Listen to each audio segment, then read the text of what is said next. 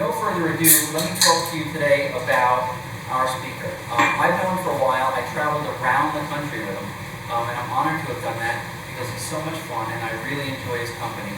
And women really enjoy his company also. And when he is being sincere and genuine, he's the most amazing, amazing person to be around. And I love spending time with him. And he and I have had a great time together. And you guys all know him very well, or at least most of you do, because he's the leader of the Las Vegas Lair here in Las Vegas. And he always brings love and Michelle along, make us great food. And before we even get that, let's give her a round of applause. There are a lot of people in this that are of questionable character. Let's just say that, okay?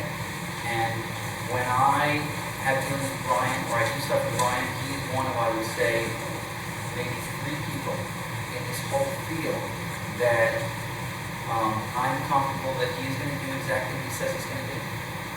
And that he's not going to overpromise and underdeliver, and he's not going to oversell you, and he's not going to blow smoke up your face. He's one of the most sincere, genuine people I've ever met. And for no other reason than trust that those things are important to me because of the way I was raised. That's why I love him, and he's awesome. And with no further ado, I give you Brian Jaunzemis, the head of Las Vegas Lair.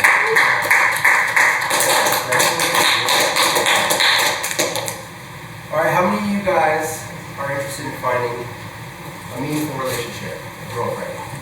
Anybody? Someday. Yeah? How many of you guys would just like to date higher caliber women than you've been dating in the past? Half you guys? How many of you guys know what you want in a woman? Alright. A lot of this community has been like shoving it down your throat. The how, the technique. You gotta do this, you'll get the girl.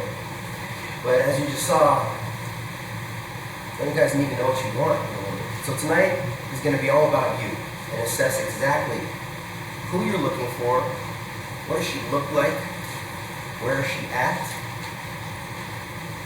and who, what, when, where, and why. Okay? So let's start out with who is your target. You guys got all your pens and paper in there? Condoms? Come on. Anybody? Jesus! Don't leave it up to us! You guys aren't ready. We'll get it. Alright, let's talk about proper targeting. I've got them out in the car. I didn't really think I was going to need them here tonight at this moment. What is the definition of a target? A target is a specific girl that the PUA is interested in. I'm not talking about a warm-up set. I'm not talking about some girls you want to do some fluff talk with, some bullshit mingling. I'm talking about the girl, the object of your affection. The girl, when you walk in the club, you say, damn, she's a fucking 10. I want to go home with her tonight. No one else. I'm talking about you being the selected. So by the end of today's training, you will have clearly defined on paper what is your objective in this game.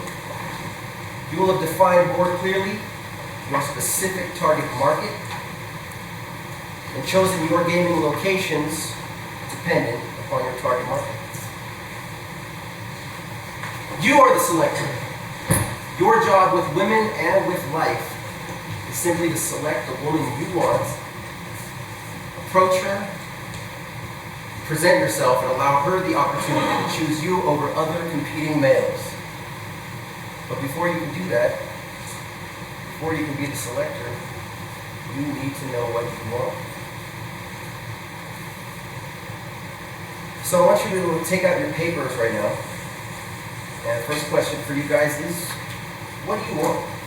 What are your goals with women? Do you want more sex? Do you want a relationship? A long-term relationship? Do you want multiple long-term relationships? Do you guys want to date 3 women a week? Are you looking for marriage? Are you looking for the one? Are you looking for dream girl? Are you just more interested in circular dating or getting female friends? What is circular dating? And it's kind of like multiple long-term relationships. It's like, let's say I'm dating, Susie on Monday, and I hang out with her, and when I'm done, I go back to my house and I call her Mary. Because Mary wants to hang out. I go call her, and tomorrow morning I might, hook up with Clarice, and then the next day I do my own thing. You guys want friends with benefits? I know some of you guys are in this just to build more confidence. Maybe some of you guys are already married and you just want to start being able to exude that masculinity around women. What do you guys think you want? And then what are your goals with life? Are you guys working the dream job that you wanted when you were 5 years old? And if not, ask yourself why not. If you guys are looking for a relationship, your purpose, your mission, the job that you want to do is very synonymous with getting the woman of your dreams. When a man is connected with his purpose, a woman can connect with a man. And that just comes from natural laws of the universe. That type of man who's on his path is naturally going to attract women. So let's get into identifying your target market. There's a lot of different women out there. Black girls, white girls, Asian girls, young girls, older girls. Which one's right for you? I want to talk about the definition of the target market. To me, that is a specific group or type of women that you have decided to aim your gaming efforts towards in an attempt to socially align with or create a relationship with. A well-defined target market is the first element in creating a successful gaming strategy.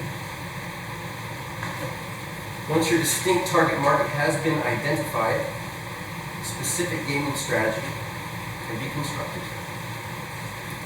And we're going to work on that together. I want to see you all with the woman or the type of woman that you want to be with. So the first segment of this program, we're going to start discussing the physical characters. Hair color, eye color, what she looks like. What do you want from her? We're going to get real superficial. What are the physical qualities that you're looking for in a mate? I want you to think about her hair color. Is she blonde, brunette, redhead? How long is her hair? Short? Is it curly? When you get in close, you kind of smell the perfume and her hair kind of rests against your cheek. Maybe when you slow dance in the moment. What does it feel like? Color of her eyes. Are they blue? Brown? Hazel? Are they green? Does she wear glasses? A lot of guys have a fascination with bookworms. Certain things you can do with glasses. What's her ethnicity? Skin tone? White girl, black girl, Latino, Puerto Rican? How tall is she? 4 feet? 5 feet? 6 feet?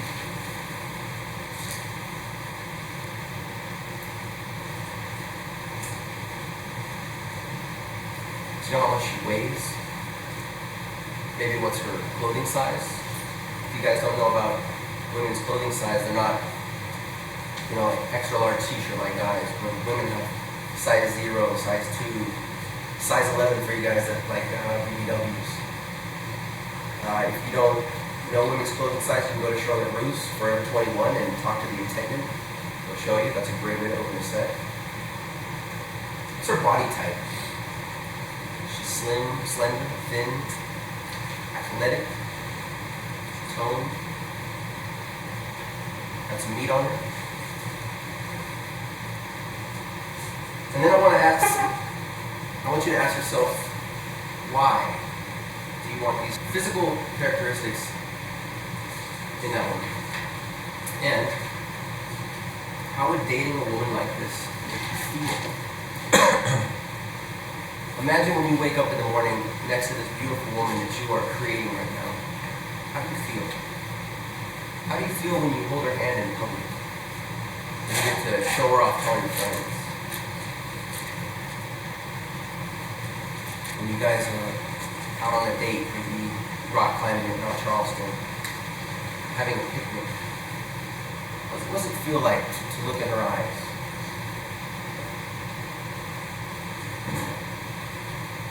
Couple minutes. That's good. Okay. Anyone want to share? All right, let's talk about who is your target.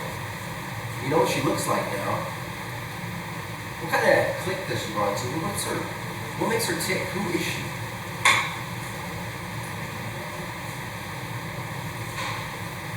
What kind of stereotype does she belong to? Is she that preppy girl? Is she a bookworm? Is she a nerd? A band geek? A damsel in distress? Is she the party girl of pure? Is she gangster? Is she stoner? Remember, this is about what you guys want. This is about finding your match. Just think about how old she is. What age range? How about her education level? High school grad? Is she in college? Does she have a master's degree? When you start looking, that's going to be tied in with her age. If you want a girl that's more sophisticated who has a master's degree, she's not going to be the hot 18-year-old. We're talking about an 8-year degree. She's going to be like 26. 26-year-old with a master's degree doesn't hang out, where an 18-year-old would hang out. And we're going to be, that's logistical, but we're going to be getting into that in a second. What about her religion? Does she have to be a certain religion? If she wasn't the same religion as you, would that be a deal breaker? Is that something that you can deal with? What about her sexual orientation? Is she straight? Is she bi? That could be conflicting for a lot of people. If you want threesomes and she doesn't want them, it might be a problem. If she wants to make out with other girls and you're not comfortable with that. What about her zodiac sign? Is that something that might matter to you? How about her fashion style?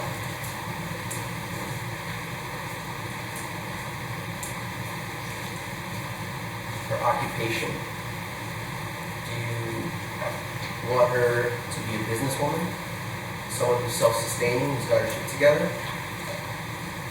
Does it matter if she's a cashier at McDonald's, but as long as she's hot, is that good enough for you? Something like that shit. What about her net worth? Is that something that matters to you? What she drives? What kind of liquid assets? Her marital status?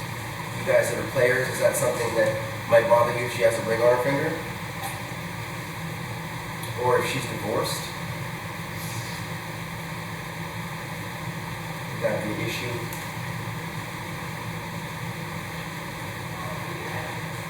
What about if she has children? Or if she wants children? And we're looking long term. I have a friend who's dating a girl and she has 3 kids. And he took on the responsibility and he now has 3 kids with her. They have 6 kids. But that's the woman that he wanted. So that was part of the package. But would that be too much for you? Stuff you might want to think about. If you want children and she doesn't want children, or vice versa. What about the number of partners that she's had? Is that something that might bother you? I've known girls with no partners, girls with 10 partners, 200 partners. To some guys, that matters. And to other guys, they don't think twice about it. What are her interests or hobbies? Or does she play an instrument? Maybe she plays the clarinet or the flute. She likes to ride go-karts. Again, like what she does is going to be where she's at. We're going to get to that in a second. But this really ties into the way we're going to be sarging in the future.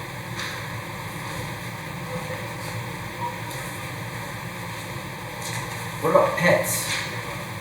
If she has pets and you're allergic to pets, or you're looking for a dog owner. I see a lot of women with dogs that are on the dog park every day at 6 a.m., but I don't see any guys going out sarging them. I mean, that's gold. Are you serious? What about if you're smoke? Drinks, drugs? Is that something that might conflict with your lifestyle? And then the last part is if you have any deal breakers, anything that's like something that she does that you're just, no. And this is part about being decisive. This is about being able to say, yeah, you're hot, I like you, but you know, you're just not the one. And you're allowed to pass that girl up. This is Las Vegas, guys. There's a pool of women that replenish the city every day. You need one that's not ideal for you. Tomorrow is another day. Like I said, it's an arcade. You put another quarter and you play again. You just talk to the next girl. So I want you to ask you guys a couple questions here. Now that you have your list, why do you think you want a woman with these personality traits? Could it be a reflection of yourself? Are these traits that your mother had? Is that something that you're naturally attracted to? A lot of guys, they end up with guys that are just like their mothers. There's a thing called imprinting where, you know, the way we're raised, and we end up looking for that. What about, how would dating a woman with these personality traits again make you feel? You've almost now designed your dream girl right now. So when you wake up in the morning and you look at this girl, how do you feel? How does it make you feel inside?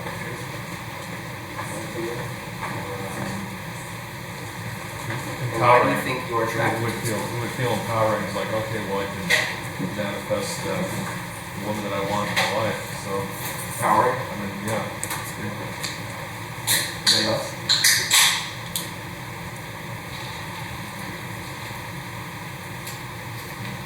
Anybody need more time? And I think part of it, you gotta have a girl that you can like really, truly be yourself with, like feel free to like, oh, there's kind of like who you are. You don't want to, if you feel like you gotta put on your face too much or anything, you know, you might go there for like or whatever, but you just you can go over. I like what you said too. You said you just want fun, and more of this is going to be about, for you specifically, it's going to be about starting to target the higher quality women. A lot of guys get into this, and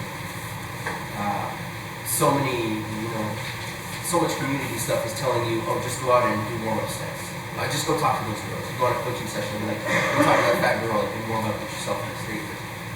Fuck that, man. You gotta go for what you want. I would rather be shot down by the hottest girl in the club. I'd rather have a drink thrown in my face, but at least have the balls and have to try and fail. So rather than go to the club and talk to, you know, an HB a 6 or 5 or something like that. All right, let's take a 10-minute break. Refill your drink. I think we're gonna have some birthday cake, and then we're gonna come back and find out where this girl is at. Okay. Welcome back to part 2 for you guys listening at home. We're gonna be now going into where is your target? So we've made this list now of who she is, what she looks like. And if you put 2 and 2 together, you start thinking that people separate themselves into cliques, and they hang out at different spots. Now, if you were interested in, say, a goth girl, why would you guys be going with the group to go Sargent Pure on Paris Hilton's birthday night? She's not going to be there. There's going to be no goth girl. You're going to find a lot of hot blonde party girls there, and if that's what you want, then you need to be at that venue. So where is your target? Is your target a club or party girl? Is she a bookworm, perhaps? Maybe she's a rock climber, hiker. We're looking to identify where your specific target market would be located in bulk for the highest statistical probability of raising your closing ratio. Example, it is possible to meet a, maybe around the age of 23-year-old, 5'2", hot blonde with blue eyes. I'm being specific here, like I said, in say a grocery store. But that type of girl is going to be few and far between. There might be, two of them in there. Maybe one, and you might have to wait 4 hours by the vegetable aisle for that girl to finally come in. Now, if you're good, if you're consistent on your approach, all you need is one approach, right? But why go hang out at the grocery store if you're looking for a, say, 23-year-old, hot blonde, 5'2", blue eyes? Why not go to a place where she's going to be at, like, say, Pure or the Hustler strip club? You're going to have a higher population density of girls that are 23, 5'2", blonde, with blue eyes. Then you have to ask yourself, that might be the girl, she's got the right look, but personality-wise, is she the girl that goes to the club, or does she work at the strip club? Maybe you want a girl that's 5'2", blonde, blue eyes, but you want her more sophisticated. So you don't want to charge at the club. You might want to go to, like a wine tasting event at Town Square, or a hotel that's hosting a corporate function. You can find the girl with that look, with that personality, at the proper venue. Next example. If the type of woman you want to meet is ultra health conscious, she's most likely going to be located in places such as the gym. She's at a Bikram yoga class. John knows what's up. You've been to that today. She's not going to be at QT's pub or McDonald's. It does not congruent with her lifestyle. Next example. If the type of woman you want to meet is a specific age range, example, she's under 21, you're looking for the hot 18-year-old, then you shouldn't be Sarging in a 21 and over club. And so many guys have been like, I want the barely legal. Let's go to the club. Now there might be one or two girls that snuck in because they're sleeping with the bouncer and the host. But how are you going to search for those two girls out of the 400 girls that are in the venue? If you want a girl who's in that age range, you need to go to a specific venue, say like Little Darling Strip Club, who specifically hires 18-year-old girls. You also get to see them fully nude. It's like, test driving the car before you buy it.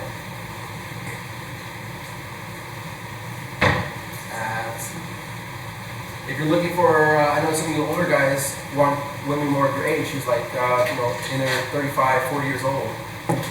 Now, you're not going to go with us to Family Cosmic Bowling Night to go Sarging, because most likely she's got kids. You're going to go to the club or the bar and look for her after, say, 10 p.m. when she's got her kids in bed. And the last example I put was, people separate themselves into classes. If you're looking for a wealthy woman, it's more ideal to start with her, say, Whole Foods rather than Walmart. Or a wine tasting event at Town Square rather than a beer pong event at O'Shea's. You see, this is starting to come together now. When you look at the woman that you just created on this page, you already know where she's at. You guys have been Sarging in the wrong locations. So I'd like you to answer on your sheets, what specific locations do you think your target might be located? Charles? And then why do you think your target will be located in these specific locations? And now, more importantly, what specific times do you think your target will be in the vicinity of these locations?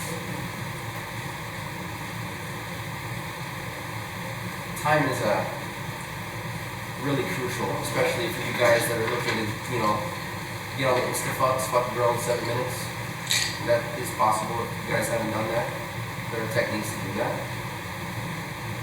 But you're not going to meet a girl at the mall and take her in the mall bathroom in 7 minutes. That you're going to get a number and you're going to meet up the next day and go ice skating and you're going to continue your 7-hour routine. Because that's not the kind of Sarge. Now, if you go out prime time, what I like to call, about 3 in the morning, 4 or 5 in the morning, the single girl at the bar, that's the girl you're going to fuck in 7 minutes, half an hour. That's what she's there for. She's there to be picked up.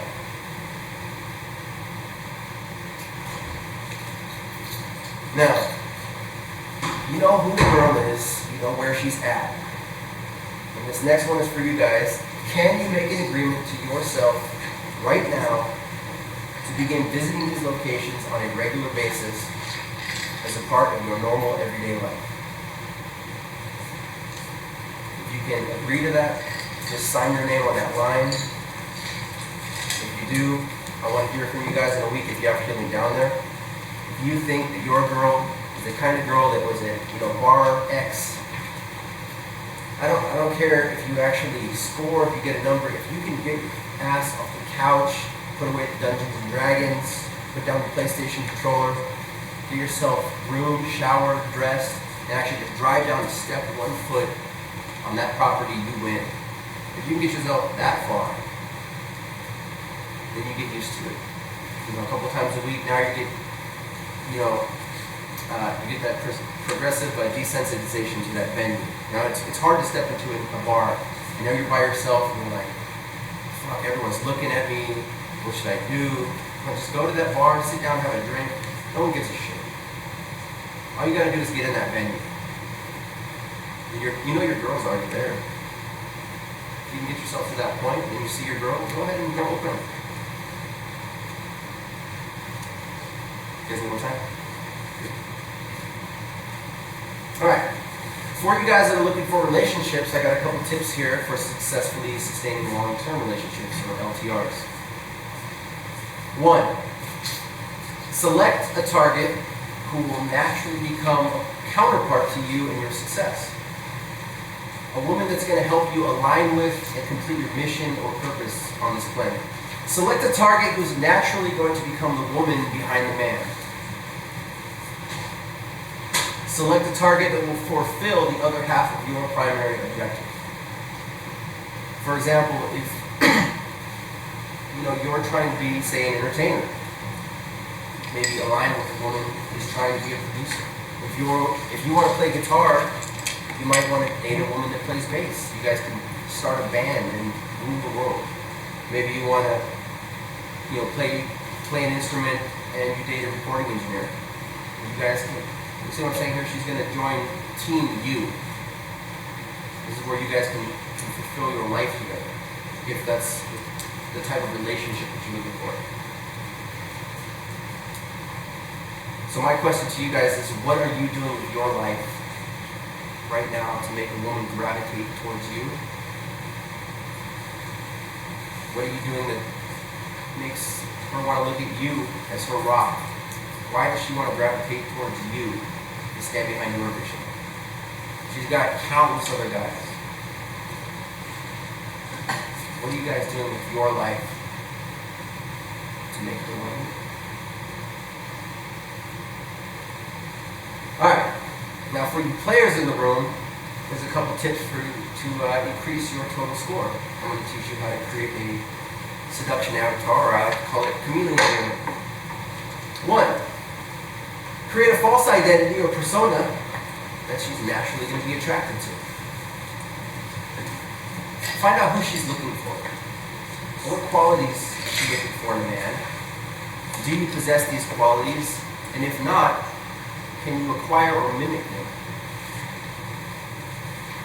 I'm talking just enough time to get her in bed, throw her out, go on to the next challenge. One more notch on your belt. Right? Get in that skill. A lot of guys, we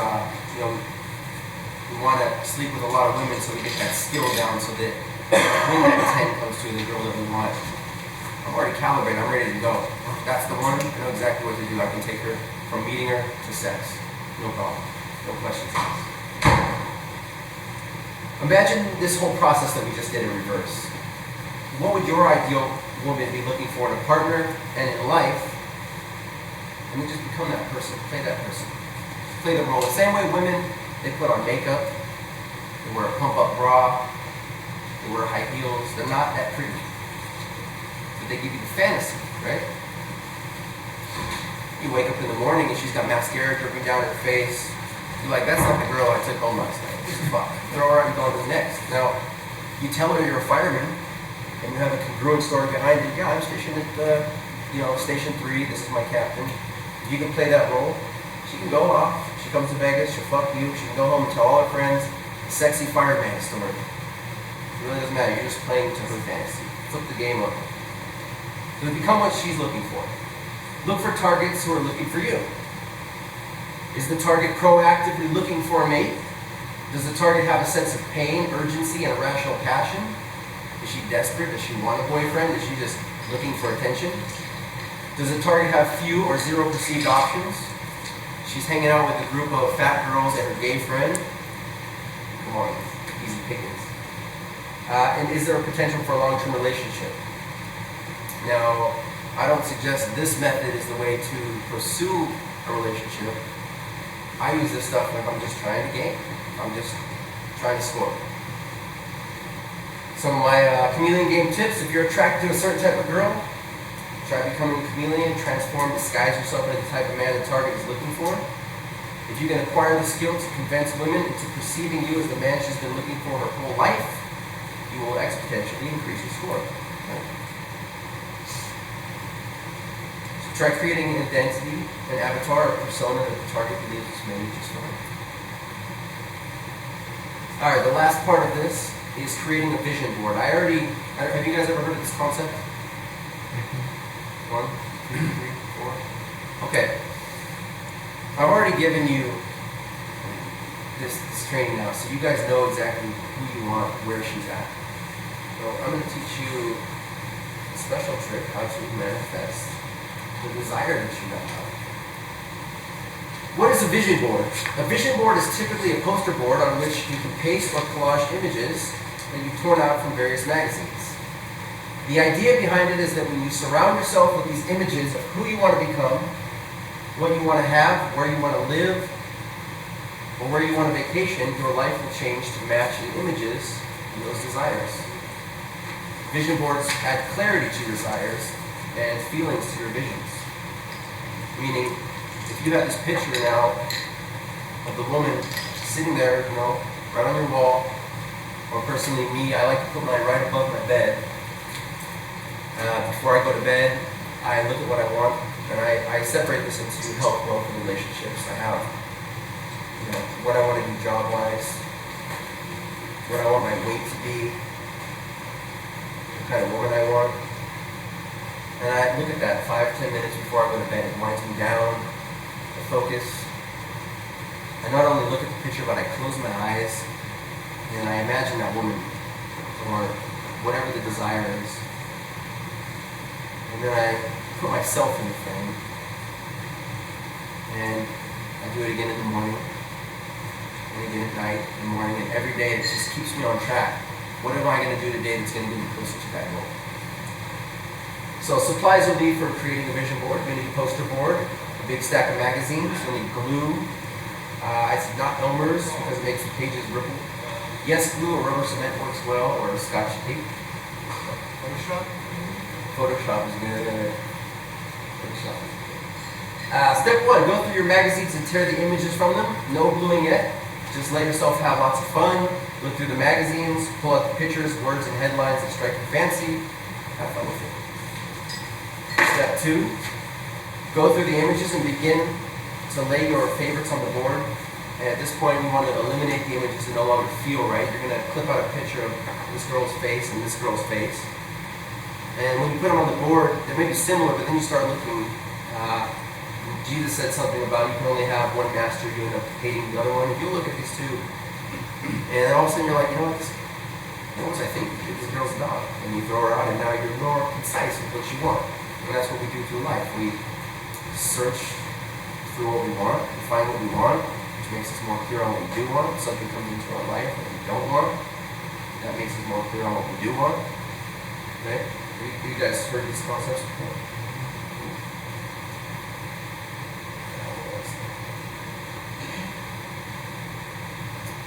Okay, so as you lay the pictures on the board, you'll start to get a sense of how the board should be laid out. For instance, you might assign a theme, like I said, health, wealth, and relationships. Or you might just want the images to go all over the place. Step 3, you're going to glue everything onto the board. You can add some writing if you want. If you want to put like, Dream Girl or HB10, whatever, whatever you want. My favorite vacation place. You can paint on it, write on it. Okay, step 4. I said optional but powerful. Leave space in the very center of the board for a fantastic picture of yourself, where you look radiant and happy. Paste yourself in the center of the board. You can start seeing yourself around all of these desires that you have. Step 5, hang it on your wall where you can see it often. I said, I used to have a walk-in closet, and then it was more private, and I could look at it when I'm changing my clothes. Now I just like to, Velcro to the ceiling. You take it down. Yes. Because, it would be weird. It would be. Yeah.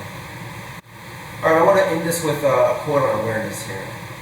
You can have anything you want in life. Health, wealth, relationships. You just need to know how to get it. Guys who aren't getting laid aren't not getting laid because they decided to be celibate. They are not getting laid because they don't have the conscious awareness of how to create attraction in women.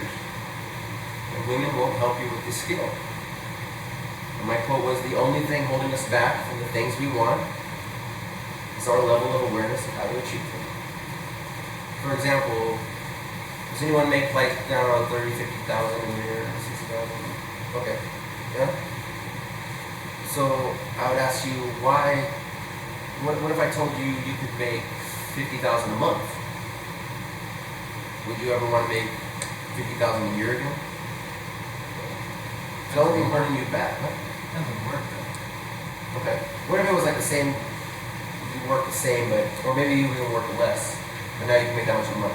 Yeah. But it would be all because I told you, you now have the awareness of how to get that. Because someone's making 50,000 a month, right? Yeah. He's not any different than us, he just knows how to do it. Okay. So what we've gone through is the who, what, when, where, and the why. That's right. You know who the girl is, you know where she's at. I just need to know how to do it. So I left you guys a couple coupons in there. If you guys are interested in some training, some coaching, where we can go out one-on-one and go collect what is yours, and hit me up. And that is what I have for you this evening. If you guys have any questions, answers? Questions? You ever go to a con conventions here? Are you doing them? I used to work with the Teamsters Union, and we used to set up a lot of conventions. And one was I'm looking for a thing called Pure Water, and it's a pretty good spot to meet women. It's like a mall, That was the stuff real live. So no surprise. Like the Hilton. Real. Is that where you think the type of woman that you would want to date with you? Some of them were, yeah. Any other questions? I have a question. Where did you come up with this stuff instead of curiosity? I actually just made this last night. Is it from your experience? You guys look in trouble. You guys shocked and appalled? What's your best pickup line. You think you should say to a girl, and some guy will say something as a pickup line, you think it's really bad. What's your best pickup line? Pickup line? Sometimes. Okay. Sometimes. Some We guys don't should. use pickup lines really. We use routines. What's that? Okay. Did you ask the number within 5 minutes? I can do it in 15 seconds. Is it good? Yeah. Hey, what's up? Let's hang out. What's your number? Would you approach a girl and the first thing you tell her is, "What's up, you're hot"? I try not to throw all my cards out, but it depends. If she's a younger girl that hasn't had that much attention, maybe hasn't had that much dating experience, she might love to hear a line like that. Okay, say back in high school, maybe you like some guys, and you maybe even give them the eye contact, and they just kind of, they smile and they keep walking, and it's like, you're like, what the fuck, this guy's not giving me the time of day, but what about if some guy came in very confident and was just like, wow, you're absolutely adorable, I'd love to meet you. Yeah, I think the confidence counts a lot. The confidence, yeah. And there's another way though, showing confidence. So you could go up to a girl, introduce yourself, talk to her, get to know her a little bit. Because some girls have been told you're hot, you're beautiful, time and time again out in public, and they're sick of hearing it. No, So you when will it- never ever get sick of it. But some girls would. So, No, so- no. Do you think some? Do you think some girls would? Some girls would just roll their eyes if you tell them you're hot, right? Right. Okay. Just great. Thanks. Well, it's because it's a generic compliment. It's usually better to go up and be a little more specific. Like, what is hot about her? What, you know, is it the dress she's wearing? Is it the energy? Yeah, I might like You know, want to and say that's not where I come from. Like, not her physical features are hot, but I like the way that you have that necklace. I might be like, that's a tight necklace. Where did you get that from? And as soon as you answer me, you say, oh, I got it here. That conversational thread is. So it's almost like trying to get to know her a little bit, and then it's showing that confidence, and then you can give her a compliment and say, by the way, you're really beautiful. You're getting into different kind of schools of thought here, and like basically everything works if you come from the right frame. I got a buddy, and he will walk up to a girl and say something like, "If you were a booger, I would pick you first." But the way that he says it, it makes them laugh, and he ends up getting the number. But I can have another guy who's totally socially uncalibrated and has no confidence. He says the same line, and the girl will walk all over. Yeah, have you girls ever been with a guy that's so uncomfortable around you that he makes you uncomfortable? I think a lot of it has to do with, stuttering and yeah, I mean, a lot of it, like how I respond, has to do with how the guy approaches me. If they're uncomfortable, it's obviously going to make, just always be confident, yeah. but not over being. It's like, don't ever be too confident. Yeah, that's what this is about. It's confidence. Don't be shy. Don't There it be is, guys. confident. No, yeah, there's a solution. But sometimes girls will take that as if you just go up to them and say, well, you're hot. They're like, oh, this guy's a cocky jerk or whatever. Some girls will take it as that, as opposed to if you get to. Like the way that we have the notch on our belt, like, okay, I fucked this girl last night. I'm that much more a man, or I have a notch on my belt. They have a metaphorical validation belt. I like to think of it. And when you walk in and then like in poker, like if I show all my cards, you know what I have, right? And if I walk up and some girl might say, okay, you're hot, I give her a compliment, like, you're absolutely beautiful. She can roll her eyes because she's heard it, 30, 40 times that night. But can I just make a comment? Being a girl myself, it's never enough to get a compliment from each guy. If one guy didn't say it, I'm waiting for it. If he won't say it, forget it. The girls always looking for a compliment, so it's never enough. I just want to say that to all you So they're guys. always fishing. Yeah, it always means different from different guys. But doesn't it? If you get the compliment that you want, then Yeah. the rest go from there. But there's. It's from you, not from anybody. It's from I you. can go It's into different. I get a little bit what you're saying right here. There's different archetypes of girls. Technically, there's like 5, and there's a book by Gary Chapman called The 5 Love Languages. Has anyone ever heard of that? It's an excellent book, and let's say if I can tell you you're beautiful, right? And you never get enough of it. There's a certain type of girl that's the way that she wants affection. She wants a compliment. We call it words. I want to say words of affection. Words of affirmation. Yeah, I think. And there's also physical touch, quality time,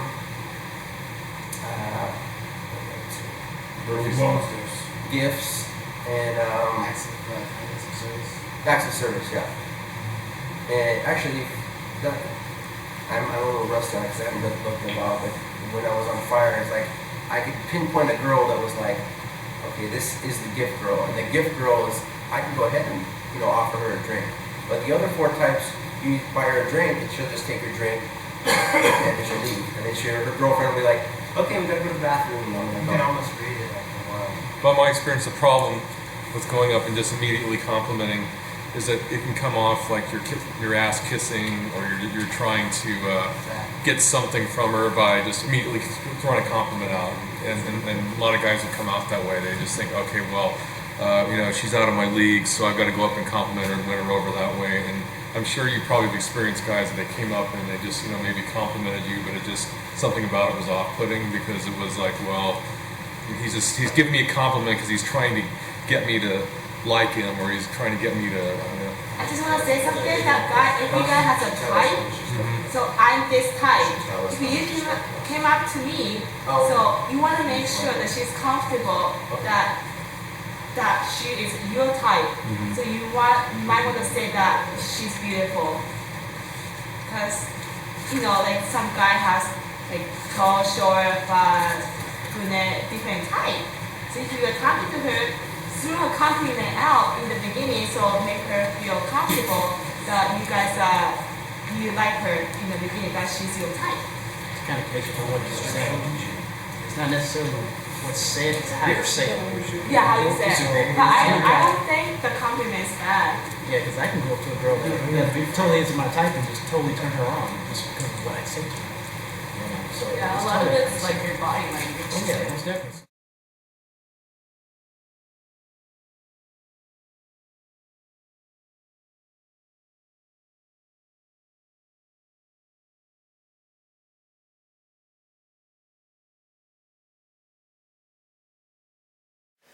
How long have you guys, I know you guys are into the game. Do you know anything about the A1 phase, if I said that? A little bit. No, I don't know what that means. Kind Going right over my head. Perfect. Okay. Blank slate.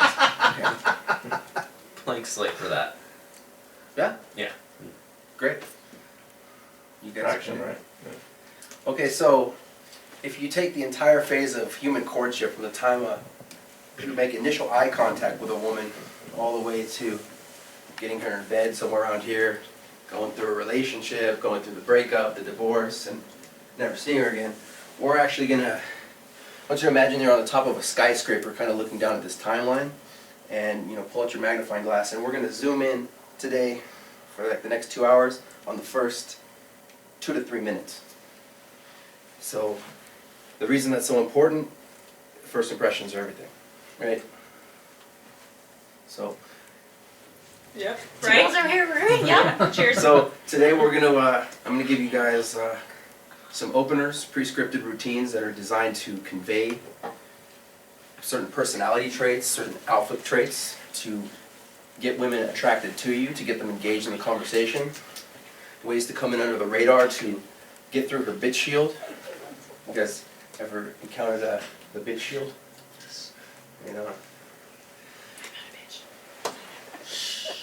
It's like, go ahead, hold on. You two are bystanders. No more drinking. Targets. I didn't know what to talk. Okay, we can go to the next slide. This is my contact information for you guys, and you don't have any pens or paper, so use your download it into your head. You got your card. I give you guys some Yeah, cards. got cards. Yeah, I got your Yes. card. You can go to the next slide. Alright, so I want to talk about the social mask. Essentially what we're doing in this game is we're putting on a mask. Now, people wear these their whole lives. I know that you guys, on your own, when you're in your room by yourself, you probably act a little different than you do, say, when you're with your parents in church, or when you're with your buddies at a football game, right? So what we're doing is we fashioned a special mask for you to put on. You can kind of hide behind the material that you're going to show, so that when you come in the set, you'll be able to demonstrate confidence, dominance, power, charisma to that girl without appearing too needy. Follow? Stomach. Yeah, it's like the star right now. Like the center of attention. It's bright, dude. It's really bright. Really good here. Need a taco? That sounds really good. No, I can't. I skipped the gym tonight. So I'm gonna read this for you guys since it's like a micro. The social mask. A false persona or facade used to garner attention and feel socially accepted. We all have different sides to our personality. We may be one person with our lover, another with our neighbor. We wear a different mask at church than we do with our buddies at a football game. We act, think, and behave differently with different people in different social situations in order to effectively meet the demands of different kinds of challenges and opportunities. In our daily life, we encounter hundreds, if not thousands of people depending on the current activity we're undertaking, and to all of them we project a different image of ourselves, to our friends, our family, our neighbors, our teachers, and to others. We do this in hopes of being socially accepted by our peers, enough so that we're willing to change ourselves completely for this acceptance. In terms, we project a different persona, one that in hopes others will take a liking to in order for us to be included as part of the group. We say things we normally wouldn't, we act in a different manner, and our choices and preferences often change to suit those of others. Everyone wears a mask for everything, in friendships, job interviews, even in relationships with wives, husbands, and other family members. Every social situation of your life, you've probably been wearing this mask. Most people do not understand that they have the power to either control the mask or let the mask control them. So in this game, through the attraction, comfort, and seduction phases, you must know when and how to use the mask, and when to take it off, and when to quickly put it back on if you need it. Learning to use the mask is like learning to ride a bike with training wheels. As you progress in this game, you will, in time, learn to lose the training wheels, take off the mask, and begin to open with natural game and express your identity to women and to the world. Does that make sense? A little bit.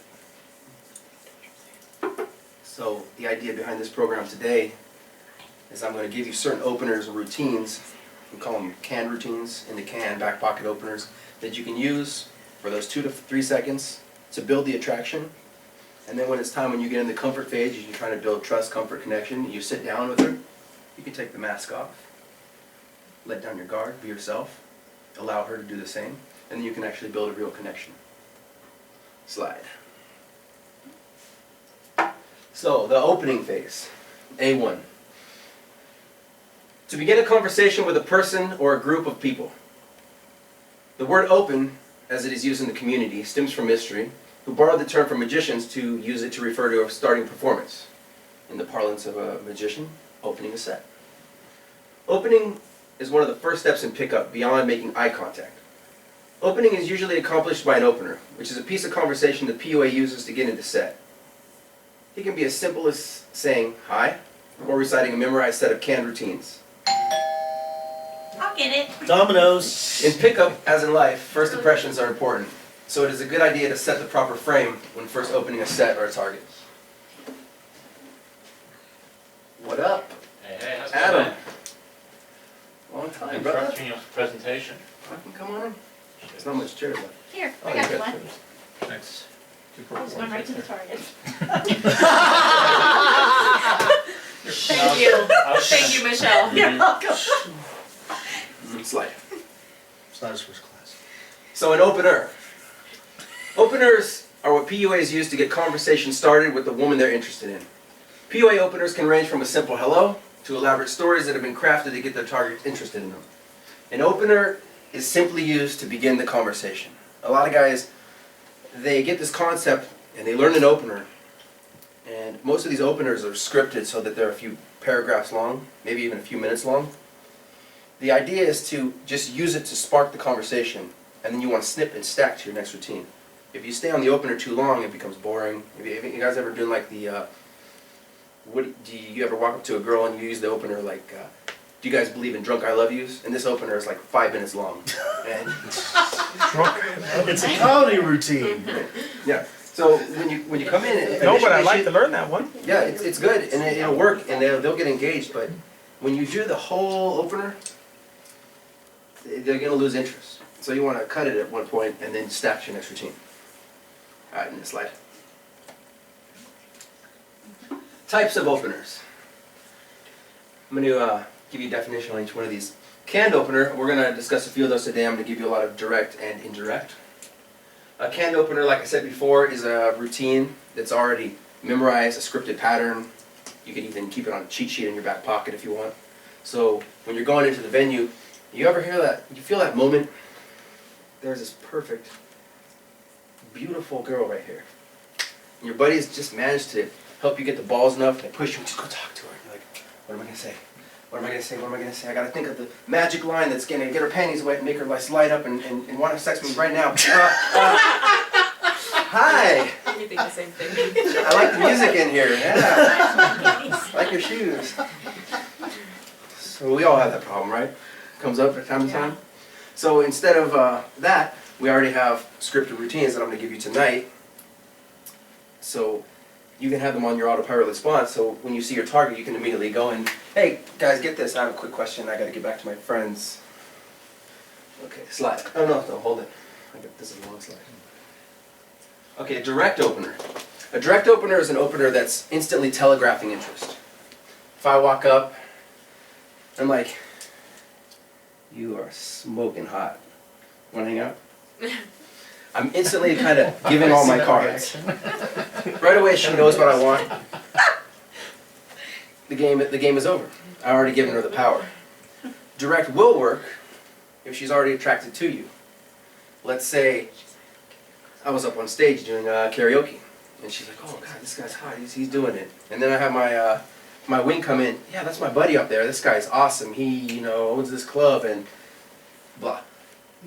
And now she's already like, look, this guy's hot. So if I actually come up to her at that point and I telegraph some interest, she's going to be responsive. She's probably going to buy me a drink. We're going to do a lot of, I'm going to give you some canned direct ones that'll help you out. Indirect is exactly the opposite. Indirect is when I'm not telegraphing any interest. I'm playing coy, I'm playing hard to get, or I'm acting like I'm just leaving. Or maybe I'm just chatting her up just for shits and giggles. I might come in and I mingle with my friends and I see you guys and I'm like, well, what do you guys think of this? What do you guys think of the 49ers or the Cowboys? Oh. I'm not telegraphing any interest, right? But the conversation started now. Digital openers. Email. This is where I could go on Plenty of Fish, Match.com, eHarmony, and I can telegraph some kind of interest to the girl, but I'm not actually face to face. I get a little box with a subject matter, and I get the email line. We're not really going to go into this today. Online game is like a whole other topic, but if you guys... Sorry, you're just... You're working on it. Dude, you're working on it. Sorry, you heard it going on. It's done. You got dollar bills? I was about to say. Alright, the next one's not coming off. So, you guys ever do any online game? Never. Yeah. Not since high A school. little bit. A little bit? Have you been, have you noticed anything, like any kind of patterns? So it's kind of random what I've noticed. It likes one thing that works on one, doesn't work on another, but realistically when I do it, it's usually just act more cavemanish and just don't care. A lot of guys like, if you guys ever do any online game, the way you get really good is actually make a female avatar profile and just watch the kind of response that the guys get. You always see subject matter, Recon. hi, box, wow, you're hot. Now if she goes on vacation for a week and comes back and checks her email, she'll have 300 of this 90%. identical message. She's going to scroll down, she's never even going to see it. So if you guys want to know some good ones that kind of force them to open, talk to me later about that. Stuff like, instead of hi, you might want to put capital WTF, question mark, to make her say, well, what the fuck is this? Right. And then you're going to have a completely different kind of script. In fact, usually you use like a lot of time management in online gaming. So there's a one message that works really good that I use, and you just copy and paste that into every girl's profile. Okay. Eye coding. Sometimes you don't even have to use any words to start a conversation. I can look at the girl. Now I know if I make eye contact with a girl, she can do 4 different things. Let's say I look at the girl, if you were me, and you were looking, that was way out of context. Let's say I'm looking at the girl, and she looks up and away. What do you guys think she's saying? Not interested. You caught me looking. Yes? It's not that she's saying, I'm not interested. She's saying, I can't be approached at this time. Her boyfriend could be standing next to her. Her shield's up. You haven't built any attraction. It's not saying don't go in. It's not saying it won't happen. But be mindful when you get that. Let's say she looks to the side and then gives you this. What do you think she's saying? Seeing if anybody else noticed that you're looking at her. Meet me for a quickie in the bathroom. Too close. Hate it when that happens. Insta-fuck. Check it out. 7 minutes. She's saying, notice me. Got a big nose. Notice me. No, you don't. I'm just saying. I'm not Jewish. Let's see. Let's say she looks down, back up. I think she knows the answer. Should be in a little coy. Basically asking a question, asking you to come to her. Approach me. Approach me now. Put your beer down, leave your friends, and come talk to me. Look at your pants. Yep. Mm-hmm. You're really looking at Your pants, yeah.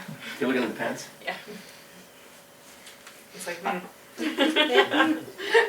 Looking for what's in them? Yep. Or what's not. Fair enough. Oblique openers. This is where I go into set, and I don't even have to actually talk to. Actually, can you guys come up here? What's this? Do you need to go on this one? Is that for me? Put it on the. Chris, yes. If you guys could position like here and here. Position over here.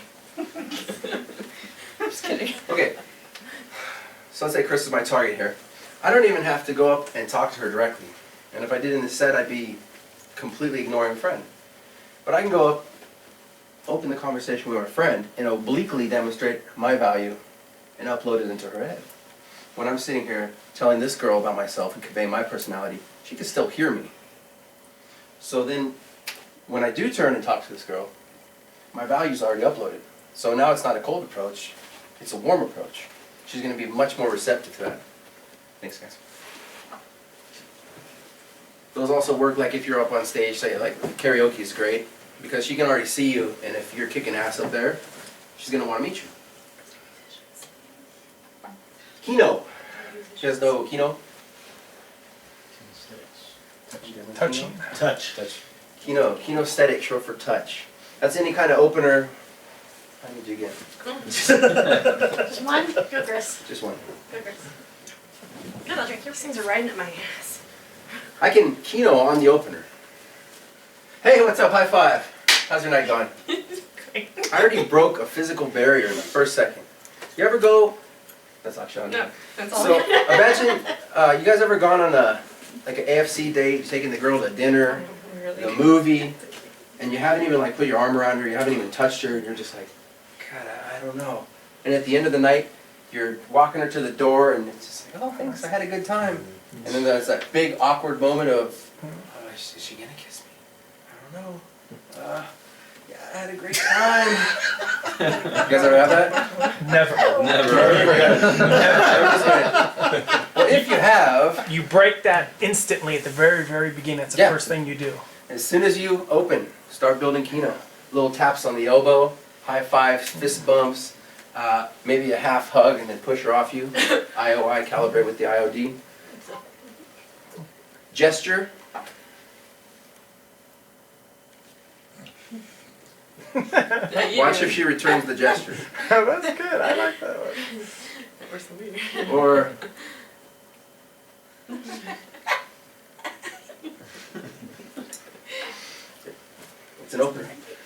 opinion opener. Calm down, girl. It's okay. Have you guys ever done any opinion openers? G-string. G-string? Yeah. What is an How is that opinion as a opener? G-string? I use the generic one. Yeah. Jealous girlfriend one. Okay, cool. An opinion opener is when I'm going to open a conversation with, hey, guys, I got a quick question. I got to get back to my friends, but I need an opinion on something. Or I need a female opinion. I need a guy's opinion. My little sister thinks men lie more. What do you guys think? Who lies more, men or women? Okay. That's good. There's no yes or no, and you forces someone to engage That's an in open-ended conversation. Mm-hmm. Yes. Situational opener. Who cares? Hey, hey guys, liking this meeting? Situational. I'm in the bar. I have my bar neighbor right here. Talk about the football game. Talk about what are you guys drinking? Something that's going on in the moment. Focus opener. Something she's focusing on. She's in Starbucks and she's reading a book. Dude, is that Anne Rice? Oh my! Hold on a second. Boom. And she's engaged. Flopsy is like the focus opener, but it's something you're anticipating that she's about to focus on. Let's imagine you're in Barnes & Noble and she's about to pick a book off the shelf and you say, no, you don't want that book. It sucked, I read it. But this one right here, check this out. That was fun. Improvisational, making something off the spot. There's an Asian dude in the group, and he has his openers is booga booga. He just comes up and says something random. You have to have the look to pull that one out. He does some weird shit, but it's got a girlfriend now. It works. Booga booga. Yeah, that works for you guys. Hell no. Any cheesy pickup line you don't usually teach these. Well, shit, if you're gonna have to be like that. Cheesy pickup lines. They're a way to open, but they're not necessarily going to work if you actually come up. The way to win with a cheesy pickup line is one, if she's already attracted to you, it really doesn't matter what you're going to say. But if you want to open with a cheesy pickup line and she's already attracted to you, then you have to do it to the absurd, like super cheesy, like, so, just what I thought, made in heaven. Oh, But she already I hate likes, that one. yeah, it's terrible, right? And I bet if you didn't know the guy, right? I have It really is. I don't have it. They do work though. Yeah. The cheesy. I still use what's your sign. Come here often. What time you getting off? Say You that. wearing underwear? What's your sign? And that's all you have to say, and they just start laughing and laughing. Hell yeah. I need to get some of those. Random chains. opener, it's like the improvisational kind of same thing, just different lingo. Blowout openers, have you guys ever used those? What is that? What does that one mean? Bye, Chris. I'll take your I beer. don't know. I have. Goodbye. Hey, could you just like blow me out? What does that mean? Yeah, just give me your worst rejection. I'm with my friends. We're gonna go pick up some girls, and I just want you to just warm me up for the night. Just tell me to fuck off. Tell me anything. What's your worst rejection you've ever given a guy? To give you a rejection? Can't even do it. Damn, she's really nice. He's an asshole. Go away, douchebag. Is that the best? With a smile. Is that the best you can do? A smile and a laugh. I eat nice girls like you for breakfast. Okay, thank you. How do you be meaner? It throws them off, like a perfect example, so much that it actually starts getting fun. Do they know what that means though? Blowout. I mean, she didn't. I had to tell her a little bit. I know. But some girls will. For example, there was a 4-set, and I was with my wing, and the primary was at the bar getting some drinks, and his target was in the group. So me and the wing rolled in, and he's like, hey guys, can you blow me out? She's like, what? And we're like, just give us your worst rejection. They look at each other, and they're like, oh, we don't do that. In fact, my friend thought you were kind of cute, and we actually wanted you to talk to us. No shit, huh? What? Well, like, well, actually, we're just here with my friend. He's a magician. He's in town staying at my place for the weekend. And then he comes in right at that time. He's like, hey, beer for you, beer for you. Well, hey, meet these cool girls. They're not weird or anything. Hey, this is blah. Huh. And That's he was gone with the girl. Me and my wing held off the other three for like another half an hour, wherever they went. I don't know, food or something.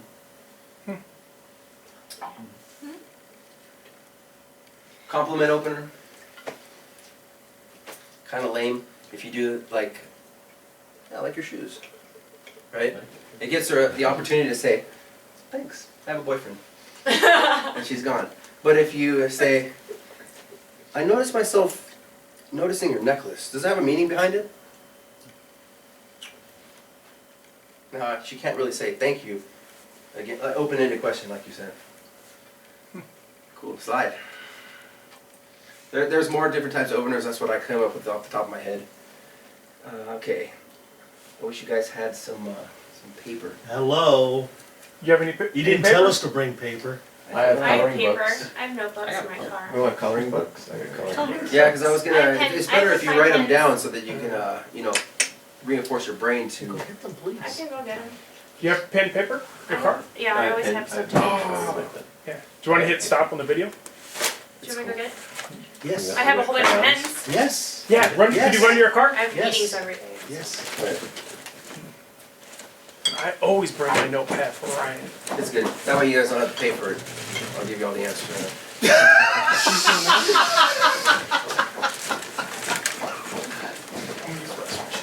Beer break.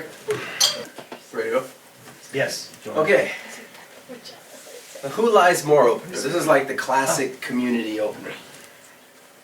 Now, when you write these down in set, you don't want to do these verbatim. You want to do them concept for concept.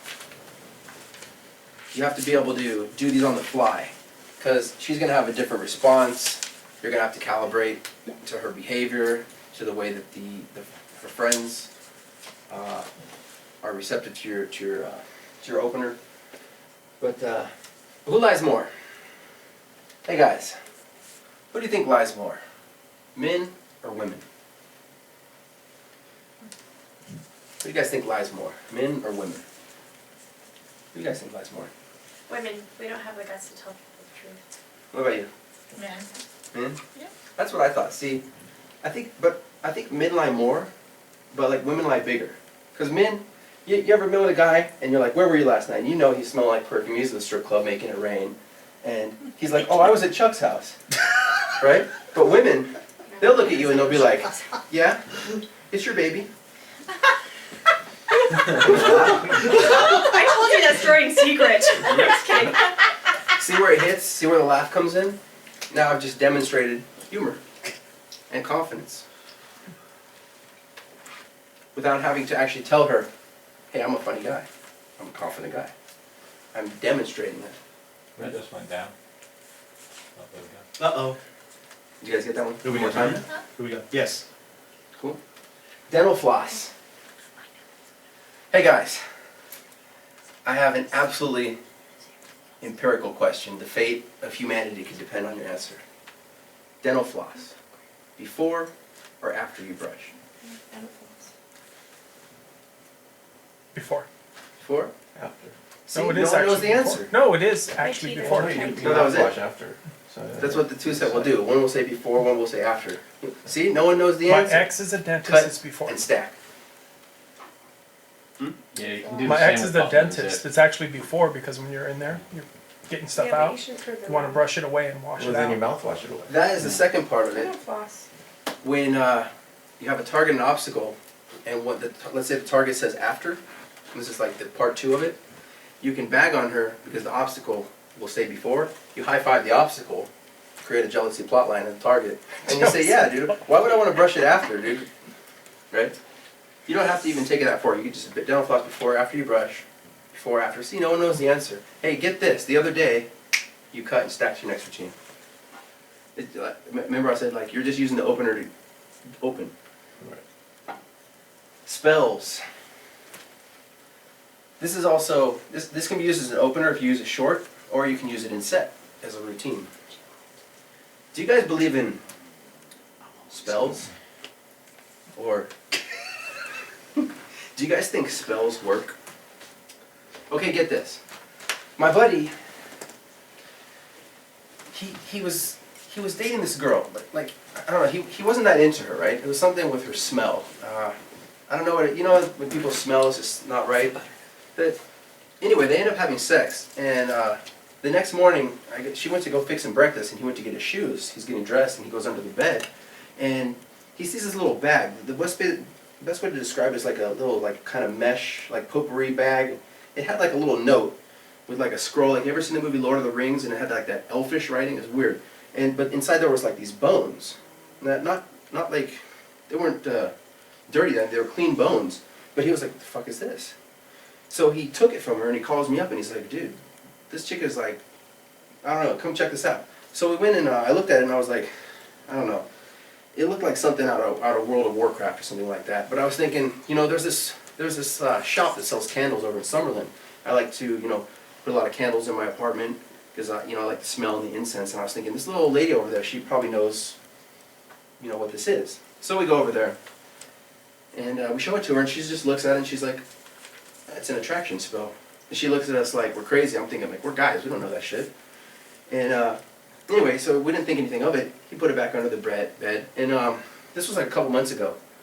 And now, like, every time I see him on Facebook, he's updating his wall of like how much he's like super in love with her. He can't get her out of his head.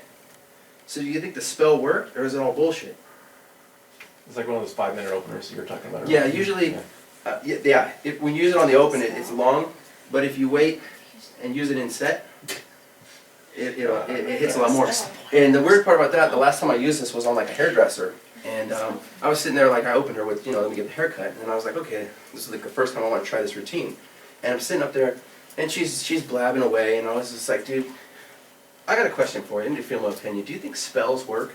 So I went through the routine, and for the next half an hour, she goes off on this tangent. She's like, yeah, you should know that. I'm a white witch, and blah, blah, blah. And I'm thinking, like, what the fuck is a white witch?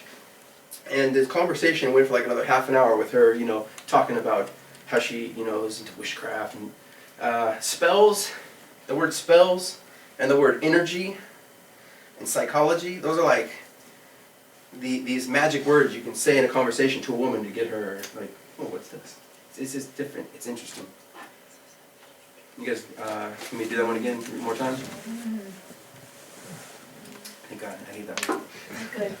I hate that one too. I hate that one. Okay. I hate that one. Girls and tattoos. Hey guys, I love tattoos. Me too. what do you guys think about girls and tattoos?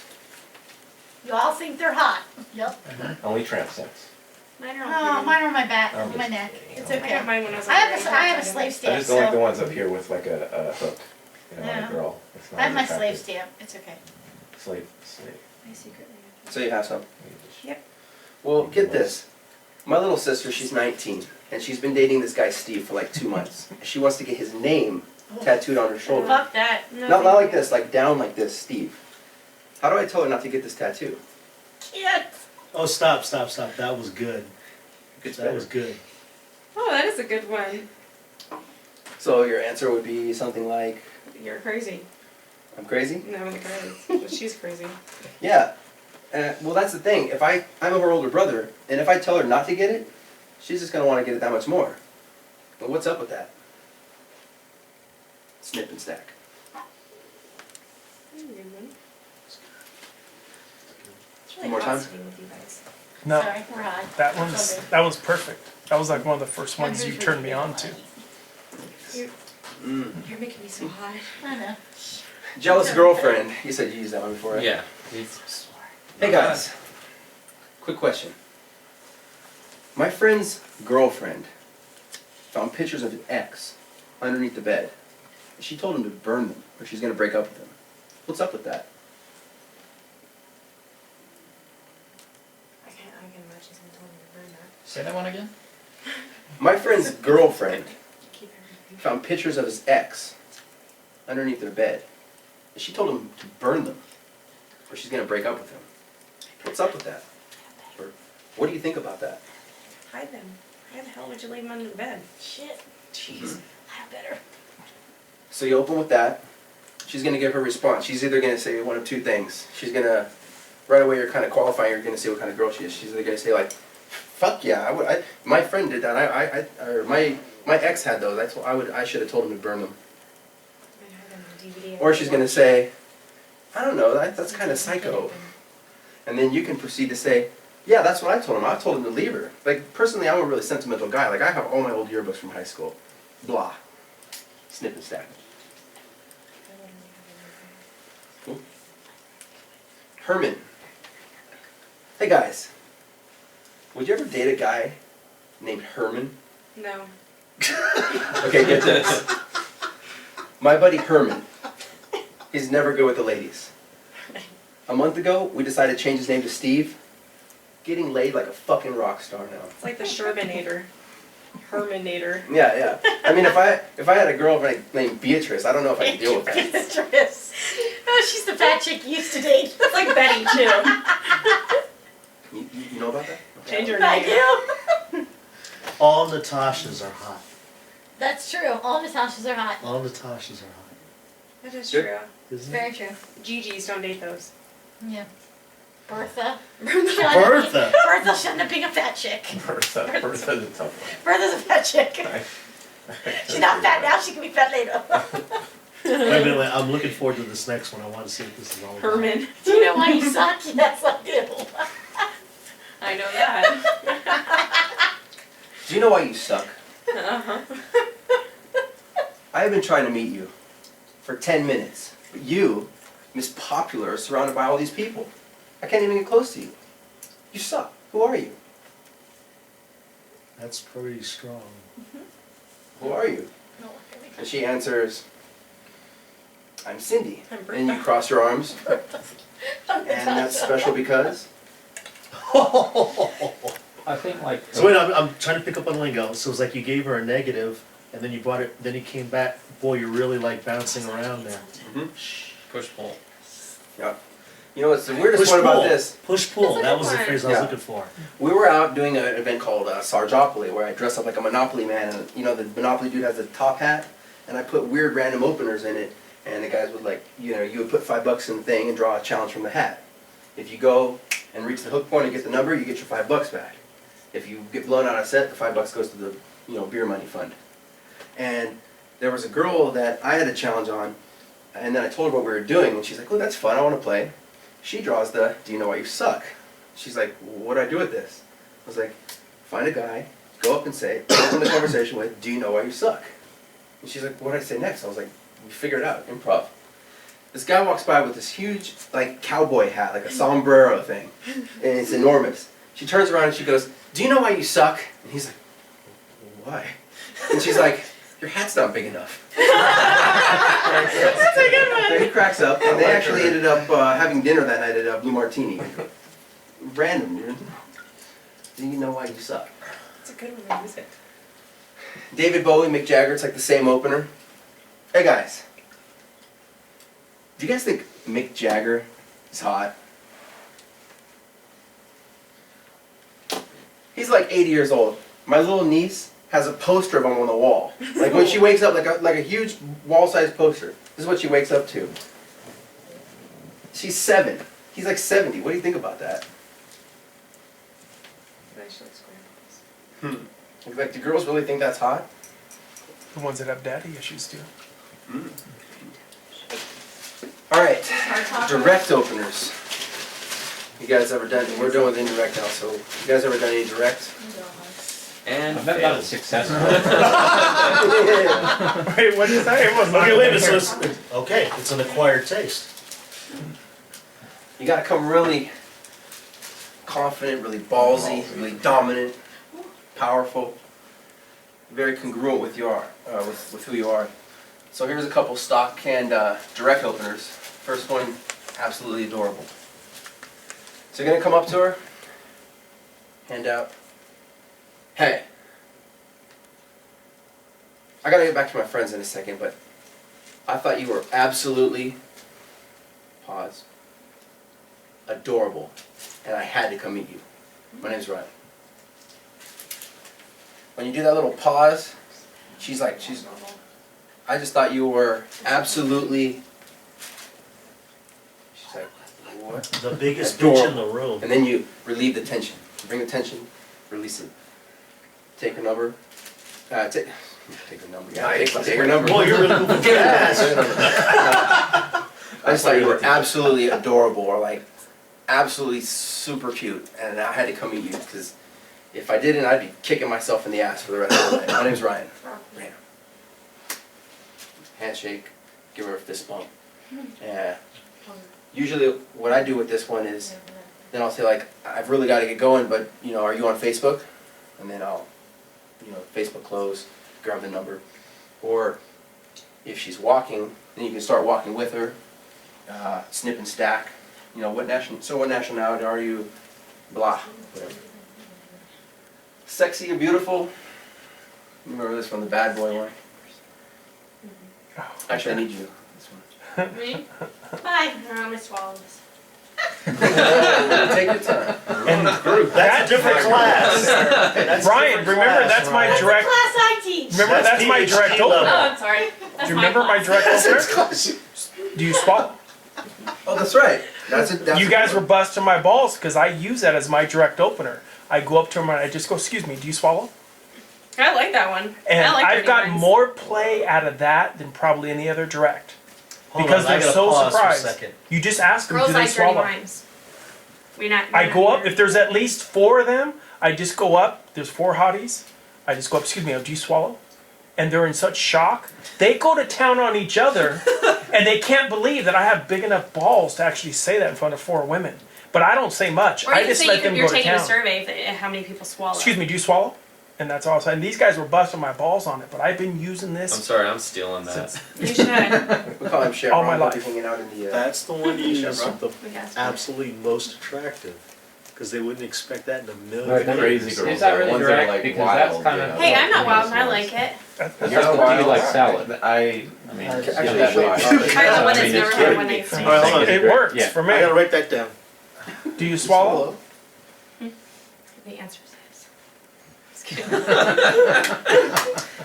Target. Yes.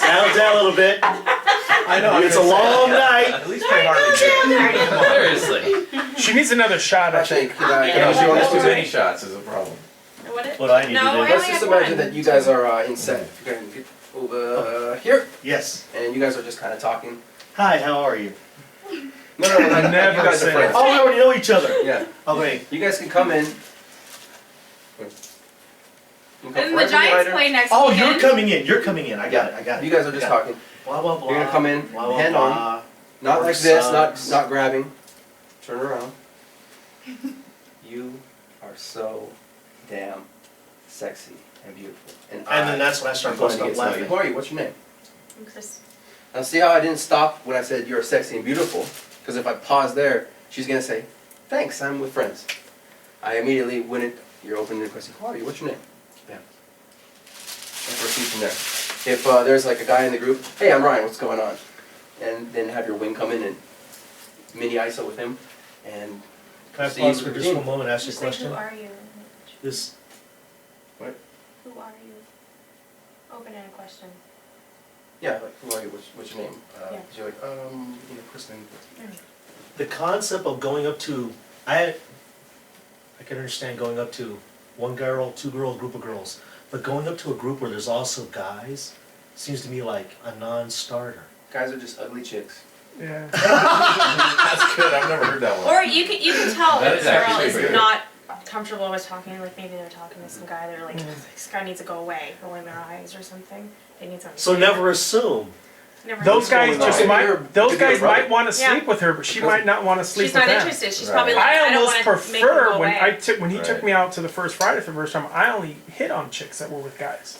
When I he Really? was telling me go hit on these ones because she might be with you, but she doesn't want to sleep with you. Interesting. Yeah.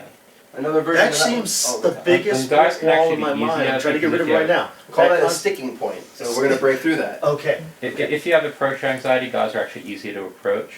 Like start chatting to a guy, and then you can like get Right, attention for through sure. that. So guys are a lot easier. And then if you're friends with them, then they won't block you later. Check this one. Another version of that. If you're spinning around talking to him, you can come in.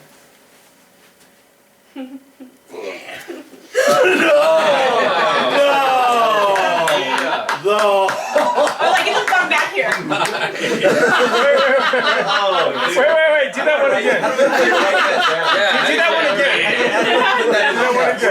That's advanced. Just turn it. Up and down. That's good. Yeah. I'm just fucking with you. My name's Ryan. What's going on? I thought you were. Oh shit. Okay. Apocalypse opener. This I love one's. that one, dude. Wait, I gotta kind of take notes on the one. Give me a second to take notes on that. Was good, Ryan. Take your time. I don't know if I could do that. I can't believe you're doing the apocalypse over here. He's gonna love this one. Yeah, that sounds like it.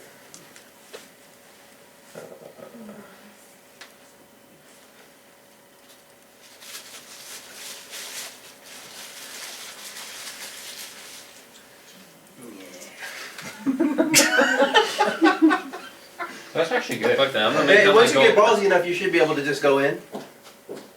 Start making out. Do you swallow? That's. Good night, everybody. Oh, you haven't gotten to the good one That's yet. good. I like Okay. that. That's Wait till funny. this one. That's fun. This next one is for you.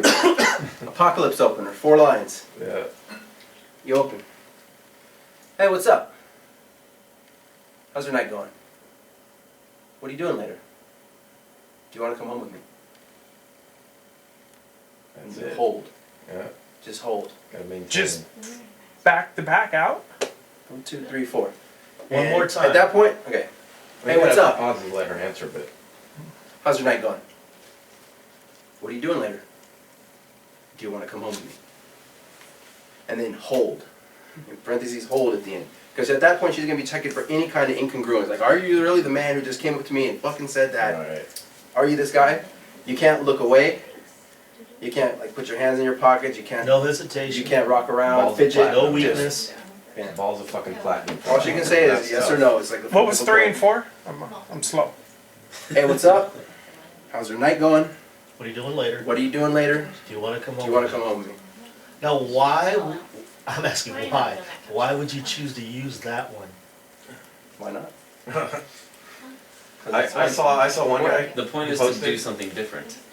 Right. I don't know how true it is, but this guy said that he was getting a percentage of like maybe if you went to a mall and you did this, he's getting about a 15% ratio. I like Of that. yes on the fourth Of yes. question. Yeah. Yeah, there's this. If you do that 10 times, you get 1.5 So times. it's You're it could possibly be a numbers Done. game. There's Yeah. this great blog this guy puts in, and I think it's what you're talking about. I think it was on Pickup I think it was 101. attraction forums actually. where I saw Attraction that. forums. Yeah. And this guy, he uses the line, "Hey, my name's Joe. What's your name?" And she's like, "Whatever, Colleen." And you're like, "Well, Colleen, now that we're on phone same basis, let's go back to my place and fuck."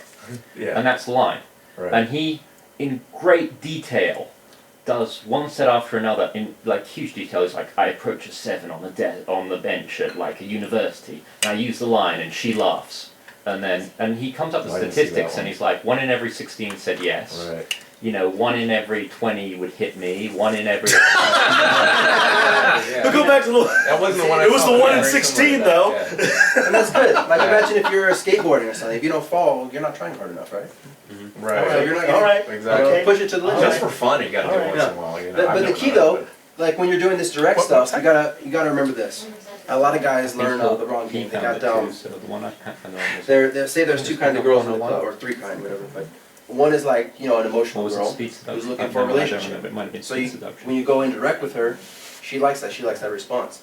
And then there's a girl that came to the club to fuck. She put on her boots, shaved her legs, shaved her pussy. She smells good. She's looking for a guy who's gonna come. You ever go into the bar and start noticing the girl who's sitting on the edge of the bar, just sitting there texting by herself. Right. Take her, pull her to the bathroom. They also say at the end of the night when the bar is closing or whatever, or when the club is closing, like outside, that's a good place to do it. When they've given up, you know. A lot of times, we're not even going to the club anymore. We have like- no morale left. Exactly. Yeah. Pick us up, we'll take you home. Keep us from crying at home alone. No, the weird thing it's about us this guys group, that are willing to take you We- girls home. Okay. It's like Give we it straight. practice and we train, so we already have a handicap, and then we go find the drunk girl and it's double handicap. We're cheating. I don't know. Right. That's definitely cheating. Let's see. Any cheesy pickup line, we went over that before, and anything instantaneous telegraphing interest, like you were saying. Now that we know each other, let's go fuck. Nice shoes. Hey, let's fuck. It's all direct. Next slide. Okay. So before the open, they can actually pre-open to turn it into a warm approach. Pre-opening a set is meeting them briefly, then ejecting before returning later to begin your normal routine. A pre-open will last 5 to 10 seconds maximum. You will offer the set a piece of value and a takeaway. You will not FTC, you will actually leave. Give your name before leaving. Leave before the hook point is reached. Example, to a hired gun. I walk in, I give a random high five. Hey, what's up? We're talking to like a hot bartender or waitress that you're trying to hit on. You see her instantly. Hey, what's up? Hey, I'm Ryan. I actually got an appointment with the urinal, but can you give me a Henny and Coke and meet me by the bar? So I'm not going to continue with the opener. I just pre-opened her. She knows of me. I leave, and then I'm going to come back later and actually start to open. Raising the glass, just walking around to random people in the club. Hey, cheers. Hey, what's going on? How's your night going? Cheers. And once you come back later, they're going to be more receptive to talk to you. And also, like, have you guys ever done the cheers routine? It pumps your state rate really quick because you're talking to so many people so quick. Like, you get a lot of endorphins and adrenaline pumping up. Confidence makes it a lot easier. You can walk into any place and do what you just said, and now you're not a stranger when you come back around the next time. You're that guy. You're the party guy. Yes. Oh shit. Let's see.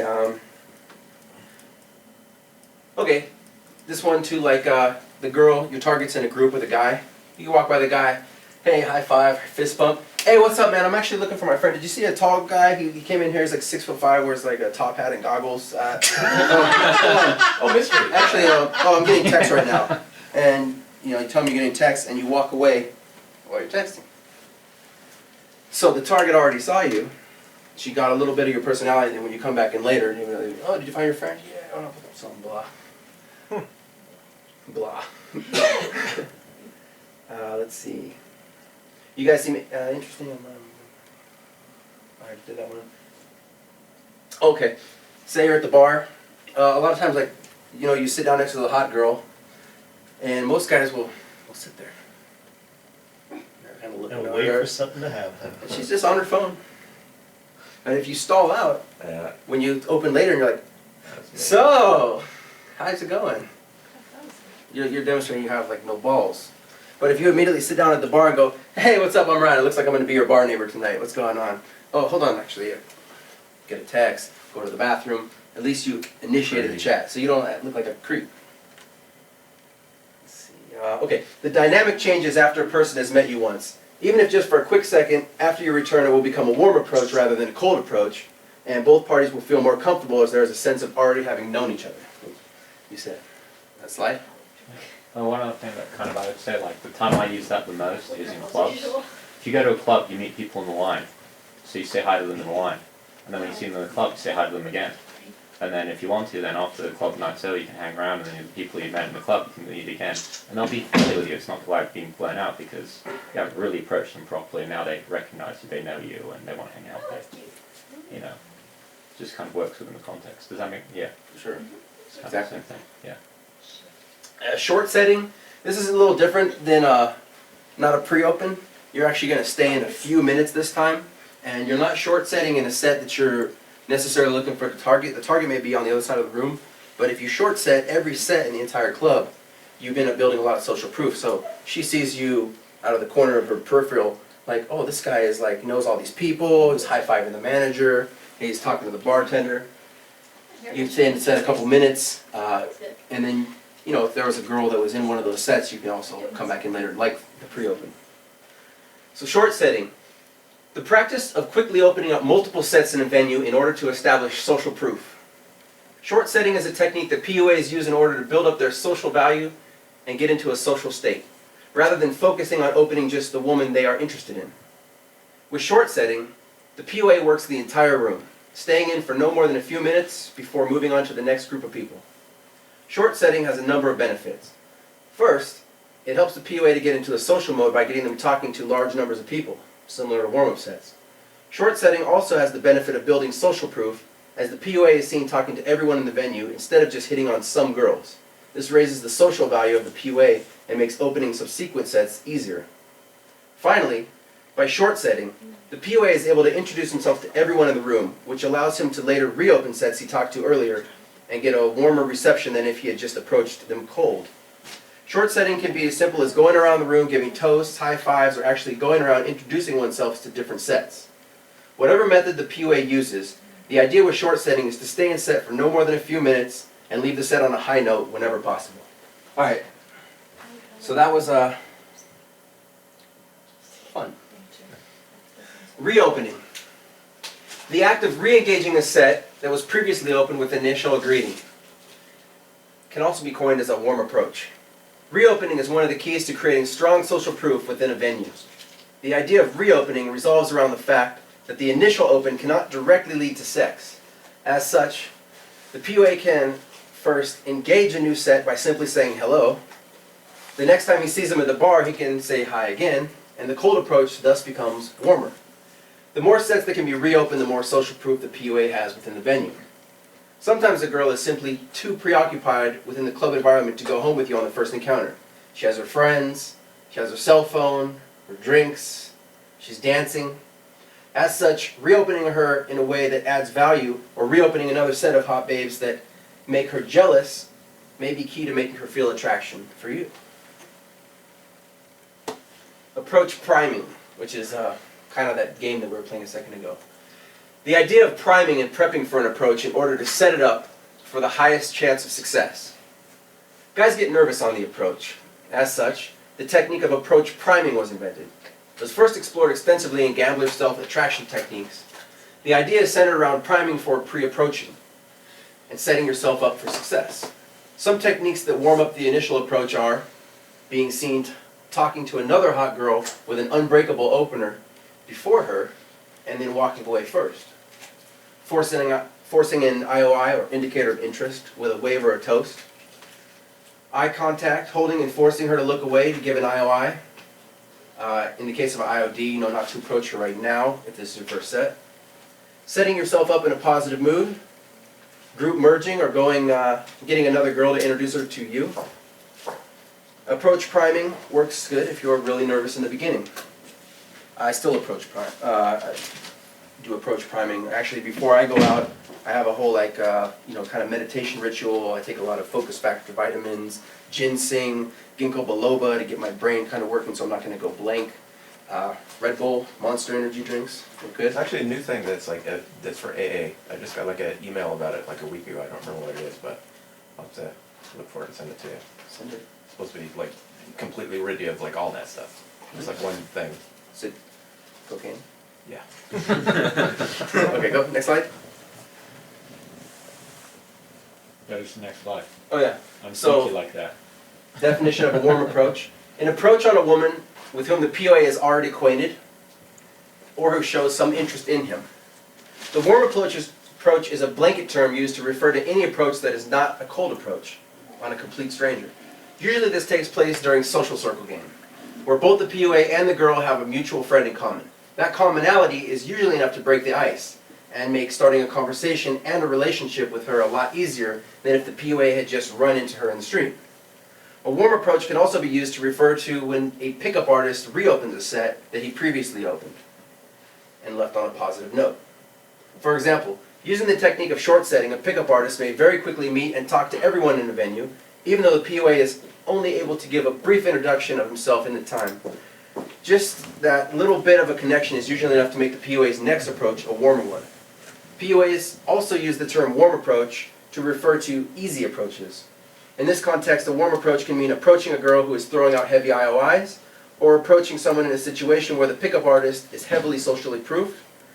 A warm approach in these cases is an easy approach on someone who is at least somewhat interested, rather than an approach on a stranger who hasn't shown the slightest bit of interest.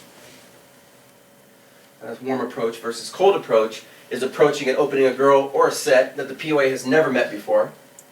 Average frustrated chumps and some naturals often argue that cold approaches are not necessary if one has a growing social circle of which he can get girlfriends from.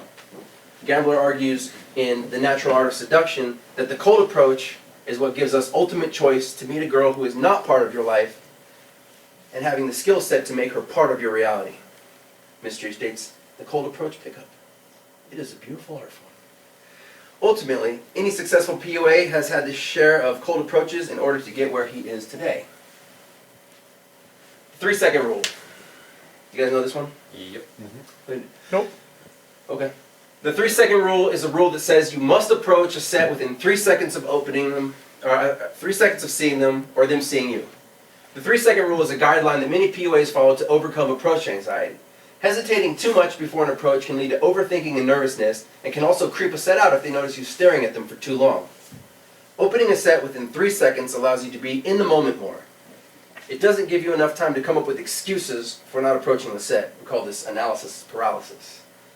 Even the best PUAs have approach anxiety, thus the 3-second rule is the counter for this natural fear from our biological mechanism. We're actually doing the 1 second rule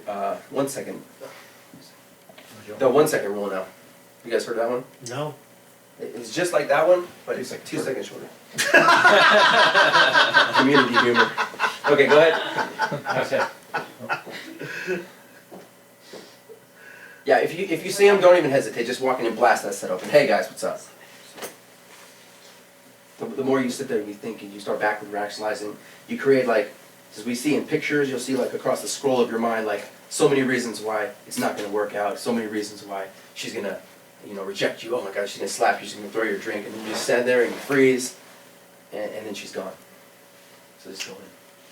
Okay. Oh, thanks. False time constraints. Verbal FTCs. A statement a pickup artist makes when opening a set to communicate that he will not be able to remain long, to reassure them that he will not take up too much of their time. Developed by style, the FTC helps to keep sets from getting annoyed by the presence of a new stranger. Whenever people meet someone who they don't know, they feel a certain amount of concern about how much time this person is going to take up with them. FTCs have a subtle effect of preemptively dissuading such feelings and also making the presence of the PUA more valued, as he may leave at any minute, which creates a feeling of scarcity. FTCs allow the PUA enough time to reach the hook point, at which point the group or target will try to get the PUA to stay. Here's a couple stock canned FTCs to write these down. So before your opener, I gotta get back to my friends real quick, so I only have a minute. But I wanted to ask your guys' opinion on something. I can only stay a second. I'm here with friends. I gotta get back to my friends in a second, but I'm curious about something. I'm in a rush for this meeting, but... Need more time?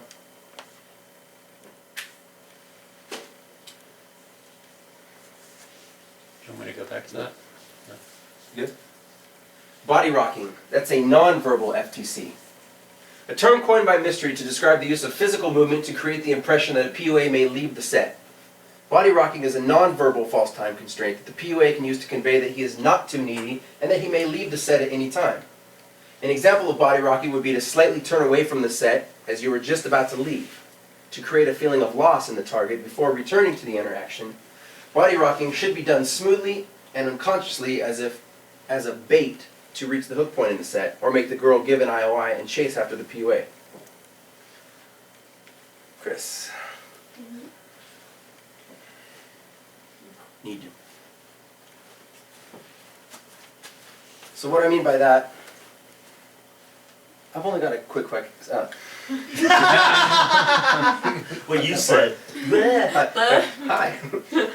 Hey, I only got a second. I'm in a rush for this meeting, but I have a quick question. As I'm looking like I'm leaving, I'm talking over the shoulder. Hey, quick question. I got to get out of here in a second. You know what I'm doing? False time constraint. I don't want to come up to her like this and then just stay there and go, hi. I like this club. Do you like the band? Right? And she's like, who the fuck is this guy? You ever notice like a bum approaches you on the street? Yes. And they just kind of get up and they're like, can I have some change? You don't have any change. And like, well, can I have a cigarette? They don't leave. And you're like, when is this person going to leave me? But if I look like I'm leaving, can you sit down? Yeah. Let's say she's, actually, I wish I had 2 chairs like this. So let's say she's sitting in a set, and I can say, like, I gotta go in a second, switch over, I gotta tell you this one quick thing, but blah, blah, blah. And I can actually stand up in the middle of the conversation, keep talking to her. Oh, wait, well, check this out. I can lock back in. Cool. Does that make sense? Okay. Next slide. I'll need you to do it at the end of it. Positioning oneself. Oh, sorry. Okay. Lock-in positions. Positioning oneself as the center of attention in a set, and physically having the girl lean towards oneself as in the position of power. Locking in is essentially Locking in is essential if one is running flash game or if one wants to have a stronger presence in holding down a set with more than one HB. It is the subconscious communication of one's alphaness and value in the set based on one's physical relationship with their targets. Different lock-in tactics have been developed by the community. Okay. So I'm going to show you guys a couple lock-ins right now when you get in set. Let's say, can I put you here, kind of against the wall? Sure. Actually, can I use it too?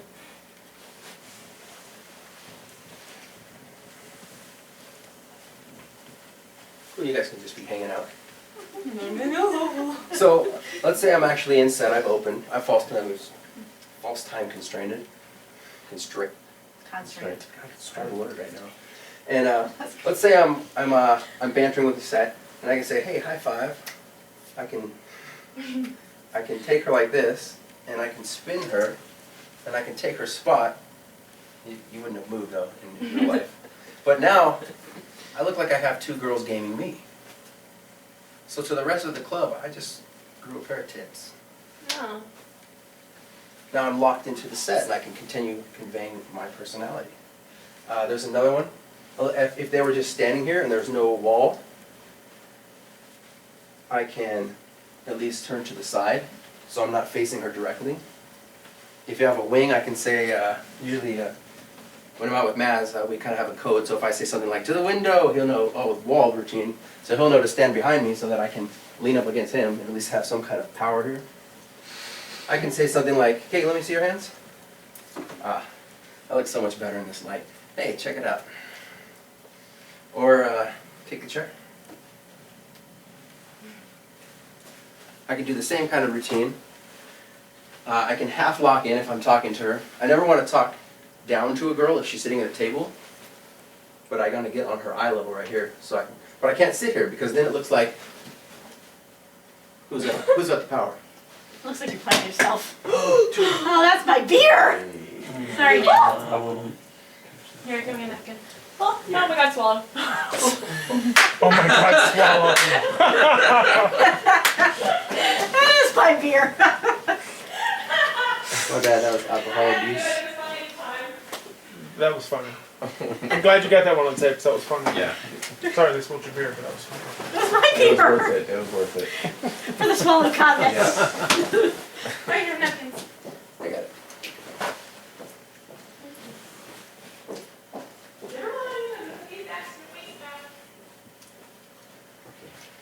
Never clean that good at my house. Shit, you just leave it there. Okay, take two. Reset. Let's move this here. Unless you swallow. Yeah. Exactly. That'll be our next class we teach, swallowing.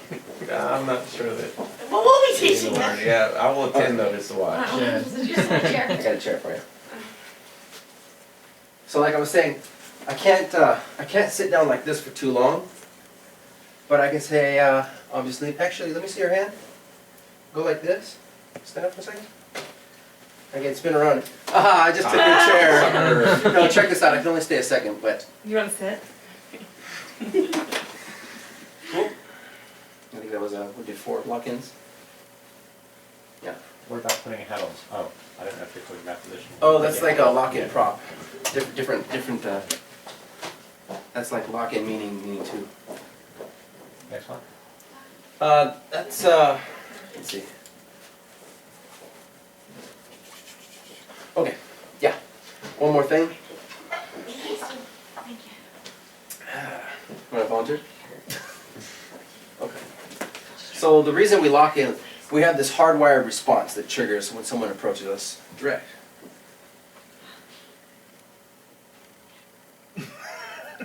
How does that feel inside you? Angry. Right? Like, what are you doing? Confrontational. Yeah, right? very confrontational. You don't want to do this to women. A lot of guys. You don't want to do that to a guy either. Oh, yeah, exactly. So, you notice a lot of guys in the club, they come straight on, hey, what's going on? You do that to me? You didn't feel it though, did you? No.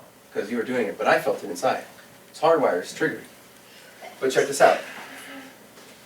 Now, actually I didn't show you this one thing on the light. Now, what's interesting about this is, now see how I'm just the same distance from this guy. But you don't feel that Completely response, different. right? Because I'm not facing you. I'm actually locked in now. And if we were in set, the last lock-in was, let's say I'm here and I have the wall, I can actually say, oh, hey, check this out. Hey, now I'm locked in the set. It was the same distance. Yeah. So my quote is, whoever has the wall has it all. Try it. So is it just basically try to stay more shoulder to shoulder? Yeah. Until, no, you don't want to stay shoulder to shoulder. That's At just the opening. At a certain point, she's going to feel comfortable with your presence there. When then you can turn and actually have a normal conversation. But that hardwired response, that's like why the AFC dinner and a movie date doesn't work. When the two people sit at the table and they sit there and they're putting themselves in that position. They don't even know they're doing it. But now you're getting that response and it becomes an interview. So if you ever like are going to meet a girl for food, take her and sit at the bar so you guys are shoulder to shoulder.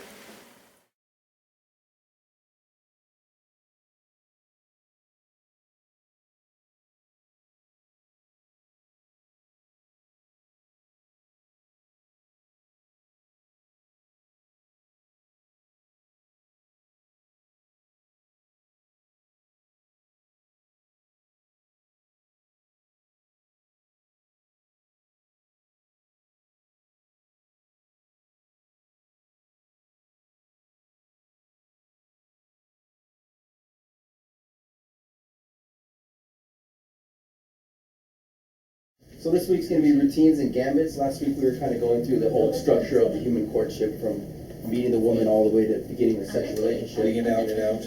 What's that? Just a Clockwork Orange reference, in out, in out. In and out. You ever see the Clockwork Orange? In out, eh? No, I'm socially inept. I haven't seen that movie yet. But it's on my list. I swear to God I'm going to see it.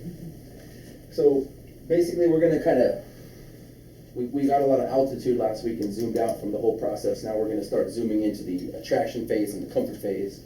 And these are going to be some specific routines that they do in the community to, a routine is like Sorry, a guys, gambit we or... can't see from here. Oh.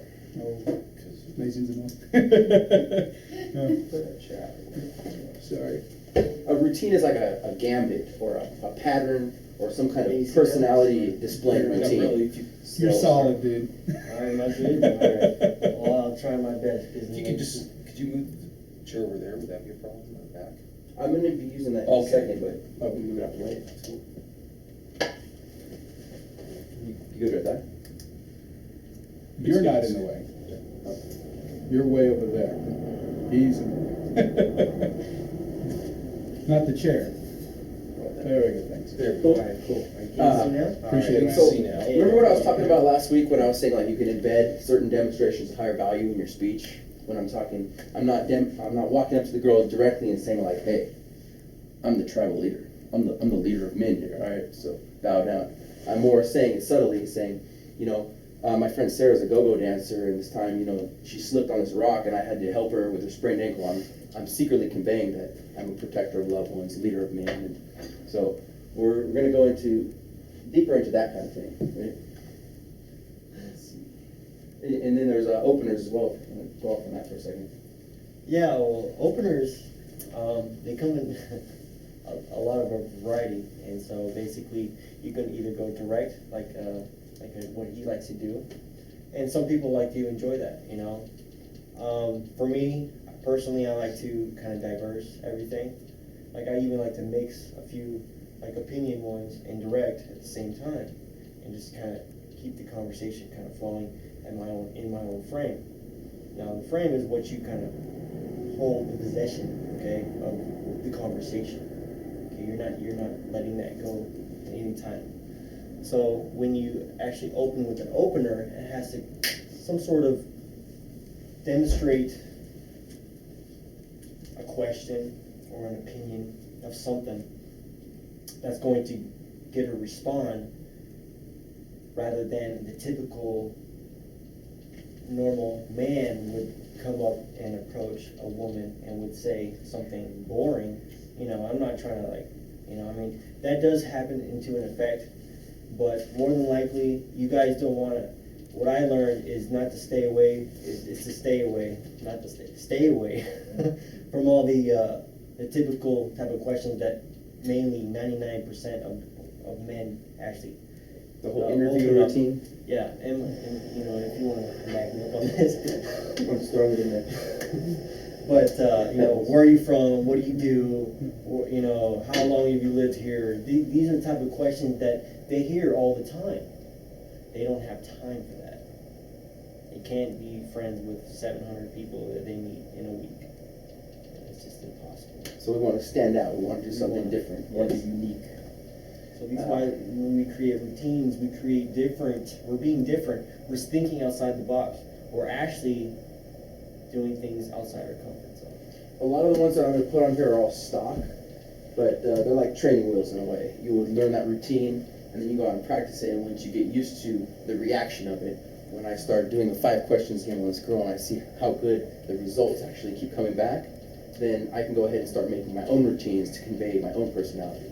Right? That's what I'm saying? A cold reading is, anybody know anything about this? This is like when you make a judgment or an assumption about a person. I walk up and I say, you know what? You look like trouble. Right? I'm kind of making an assumption about him. Now he could agree with it or disagree with it.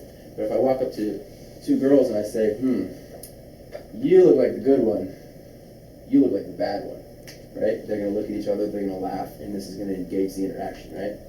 So it's like a little cold read. Cold reading can go into, then you might be like, can I see your palm? You might go into some palm reading routine, something like that. So you kind of further that. That is, you know, see, there are certain key points that as us men, we know that automatically flip the switch. Like, you have no idea. Like, palm reading is a great tool to know. But, I mean, if you're really good at it, then it makes it even better. You know what I'm saying? But you can't come off as a script. Because routines, yes, they're fun, they're good, but you have to embed that information and you have to make it your own personality. Okay? You can't, you know, these to me right here, routines, are a great way for you to think outside the box. But not only that though, you have to make it your own personality.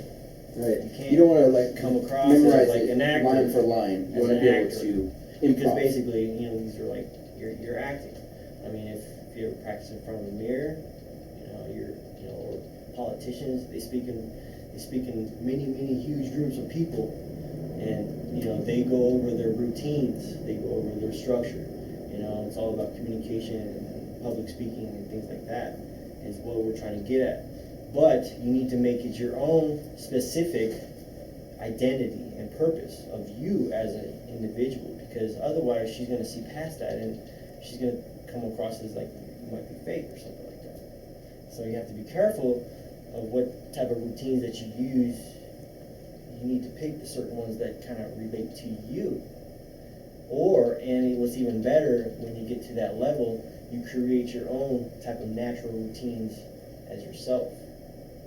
And that's the most rewarding thing you can do, because you're actually changing for one, but you're also finding more deeper levels about yourself and who you are and what you're capable of. Or you end up looking like the kids at the Christmas pageant. And also, you know, the type of talents Oh, and that. passion that you possess, basically. So, like, it can go as far as you want to take it. You can kind of like look into her Sorry, guys, I personality got a and see where it's going to emotional go. right there a little bit, but you know. I might walk up to her and be like she might have some kind of weird necklace, right? And I can see like, let me see that?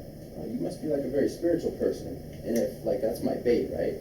Now if she hooks and she says, how did you guess? Right? Because I'm just making a cold read on it. And then I would be like, let me see your palm, you know?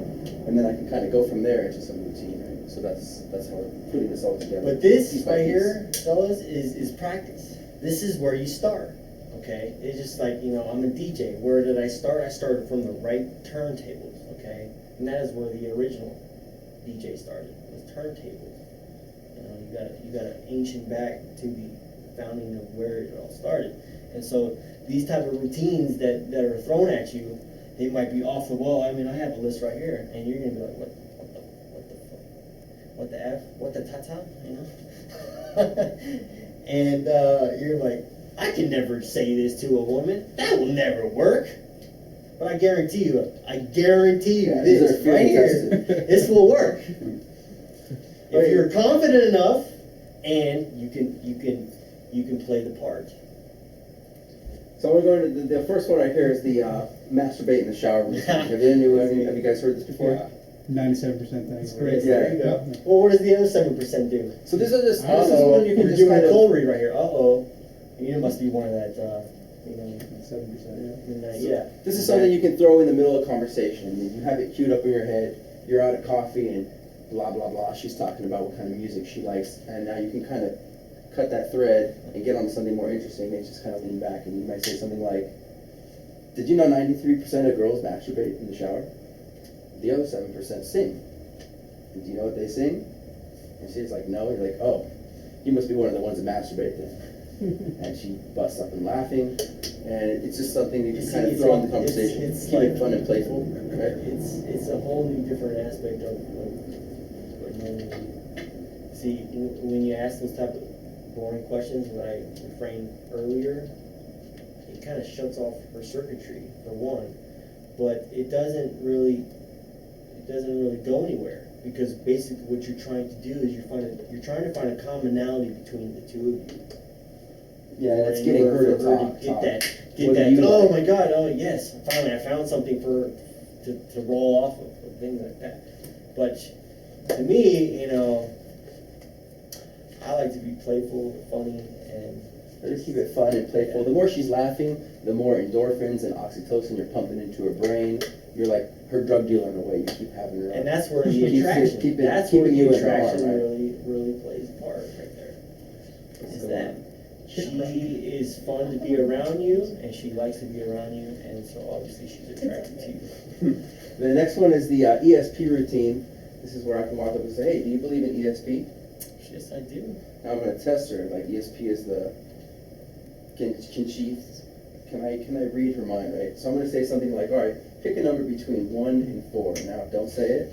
But what I'm doing right there is I'm saying between 1 and 4, and I'm snapping on 3, and then I give her the 3 right there. And then I'm going to kind of hit her right there. Don't say it, and then I'm going to turn to my friend and say, "Hey, are we still going out?" Kung Fu move. Was it 3? You guys should know. Now, she has a 90% chance of choosing between 1 and 4 is 3. Because, like, that's just what most people will think. And then, if she says 2 or she says another number, then you're like, "Oh, see, the ESP doesn't even work." And you believe in ESP. I can't even roll with you. Anyway. Now, guys, even though, okay, there are times where it's not going to work. No, that's just the nature of the beast, and this is. And it's cool if it doesn't work, because you just throw the little. See, that's what I'm saying. I'm glad you guys are around, and I'm glad you guys keep on coming, because this is some serious business that what we do. You know what I'm saying? Because it's tough. Believe it or not, it's tough. It's tough. The work that we've made and the work that we're providing for you people out here, but I mean, this stuff right here, it works. So check this out. I want to go back on that. So like after you got the third one, she's gonna say 3.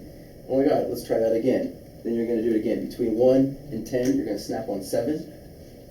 And then what is it? She's gonna say 7. Oh my God, and like she's gonna feel this crazy connection with you. You're like, "Oh, you're pretty cool." Then she'll say, "Okay, let's do it again." You say, "Hold up, no." Next one's gonna cost you. Maybe if you're a good girl, we'll do it later, and then you step to the new routine, right? Because you don't want to be the dancing monkey, because otherwise she's gonna keep saying, "Oh, do this. Oh shit, can you do that dance move again?" Hey. Dancing monkey. Do you guys see how good he is, though? Look how he is portraying. Like he's just talking, but thank you. Well, thank you. Flattered. But you know what I mean, though.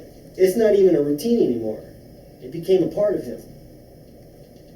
That's what I'm trying to get at. After you take that, you can take that anywhere you want. After that, she's gonna be engaged in the conversation, and you just kind of shut her off and go off. You've already given her an IOI, like I'm already playing with her, or I can go into the next routine after that. But she's gonna do it again. No, I can't do it. Maybe later, if you're a good girl. But anyway, get this. There was a fight outside. Check this out, and you go into that, right? Let's see. The 5 questions game. This one's really cool, and it will get you a lot of drinks at the bar. You walk up to her and be like, "Hey, have you ever played the 5 questions game?"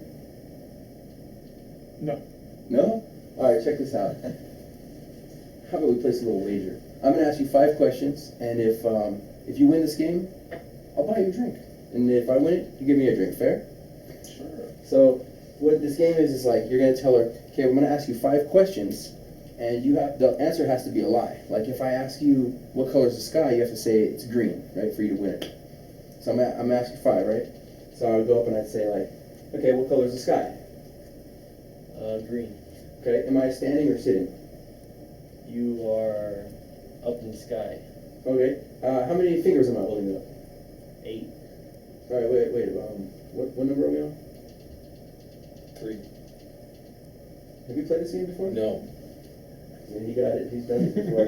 So usually, like on 4, you'll say like, "Wait a minute, what number are we on?" And they're usually prompted to say like, "Oh, we're on 4," and then you're like, "Ooh, I got you."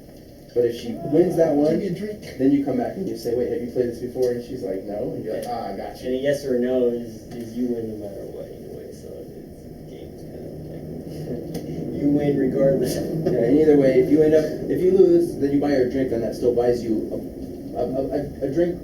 Usually buys you about like 5 to 8 minutes to convey enough conveying material to get to the next little segment. So I'm saying, so you're still gonna win. You're still either gonna keep her there, or you're gonna get the free drink. You can take it from there. I like that 5 questions. That's good. That's fun. I've had some good success with that. Strawberry Field, this one's kind of cool. So this is where I can walk up to the girl. Anyone want to volunteer for this? Anyone who's not done this? Shit, I'll be the guinea pig. Oh shit, give this guy a chair. I like your chair. Yeah.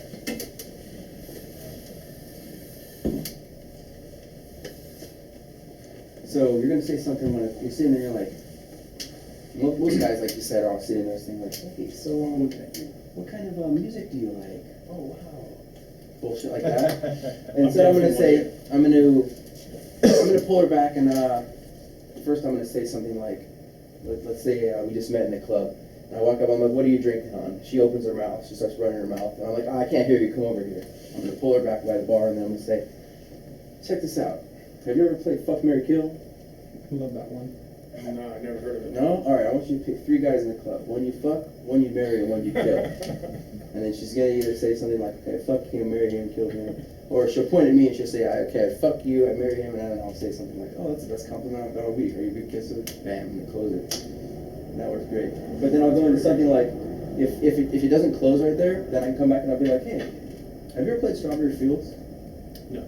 Alright, it's a fun game. I'm gonna ask you 3 questions, and it's gonna say a lot about your personality. Stuff about you that you might not even know about yourself. Check this out. Do you like strawberries? Yes. Alright. So, I want you to imagine there's a strawberry field. But to get through it, there's a fence right there. But you gotta get over the fence. How tall is that fence? Well, in strawberry fields, they don't have any fences in any strawberry fields. I grew up next to a strawberry field. This is his male logical mind kicking in. There was one, damn it. It's barbed wire. It's about 3 feet. Holy shit. For the cows. Barbed wire? Wow. That's pretty good, actually. I bet you're not letting anybody get through that. Yeah. Okay. Interesting. He must have been like a really good student in school or something. No. Interesting. See, I'm kind of throwing her off right here. Then I'm going to say something like, "Okay, so you get over the fence. How many strawberries would you eat?" About 12. Holy shit. I could never introduce you to my mother. But, alright. Good stuff. What about the farmer? It's a big field. He's about 4 or 5 acres on the other side. He ain't worried about me. Not worried about him? What if he came up to you? What would you do? Keep picking strawberries. They're not gonna care. Yeah, okay. Cool. And then you go back and this is like a psychological thing where I come back and then you tell her, the height of the fence is your aspirations in life. And you can start saying like, "Wow, barbed wire, 3 feet, you must have like real hardcore like aspirations." Sometimes women will say like it's 6 feet, sometimes they'll say 6 inches. Now, you're asking her, or you're telling her that the height of it is her aspirations, and then what's behind it is the height of the fence is basically the level of the padlock on the panties. So if she says like 6 feet, it's harder to get into. She says something like 6 inches. you're good to go. And you field tested this over and over and over. And if there's no it's fence very at all, accurate. then I don't know what's that. What's that? Yeah, that totally explains you right there. Love it. Because there are no fences on strawberry fields. Just to let you know. I grew up next one. And then the number of strawberries, tell her, you'll say, the number of strawberries is your sex drive. And he took 12. Again, it makes sense for this guy.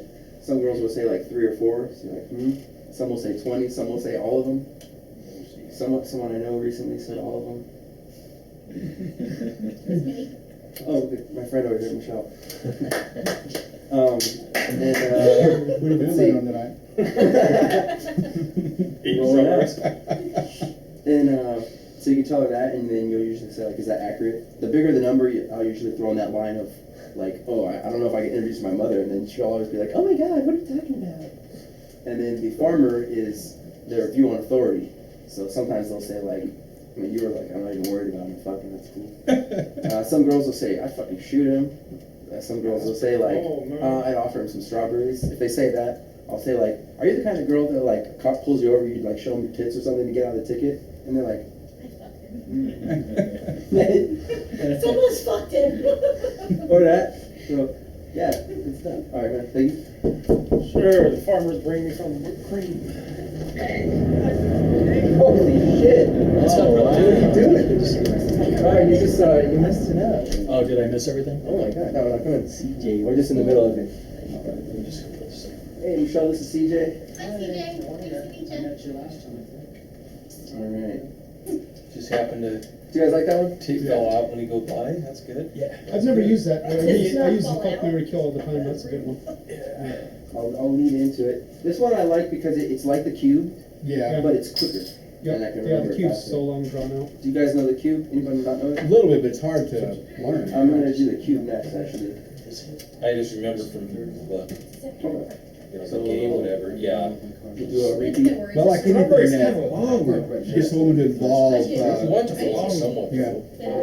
Cubes even. Well, it involves their imagination. Where's that one at? What's that? Where's that one at? This one? Yeah. That's not on the site, but I'll just type it to you. Okay. Hey, do you wanna let me get you a chair back there. Yeah, just tell me where it is. I'll grab it. I need this one for the demo. Actually, if you want to just grab one of those ones by the table. I'll grab one of those. Thank you. Thank you. Just use the bathroom. All right. I'm gonna pause for a few minutes and grab one of the beers as well. See, it's calling my name. Wasted All right. opportunities. All right. So, has anyone never heard of the cube before? I know the newbie. Once again, it's always me. You want to volunteer again? No, it's all right. No. All right. Well, I'll just go through it then. Unless anyone else wants to volunteer. New volunteer. All right.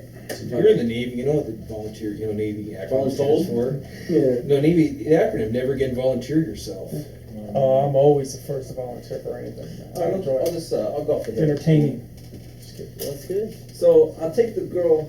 This is like a comfort building routine usually. If I meet her on the dance floor and then I go take her over to sit down and get to know her better. This is the part again where most guys will say like, so where are you from?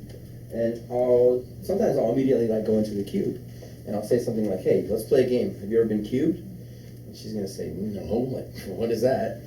And I'm gonna say, like, okay, I'm gonna ask you 5 questions, and I'm gonna learn like a deep part of your personality. Again, kind of the same thing I was doing before, but this is a little different. This was made by a psychotherapist, 50 years ago or something. You said it wasn't to pick up No. chicks. Yeah, but it's been kind of adapted into psychology and pop culture, and this has gone into the community pretty big.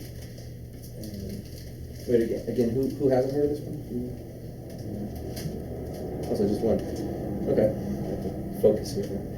So I'm gonna take her and I'm gonna say something like, be generic with it, so I can kind of give a general idea. So I'll say something like, okay, I want you to imagine a desert, an endless desert, whatever it looks like in your mind, whatever scrolls across the screen of your mind. Can you see it? Yes, I can. Now, there's a cube there. What does it look like? How big is it? What's it made out of? It's white and it's made out of steel. Steel. Interesting. Okay. Now, somewhere in that panoramic, endless desert, there's a ladder. Where is it? He's actually on the ground, facing the cube, leading up to the cube. When I saw you first, I think that makes sense. It's awesome. This is just fucking with her head now, right? So now I'm like, are there flowers around anywhere? Of course there is. What are they, are they the same kind of flower, or are they different? Where are they at? I would say they are on each opposite side of the ladder.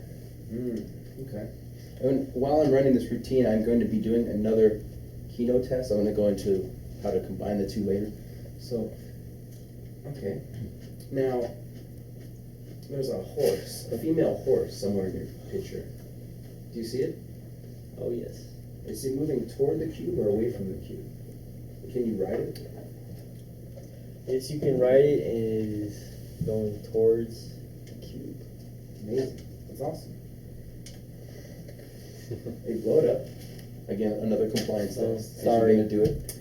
I Right now know, she's giving me, every time I do one of these and then I tell her like, hey, blow it up, and she blows it up, she's giving me physical compliance and verbal compliance to my commands here. So now I'm saying, is there a storm anywhere in the desert? No. Good. That's awesome. And then I'll say, okay, in retrospect, I'm gonna take this back and you're gonna tell her, so the cube is you, your ego.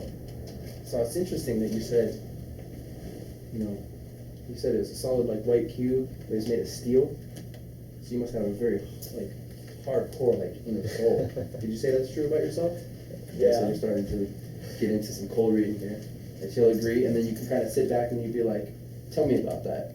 And then she'll run her mouth for a few minutes and tell you like, well, when I was young, I used to get treated like this, but I grew up to be blah, blah, blah, and to be like, so that's why I think I'm hardcore. And she'll start agreeing with your analysis here. And now you go into, you say, like, so your ladder, that's your aspirations in life. And it's interesting that it's leaning up against your cube, as if you're trying to find yourself. Would you say that's true? Is that where you're at in your life? Yeah. Right? And so you go on, then the flowers signify the person's friends. Some people have like all different kinds of flowers. Sometimes they're all over, sometimes they're the same kind of flower, like right around the cube. Like they have a small social circle of about the same kind of people. It's interesting, you said like they're right there, lined up, like your troops. You must be like a leader of men. So, anyway. I'm buttering it up right here. Now, Trying to get some, man. Oh, you got me all amazing that my brother is a sailor, and when I asked, like, he's all over the world and stuff, so when I asked him where his flowers were, he's like, oh, they're everywhere, all different kinds. But then when I asked him like where his ladder was, it was just up in the middle of nowhere. So I'm like, so you're kind of like just sailing around, but you don't really have any MO on your life. And he's like, whoa. Another girl, she had a dream of, she's looking to go back to California, and her ladder was facing off the edge of the pitcher into the ocean. So, cool shit. So your horse, the horse signifies their woman, or like whether like if the horse is moving away, it's usually signaling like they're moving away from a bad relationship. If it's coming towards it, they're maybe about to get into another one. And Not if they only can that, though, ride it or not, it's like not only that though, he said a female horse. So in respects, he's talking to the female. Yeah, so for her, you have to say a male type horse. of message right there that he's embedding in her circuitry to like, because when he goes back to the psychology type of aspect of it, he can easily bounce off of that and say, well, you seem like, like what he said. If you're pulling closer to the cube, then you might be getting closer to a relationship or something like that. But if you're moving away, then there's something in where that you're still trying to maybe get over or forgive. Forgive is the most important thing. You have to forgive. You just have to be free and just let it go and move on and start over. So the sex of the horse is always opposite, right? I did that female for him, but if I was talking to a girl, I would say a male horse. Naturally, she should just think of a male horse. She says female horse, you know, you could be on something like that. Well, I thought that's your. Well, I didn't know. I truly didn't know. I was running. I didn't know, and that's where I. Hey, I just learned something new. So, what would your female horse in the cube think about another male horse? Hey, there you go. Hey, you know, you could even, you know, spin it off, and you know, like, oh, there's 2 horses there, a male and a female, and you can kind of like, you know, which one is gonna get. Which one is gonna get to the cube faster? You know, are they gonna both walk together, or are they gonna both, you know, who's gonna want it more? Oh shit, dude! Oh my god! Right tonight. Hey, this is history right now, man. This is history right here. So, and then the storm is their drama or their struggles in life, and it tends to be if it's moving toward the cube, they have maybe trouble coming toward them. If it's right over the cube, they have some kind of drama in their life. If the storm is over the ladder, that's, you know, maybe they have trouble with wherever they're trying to go in life. And if it's moving away, then they're just getting over drama. So you could. So he said there's nothing outside. It's no fun. Your life is just too perfect. But usually they won't. There's been like 1 or 2 times they've said there's no storm. Usually you're losing me over here. Usually they'll say they'll be like it's everywhere, and you're like, fuck. I don't know. I don't know if I can do this. And then you say something like, you and me would probably. I don't think it would work out between us. It's like what? Let's see. Everyone got that? Cube.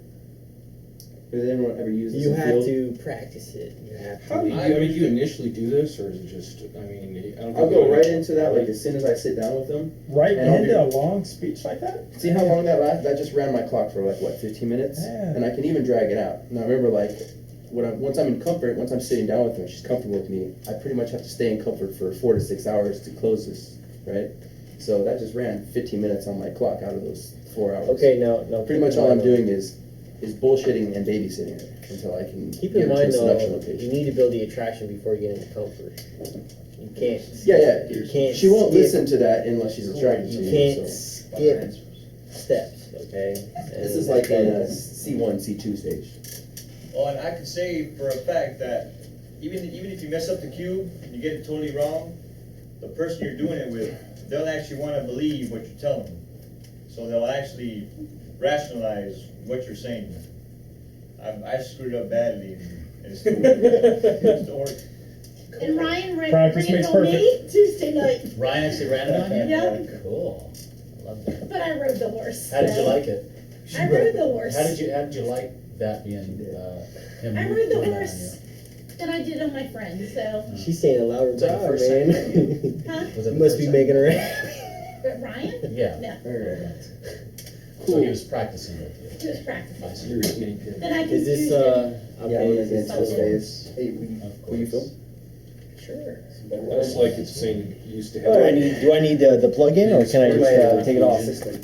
Hey Ryan, can I take it off the this? Yeah. Is that cool? Can I actually pull that and show that? We're good. Sweet. Can I just want to get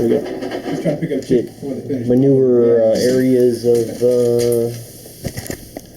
I used your spin last night too. Cool.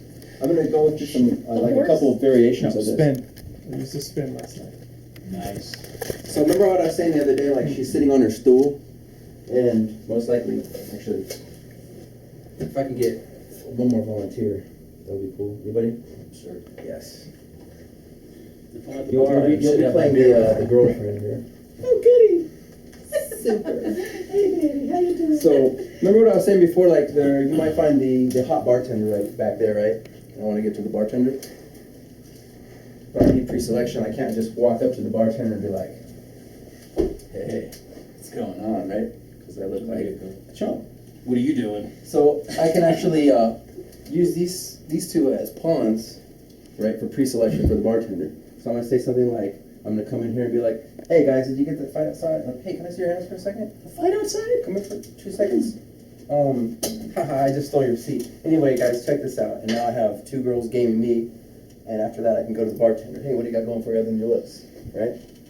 So that's the one. That's the just give me your hands. And notice he's leaning back, and we're kind of looking at him. Yeah. You know, with that. So they look like they're gaming me instead of if I'm talking to CJ here, I look like I'm gaming him. Hey, buddy, what's your sign? Hey. Libra. That's not good. You don't want that. But let's take a different situation. Not the bartender's there, but maybe this is my target, and I might want to take her right here, and I can spin her around and be like, hey, what's going on? Check this out. Anyway, I just wanted to come over here and flirt with you, get to know you a little better. And me and your friend like each other. You okay with that? I don't know, maybe we should get away from my girlfriend. Come here, girlfriend. We're lesbians. I love it. Then there's the other one off the wall. I can do the same thing. She's oh shit. Hey man, we need some more. We need some more light in here, dude. If you could lean against this thing. I've actually got lights I can bring for you guys. For a minute. Video. I'm gonna make you dizzy by the end of this. Oh, only 2 more spins. Great. So same thing. She might be sitting up against the wall. It's good. She's sitting up there with her friends, and I'm like, hey, what's going on? Oh shit. Hey, I just needed to talk to you for a second.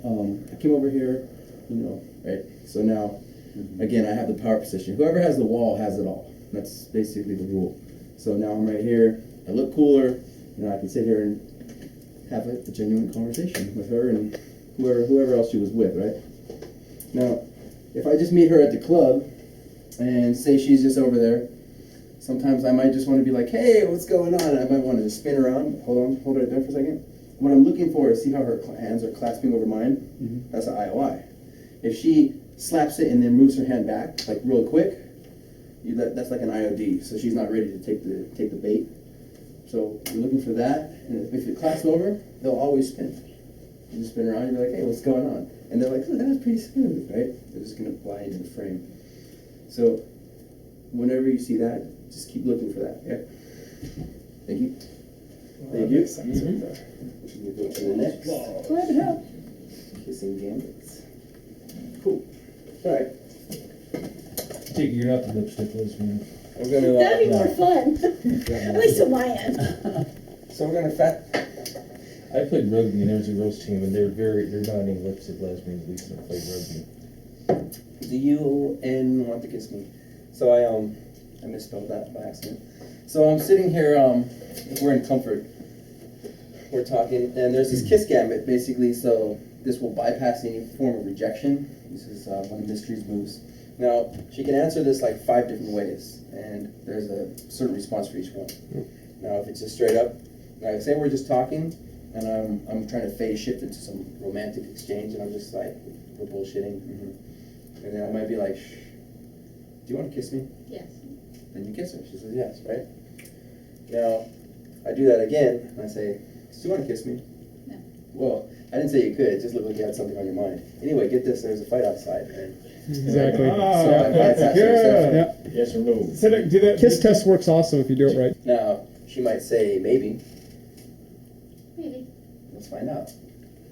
She's going to go in. Maybe actually means yes, so go with it. She might say not here. Not here. I understand. So take her hand and move her somewhere else. Her friends might be there. She doesn't want to see. Like, okay. Back. And, you know what? so not here means yes too, but just. I think her you friend, guys should her be mom over might there. be I think you guys should be over there and do it because More light? that's the Why don't most. you go over That and is the grind most them light on right your- there, dude. Is by that TV right over there. Yeah, I think you guys should move because it's dark. Try that. No, you're actually darker than she was. It'll pick up a lot But more it's, light than what you see. You think that's a birthmark, but really I'm black. And then she might say this line. This is the only time I've encountered this one time is she asks back and she'll say like, I'll say, do you want to kiss me? And she'll say it back. Do you want to kiss me? Don't steal my lines. And then you go in for the kiss. I only encountered this one time, but. That's sort of a yes as well, huh? Mm. Who came up with that one? The last one. Okay, because I've never heard that one. Yeah, the last Okay, one. that was a good one. Yeah. Must be yours. Because I've done this a whole bunch of times, and they're always usually yes. But then this one girl was like, "Do you want to kiss me?" And I'm like, "Don't steal my lines." Good. All right. That keynote test.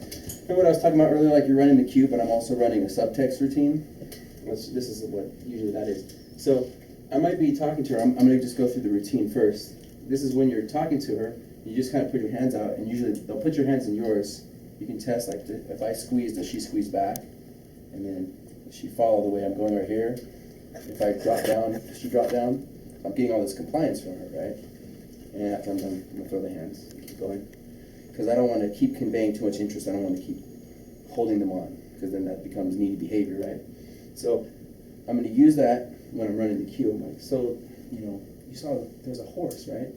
And I wrote it. oh, look at this. I just got defined. Anyway, so I'm going to keep going. But if she does comply, which they usually will, not like this, but just natural. So there's the horse that you see, right?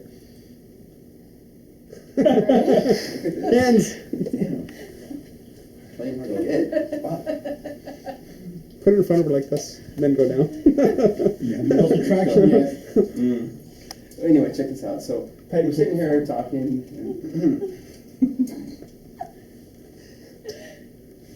Can you roll just- with this girl?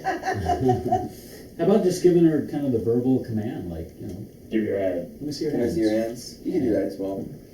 Usually I can just put it out there and they'll drop them in. You know, what about just Obviously making not a patty everyone. caker, you know? Because the girls always play the patty cake. That's Just do a coming patty up. cake for them. You're 4 slides ahead of me. Gotcha. So anyway, I'm talking to her, and all of a sudden she comes in, and I'm like, yeah, so you know, my friend out there was doing this thing, right? And I'm testing, right? I'm not talking about this because the subjects. Anyway, not so violently, but you get the idea, right? So you can run that routine while you could be bullshitting about anything, and right there you're testing for like her compliance threshold, for her emotional investment in interaction, anything like that, right? Combinations, right? Okay, so, and there's the trust test. This is where you're actually kind of talking about it. When I sit down, I usually do this after the cue, so I should be in around C2 at that time. So I'm going to say something like, didn't I see your hands? I just met you, so you know, I want to see if I can trust you. I'm going to give you a trust test. And she'll be like, what is this? So I'm going to see like, I'm starting to test, is she going up and down, back and forth? I'm going to be like, okay, look at my eyes, look at my lips, don't look at my ass or anything. And I'm going to take it up like this and I'm going to lock in. And again, I'm looking for, does she clap or not? If she goes like this and I try to like lock in and she doesn't, then I'll be like, all right, you're losing me. And then go on, because she's not going to take the kiss. Just what I've noticed. But if she locks in, then I'm going to be like, on a scale of 1 to 10, how good of a kisser are you? 10. You have to prove that one, right? So going like she says 10. If she says something like 6, 8, or 9, then you can be like, let's find out. If she says I don't know, you say let's find out, right? Sometimes she'd be like I don't know. Again, let's find out. So once you're here, it's gonna work. Except for there's been 2 times where they've actually thrown my hand. I've gotten to this point where I was locked in, the eye contact was there, and then she throws my hand and says, I'm not making out with you, I don't even know you. And at that point, you're just like, you can handle it anyway. Anyway, check this out. And you just don't put any reaction on it. Just totally like, it meant nothing to me, like I'm like a ghost again, right? It just went through me and I'm just like, anyway, dude, I seen your friend over there. And then you go back to your bullshit. Cool? I thought you were a lesbian anyways. I am. Don't knock it till you try it for a while. Let's see. Oh, the tension test. This is actually you saw this one on the video the other day. This is one where I'm sitting with her in the booth, and I'm gonna say like, "Let me see your hands." This is a little tension test right here. You look a little stressed out. Did you say? I think this point in your back right here is kind of. Are you an impulsive person? Yes. I am too. Right. So you start like doing something on her back, like, wow, the spot is really tight. You kind of just. Do that again only from the back side and see where your hands are doing. Oh, okay. Nice. Oh, right here? Exactly. So I'm looking right here, I'm saying like, yeah, this spot seems like really tight on you. Can I tell? Are you an impulsive? Yes. Well, I am too. Cool. Let's see. Alright, so we got that one. Oh yeah, this one's fun. She hates this one. I swear it works. Okay. Alright. Is this the smell? I'm gonna stand up here. Yeah. Have you guys ever seen this one? Heard of it. Nope. This is from season 1, actually. But I went back and I wrote down, finally like learned this, and it works pretty well. So this is where I'm at the point of the interaction where we're leaving. I've already got her number, whatever. I've got to take off. She's got to take off. So I'm going to say something like, "Can I see your hands?" Or any other time they put their hands up, that's like an IOD. So you might want to just kind of throw them.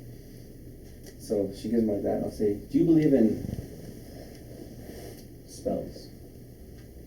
Of course you don't. I'm going to do one on you anyway. Cool. Yes. I'm not going to buy you different. So usually they're like, okay. So I'd like you to take your hands like this, and then like this. Now, let's imagine that the taller one is me, and the shorter one is you. Now, we only get a few more minutes of us together like this, because as you can see, I've got to rejoin my friends, right? So I'd like you to spread your fingers apart, like this. Soon we're going to be apart. Now, I want you to feel something.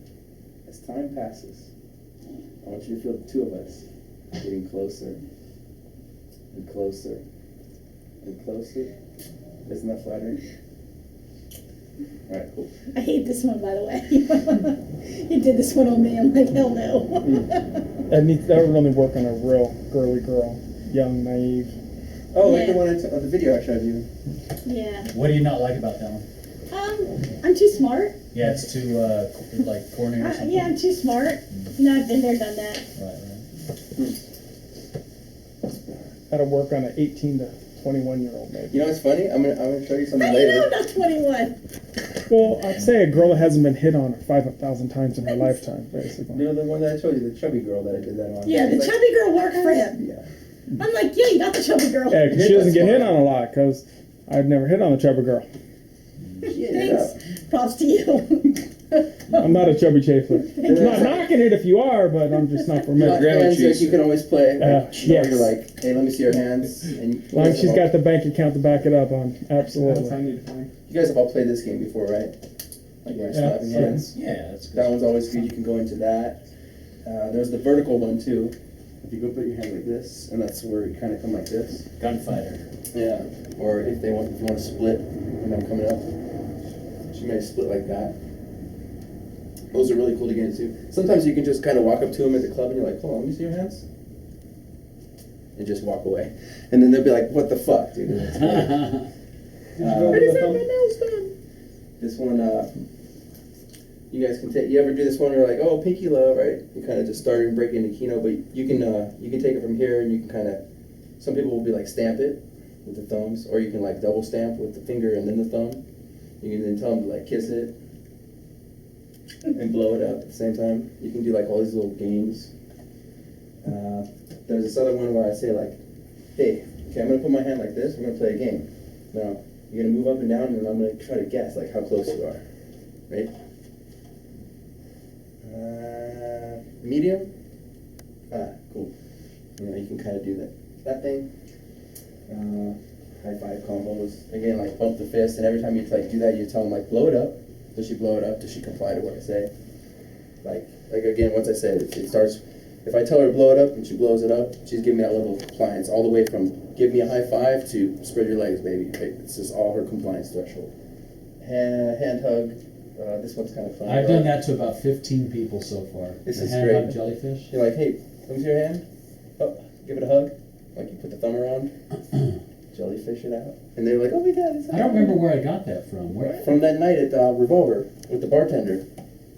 No, I showed it to her. I'm Yeah, the one that showed it to but her. the girl that I had the boa on. Is she the one that taught me And she's like, let me see your hat. And I was like, hands off the merchandise. I don't even know you. And she's like, you're an asshole. I was like, cool. Anyway. And then she came No, back. that was me. I was teaching them that, but I can't remember where I got it from. The girl, the Mexican girl that was hitting on me. And then remember after I came back and she's like, can I see your hat now? I was like, are you going to be nice to me this time? And she's like, okay. And then she's like, she showed me the hand hug. I showed it to you. And then Yeah, you that was it. I have done that like 15 times since then. It's a fun one. It's a good one. And then there's this one, like, you could be like, high five. And you tell them, turn it. And you'd be like, shark it out. So you're giving her just like fun little playful things to do. Patty cake, like you said. Now, can I, if you don't mind me adding something to that, half the girls that you do the thumb hug to say, okay, press it together. See her pinky, how she's hugging with the pinky also. Like 80% of the girls will do that. So when they do that, you can take that as an opportunity to kind of neg them a little bit. You can say, I told you, press it together and thumb hug. And then you talk to her friend, say, you dress her up, but you can't take her anywhere. Now do it again. There you go. Good girl. Thumb hug. Feel the love. Feel the love.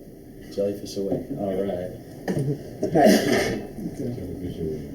Alright. Oh, I'm gonna pause here for a second, actually. Do you want to do your spiel? We're good. Thank you. That was awesome. Yay! Thanks, man. I need some echo and shit. What are you saying?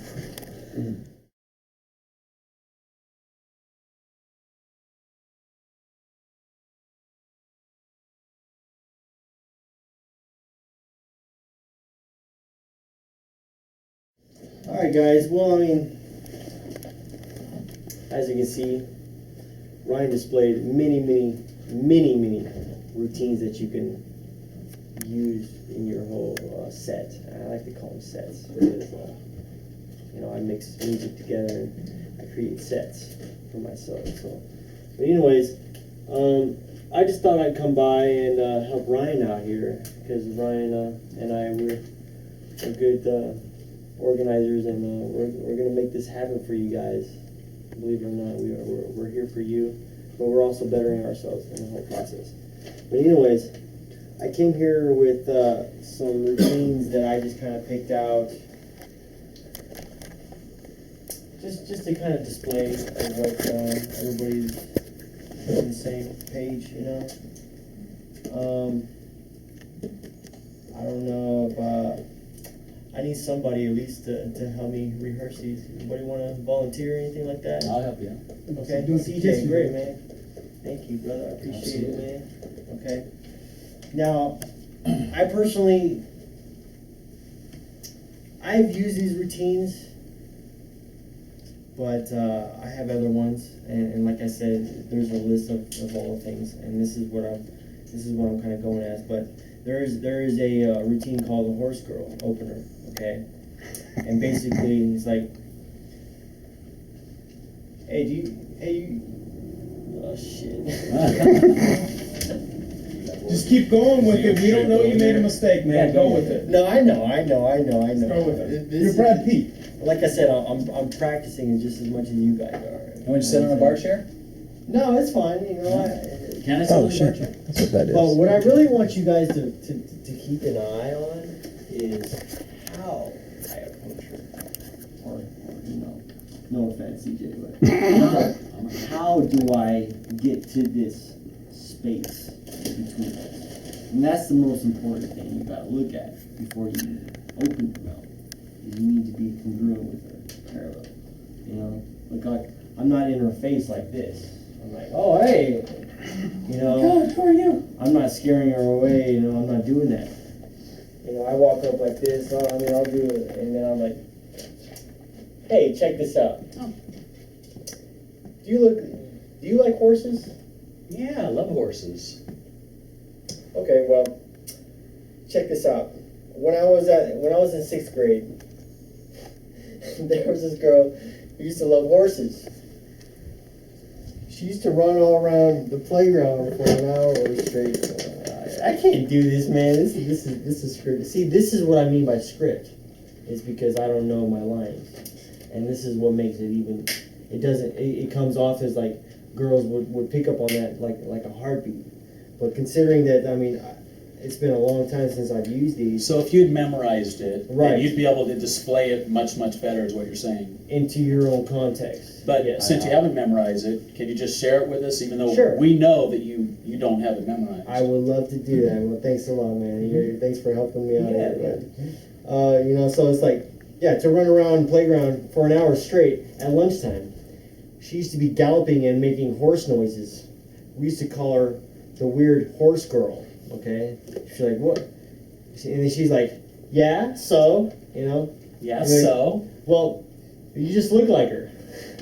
And that kind of, that's kind of a humorous type of neg for one, you kind of negging her.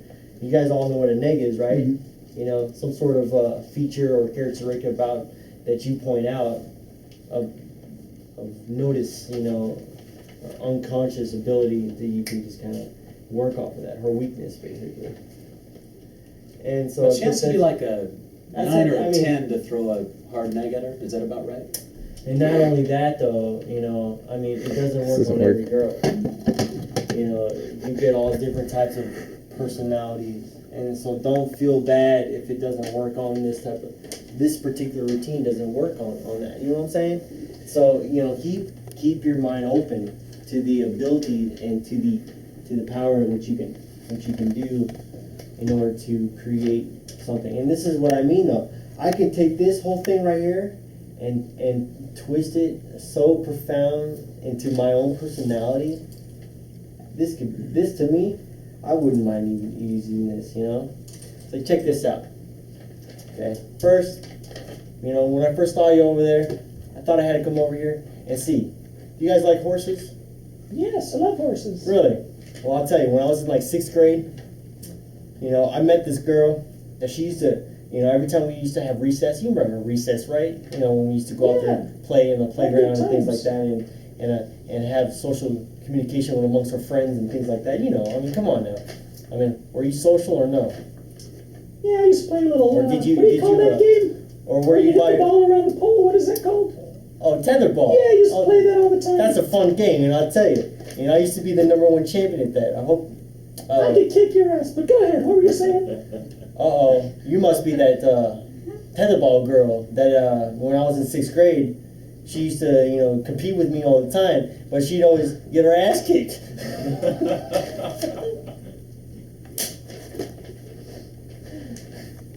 You're not that type of girl. Call me tetherball girl. It's okay. What were you saying? I'm interested. Tetherball lady. I'm fascinated here. It's you again. Shit. Haven't you had enough? What do you do with this guy? No, I mean, but you see how I just, oh my God, you know, like that was some good shit right there. You know, a spontaneous type of improv, you know, I mean, but you get good at that. But these routines enable you to do that, enable you to think outside the box, you know what I'm saying? Look how I just did that, like literally. He said, I had no idea what the hell he was going to say, but he said tetherball. And I go, and I was like, oh, you're not that tetherball lady, are you? You see, I'm congruent with her circuitry, and I'm bringing up the attraction so well. Like, I mean, she's going to get turned on. One thing I noticed. One thing I noticed that was interesting was the second time he tried that. I don't know if you noticed it changed his confidence posture. There you go. Yeah, You know I what was a little mean? nervous. When he first started that the second time, reading the script, I was a the little posture nervous. was more confident, and that was good. Yes, thank you for I'm gonna pointing that out. And I'm things gonna like jump that. in on your horse girl one.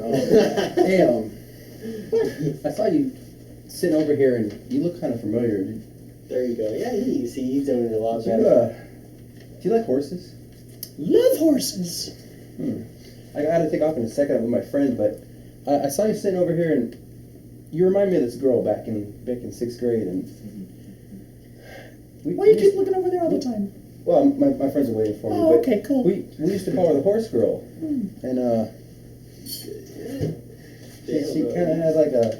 I know she had an over. You didn't used to have braces, did you? No, I got naturally beautiful teeth. Sure.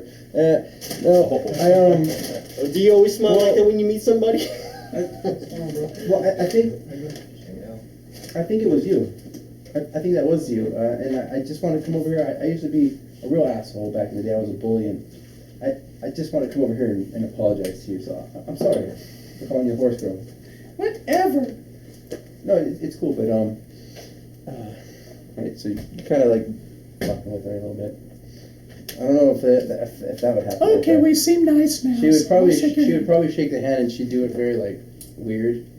And if we were there, like right there, I'm gonna take something and be like, "What's with the ring? Like, what does that mean?"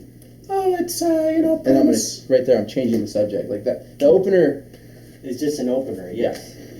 It's just to get that conversation started. That's the whole point. But and see, this is what we're going to lead on to the next is an opener could just be anything. You know, it could be a direct opener. It could be an opinion opener. It could be a situational opener. You know, like a situational opener is like, excuse me, you know what time it is? You know, I kind of, this damn thing is cheap. You know, I mean, some shit like that. I don't know. One of my favorite You play it to openers. your advantage. You play it to your personality. Is what we're trying to get here. You know what I'm saying? And we're not expecting you to like wake up and be professionals at this overnight. But this is what we're trying to tell you. This is how you get started.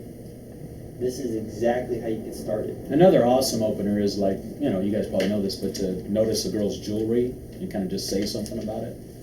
Like if I see jewelry that isn't gold and silver and sparkly and bright, but it's more earthy, and that kind of tells you something about the girl, that she may be more of a down-to-earth type, not into bling bling so much, but more kind of earthy and stuff like that. So I think noticing a girl's jewelry and kind of mentioning that's a good See thing. what he just said right there, okay?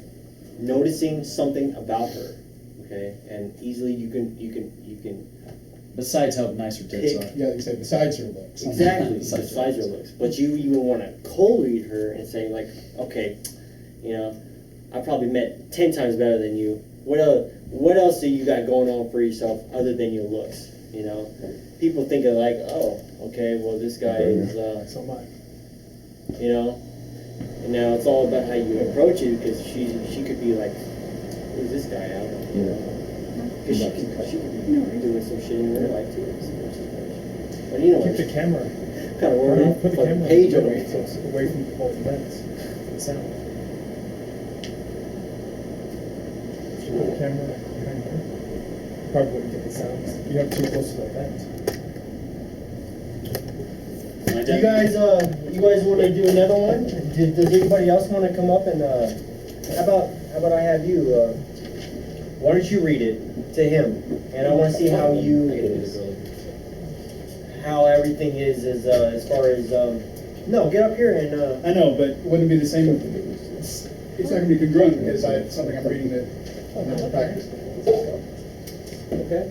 Well, Plus I didn't bring my whichever glasses. one you want. You can take a couple minutes to read it, to read the script, and Or it might be interesting just to see how congruent you can be You know, while you're it's just a small one with us knowing that you're doing that. Sorry, I didn't bring my glasses either. Okay. How many pairs of shoes do you have? Well, maybe about 20 to 30. Why? That's actually a good question. Why do you ask? You know, like, well, shit, you know. That's actually a good question, because I have like 50. What are you, a cop? Do you want to be the girl in this one? There was this girl who scored a few years ago, and she had 155 pairs of shoes. We have a girl who wears fucking high heels when she's moving. Moving? Yeah. Are you the kind of girl I that wears almost had high her heels before. when she's Yeah, moving? that was the girl I was going out with. No, seriously, this girl would wear high heels when she was You see, moving. that normally We go out and canvas and guys my wouldn't wife, ask that.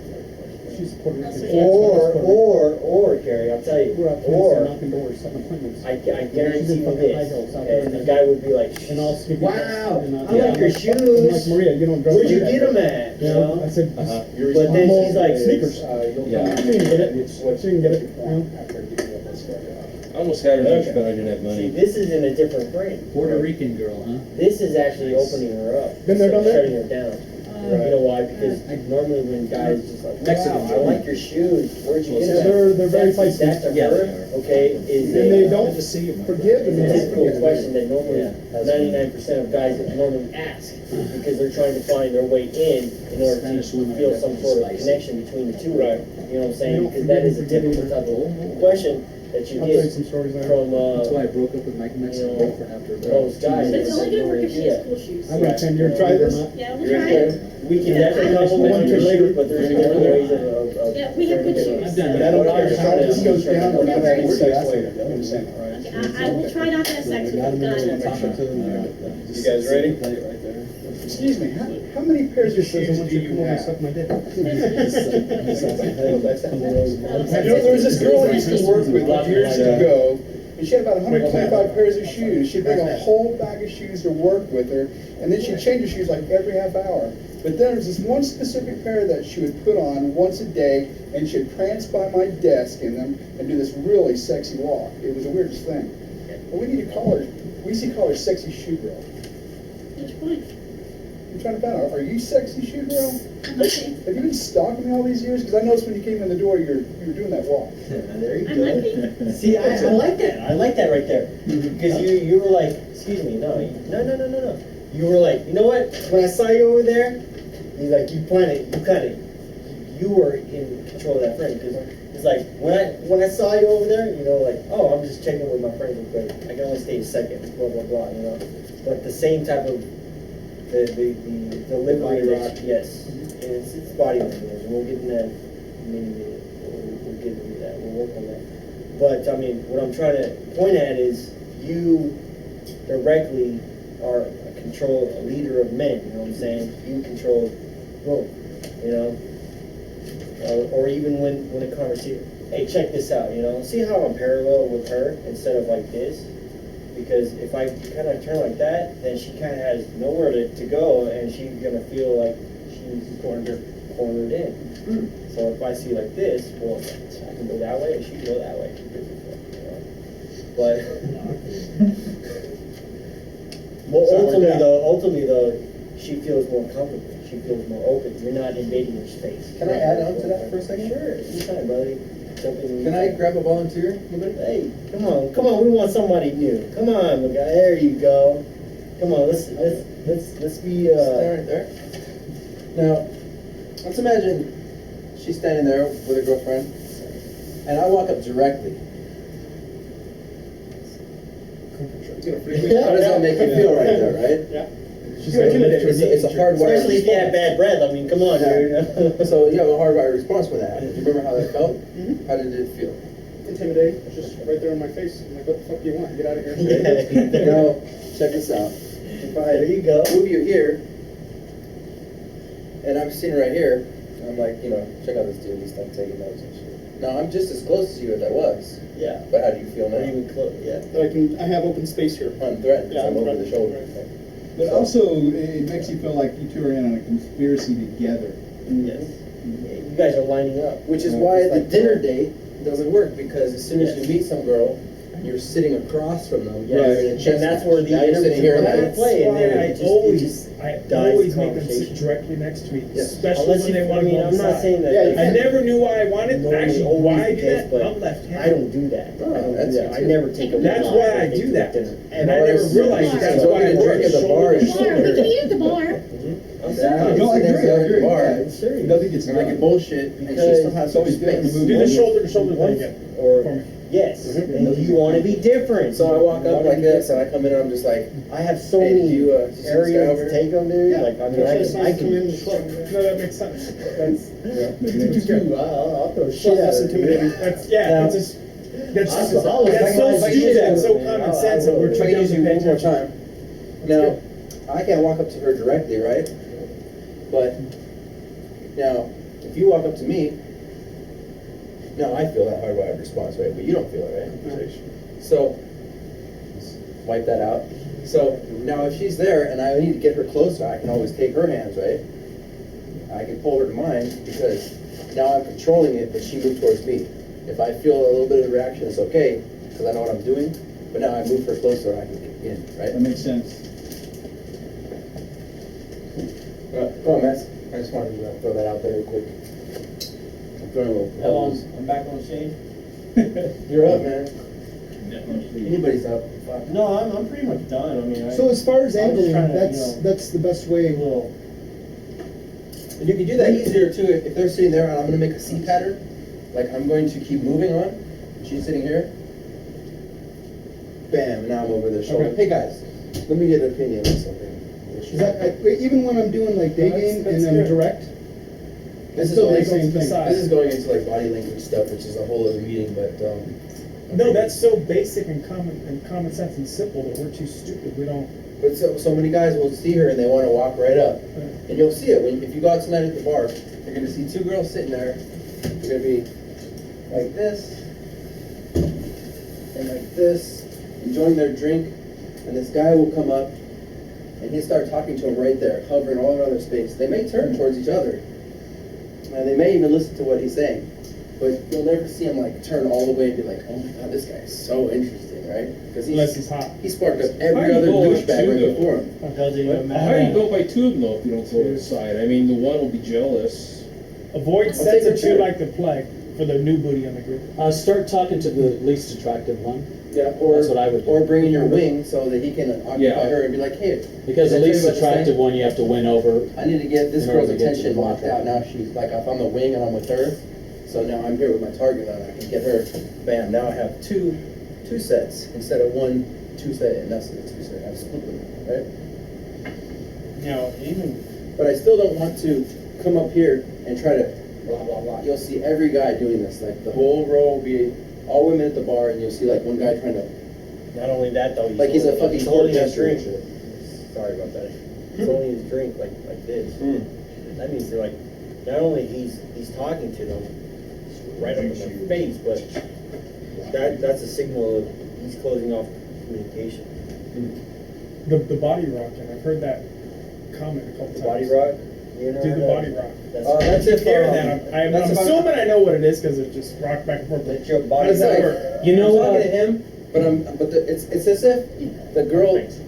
Most guys will as soon as they start talking, they're like, "Fuck, this is my son, the center of my universe," and I want to let her know that I have something more important over here. So I'm like, "Yeah, man, hey, cheers, what's going on? You guys are fucking cool." Anyway, like this. Yeah, I can only stay So second. actually, so you're pretending you're We're actually actually having a guy's night see out. if she's so got interest. It's a technically, I shouldn't even be non-verbal talking to you false right time now. constraint. You know. Remember when I was sitting down? Remember when I was sitting I just down wanna up get your there and I opinion on said, something "Why are you real looking quick." over there?" He was body rocking. Remember when Then you were doing that way too much. when he was I talking would've to me, pushed he was your doing ass it a lot. away because you body rocked at least 6 times when you were talking to him. I'm just trying to Yeah. let you guys see what's Okay, going so on. that's body rocking. And he's also trying to show that he's Pretending not too that much you're interested in him. What I do usually You have is- to. You have to show a time bridge. Time constraint. Time constraint. Time bridge. What I'll usually do if I'm talking to her, even if I'm at dinner with her, I'm gonna let my eyes glaze a little bit. Whatever she's talking about, it might be the most interesting thing. She might be totally connected. I'm still gonna let my eyes glaze over and look as if there's something more interesting over there. Because every rock star does this, like, because there's always something. The grass is always green, right? So she's talking, and I'm just kind of like, and then I'll come back, boom. So I always let her know, like, I'm number one. I got other shit in my life than you. I got 19 other offers on the table. It's like, so I want you to value your time with me, right? I want to convey that to her. I don't know how to tell her that directly because then I'm like an asshole, right? How many would be a rule of thumb for the body rock? Just like maybe 3 times. What? Real quick. Whatever you're comfortable. Don't go crazy with it. I don't mean keep doing this. I now know 6 is way too many. I've done. I'm just saying. That's good. Good observation. Sometimes I may even walk like 5 feet. I'll be like, you guys, check this out. You know, I might do that like one That's time. really not showing interest. I'm walking. I just want to let them know, like, I can leave anytime, right? Because you know when you say you were sitting on the bus stop, right? And some guy sits down right next to you. The first thing you're thinking is, okay, when the fuck is this guy gonna get out of here? But if he just sits down for a second, it's like, hey, I need to bum a cigarette. I gotta get back to my friend in a second. But then you're like, okay, this guy's gonna leave me. Here you go. It serves two purposes. You show lack of interest, but also shows her that you're not going to stick around and help her. And Well, that's it's giving why. her opening, making her feel more comfortable And because she can truthfully, that's walk why away and leave or it's- something. it's so a lot you're not- easier to You're not gain. all up in her It's a lot easier to gain when you have a wingman than by yourself. It's basically a physical false time constraint. That's what a body rock is. Lower value. Because you got a verbal false time constraint. Hey, I got to get back to my buddies in a minute. But that's a body rock's just a physical time false time constraint. Because you're like, oh yeah, so blah, blah, blah. CJ has a really good one. Like he'll be in set, and in the middle of his sentence, like the girl will just be talking, he just taps on the shoulder. He's like, you know what? I got an appointment at the urinal. I got to disappear from here, and he's gone. Like, he'll do a physical false time constraint. He'll just fucking leave, right? I'd be giggling my ass off. You do this? No, right here, man. If you're not hooking, anything. As soon as there's a lull in conversation, that's when he'll drop that. No, in. I'm just actually, assuming. if you get a kind of a high moment where she's feeling really good, like laughing at something you have to say, that's actually a good opportunity to say, I have to disappear for a minute. Matter of fact, I don't even like to tell them I'm going to the bathroom. I like to say, hey, I got to disappear for a minute. I'll see you in a bit. If you leave her at a moment of a high, then she's going to look forward to seeing you come back to her. Maxim, a while back magazine. And that would be when you would go, I'm sorry, I didn't mean to interrupt. That would be like an opportunity to also go and talk to another girl and get something set up there. And then, you know, you could either like merge backward, right? Bring the girl to the previous girl, say, hey, let me introduce somebody real cool. And then you're basically kind of the host of the party, introducing two cool chicks to each other, and you're like the main dude. But generally, if you're going to leave, I think you should leave on kind of a high note, because that way she's like missing you. You know what I mean? Do you guys have any questions or anything? Always leave them wanting more. Absolutely. That reminds me of the Seinfeld with George Costanza at the meetings. Just, he's always leaving on a high note. Okay, your questions for me? Ask him. He's asked me like 3 or 4 questions, and I'm the newbie in the group. No, I was just asking you about like, because I just tell him I saw this girl at Walmart, and she's got some eye contact and stuff, and I don't know, I didn't really talk to her.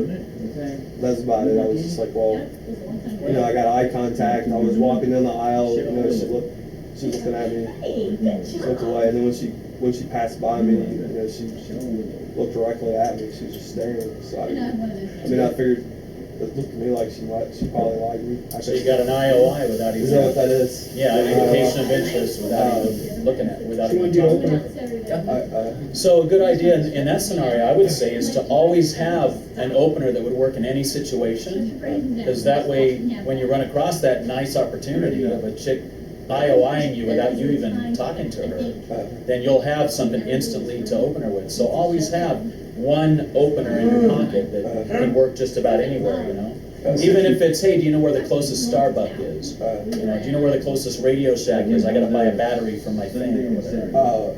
You could say better than what I told you. Yeah, even high could be your default. Like my back pocket opener, my favorite one, actually, August and I, the other organizer who made this one up, is you just ask them, you turn around and you be like, hey guys, if you had your own island, what would be the first thing you would do on it? And it's... So, I'll say that, and it's such an intriguing question. We're just having fun, right? And they're just like,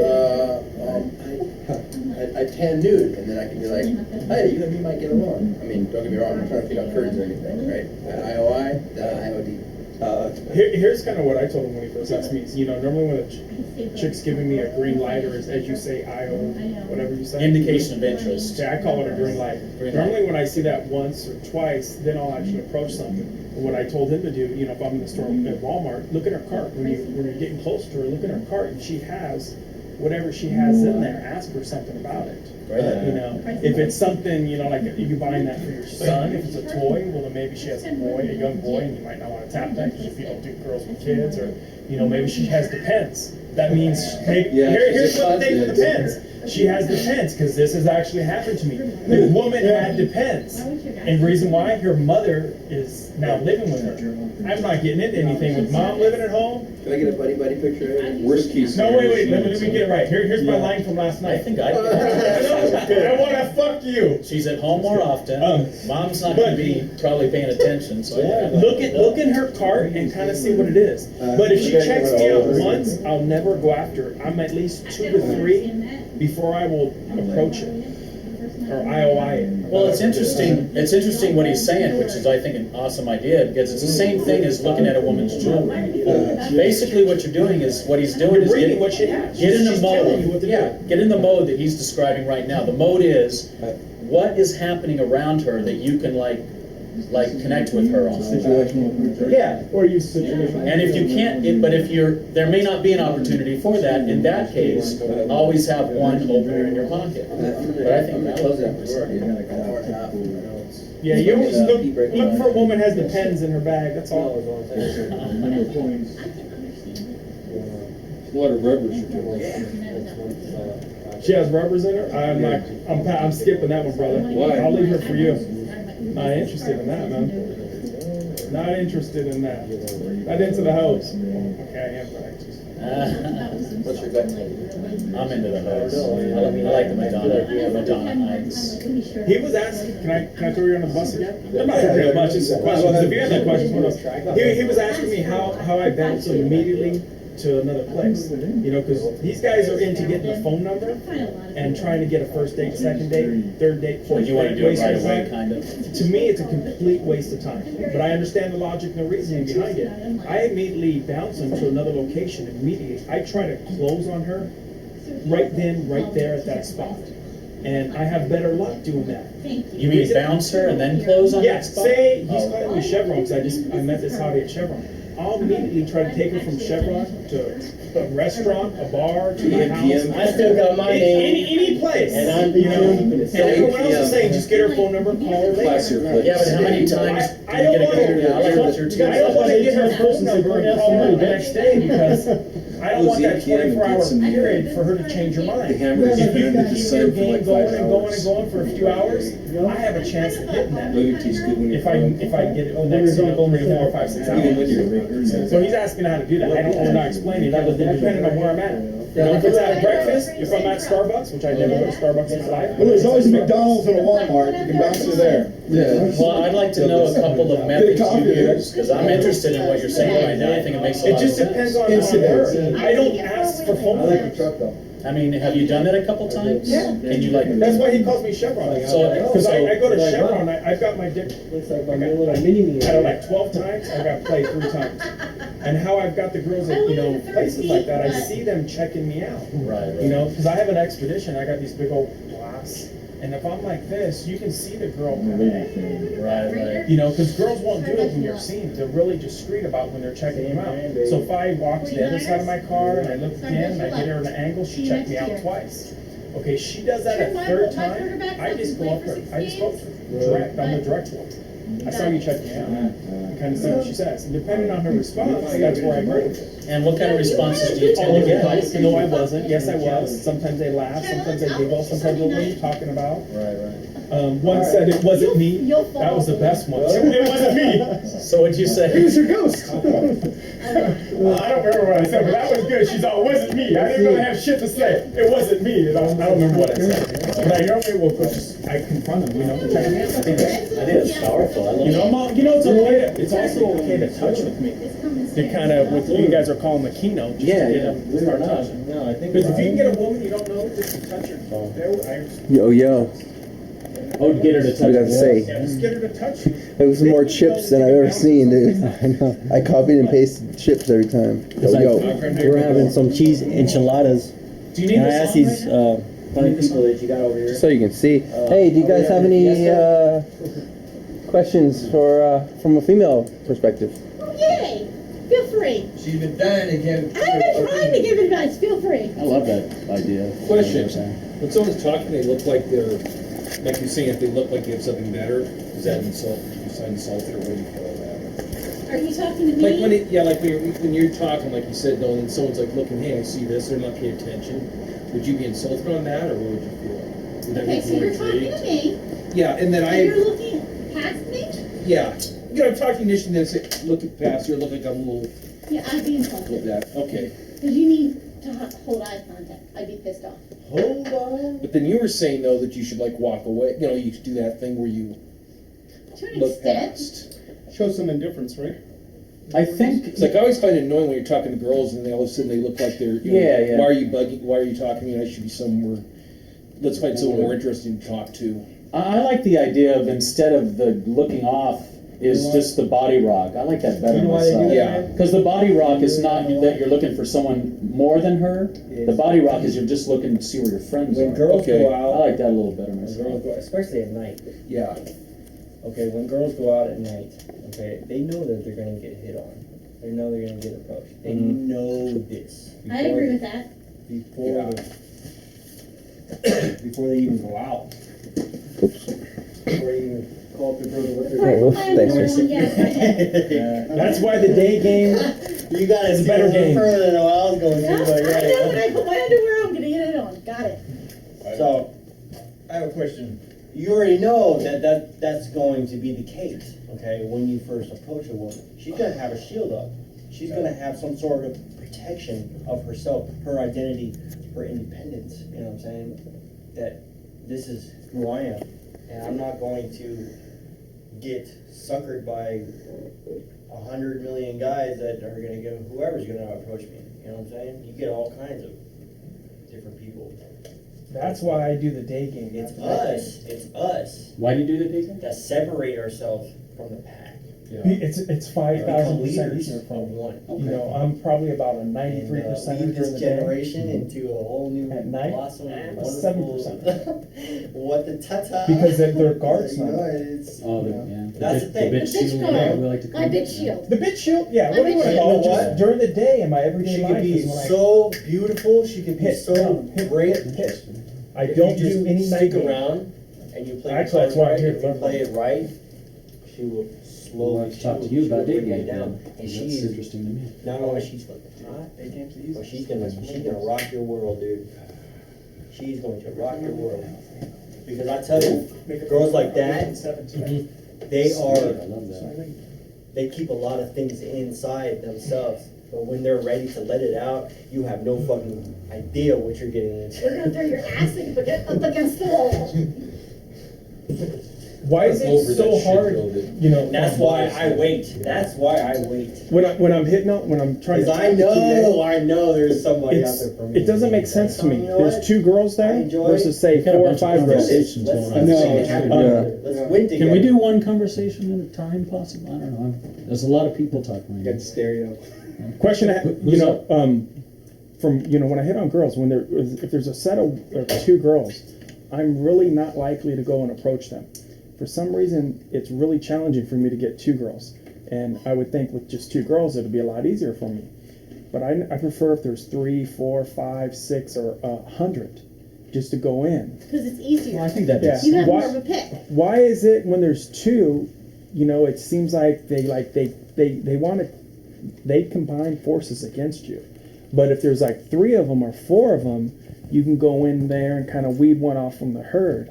So Yeah, 'cause I'm if- very okay. intimidated in going and get sets of 2. And here's why I want to learn how to get sets of 2s. Because the vast majority of all the women that I see, there's 2s. Set of 2. 2s. There's very few 3s, 4s, and Okay. 5s. Let me give you an example. Okay? Me, my girlfriend Claudia. She's my cock blocker. Okay?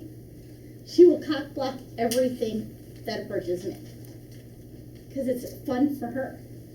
Maybe not be fun for me. Fun for her. That's why you want to focus on winning over the cock block before you focus on the one that you want. You know what I mean? Oh, yeah. Oh, absolutely. Plus, Like- it also shows disinterest in. Actually, since we're doing routines, I'll share a routine with you guys that I like as far as dealing with the cock block. Awesome, let's hear it. Let's hear it. Come over. I'll be like, The lioness one? yes. Nice. I'll be like, let's say I'm talking to the one that, you know, that I like. I'm talking to her, and all of a sudden from the bathroom, the other girl comes out, and she's like, all of a sudden on the defensive, she's like, hey, let's go, saying to her girlfriend or something like that. Happens all the time. Yes. I'll look at her, and I'll say, wow, you have a very interesting energy about you. You're kind of the lioness in your group, aren't you? You're like the one that kind of protects the cubs, makes sure everybody's having a good time, makes sure the jerks aren't coming up and hitting on your girlfriends and stuff like that. That's you, isn't it? And usually they'll be like, well, yeah, that is me. I'll say, I freaking love that. I think that's an awesome energy. Come here, give me a hug. I'll give her a hug. And then by doing that, you've just kind of made yourself more acceptable into that pack. And then you can shoot the breeze a little bit more with her if you want. One good thing about that is actually the more time you spend with her, the more the one you like is actually gaining a little more attraction for you, because she's like, why the fuck is he ignoring me? I'm the hot one here. As a matter of fact, I told you about my first virgin ever. Remember, Ryan? There's virgins out there? Wow. I had my first He found virgin one, ever. dude. My first virgin ever. I was talking to her. She was pretty darn young because I'm 45 years old. But she was at a bar and she was slightly underage. And I just sat down and she kind of started talking Isn't to that a me. great feeling to pick those nice fresh cherries? Wow. It was nice for me.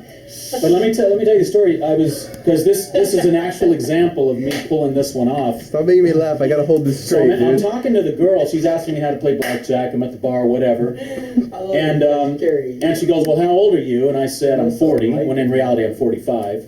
But generally, I don't like Always to lie. lying about your age, I Yeah, agree. actually, I don't like to lie. I'm trying to work on not making lying part of my game. It's not something I really want to do. I'm just being honest with you. But so I'm talking to her, and turns out she's like frickin' 19 years old, and I don't know how she's sitting at this bar not getting carded, whatever. But I'm talking to her, and then she goes, "Well, maybe you would be more interested in my mom." The girl next to her is her mom. This girl's from Mexico, by the way. And I go, "Oh, okay." I got up, I took her chair, and I moved it backwards. And then I reached over to her mom, and I showed her a magic trick. And I started talking to her mom a little bit. And I was just totally focusing on her mom, showed her this little magic trick, conversating with her. And all of a sudden, this one here goes, "Hey, I'm feeling kind of left out here." And I go, "Oh, you are? Okay, well, come here, come back." And I pulled her back over. And things changed.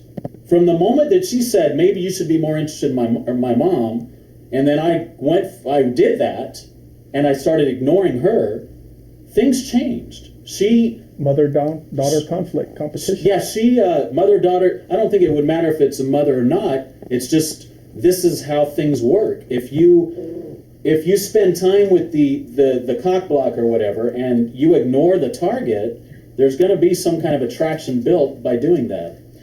So then she came back in, and I chatted with her a little bit. I was kind of working on my game, and I was talking to her like this. I didn't have my body turned like this. Once again, this is about body language. I was like this, and I'm kind of talking to her. "Oh, yeah, blah, blah, blah, whatever." And then she starts talking to me, blah, blah, blah. And she goes, "Well," something like, "What are we going to do?" I ended up getting to take her home. This is an unusual situation, but this night just was one of those nights that worked out beautifully. But that's an example of, that's how to kind of work out the cock block. Thank you. Blow that one up is what I'm talking about. Let me rewind. Now, when you say that lioness thing, you know, like for me and my demeanor, my personality, say I'm the bitch. Yeah, I am the lioness. Get the fuck out of here. What do you do there? Because when you're trying to compliment the lioness, I mean, if you're saying she's, what would I do to that? Yeah, if you're saying she's a top lion in the group, yeah, I would just assume if that's true, what you're saying is true. She's top dog. Right. That top dog is going to protect her flock. The thing. Right. That top dog is going to push. They're going to push you out. Yeah. What happens when they push you out? How do you go around that? Because he's pretty good about I understand. sidestepping Yeah. them. That's exactly what I would assume they do. They're gonna try and cock block. I've never seen him. I've never seen him go. You just play to their. I've never seen him go that extreme. But to me, if they went that extreme, I think what I would do is I'd run. I might go one moment further. Style, if you guys are familiar with Style, he made a rule for himself. I'm going to go 20% further than I'm comfortable with. And I think it's very important for us in life and in this game to always try to push through barriers. Now, if she said that to me, yeah, my instinct would be like that. Well, I'm assuming that's what I would get. So what would we Here's say? what I'm thinking. She would look at me and say that, and I might just stand back and look at her for a second. You really are a strong woman. I just freaking love that energy. But you know what? I'm going to respect what you're saying, and I'm going to get out of here. But before I do, let me ask you one question.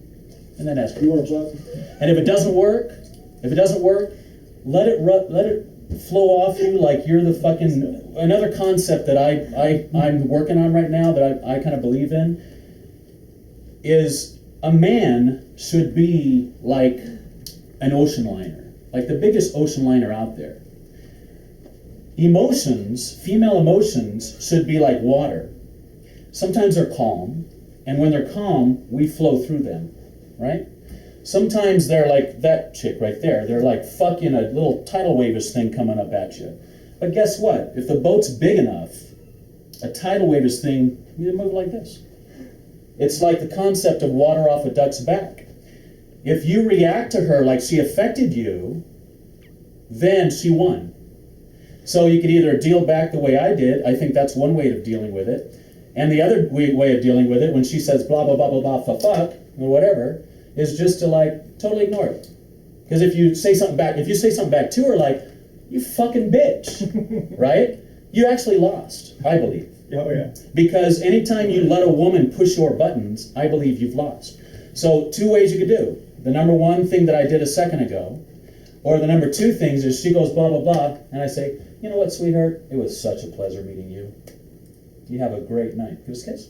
and then just go. And totally ignore what she said. Those are the two ways I would think to try to deal with I'd that probably situation.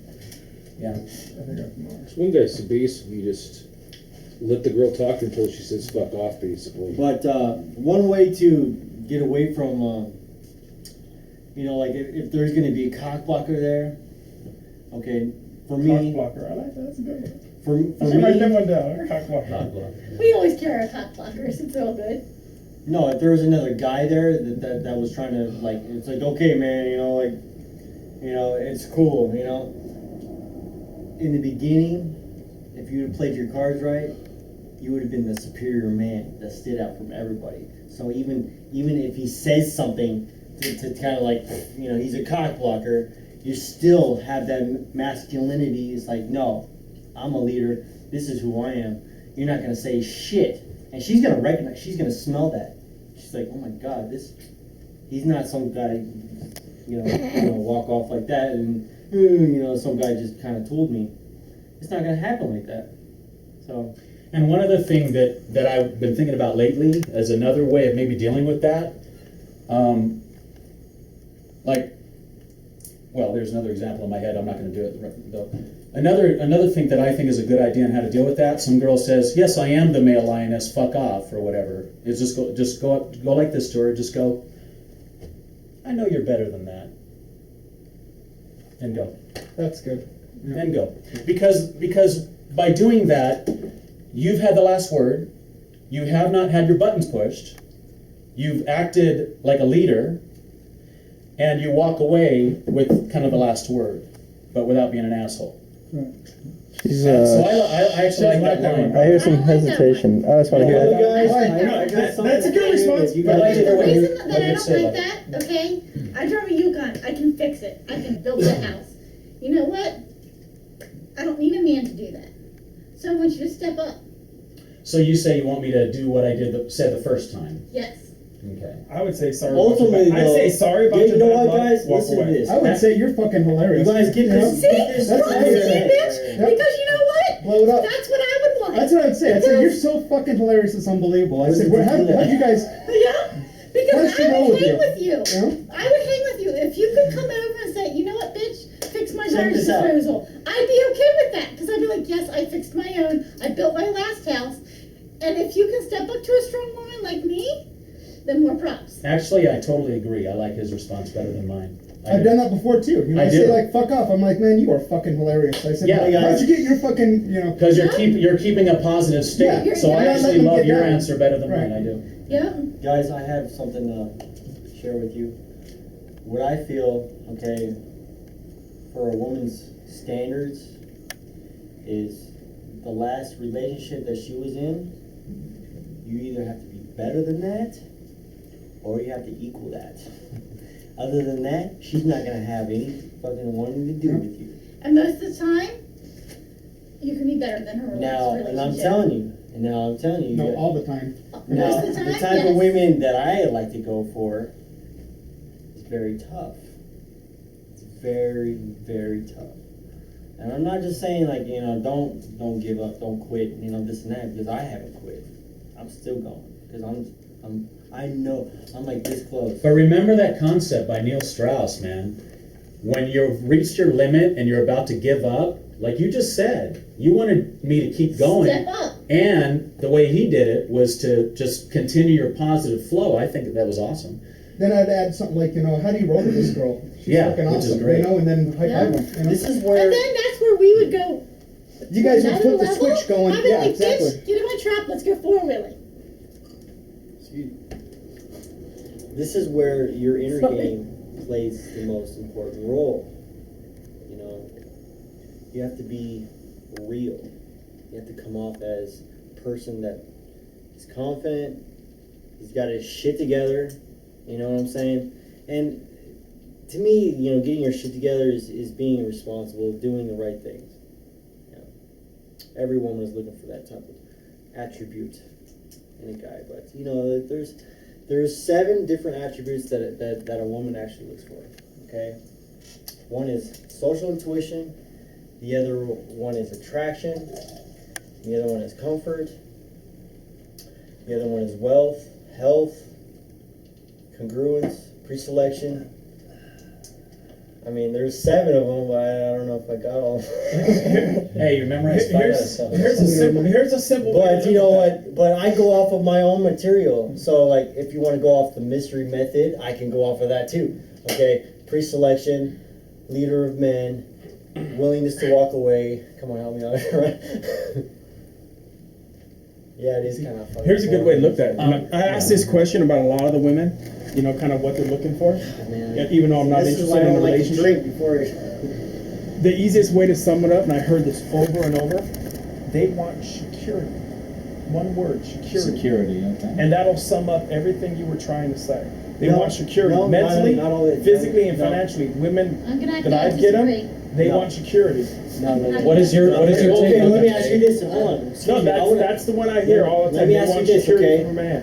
Can he provide? Can he Is be a it good is a father? woman looking for a lover or provider? I work Yeah, with well, for that's lovers. yeah, I that's don't what I'm need a saying. provider. I provide for I'm a financial Exactly. banker. Thank you very I own much. my own Thank you home. very much. I own my own Is car. a woman is looking for a lover. I want a She's lover. looking for the man I don't that's going know. to stick out. All the ones I run, into. they want security. I They don't need want. security. I make my own money. It has nothing to do with Because a making money. man- Though. They want to know a man can take care of them. Has nothing. Has zero to do with I finances. don't need a man She to take wants care both, of me. basically. I That's think why there's like different it. I women don't who agree want with different that. things. I think we want both. But if you can't step up in the bedroom, guess what? You're rolling. They're rolling. Because my sex drive is higher than most men. I'm And intimidated. most high caliber women, they have a high sex drive. You know, she picked a lot of cherry or strawberries. I ate them all. Strawberries, yeah. I ate We're doing strawberry field all. over And I there. ate Ate them all the all. strawberries. Strawberry field that has no fence around She it. got a lot. She got a huge sex drive. I do. And I'm not ashamed of it. And when you meet that girl, that's who you You want. see what I mean? You see what I mean? When she. Can I say something You about see what I what? mean?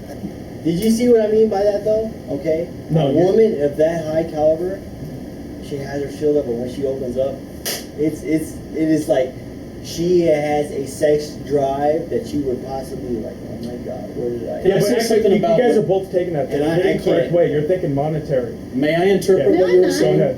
But it has nothing to do with finances. Zero. May Go I ahead. interpret But what? I work in finance. You guys, hold on one second. Can I just get an interpretation of what I think he's actually saying? Okay? I think that women are definitely looking for some type of leadership. Most women. Women are attracted sexually and every other way to a man who will lead a situation. 80% of us. And I think that kind of relates to what you're talking about as far as providing, because we provide, you know, when we show that we're real men who can lead them into pleasure, you know, lead them into new thoughts and things like that, you know. That should be I secondary. will agree Should be with secondary. you. Most women want that. Yeah, but what I mean by guarantee you. security. What do you think is the first time question out, that they time out ask? for a though? second. What do you think is the first question they ask? What I mean by security, I'm What do you trying do to for a put living? everything he was trying to say together in just one word. You put everything that's a female's looking for a lifelong partner. That's a one word. If you can only think of just one word for a lifelong partner, so a woman's going to want. That's what they want for one word. See, what you're thinking about is something a little different. And what you're thinking is a little different. No, man. For no. lifelong. I look at the big picture. Wait, I got a really good way of separating this right. Because If you're looking at security, I'm not looking at security. Guys, I got a really good way of separating I this am out a right now. provider, and I'll tell you that. Let me share this with you. I got a really good way of separating this out. That's fascinating what you just said because it's so true. But here's the deal. Would you agree with this? You have women who are looking for two kinds of men. There's the kind of men that a lot of women want to marry, who will do what they want them to do. That's the case where they're looking for the provider. But guess what? That's not the man they want to blow. Exactly. Then you have the man. Then you have the man who they are looking for to rock their world. And I'm actually thinking that these are two different separate things. Women are looking for the provider who's not necessarily who's actually going to kind of do what they say a little bit, this, that, and the that's other. why I the want provider. I want to be the man that is both. And then men want the other guy That is who's both. going to give it to them good, who's not going to necessarily provide this, that, and the other. That's why you but need gonna to give be it the to 'em man that both. is both, a lover and a provider. And so we don't want to necessarily be the one that they want to marry. I don't think, right? I mean, if that's not where we're at, I'm not there right now.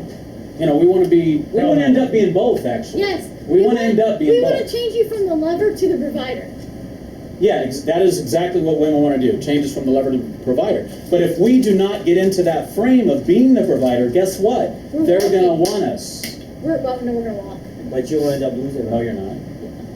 Because that You're telling me that love attraction. You're telling me that if a guy does not fit into your mold, because most of the we've all been there. Think about this. Most of the guys that women want to marry, wouldn't you agree? They tend to be the guy that will pay for these things, will do this, will do for that. In general. A little bit of a pussy. Yes. But thank you. But the guy that says, "Well, sweetheart, I'm sorry, I'm not that pussy," isn't that the guy you get wet That's the guy you're for? gonna throw up against the wall. Thank you. That's what I'm saying. That's the guy you And get if wet that's for. the guy who's looking for that, then that's all right for him. Yep. You know? It's all good. The bottom line is girls want to have fun. That's it. That's it. Thank you. I go to the gym twice a day. He's got a To not have Not fun. a question, just a comment. David D'Angelo discusses this in Attraction's Not a Choice in his ebook. Of course. Something like 10% of children in marriages out there are not children of the father that the woman is married to, because she has slept around on the provider right. to go out with the bad boy lover. So true. Because in our society, a lot of people that end up getting married, especially young, are the guys that's game is kind of weak. It's okay with them to do what she wants. It's okay with them to pay for her stuff. It's okay with them to stay home with the kids while she goes out. And that is the antithesis to what we are trying to become. Right? No, I'm trying to become the opposite of that shit. That's what I said, the antithesis.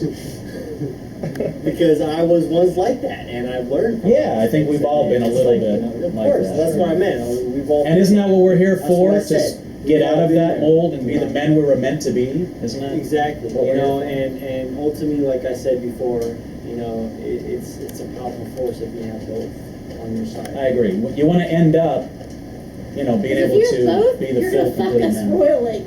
We won't know what the fuck happened. Thank you. No better word said right there. It's about to get down. Take it real fast. She knows what she's talking about. Hey, so Rich, what'd you like about your boot camp? What was your final thought? Are you still doing it? The boot camp? Yeah. Still going? Are you done, man, or what? Yeah, I'm done. All right, let's give him a round of applause. Hey, congratulations, man. I'm actually happy for you. Was it a good boot camp? He's got a good success story. Bring each other closer to we focus on it. When I first started, like all guys, I had a lot of problems. But every day we learned something new. And that night we went out and we worked on that one thing that we felt we had to work on. So the first night, my approach is usually burnout because I come in with so much high energy and all these jokes. I like the way you think.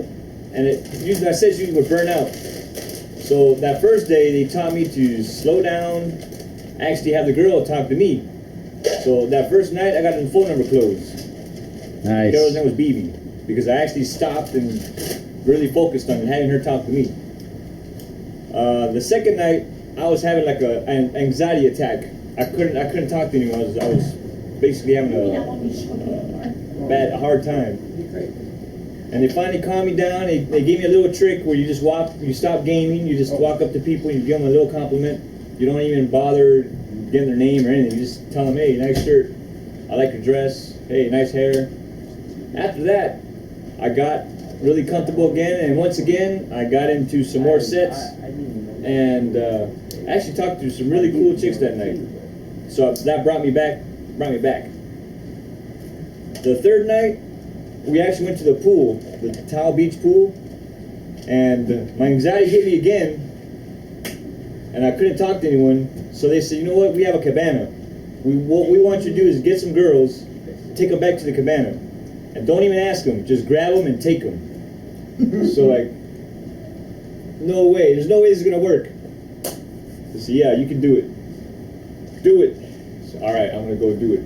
So I walked up to a girl, grabbed her hand, and I said, come on, we have a cabana. And I just pulled her along. She didn't want to go, but I said, hey, we got drinks, we're gonna have a great time. And I was like smiling, having a good time. And lo and behold, she followed me. So I pulled her back to the cabana.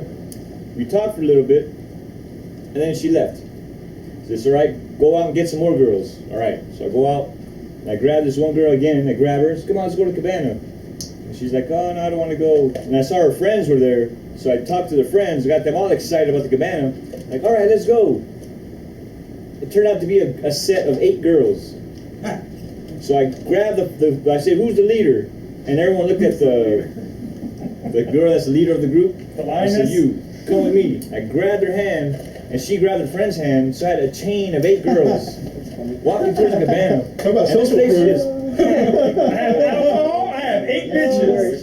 And you had like all these dudes just watching me walk by, these 8 girls, like a chain going to the cabana. After we got to the cabana, we went to the pool, and I actually isolated one of the girls, but I couldn't escalate. I had her, I just couldn't pull the trigger. So that was my next sticking point for the next day. It's all right, your sticking point is you can't escalate. So this is what you want to do. When you walk into the club, I want you to just manhandle every girl you see. Right? So, all right. So I went in there. It was that towel again. Go in there. I'm just saying, hi, how you doing? You know, rubbing girls, shaking hands, hugging them. And I really got comfortable just grabbing people. And I managed to talk to another girl. I'm registered as a sex offender today. I managed to get, my wingman actually was getting laid, right? Because he found a girl, and they took off, and I had a wing for him, so I had to stay with her friend, who was in a relationship, but they kept on telling me, they said, you better get a makeout tonight, right? You're gonna get a makeout tonight. All right, so I went in, I kept on working on her. She said, no, I don't want to get in my relationship, I can't do this. And of course my instructor's like, get a freaking makeout. So I sugar coated a lot of stuff, and she warmed up to me, and I finally got the makeout. But I couldn't get her to leave the club with me. So it's all right. That's your next sticking point. You're not direct enough, right? You need to get some dominance. So I said, so tomorrow when you get your fashion makeover. So $95 shirt. Yeah. So the fashion consultant, she was telling me, oh, you're such a great guy. I see you in set, and you always get the girls to really like you, but you're lacking the initiative to just go for it. So she picked out this shirt for me, really cool shirt, like $95. And like, I don't know. She's like, this shirt's gonna get you laid. Buy the shirt, right? So like, all right. So I bought the shirt. We go to Carnival Court, and I'm walking around doing my thing. We're just talking to people, and I finally see this redhead. Anyone knows I have this weakness for redheads. So I saw this redhead. I said, oh, that's her. And she gave me this look. I guess the shirt really made me noticeable, because I saw that she said, wow, this guy is hot. So I just walked up to her. I grabbed her. We started making out. And then after that, I bounced out of the club with her 4 friends.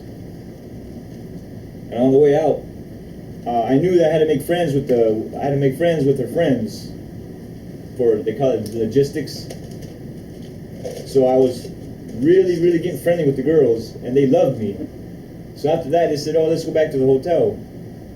So the girls, they left me and my date alone. They all went up to the room upstairs, just at the Venetian.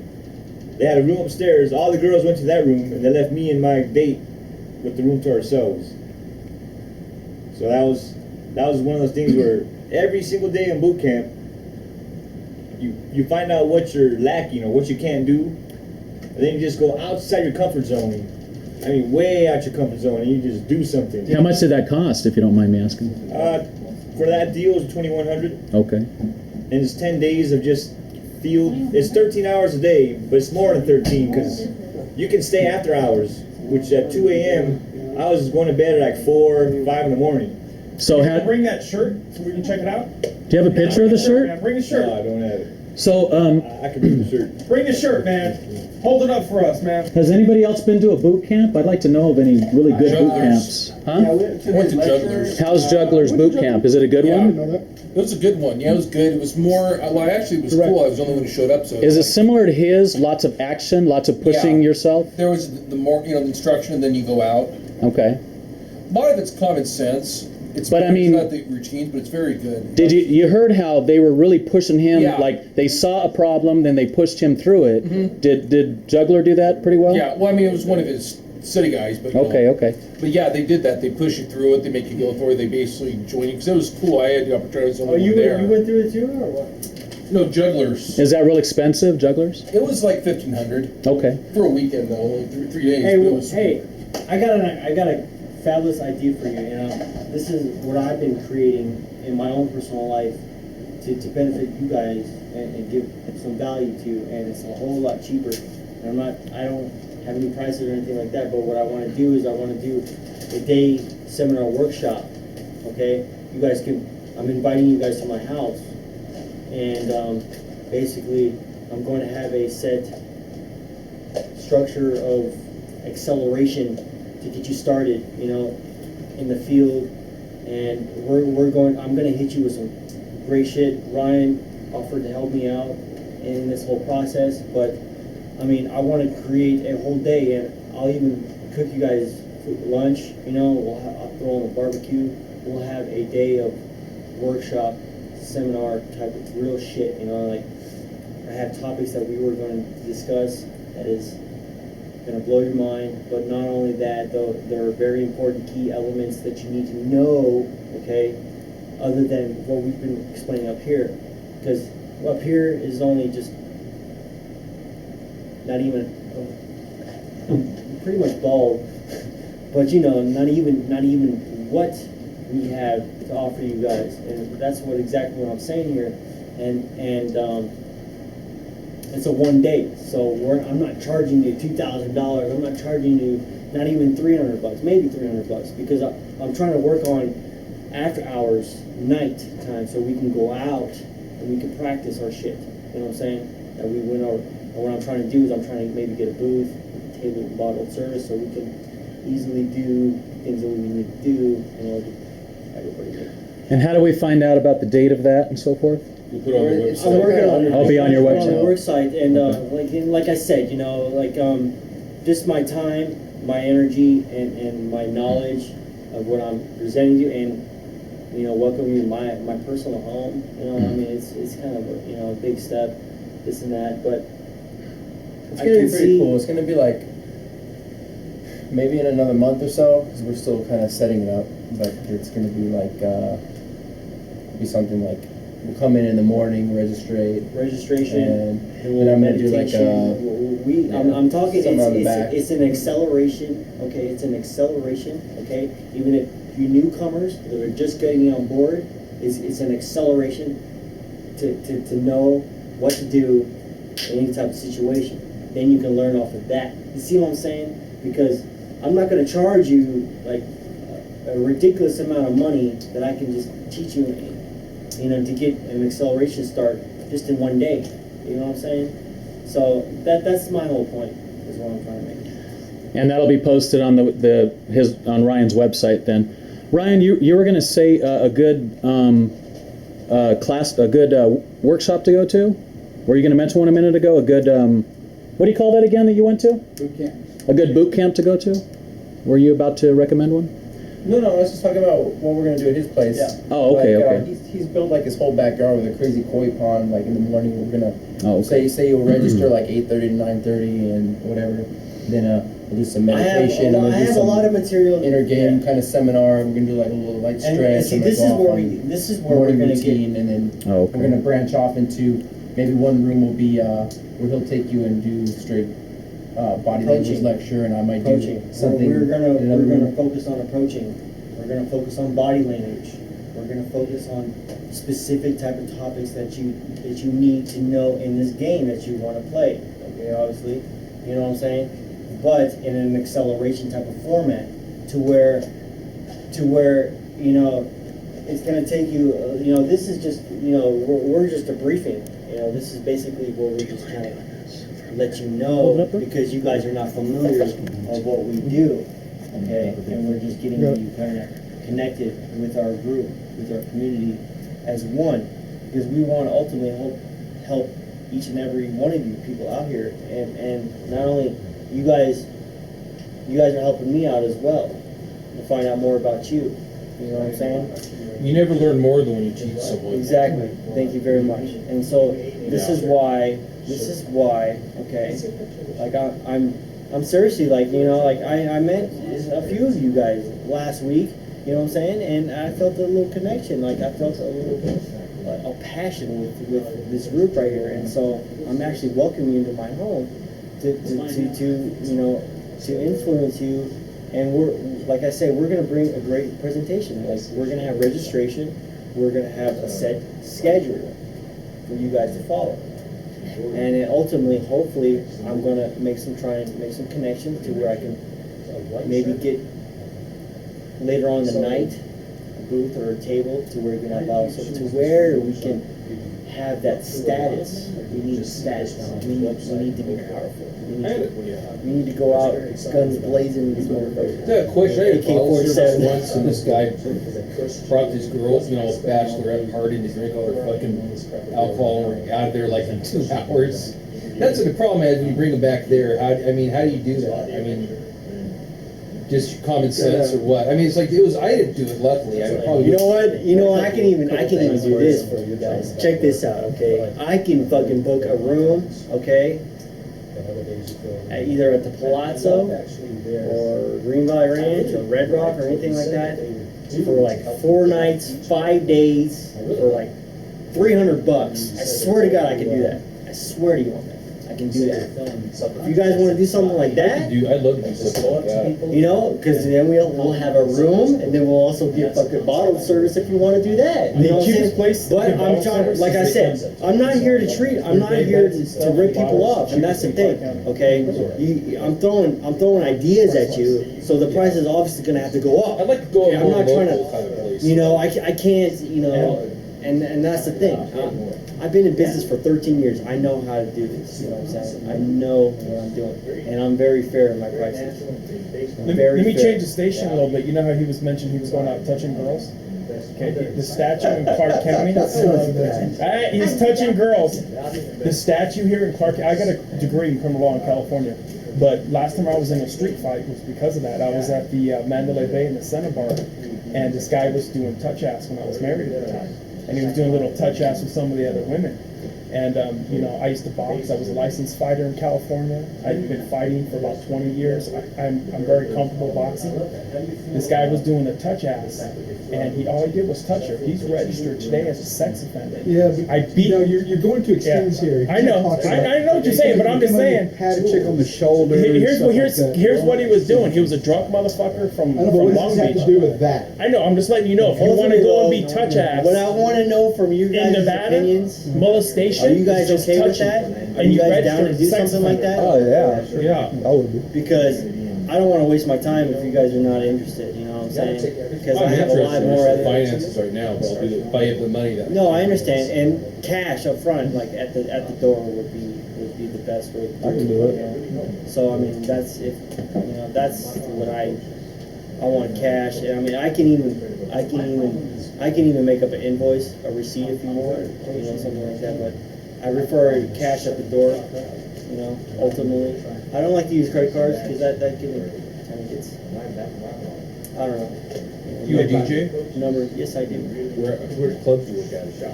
Not any clubs yet, brother, but I have a passion. I'm about to make it happen. I'll tell you that because I got all. I'm even thinking about starting a whole DJ school. But I'm just keeping it silent for now. You know, like I said, you know, I'm a creative motherfucker. So is this guy, man. I'll tell you, video and this guy video, bro. Man, I'm gonna start doing porn on the side. We are gonna do porn. Relax. At his house, I talked to him, man. I'm gonna. Hey, There's a lot of women that don't honor and one respect step themselves. at a Jump time, on it. right? One step at a time, okay? You need to, once you work on something, you need to master it, and then you can kind of put it in orbit around you, you know what I'm saying? Hey, I'm gonna put this to a close unless there's anything else. Got some questions or anything? Is it reading? Let's make this. Let's see the. But are you guys interested in something like that? Is what I want to say? I'd be if I had finances. Yeah, like I said, Put the project together, get an idea. yes, depending on what I can offer as far as value is depending on the price. Yeah, And that's that's why I what didn't I'm want to say saying, anything. I just wanted to get you guys' feedback on it. If you guys were really considering an acceleration, okay, an acceleration type of day of just structure.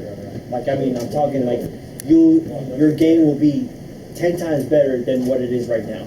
I guarantee you. I guarantee you that with the fact. So please, just bear with us. We are going to make something happen, and I do have the place to have it. So it's gonna work out. It's gonna work out. I'm gonna drop these. So I hope you guys just follow me, and we'll make it happen, man. We'll make it happen. You assume you're going out tonight? Me? Yeah. Probably. Yeah, I don't think you, I maybe would, I don't know, dress like that just to, for us. She got a shift at Wendy's. Oh. No, good. Fuck, I'm a financial background. You shipped at Wendy's. You got a bigger dick than me too.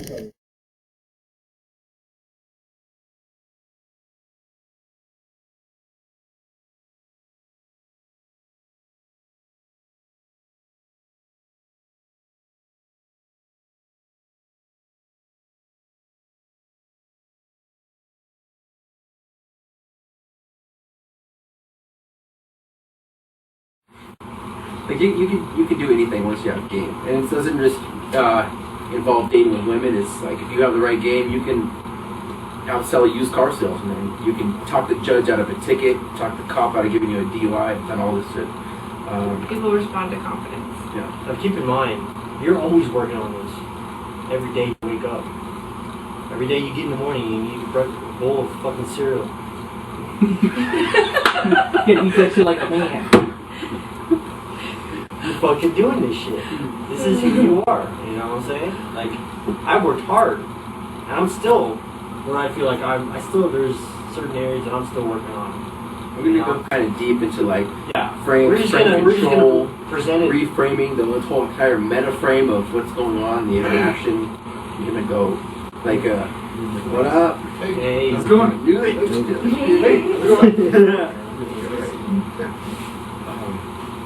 What's that? Just got all fucking flustered. Okay, so frame control. Yes, keep going. Congruence. We're gonna go through like a little vocabulary list. We're gonna go through transfers of emotional energy, anxiety, anger management, all that kind of stuff. All this reframing of the way you were. Usually, like we all have them. We're all here because something we were doing before didn't work. Right. So I've taken a collection and spent like thousands of dollars on getting this information. I'm just boiling it into a 30-minute to an hour presentation. But we have more specifically for the inner game because we feel like it's the most important. It's one of the most important things that you guys should know.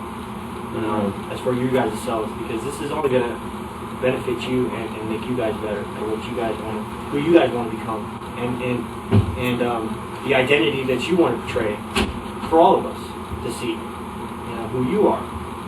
A big thing is like I would say the stronger frame will eat the weaker frame. Right.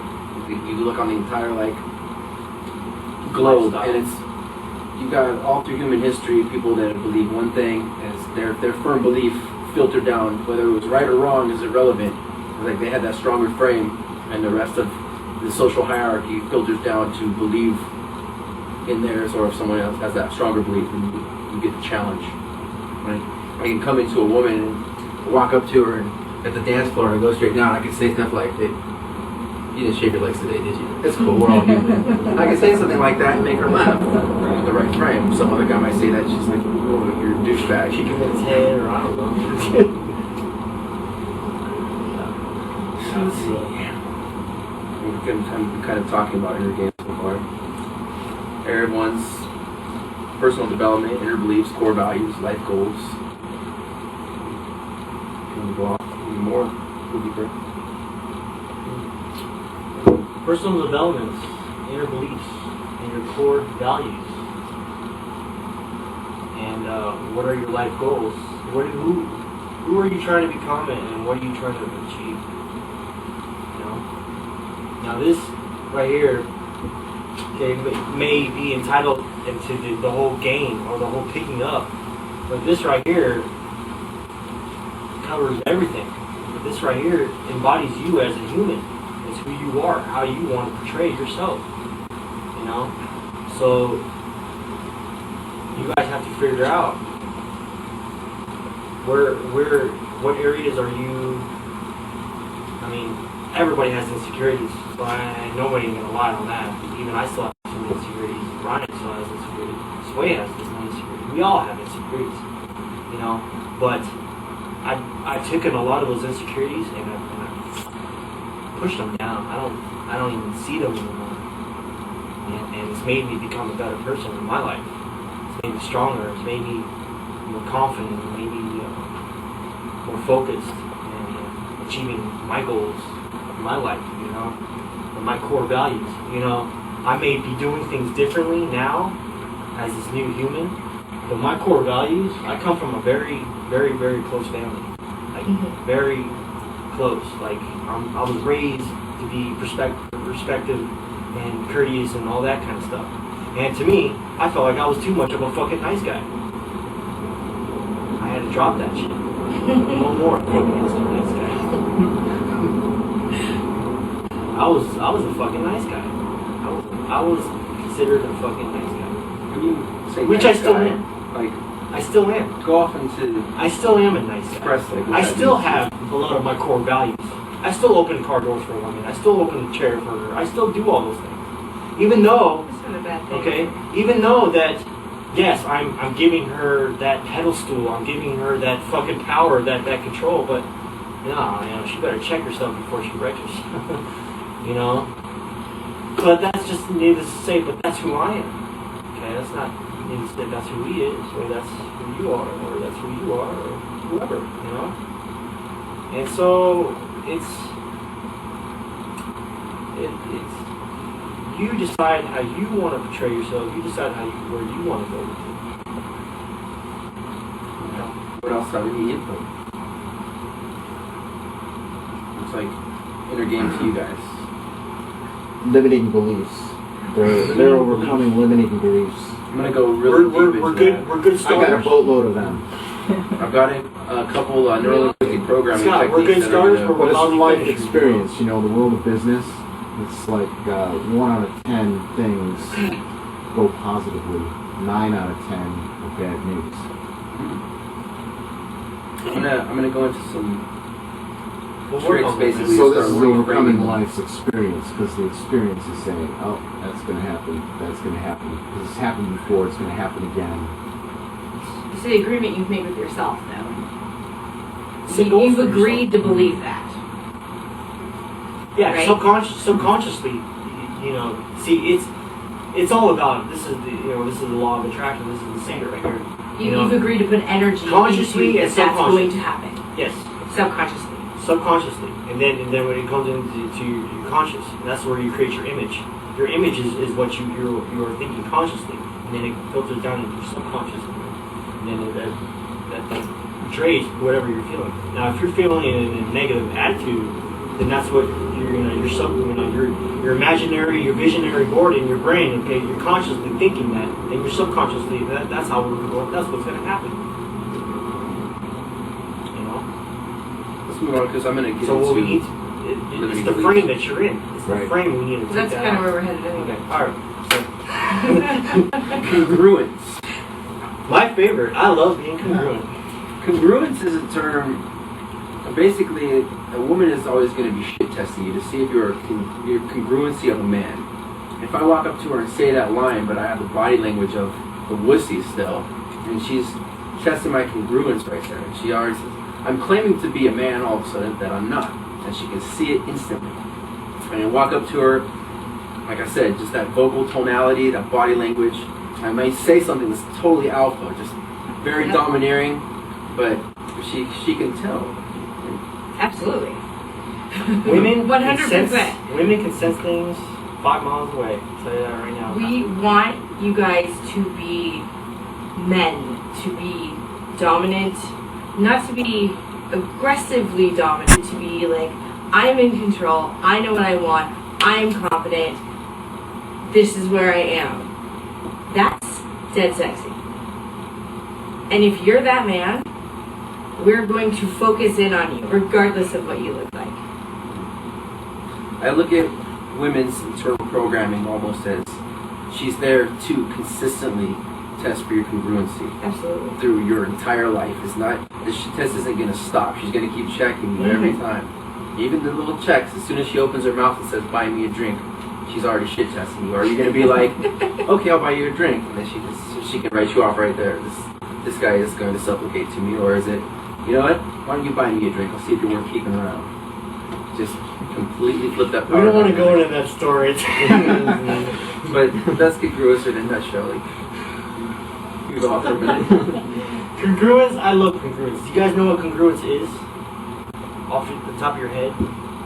It's like pretty much like matching who you are. Yes, it's being persistent in a standard statement routine consistently. This is who you are. You're congruent. You know? And it's important.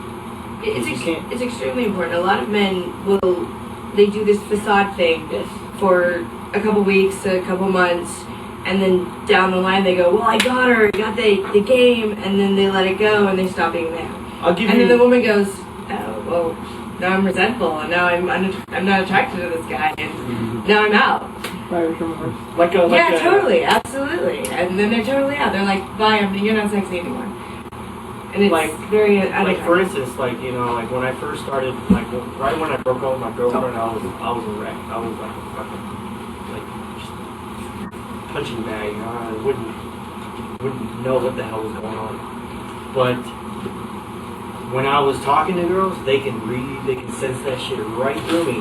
Because I had that bitterness. I had that like fuck all women. I can't stand them all. Fuck bitches. Fuck that. Fuck this. You know, like they read it. They read it off of my face. They read it off of my expression. They read it from a mile away, even before I went even to go even approach them. And that's what we're kind of talking about here.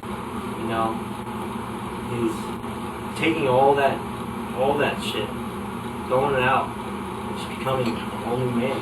You know, like I'm ready to start a new chapter in my life. I'm getting a house, like, I mean, I got this fucking shit. I'm so stressed out right now. Like, I am, like, dead. But this is my inner game, you know? Like, I've worked hard to get where I'm at right now. Finally, it's paying off. Finally, I'm seeing happiness into my life. And this, like I said, it's another chapter. I don't want to get on the deeper game. Shit test. So we got into those. You seem like you're going ahead of yourself too much, though. Like, we'll slow it down a little bit. Yeah, slow it down. I do that a lot. I mean, you should talk about shit tests. Being redundant. Okay. It's all good. You guys know what a shit test is, right? Yeah. She's basically testing to see if you're true or not. See if you're full of shit or what. I don't think we do this on purpose. I really don't. I think it's subconscious. Yes, it's embedded. It is. It's in their norm. It's in their norm to do that. It just. It's a female. It is. It's like in our DNA or something. I really think it is. Again, it's testing congruence. We just want to know if you really are that man, or if, you know, in a month you're gonna come down and be that guy that goes, hey, can I do whatever you want? Can I get you a drink? Can I? Because we don't want that guy. That guy is boring. And so he's just a friend to her. Right. He's not sexy. You know, we want a guy who takes power. No, definitely not. But guys, this is on. I had a, you know, like, there is a fine line though. You know what I'm saying? Like buying girls drinks and this and that. You know, to me, I still do because that's who I am. I feel awkward if I don't. You know.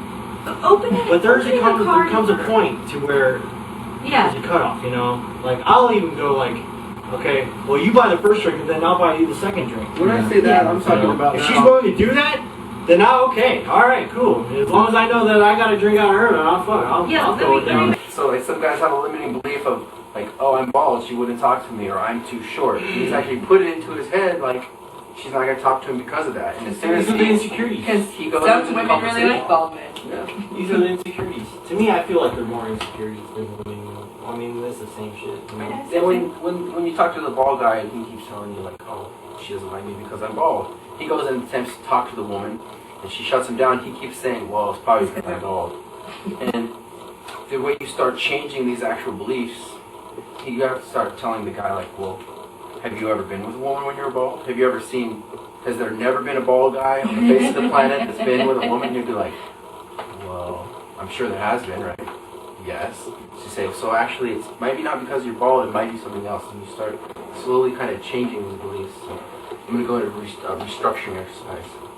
You can say, belief is a feeling supported by references, or it's your idea is like a tabletop, and then it becomes a belief when you put the legs under the tabletop. So the example is like my fear. Say, I'm afraid to approach a random woman on the street. Does anyone relate to that one? Some level or another? So you question the belief. And you can go home tonight and start doing these like over and over. I've sat for hours and hours like rechanging limiting beliefs on me that in time change your entire personality and outlook on life. So you question it. You're saying, was there ever a time in my life that I did walk up to a random woman on the street? The answer is, well, of course I have. Maybe you asked her for the time. Maybe it's just some answer where you can tell yourself, yes, it's possible. Do you think this will ever happen again? Probably. So in actuality, did you ever talk to a random woman on the street? Now the answer is yes. So you're telling me now that you do talk to random women on the street. Well, if you put it that way, yes, I guess so. So can you make a conscious effort to repeat this action regularly? You're kind of funny, but you're like, all right, I can. At that point, you want to make a conviction to yourself saying, I talk to random women on the street all the time. It's not a big deal. So then you start. Today, you're at that point, once you put that in your mind, the next time you're on the street, you're going to, even if it's just hi. So now it's going to reaffirm into your brain like, I do this. And now your new belief system forms where you're like, I approach women all this time. I can do this anywhere. This is actually fun and easy. And that's the beauty thing. It's like we can meet women during the day or at night. And if you have this belief system that you can do that, the more power to you. This is not just about approach anxiety or women. This is like if you're afraid to fly. You're better than the stripper. If you're she only meets guys at night. Afraid of trying to step out of your comfort zone and go to a new job, anything like that. That's why it's like, like I kind of throw it down. Like the last encounter I had with a stripper, I was like, I kind of, wasn't bragging or anything like that, but I came across as like, oh yeah, I enjoy talking and meeting people during the day and at night, So I kind of made it like during the day and at night. She was like kind of curious of what I had to say with that, but I didn't even explain anything because they didn't get that far. But, I know this kind of seems like really far-fetched, but like when I wrote I'm dating a stripper, say on my mirror, right? And I look at that every day. I'm not dating a stripper right now, but I look at it every day, and like now I'm actually just this last week I closed 3 strippers while they were on shift. One of them bought me a drink. One of them grabbed me and fucking made out with me after I was telling her about it. I hit the connection point. We have like a whole stripper formula now, which we won't release till week 12, but stay tuned. But now it's like, because I keep telling myself every day, my brain is going to begin to proactively look for solutions. And I'm not going to self-sabotage myself when I'm in the situation to make it happen. Like, same thing, she decided to sit on me, and I'm just like, basically DHVing myself. He's running in like, oh, how do you know this guy? He gets slayed like a rock star, blah, blah, blah. And she's like, oh, wait, who is this guy? And then I have another girlfriend of mine who's sitting over there like, oh, that's my good friend Ryan, blah, blah, blah. Oh, how you doing? And then I start getting on this connection about, we're talking about Burning Man, you know what that is? Yeah. Okay, so we start, all those people at the white party are going to Burning Man. Not all. About half. Don't get me started about the non-burners at that party. Well, she basically, I connected with her on that because she brought that up. She's like, I really want to go. It was so fun. And I'm basically going to the gambit of, oh, I know exactly what you mean. And I'm a really spiritual person, So like, and the whole thing about Burning Man is you build this whole city, and at the end you tear it down, showing that you're not attached to anything in the physical world. And she just was like, and this fucking planet went on me, and I was like, whoa, she's on her ship, I'm not paying money, I didn't buy her any drinks. And then I was like, whoa. And then I go back to okay, I know this little flirting thing's going on, but if you're interested, you know. I'm actually having a barbecue next week. You should come, you know, we might need a wild card. She's like, oh, look at my Facebook. How can we continue this conversation? She's like, let me give you my numbers. I don't know about this guy. And when you come in, a lot of the DHB you do on the open is going to be demonstrating your identity to her very quickly. She wants to know, like, right away, within 10 seconds in, they already know that Maz is a DJ. I'm already told this guy spins records for a living. She already knows, like, she can already associate who she's hanging out with. She's already going through her head, like, oh, he's a DJ. If I align with this guy, he might be able to get me in the club. That's free drinks. This is this. You do this grounding sequence very quickly. Right away, they already know. As soon as I open the conversation, he's already walking like, oh, you're giving him life advice again? She's like, what? She's like, oh, he's a life coach. Like, oh, I help guys, you know, deal with inner confidence and be more successful with women in dating. And right away, she knows part of my identity. And then it goes further when he starts telling them, he's a gangster rapper too. And they're like, what? Like, this guy's starting to be intriguing. What's going on here? Like, oh, check out my MySpace, you know. The more things you have in your mix, you know, to me, like, I own my own landscape business, I'm a DJ, I am a life coach, I'm a great fuck. So, a gangster rapper? And, you know, this is my weed, you know, I mean, I'm fucking backing them up on the mic, dude. I grounded very quickly. Sometimes I'll never be talking to her. I'm like, you know, let me catch up with my friends over here. That's DJ Maz over there. And, you know, we never really get to hang out anymore, so we're just celebrating tonight. He's always in the studio, like, working on his thing, and got this landscaping business he's running. That guy's really got his shit together, you know, so, yeah, he's not the kind of guy that needs anything from you. I'll introduce you in a second if you promise not to embarrass me. Right away, like, I'm already down with it. Fucking great, dude. That's fucking I put all the spikes into her head of who this guy is, like, come over and, I'm like, look what I found. He's like, oh, look, my lucky charm, who's this? Well, is she cool? I'm like, well, she's cool enough. And he's like, all right, come here. Boom. So, he's already built that kind of attraction for me, in that sense, in a way, you know. And at the same time, I'm expressing my identity to her, because I don't want to be the chump guy that introduced to my cool friend. Yeah. We want to be two We have to be cool congruent. guys. We have to be She's like, congruent with each hey, other. these guys are cool, as well. even so I might want to introduce him to my girlfriend over here, so. That's needless to say what Scott happened the other night. You know, his two buddies of his, they were in a different frame, okay, for one. But I'm pretty sure they're not really calibrated enough to know what to do in situations like that, to where we can all be positive and overcome of that, you know what I'm saying, in a positive way. And it basically it's just basically the whole thing just crumbled, and it just deteriorated. It's gone. It's happened. It's happened to me several times. So. Yeah, like the other day, Don't let that hurt you. at Murphy's Law. I didn't register that was you, and I was like, hey man, yeah, I ran into it at Murphy's Law, and I was on this go, I guess.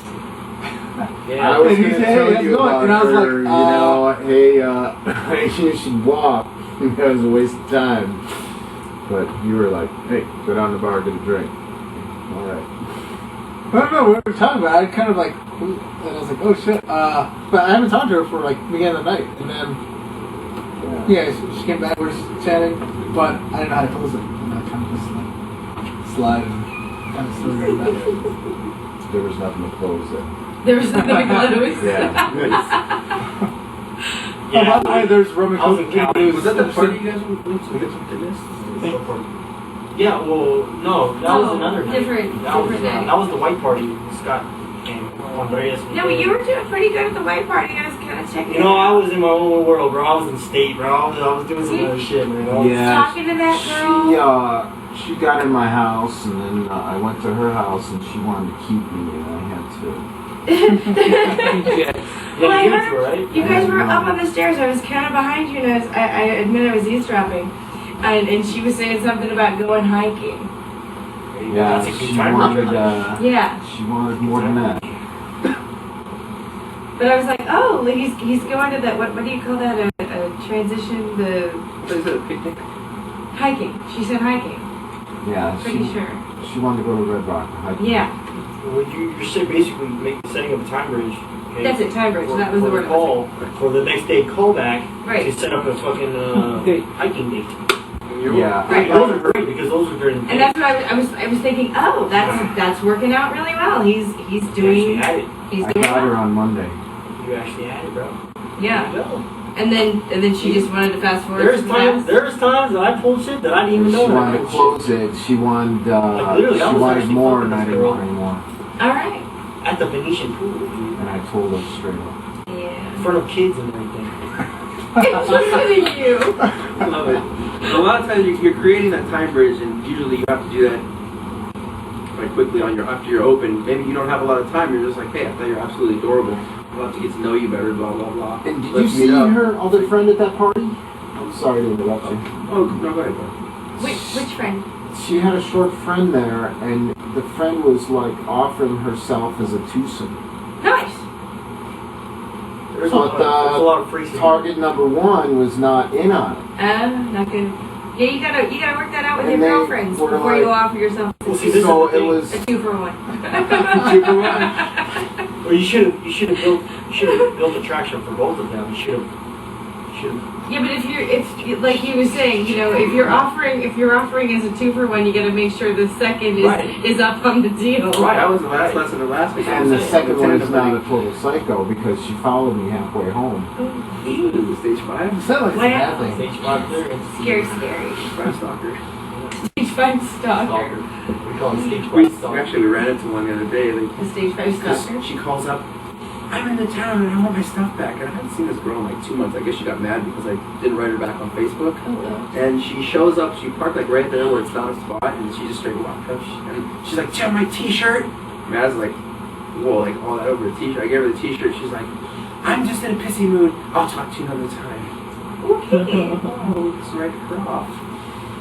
No, what I was saying is like, That was after you make your that was Let's close block from my Facebook forever. Wow. You know, a lot of times like, you'll set up a time bridge and then you gotta kind of think of the date as that's. I didn't get a chance to demonstrate enough value to when I first met you. I had some other shit to do, but now it's like I'm gonna meet this. I'm setting up the time. I'm gonna meet you at this time. This is where I'm going to download or upload all the DHV spikes into the party's head.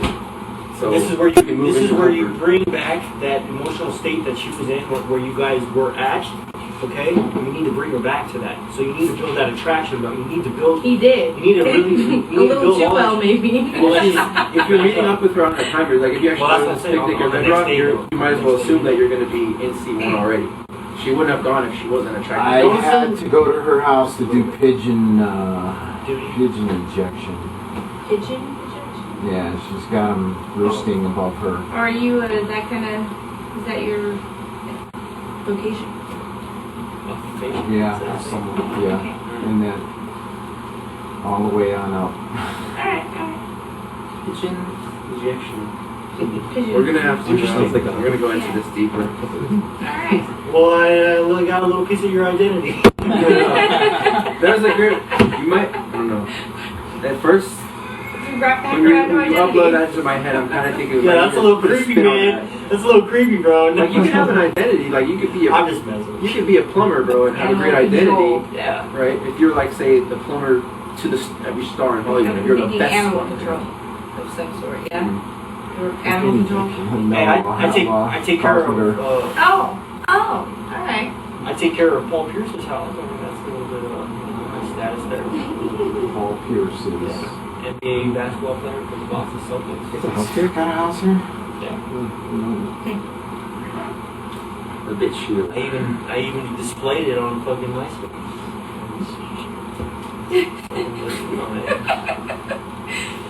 Bitch shield. Habit shield, you encounter, you've probably seen this your whole life, and you go into the club, and you leave the club later, and you go home, and your buddy says, man, did you score, bro? And you're like, oh, they were just all stuck-up bitches.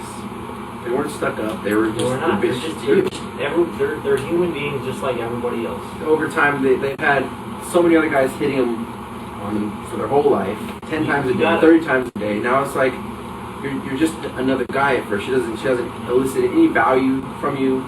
She doesn't know who you are. So unless you come in under the radar, you can fire nags, like lower a bit shield. I kind of think of it as like on Independence Day. You know, they got the shield up. You can't fire at it directly because it's going to block you unless you go under the radar, upload the virus to the mothership, and then take out the shield, and then you fire your hammer missiles, and that's where you start throwing your nags and break your self-esteem and DHV to bring yourself up, and then have to revalidate. bitch shield.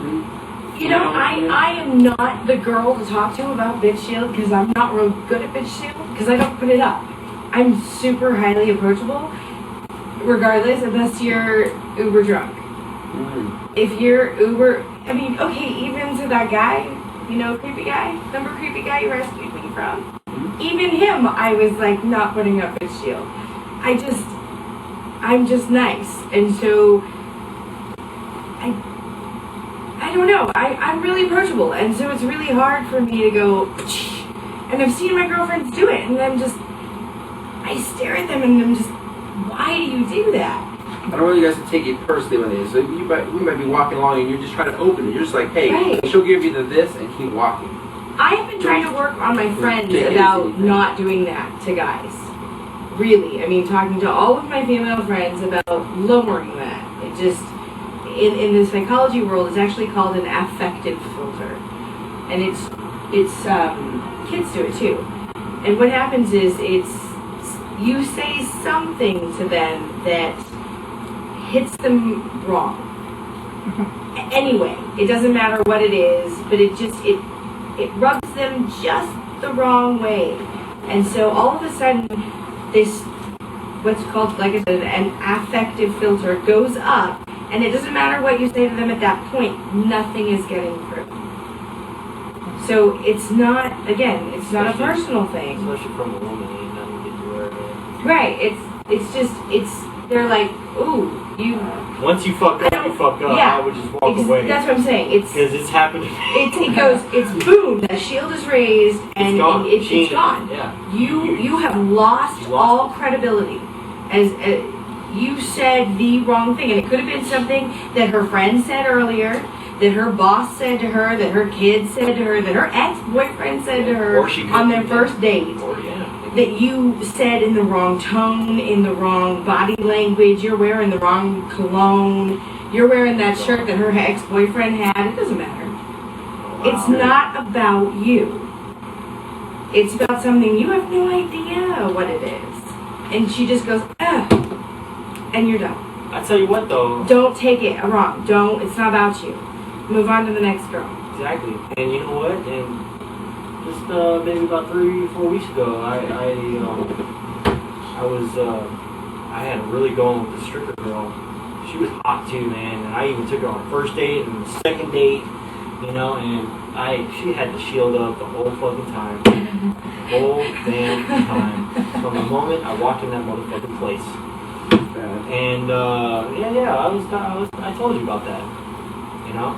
And to me, I felt like she was taking a lot of her animosity onto me towards the last relationship that she was just in.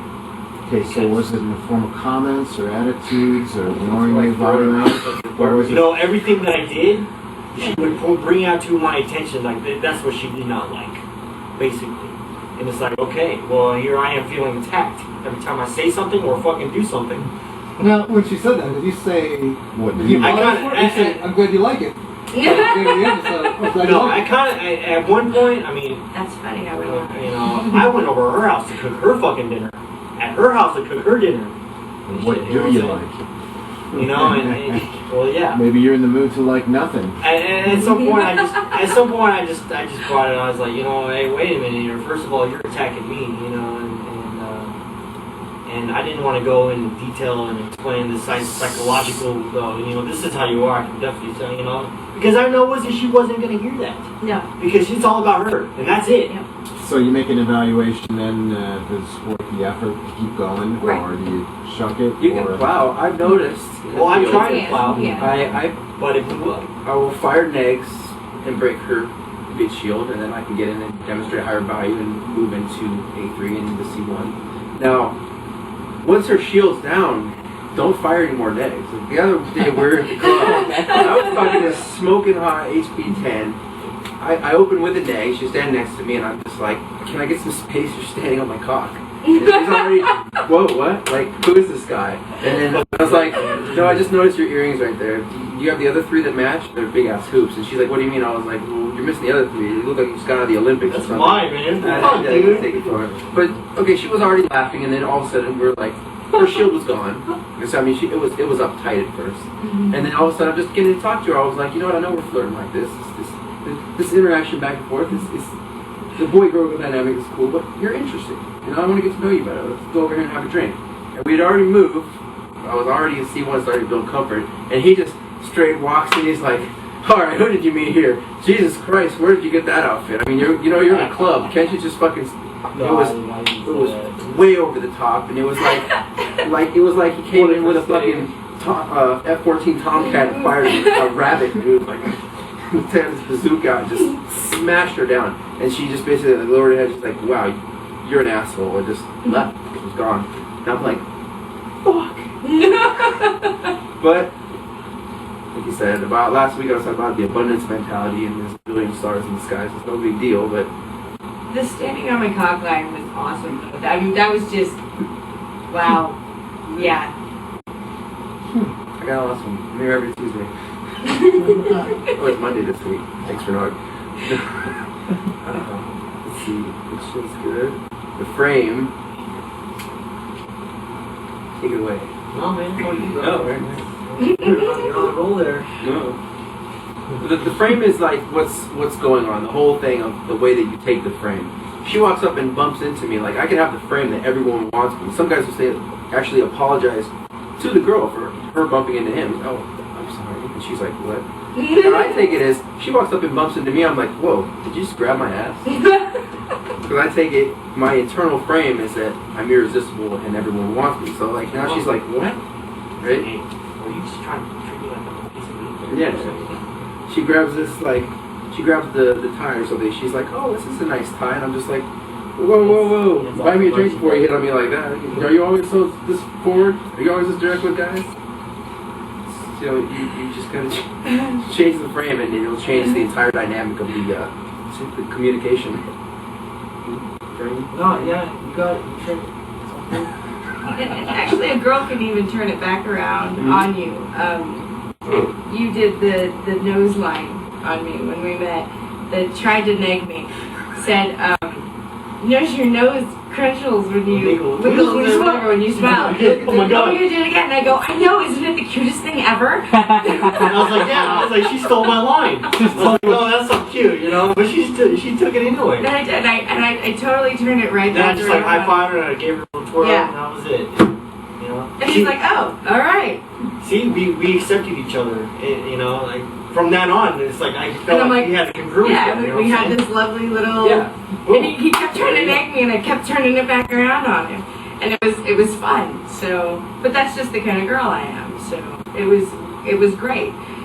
So you can turn it right back around on you on a girl. So if a girl tries to nag you, you can do the same kind of thing. For instance, we were at a strip club, and I have got that strip club down to a pack. I know lots of. I've social proofed that place many times.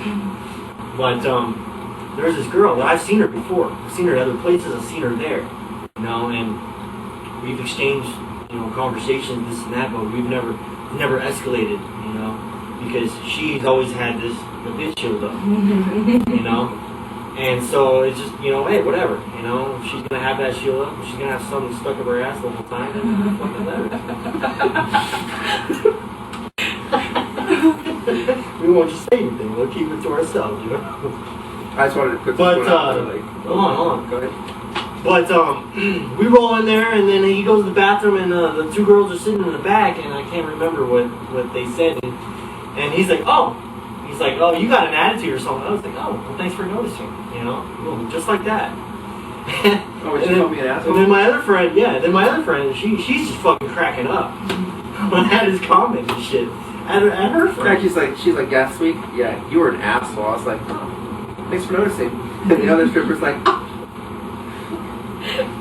and then I was like, oh, by the way, we're having a barbecue. I don't know about you, but I don't know about you.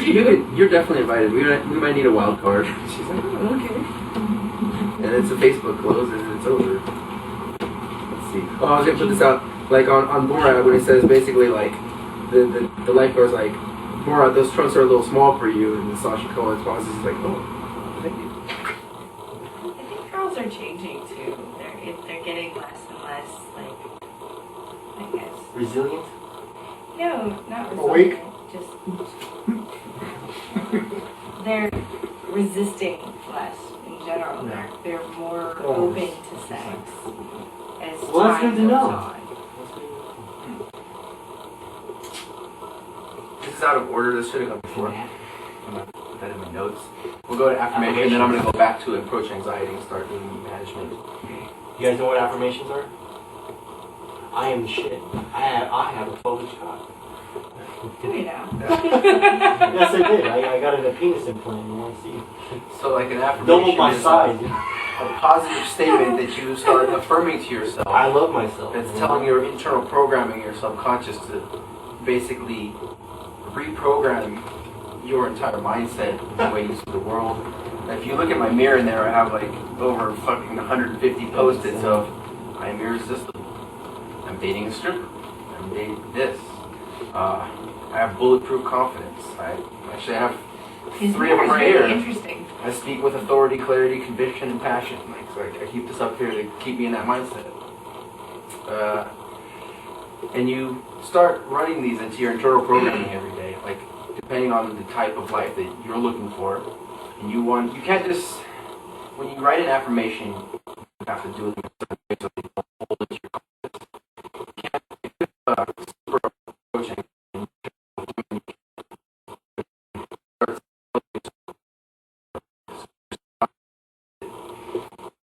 You come into these meetings and you're making a attempt to start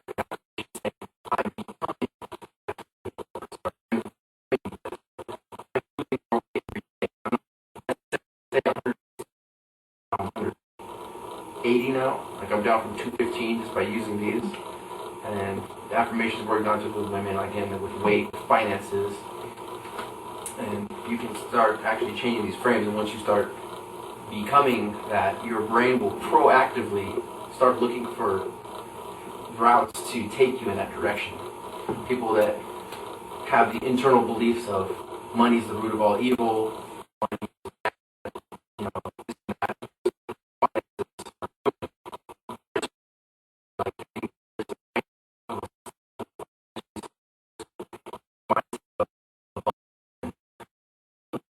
me and we have a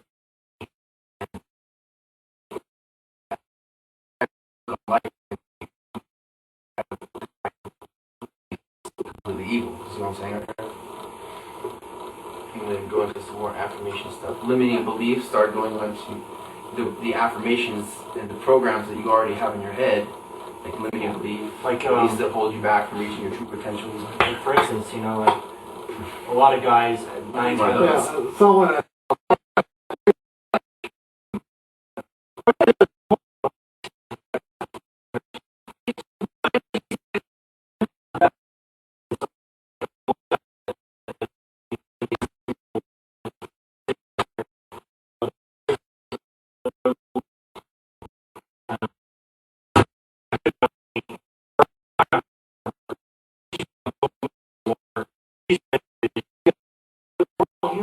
We're all, she's the same, it's just as me, you know what I'm saying? Just because she looks beautiful, you know, and she has that, because she gets hit on 200 times a day. You gotta put her in her shoes, man. You gotta feel it from her side of you. I mean, would you want some, like, 200 guys fucking approaching you day in and day out? Don't you get tired of that? Chris Rock does a whole thing about getting offered dick. Like every time a man talks to a woman, she's getting offered dick. Want some dick? Want some dick? Can I open your car door? You want some dick? It's really cool. Huh? That's what you try to date rape. Slow down, we're just met now. A lot of guys, I have my limiting. Fucking date rape my ass. It's an all-nighter, bro. I told you. You come on to 6 Fuck tomorrow. you, man. No. So like some guys have a limiting belief of like, oh, I'm bald, she wouldn't talk to me, or I'm too short. And he's actually put it into his head like she's not gonna talk to him because of that. And as soon as These are the insecurities. because he goes Some into the women really like conversation. bald men. Yeah. These are the insecurities. To me, I feel like they're more insecurities than women. I mean, it's the same shit. You know? And when you talk to the bald guy and he keeps telling you like, oh, she doesn't like me because I'm bald. He goes and attempts to talk to the woman, and she shuts him down. He keeps saying, well, it's probably because I'm bald. And the way you start changing these actual beliefs, you gotta start telling the guy like, well, have you ever been with a woman when you were bald? Have you ever seen, has there never been a bald guy on the face of the planet that's been with a woman? You'd be like, well, I'm sure there has been, right? Yes. She say, so actually, it's maybe not because you're bald, it might be something else. And you start slowly kind of changing these beliefs. So I'm going to go into restructuring exercise. You can say, belief is a feeling supported by references, or it's your idea is like a tabletop, and then it becomes a belief when you put the legs under the tabletop. So the example is like my fear. Say, I'm afraid to approach a random woman on the street. Does anyone relate to that one? Some level or another? So you question the belief. And you can go home tonight and start doing these like over and over. I've sat for hours and hours like rechanging limiting beliefs on me that in time change your entire personality and outlook on life. So you question it. You're saying, was there ever a time in my life that I did walk up to a random woman on the street? The answer is, well, of course I have. Maybe you asked her for the time, maybe it's just some answer where you can tell yourself, yes, it's possible. Do you think this will ever happen again? Probably. So in actuality, did you ever talk to a random woman on the street? Now the answer is yes. So you're telling me now that you do talk to random women on the street. Well, if you put it that way, yes, I guess so. So can you make a conscious effort to repeat this action regularly? You're kind of fighting, but you're like, alright, I can. At that point, you want to make a conviction to yourself saying, I talk to random women on the street all the time. It's not a big deal. So then you start. Today, you're at that point, once you put that in your mind, the next time you're on the street, you're going to, even if it's just hi. So now it's going to reaffirm into your brain like, I do this. And now your new belief system forms where you're like, I approach women all this time. I can do it anywhere. This is actually fun and easy. And that's the beauty thing. It's like we can meet women during the day or at night. And if you have this belief system that you can do that, the more power to you. And this is not just about approach anxiety or women. This is like if you're afraid to fly. You're better than the stripper. If you're she only meets guys at night. Afraid of trying to step out of your comfort zone and go to a new job, anything like that. That's why it's like, like I kind of throw it down. Like the last encounter I had with the stripper, I was like, I kind of, wasn't bragging or anything like that, but I came across as like, oh yeah, I enjoy talking and meeting people during the day and at night, so I kind of made it like during the day and at night. she was like kind of curious of what I had to say with that, but I didn't even explain anything because they didn't get that far. But hey. I know this kind of seems like really far-fetched, but like when I wrote I'm dating a stripper, say on my mirror, right?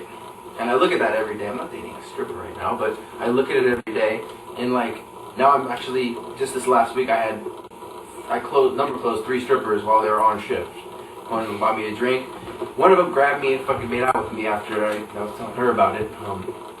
I hit the connection point.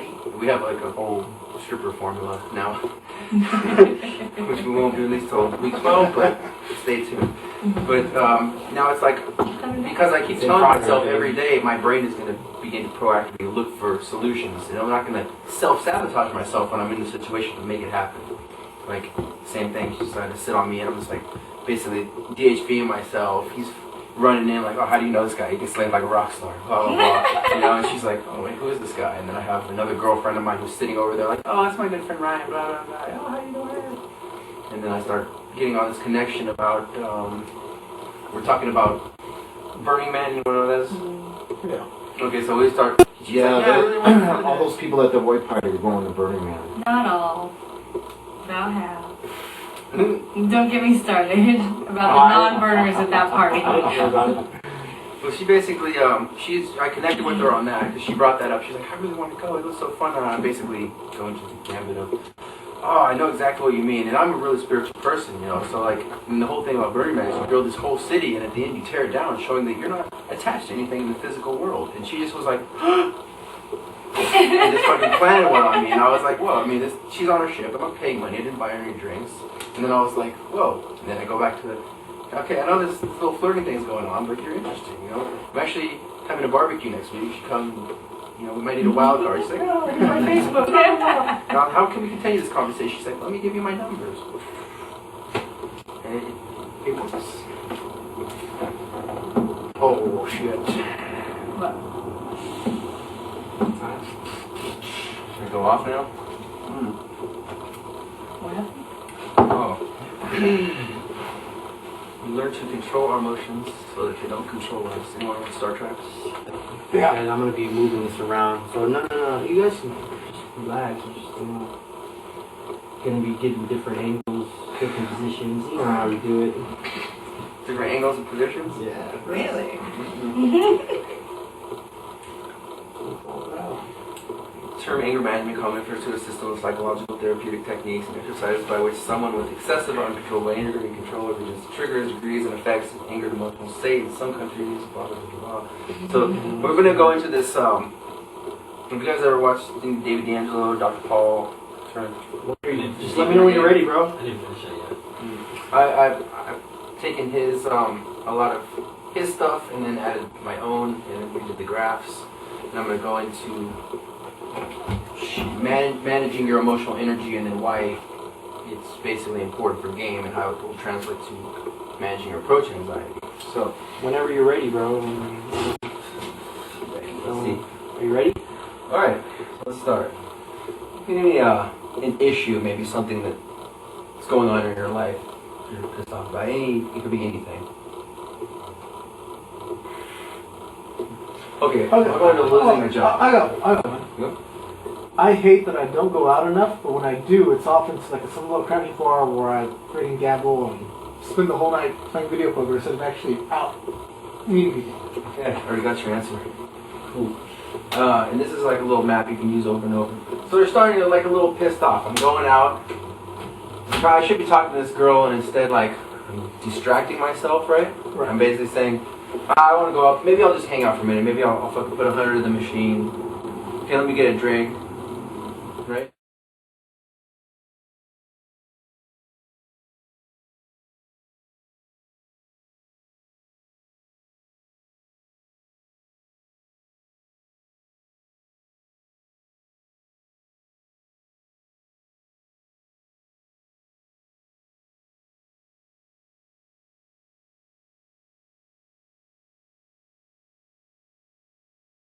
Alright, you guys, just kind of coming into it.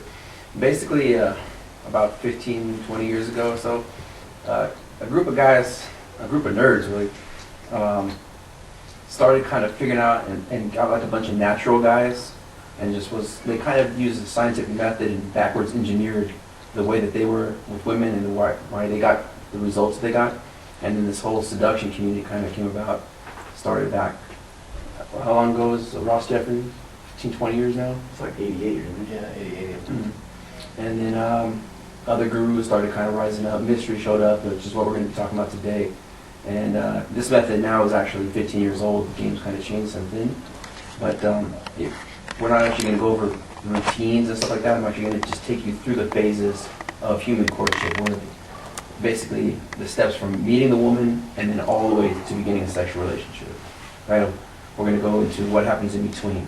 Like, what did you do from the time that you made that initial eye contact, that you said, hi, my name's Joe, all the way to penetration.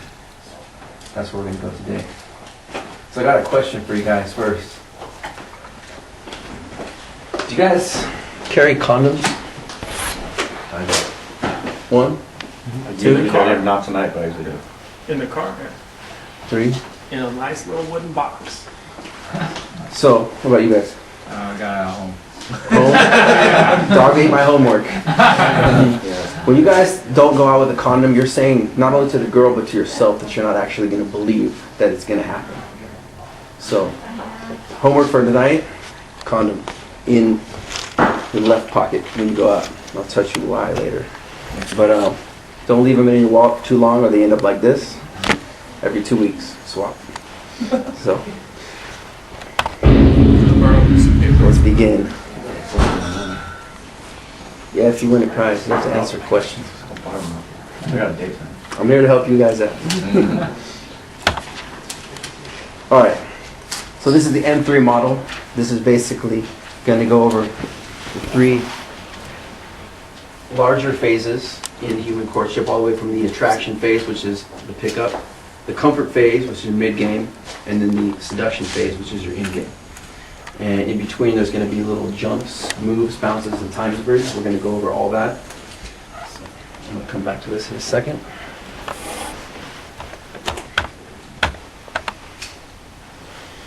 We're going to start with the beginning.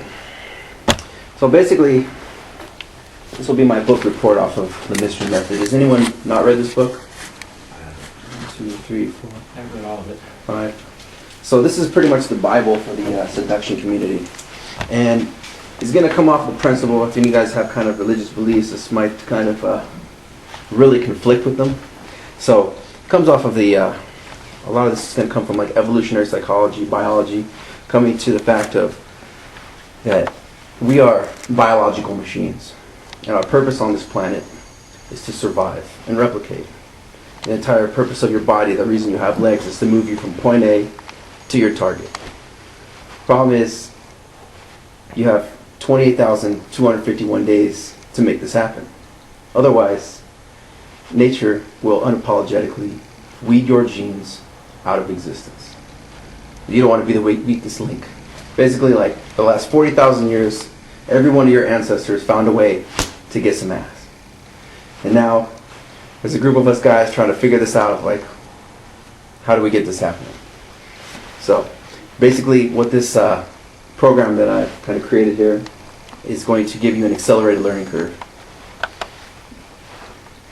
Now, so I want you to begin, when you go out, to start thinking of the world as like a gigantic global mating ritual. Everything you see is just an act of human courtship.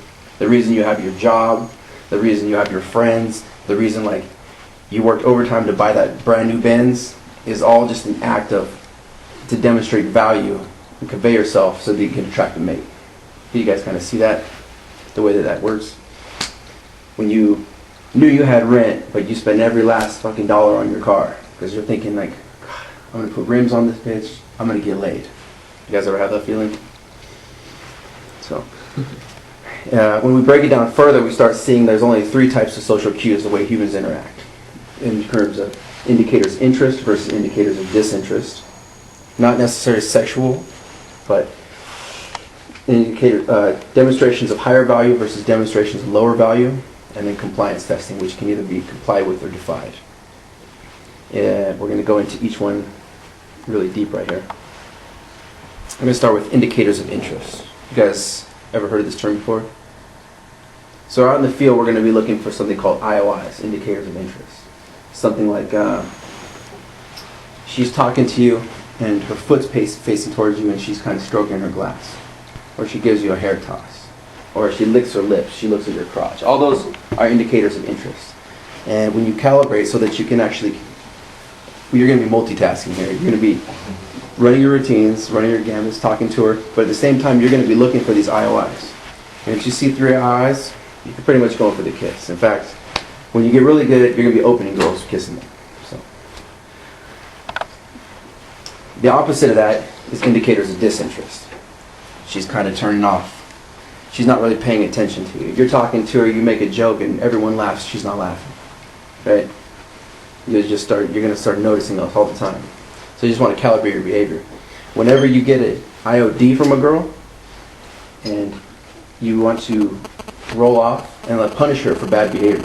If she's not paying attention to you, she's not giving you IOIs, you say a joke, and she doesn't really laugh, you kind of give her an IOD back. You're going to say something like, you couldn't handle me anyway. And you punish her with like negative body language. You're going to start dog training her into like treating you the way that you want to be treated. So demonstrations of higher value.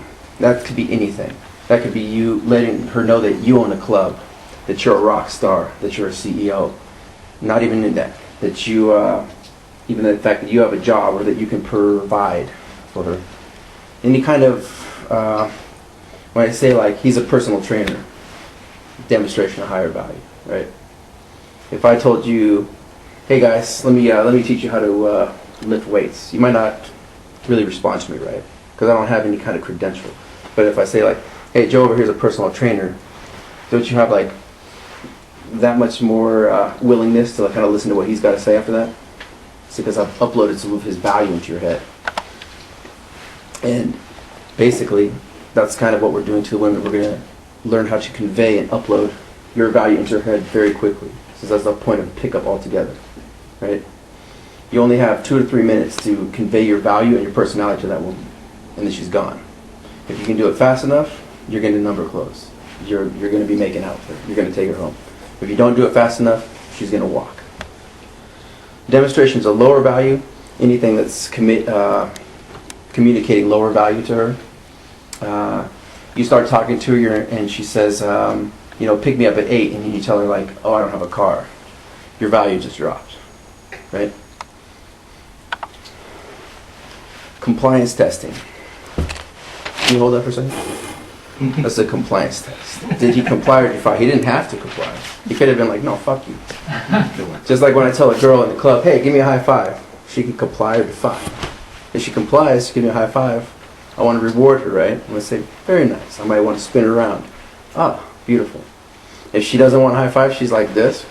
Like, never mind. Blow her off. Thanks, bro. You're going to hear kino, short for kinesthetic, which means touch, a lot in the field. Anything from a high five, a handshake, all the way to penetration. All levels of kino. And what you're going to do, you ever go on a date? We call them like AFC dates, when you take the girl out to the nice dinner, you go dancing, and you go to the movies, and then at the end of the night you got to make that big move for that big kiss. It feels kind of, there's too much pressure on it, right? Because you haven't been raising your levels of kino the whole time. Now, if you start by opening the girl with high fives, giving her little props, telling her to blow it up, and being fun, playful, lots of touches, when it comes to that time that you have to kiss her, it's not going to be a big moment. It's going to happen naturally. Can you see how that would happen? So, the Venusian artist's mission statement is to, as a man, present yourself in the best possible light and allow the woman the opportunity to choose. We as men court, women choose, but we don't chase. If you chase, that's showing needy behavior. So she can be like, oh, this guy wants me, I'm the prize, I'm on the pedestal, next. She's going to go on to the next challenge. So, how do you go from meeting a woman to having sex with her? There's 3 phases. The attraction phase, the comfort phase, and the seduction phase. Now, if we take a magnifying glass and we zoom in, we're actually going to see there's 9 phases in between these 3 phases. So this game is 9 levels, just like Mario Brothers. The attraction phase plus the comfort phase is going to equal the seduction phase. If you do it out of order, you're going to fall off, and I'm going to show you why. Let's start with the player. The player is this guy that's walking up and he says, hey baby, what's your sign? Right away. She knows exactly what you want. She's like, this guy's creepy. She's going to write you off. See, he went straight from A1, which is the open, into trying to seduce her without building any kind of comfort. She's not comfortable with him. You do it the other way and you open her up and you become the nice guy saying, hi, I'm Ryan. Can I buy you a drink? You're basically saying, can I buy your attention, your affection, your approval? And again, she says, thanks, I'll take your drink, chump. She'll take your drink and she'll write you off. And then you go to try to kiss her and she says, whoa, but I thought we were friends. So you don't want to fall into that frame either, because then you're just a bitch. After she turns you down, she's going to hand you her purse and say, can you watch this for me and my girlfriend go to the bathroom? So basically the nice guy is like, you're wearing a social mask. You're not actually projecting who you really are. You're kind of playing this nice guy just to get in her pants. You guys ever done that before? I have. Never. We all have. Never. No, that's the I love worst your guy. honesty. Never the nice guy. So, during the courtship phase, there's going to be types of location changes. You can't go up to the girl in the vegetable aisle and stick your dick in her right there. You know, you're going to actually have to move her to different places. A lot of venue changes are going to. You might meet her in the bar, and then you're going to say, hey, let's go to breakfast. You end up at Denny's. From Denny's, you end up back at her house. But in between Denny's and her house, you were riding in the car. To get to her bedroom, you had to go through her living room. So logistics is going to be a big key to this process. So there's 3 types of jumps. There's the move, the bounce, and the time bridge. So I'm going to go through these right now.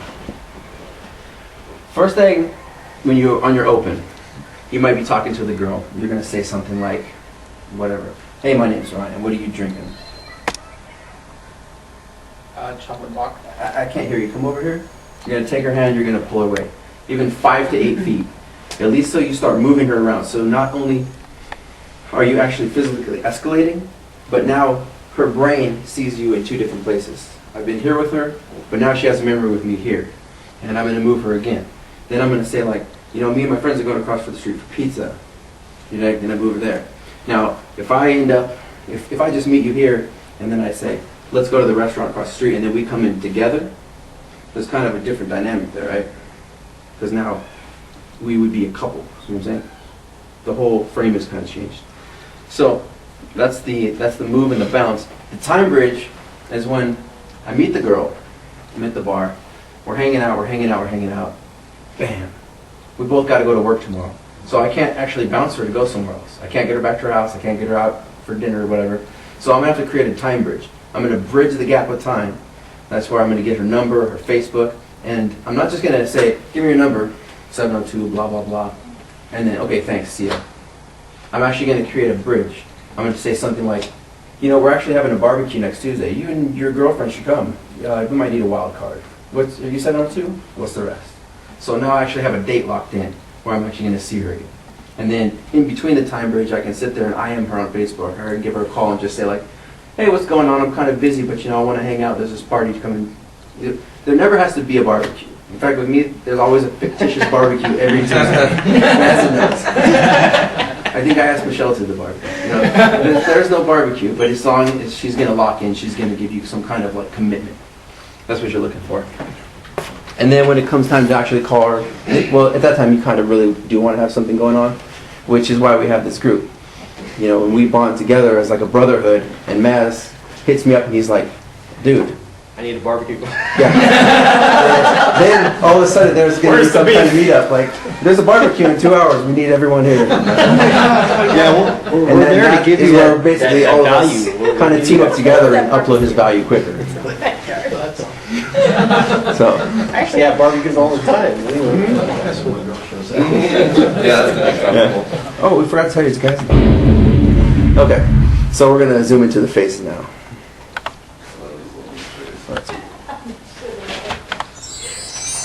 So start with the attraction phase. You're gonna start with the open.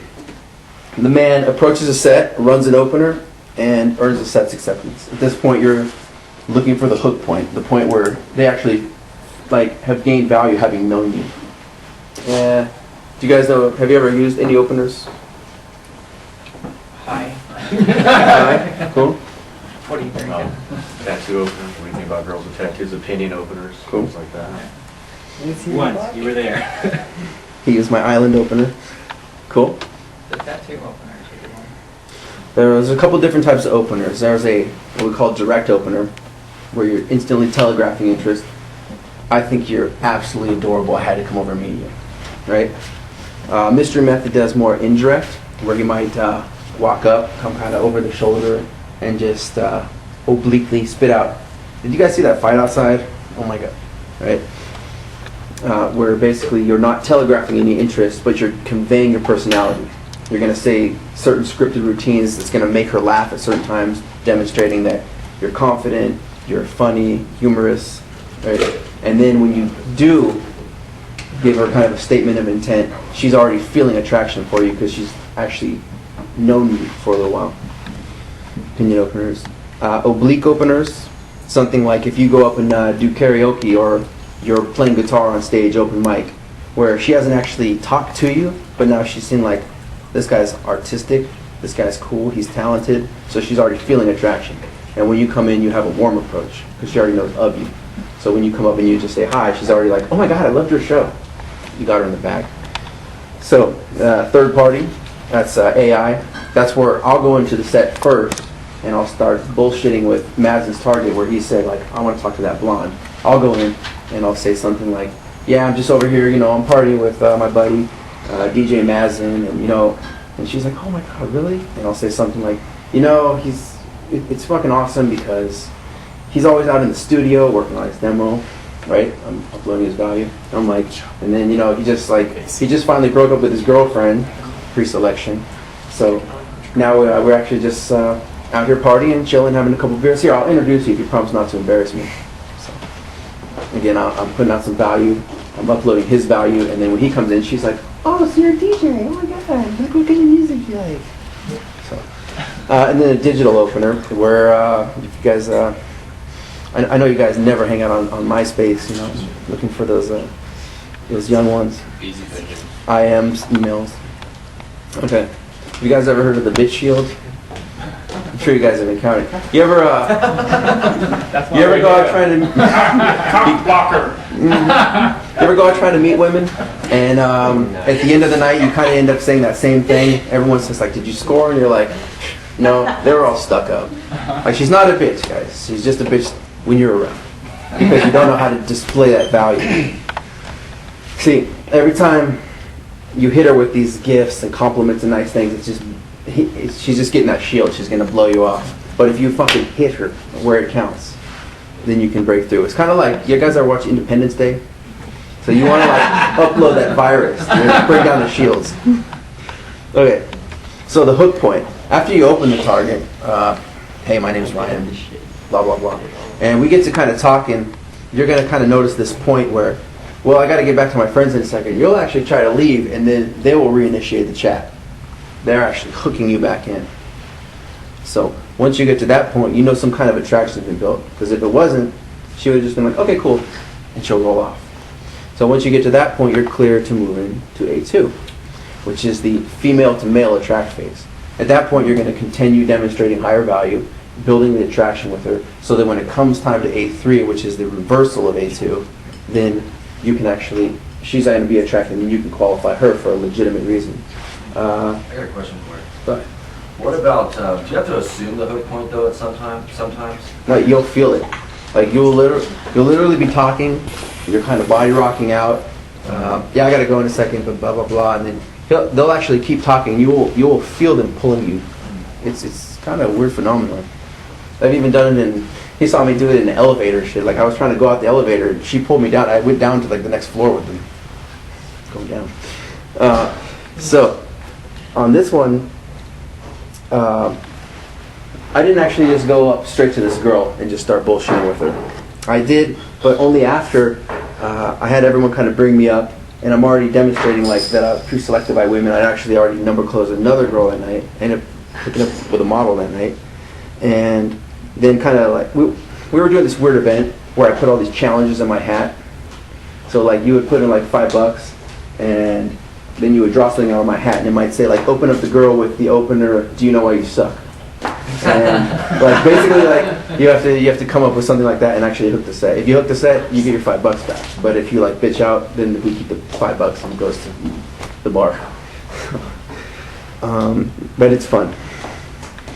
Anyway, so I was already conveying here leader of men plus pre-selected by other women. So when I actually went into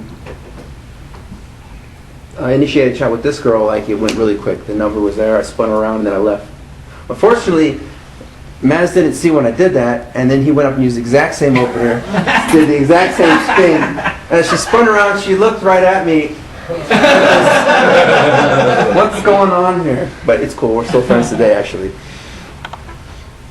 Okay, so if we zoom in from the woman's perspective, right? You're coming here. She's seeing herself as higher value. So when you walk in the bar as just a dude, like no matter how cool you look, you feel like you're pimped out, you've got fucking brand new Gucci shades on, but she just sees you as like the way we see a fat chick walking in the bar. Now, what's going to happen when we start throwing negs and demonstrating higher value is it's like that fat chick loses like 10 pounds every time she opens her mouth. So your value starts going up. And by you throwing negs, you're breaking her self-esteem, you're starting to bring down her perceived value of herself. And then she's going to want to assert her value to you. So in A1, you come in, regular guy. She's like the HB. So you start raising your value. Okay, she's like, this guy's dressed well, he's got good body language, he's not needy, he's interesting. Your value starts going up. Now all of a sudden, I'm still talking to her, but I got other women touching me, pre-selection. I'm sitting here, she's trying to get my attention, and I'm making fun of her, you know, hey, nice nails, are they real? She says no, and I say, oh, well, they're still nice. Anyway, blah, blah, blah, right? So her value started to go down. So she says, wait a minute, This is different. Guys don't act like this to me. I'm a fucking hot babe. I get anything I want. Guys buy me drinks. I walk all over them. What's different about this guy? So then she's going to start actually DHVing to you. You're going to say something like, are you the type of girl that should get to know? What's interesting about you? What's the most adventurous thing you've ever done? She's going to start qualifying herself. She's going to start saying, well, I go to school. I've been skydiving. I've done this. If she starts qualifying to you, then you kind of know you're in A3 at that point. And you'll actually be able to move her to say like, you know what, there's something interesting about you. Come with me, you know. And then you can sit down and actually go into the comfort phase. Let's see. Every time she, at that point, you're going to give her IOIs for the demonstrations of higher value that she's been giving you. If she says something like, I'm going to med school and I'm going to be a nurse, like, you're going to reward her for that because she's qualifying herself. And then you're going to say something like, oh my God, that's awesome. You know what, I used to date a nerd. I don't know if I can even talk to you now, but so you're really trying to get in the medical field. You must, you know, you must be smart. You must have a brain.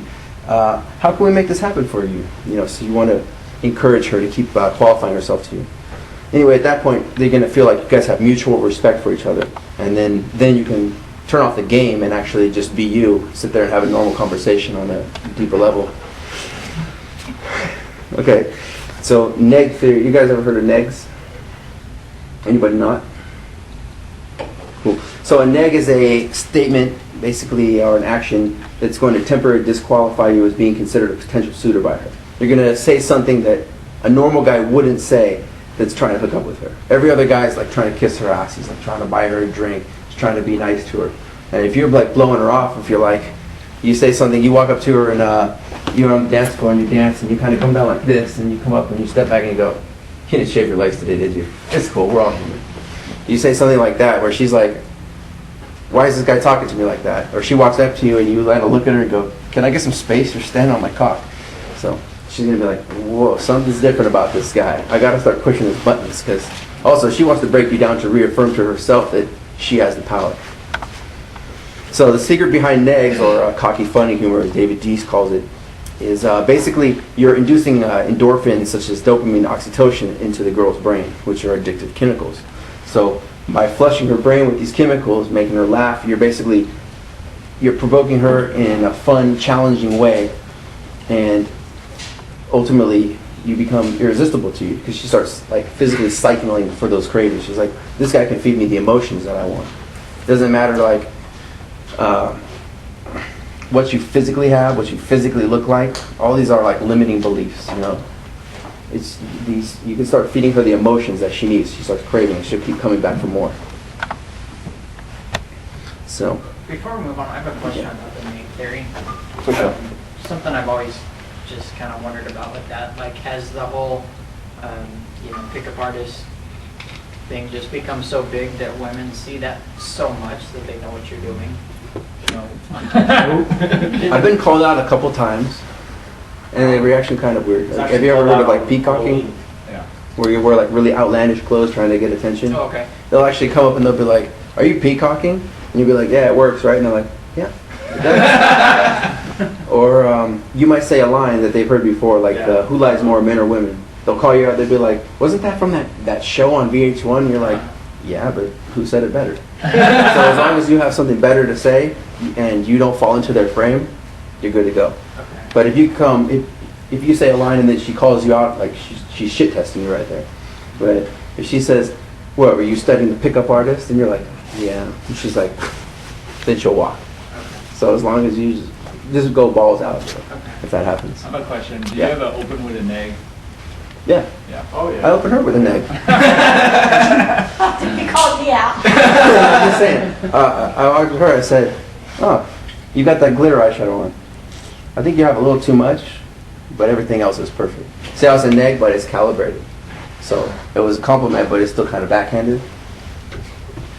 But it got her attention. Baby, you want to get laid tonight?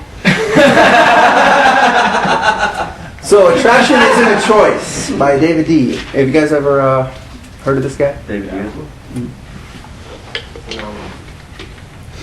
So his theory is basically, hot girl comes into a room, right? Blonde hair, big tits, who'd fuck her? Cool, right? She walks in and you as a man feel attraction for her. In the same way that a woman can't help feeling attraction for a high value man that interests her. Guy walks in, he's the lead singer of Metallica, I don't know, whatever. She feels attraction for him, right? That's like a 10 in her world. Or the CEO or the restaurant owner, whatever. So, and at the same time, now, this hot blonde walks into the room, you feel attraction for her. Joe can't sit there and be like, well, she's a bitch. He can't talk me out of feeling the way that I feel for her. I just naturally feel that way. The same way that if this guy walks in and she's like, oh, he's hot, you know, I can't be like, oh, he's a jerk, he's an asshole. In fact, I'll only add fuel to the fire because if I tell her he's an asshole, she's going to even want him more. So that doesn't help. Most nice guys, they call them like orbiters or sponsors that hang around girls, trying to be nice and ultimately get in their pants, will sit there and, you know, he's an asshole, or they'll talk you down. You can't talk her out of that. It's just attraction isn't a choice. It's just kind of hardwired into you. You're going to hear this term like throughout the community over and over. It's kind of, it's his phrase, but it actually came out of that book. Male versus female attraction circuitry. Men, we're kind of like a light switch. Hot girl walks in, light switch turns on, I want to fuck her. It's hard. Women are more like a dimmer. You gotta kind of work them to get them turned on. You give them a little value, a little push-pull, back off, a little more value. They start getting turned on. But at the same time, you do one wrong thing and it's off. I don't know, their dimmer's broke, I don't know why. Anyway, but there are certain female attraction triggers that can get that dimmer to move up rapidly. And they are conveying that you're a leader of men, that you're pre-selected by other women, that you have a willingness to walk away, that you are a protector of loved ones, that you're a successful risk taker, and that you have a willingness to emote. And what you want to do in all your gambits and routine is basically work them so that you convey these personalities without directly saying them. I can't walk up to her and be like, I got all the bitches. Because she's going to be like, okay, you're a douchebag. But if I give her my Facebook and she goes on and she sees women hanging all over me, then I'm conveying pre-selection, but I'm not bragging. If I'm hanging out with a female friend, she doesn't know it's a friend, but I'm dancing with this girl in the bar, spinning her around. I meet these two girls and I pull them in. They look like they're gaming me. I'm now demonstrating pre-selection to the whole bar. And pre-selection or social proof is like the one that you want to hit. It works on every woman. Basically, they did a psychological experiment on this, where they took a male bird, they put him in a cage with like 10 female birds. All those female birds just fly around, right? They put a stuffed female bird next to that bird. Every one of those birds was on his jock. So it's not like pre-selection, it's not a mystery term, he didn't make it up. This is actually psychological principle from like the 1920s or something. You know what I'm talking about, right? Let's see. Do you guys have any questions on these? If you guys need ways to convey these, I have many. So talk to me later. A3. So at this point, I've demonstrated higher value to the girl. She's into me. But now I want to qualify her for legitimate reasons. If I just qualify her because she's a hot bitch, then she's not going to feel validated as a person. So I might say something to her like this. We've gotten to talking, and instead of just being like, well, okay, you like me, and you know you're hot, so I like you. I'm going to say something like, you know, it's funny, because I thought your first impression really sucked. Neg again. But now that I get to know you, you know, you're like a really fun and interesting person. You know, and I love the fact that you enjoy outdoors as much as me. You're totally not the typical Vegas girl I thought you were. I definitely like a chance to get to know you better. I got to get back to my friends, but how can we continue this conversation? Right? So now she feels like actually validated as a person, not just a piece of ass. And that's my secret in A3. Now, if I didn't create a time bridge or something like that, and the conversation's going good, I've already qualified her, that's when I'm going to move her, you know, across the street for some pizza, just something quick, McDonald's, whatever. So the conversation phase, or comfort phase, C1 conversation, you kind of turn off the game now. You're just actually having a real conversation. You're connecting on a more intimate level. But as the conversation progresses, you're going to start going into like deeper and deeper topics. The physical touch is going to be starting to escalate. You'll be like kind of holding hands while you're talking. There's going to be more touching, and you're going to notice this part when it moves into connection. When you start getting on those real topics that you're really interested in and she's really interested in. Right? Have you guys ever felt that? You'll find like some of the nerdiest stuff that I have, like I'm really into like astrophysics. I might start talking to the girl about the meteor shower, and then she starts talking about her dream is to work for NASA, and then all of a sudden my dream will be for that too. I got some chameleon game too, but you're going to start noticing kind of phase shift into that. Let's see. After it's going to get deeper, that's where your making out's going to start. See, in the Venusian arts, we don't look at kissing as a seduction tool. It's actually a comfort building tool. I could kiss her, but I'm not going to like try to turn her on with that. I'm gonna kiss her, and then I'm gonna roll off. So anyway, what kind of music do you like?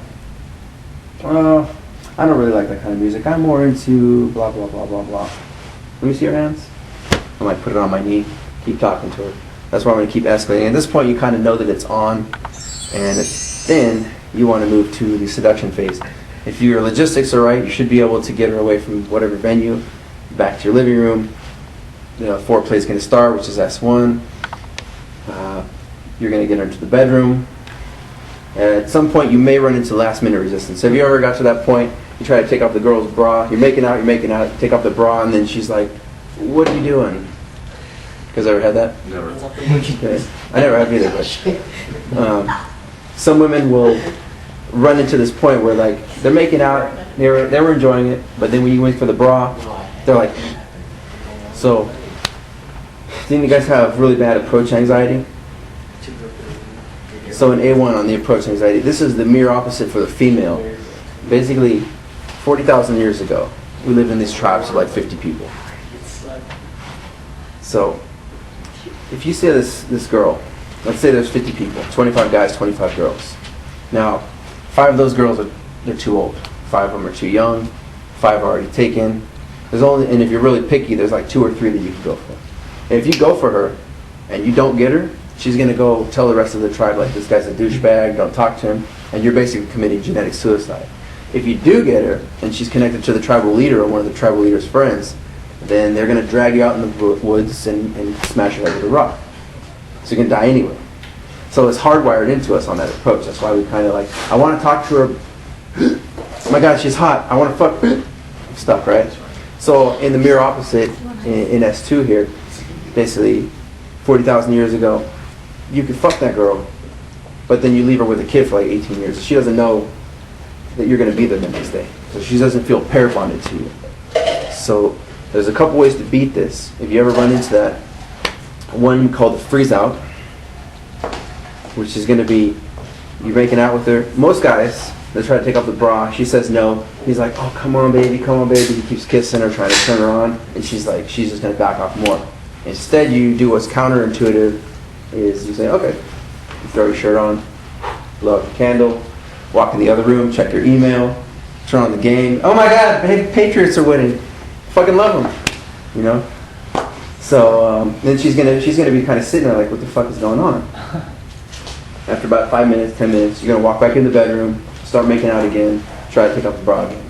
If it doesn't come up that time, again, blow out the candle. You're gonna freeze out on her, right? You guys ever tried something like that?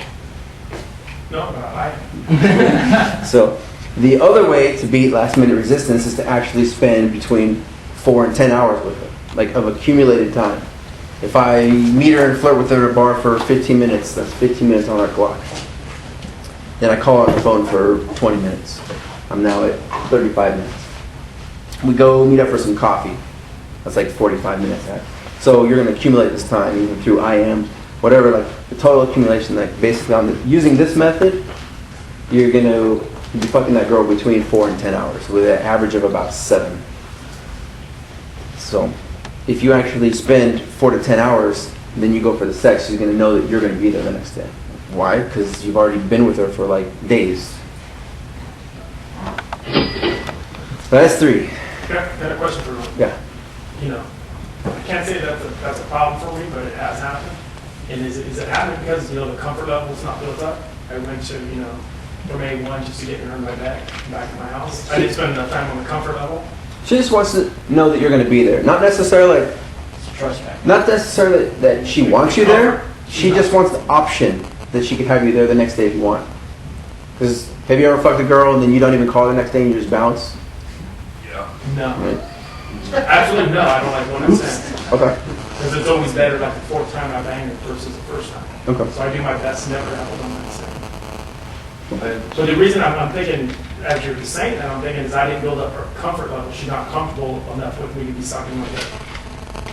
It's kind of what I'm, and then give it my favorite term. The comfort level's not there. It's kind of what I'm thinking. Bringing back old days. Right.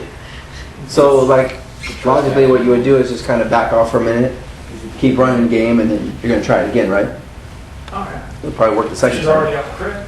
She might need a little more convincing. Freeze out. I like that. He's out. So after sex, now it's like, they pretty much say that the game is until sex. I say like after you fuck her, maintaining the relationship is like when the real game Yes, it is. starts. And that's the true test right there. Because if you don't keep your game tight, they're gonna bounce. But anyway, after you fuck her, that's when the real fun starts. That's when you can start. Like then you have the choice. Do you want to be in a relationship with this woman? Do you just want her as an LTR, long-term relationship? Do you want an MLTR, multiple long-term relationship, where you're dating her, you're fucking her, but you're also that's on Tuesday, and then you know Wednesday you have your other MLTR. Thursday you got this. So it just matters on you as a man, like if you can hold the frame, right? Because they're gonna shit test you. They're gonna want you to themselves. They're gonna want to be like they're gonna want the power. So if you're just like, look, I'm just having fun, I'm just dating, and you hold that frame, she's gonna buy into your frame as long as you're congruent with the way that you say it. But if you kind of like bitch out when you say it, she's gonna be calling you out. So simplified into 5 steps. Basically, this is what you should write down. So instead of memorizing all these like A1, A2, pretty much you meet the girl, hey, what's up? You lock in. I'm gonna talk to you a second. I'm gonna demonstrate value. I'm gonna bounce her to go get some food. I'm gonna pull her back to my apartment. I'm gonna isolate her in the bedroom. So when you're gaming, it's very much persistence is the key. So say rejection is just in your mind. If you choose to give up and you move on to the next set, it's just game over by your own accord. All that's happening is she still perceives herself as higher value than you and is therefore not feeling any attraction for you. You just need more negs, DHVs in order to flip the power dynamic. So you don't have to ever feel rejection again. It's just like you walk up, she's not rejecting you. If you walk up and you say hi and she says fuck off, it's not you. It's not Joe. It's not David. It's just that she doesn't know you. She's rejecting your approach, not your personality. She can't. She doesn't know you. This is Mystery's micro-calibration model. When you break it down, if you can memorize this model, it's actually coming out of his second book. If you can calibrate your behavior to kind of follow this model, where you demonstrate higher value. Hey, I own a nightclub. All you can really do is IOI me or IOD me. You either like it or you don't. So she says, oh, that's cool. Then I can begin compliance testing it. If she says, like, I'm not impressed, well, fuck, I'm not impressed with you either. I IOD back and I demonstrate higher value. And I just keep basically plowing till I get to this loop right here. And compliance testing starts with a handshake. Does she shake your hand back? All the way to open your legs, baby. So, take it all the way. So 58% of all marriages end before the first 5 years, and 80% of second marriages fail. So after S3, after sex, you have the option now of pursuing a sexual relationship, but if you don't keep your game tight, the girl's going to move on to the next challenge. At that point, the sex is going to discontinue, then the communication will discontinue. In that order. So I kind of look at the game like I'm a big Zelda fan. So I know after I always say the princess, it's like you don't just sit there with the fucking sword up and the flashing lights. you go to the second quest. So it's kind of like you got to start again. When I look at this like as a metaphor in a way, where let's say you're with that girl and that's the one you wanted, but you couldn't hold your game tight and she leaves. So you can't sit there and try to chase after her, because then you're needy and she's going to be more reclusive. To get your girl back, you're going to have to basically dip out for like 6 months to a year and create a whole new identity. Start making 6 figures, get a new car, but you don't even have to do that. Just come back as a whole new person. And then you're going to start the game again. Back at A1. Hey, it's been a long time. Open. Then you're going to start demonstrating value to even get her back. But the main thing is like, you don't really want to catch one-itis. You guys ever heard that term? That's that girl, the one girl that you gotta get. You'll never get her, and the paradox behind it is because like you want her so bad, she knows she has the power. If she has the power over there, she can't feel attraction, so you'll never get her. So this is what I did wrong with Angelina Jolie when I met her, you know? Like, You should have negged her with your lips. Basically, guys, if you feel yourself in that frame, you're gonna like if you start getting tunnel vision and you're just stuck on this girl and you can't get her out of your mind, just we call it fuck 10 other women, what is it, FTOW, whatever it is. So you can get her out of your head, but don't worry about it. There's a billion stars in the sky, guys. So just get out there and make it happen.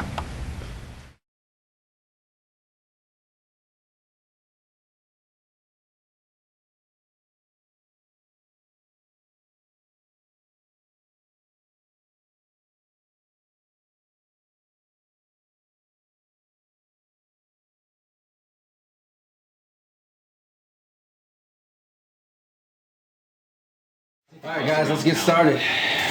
Yo, you in the house. Fuck yeah. Thanks for that, Dave. Yeah. First thing I'd like you guys to do is if you could put your cell phones on vibrate. Oh, shit. If you guys do need to take a call, go ahead and do your thing. Fridge is open, beer's there. You know, I want this to be a two-way communication. So if you guys have something to say, a question at any time, just go ahead and throw it out. And we're going to cover all the basic shit tonight. You know, basically starting you from the ground up and get you guys in the game. First question is, how many of you guys have not read this book, A Mystery Myth? I haven't. Sweet. This will be good. This will be good. So all new. Okay. I didn't know you had a book. They had just a TV show. Damn. There's like 3 books actually. Yeah. All right, so tonight we're going to be doing the M3 model, the mystery method. Hey, with the, you say he's got 3 books? Yeah. But would you recommend starting with like first, second, and third, or like? Yeah, definitely. Okay. This is going to be, we can consider this my book report on the first one, and basically like download the information into you guys' heads, so that when we go on the field, you know, you'll know a little more what's going on, because in the community we speak in a lot of lingo. And what Mystery's done is he's made this algorithmic chart, which is the stages of human courtship, from the attraction phase to building comfort into seduction. Basically from meeting a woman, from the initial eye contact, all the way to beginning a sexual relationship. Just like we talked about Monday night with Ross Jeffries and our NLP method. Mm-hmm. And the thing with this chart, though, is it's kind of written in a different language. Like if I gave you guys, you know, E equals MC squared, you'd have to start learning what E actually meant and what MC squared meant. So we're going to go real deep into this stuff so you guys can really understand it. Okay. All right, so a couple of community philosophies. Regardless of what you guys have heard through your whole life up until now, turns out that science has proven that human beings and any creature on the planet have 2 basic biological necessities, which is survival and replication. Yep. Survival meaning eat, sleep, and shit, and replication meaning to procreate. Now, any creature that can't attract a mate is by dictionary definition a genetic failure or sterile. So picking up women is a matter of life and death. Now what he's done is given you a game plan here that's going to accelerate your learning curve. Cool. So the PUA mindset. You are a biological machine. Your body is simply a vehicle used to transport your genes from point A to the girl. Unfortunately, on your SNR clock in the corner of this, life video game, we only have 28,251 days to make this happen. That's approximately 75 years for men. Women have a life expectancy of 77 years. Now, most of us are in our 20s, 30s, 40s, so we don't have that 28,000 days. We have more like 11 to 15,000 days.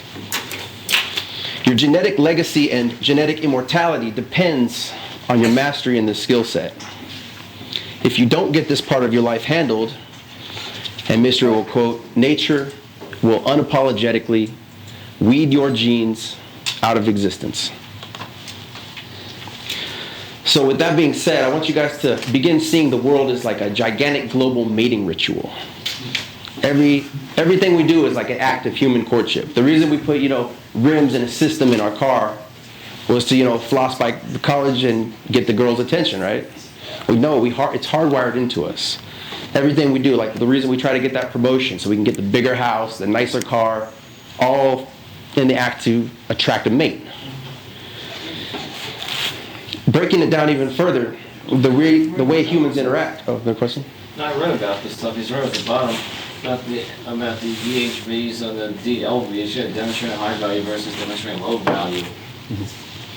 That's actually really all that we do. The way humans interact is only these 6 characteristics.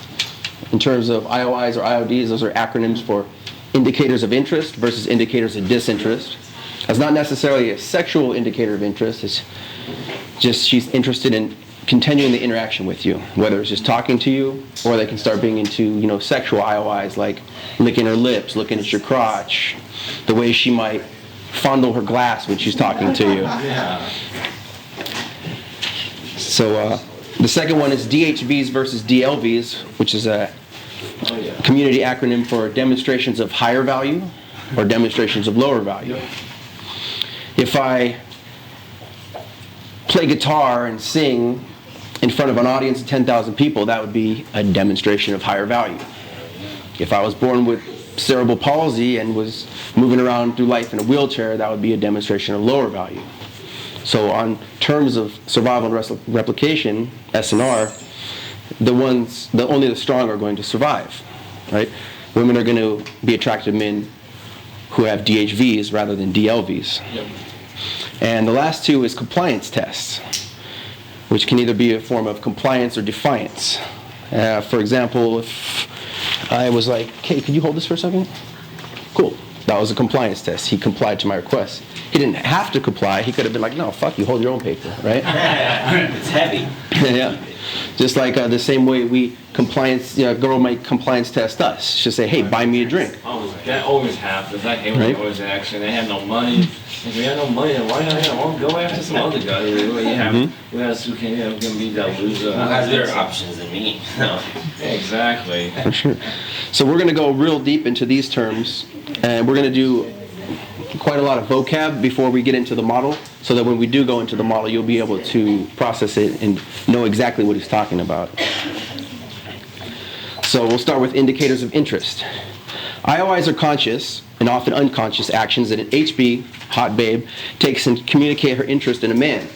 Most AFCs are ignorant. AFC is an acronym for average frustrated chump.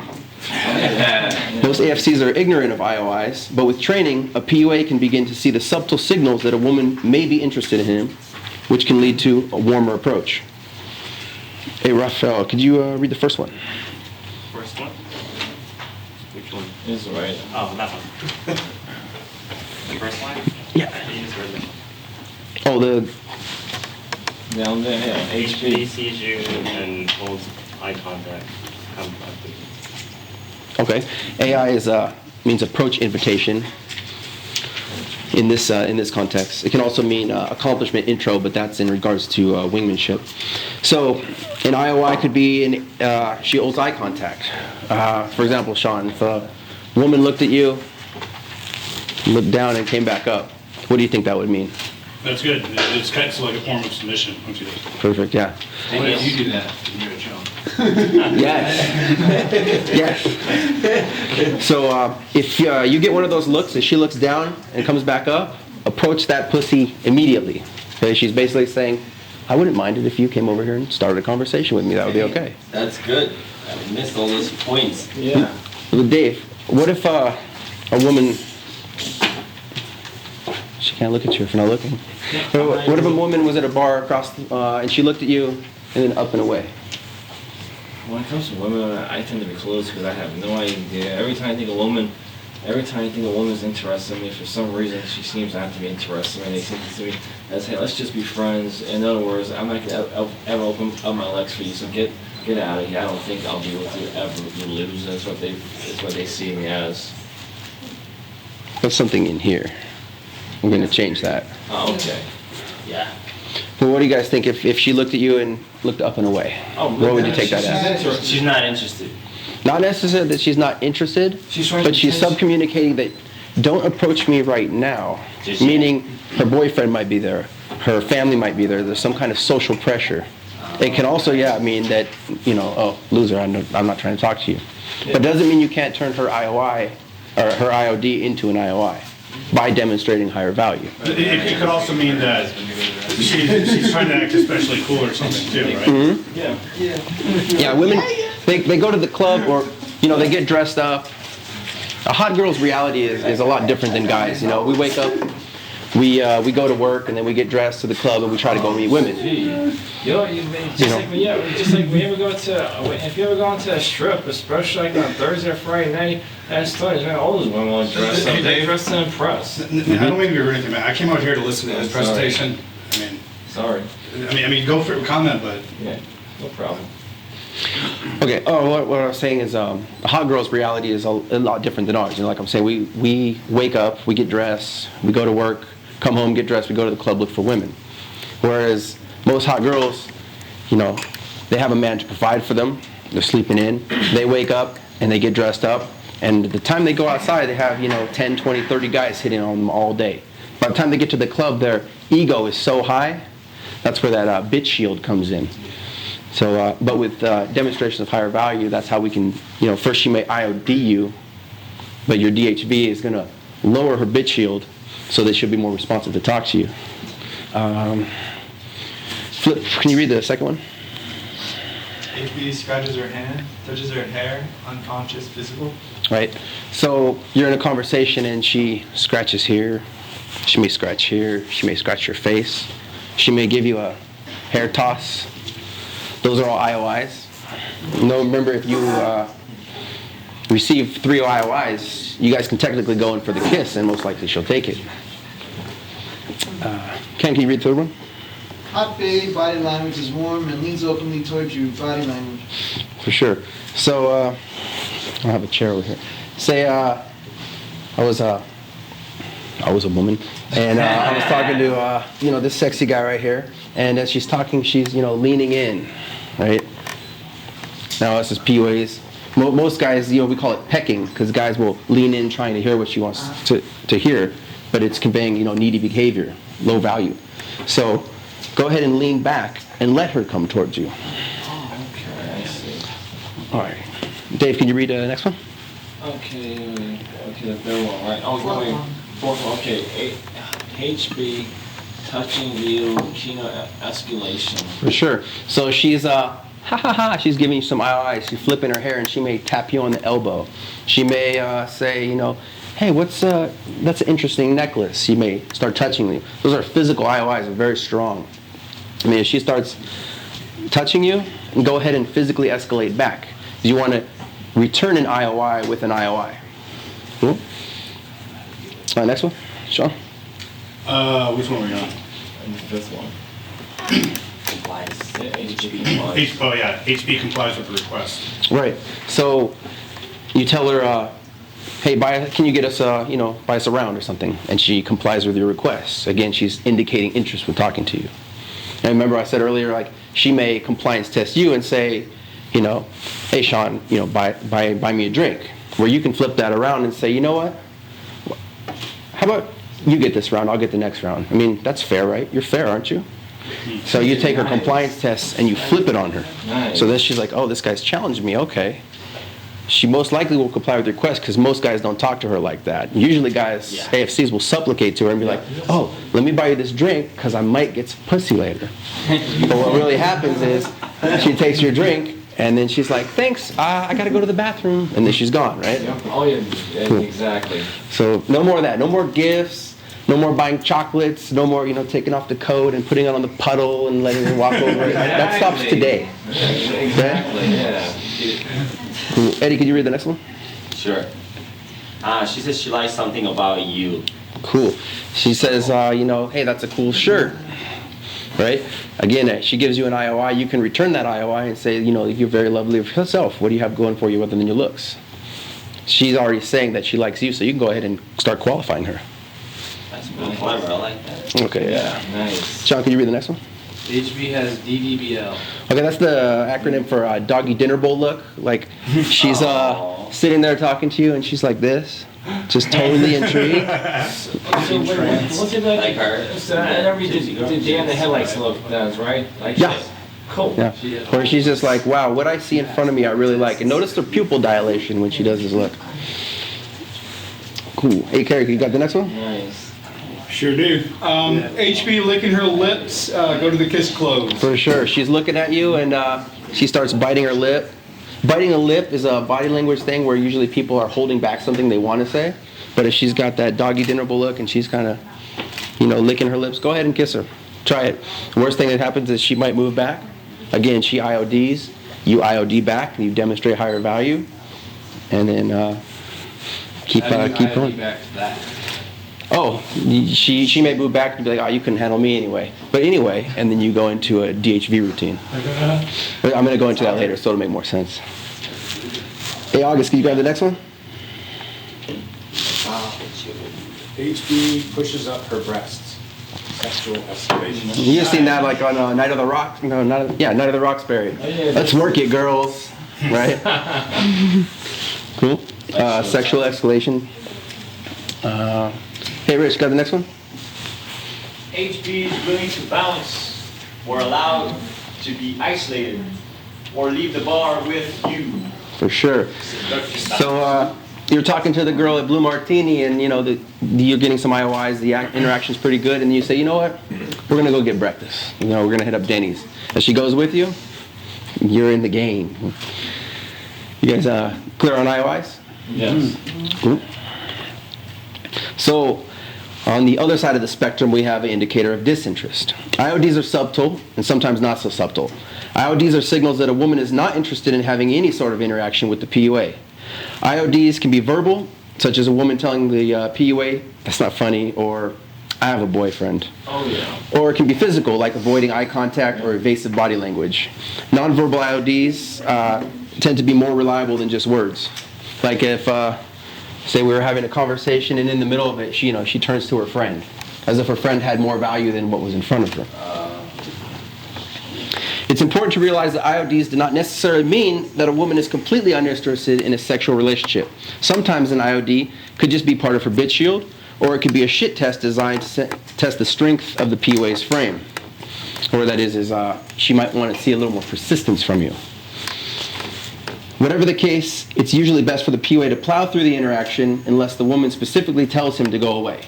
And worst case, she says fuck off, and I've seen it in field. You can give her a pleasure to meet you and move on to the next. 'Cause it's like being in an arcade with a pocket full of quarters. There's so many women out there in this pool in Vegas, they just keep coming back. So if one tells you to piss off, put in another quarter and fucking press continue. Question. Yeah. So unless she tells you that means you can still pursue it then, because so many times, like for me, when I think these women are interested, I don't know, because I don't pursue them, because I'm thinking, well, okay, she's not interested, well, okay, next time you tell me to F off, I'll still pursue them then. Nice. Sure, just keep plowing. You never know. Sometimes they just... That's true. You might have not demonstrated enough value, and if you keep talking, you may... what's the word I'm looking for? DHV. You may inadvertently, DHV just by something you say, and then she says, oh, wow, that's interesting. And now she's giving you an IOI to get back in the conversation. Nice. Some ways to overcome IODs are by either negging or doing a false takeaway. If the IOD is coming from a girlfriend such as the mother hen, the POA must recognize the need to win her approval first before he can isolate the target. That's in regards to if you were in a 2-set, meaning 2 girls, and usually the one is the cock block. Oh yeah. If you come in and you put all your attention on the target, this girl's gonna be like, well, where's my piece of candy? And she's looking for something else. And because you came in solo, she's gonna grab her friend and be like, well, we have to go to the bathroom. So she's acting like she's saving her friend just because, you know, you haven't, again, displayed enough value. That's a good one. So, going into demonstrations of higher value. A story or action used to increase the perceived value of the POA within a setting, which results in increased attraction and interest from the opposite sex, also known as display higher value. Now, women, we're going to go into attraction circuitry in a second, but we're going to come back to this. But there's actually 6 specific demonstrations of higher value that Mystery has isolated that will just trigger instant attraction with the woman. Wow. See, there's this guy named David D'Angelo, and he's another guru like Mystery. Yep. And his mantra, or one of his favorite quotes, is attraction isn't a choice. Now what that means is, Ken, say this girl in the middle walks in a bar, walks up to you, no games, she's just like, you know, she says, I think you're hot, I want to fuck you. Would you fuck her? I say, no, I can't do that. You're a fucking liar. No, I'm religious. That was me. I'm saying, okay, so let's do it right now. Yeah, no games. She doesn't have A's or anything. Like, you know, just she comes up and she wants to have sex. Would anyone not have sex with her? Heck yeah. Perfect. Why? Because men's attraction circuitry is based on the woman's physicality, whereas a woman's attraction circuitry fires in accordance to a man's survival value. Like we're looking at her replication. What? I fucked that up. She's looking for your inner characteristics that we need to demonstrate. You may be the best looking guy. You know, you could be Brad Pitt, but if she doesn't know you're Brad Pitt, you're just another guy in the club. You may be good looking, but it's not enough to have sex with you. So what we want to do is start triggering her attraction circuitry. Now what attraction isn't a choice actually means is if you feel attraction for a woman, there's nothing you can do about it, right? I can't sit there and tell you, don't be attracted to her. You can't even convince yourself, like, no, I don't like her. But then you look at her and you're like, nah, I'd fuck her, right? Now, if the woman does not want you to be attracted to her, there's nothing she can do to convince you out of it.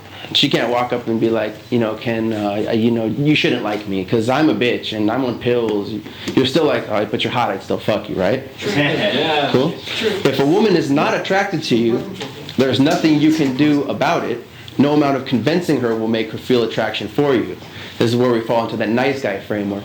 You know, we're trying to talk to the hot cheerleader and we come with the, you know, the bouquet of daisies and we're like, you know, will you like me? Can I give you this chocolate to buy your attention, your affection, your approval? Yeah. No matter what you do, you're just like, well, I'll take you out to a nice dinner, $200 dinner. And she might go, but she's still not attracted to you. You're not going to get that pussy. Yep. Right? Because you're demonstrating value. Just because she's not attracted to you and you can't convince her to become attracted to you, you actually have to demonstrate value to make her become attracted to you. But where we have the upper hand, when a woman feels attraction to you, there's nothing she can do about it. It means if she thinks you're hot, her friends can't say, oh, don't like him, he's an asshole. Well, that'll just make her like you more, right? Hey, I So want to be if you can learn to trigger attraction, she will not be able to help herself. So going deeper into male and female attraction circuitry. Quick Men, question. oh, go ahead. Yeah. So let's say, like you said earlier, if the cheerleader, let's say you go, or the hot chick, you go and get her flowers, get her stuff, and that's really not gonna make her like you.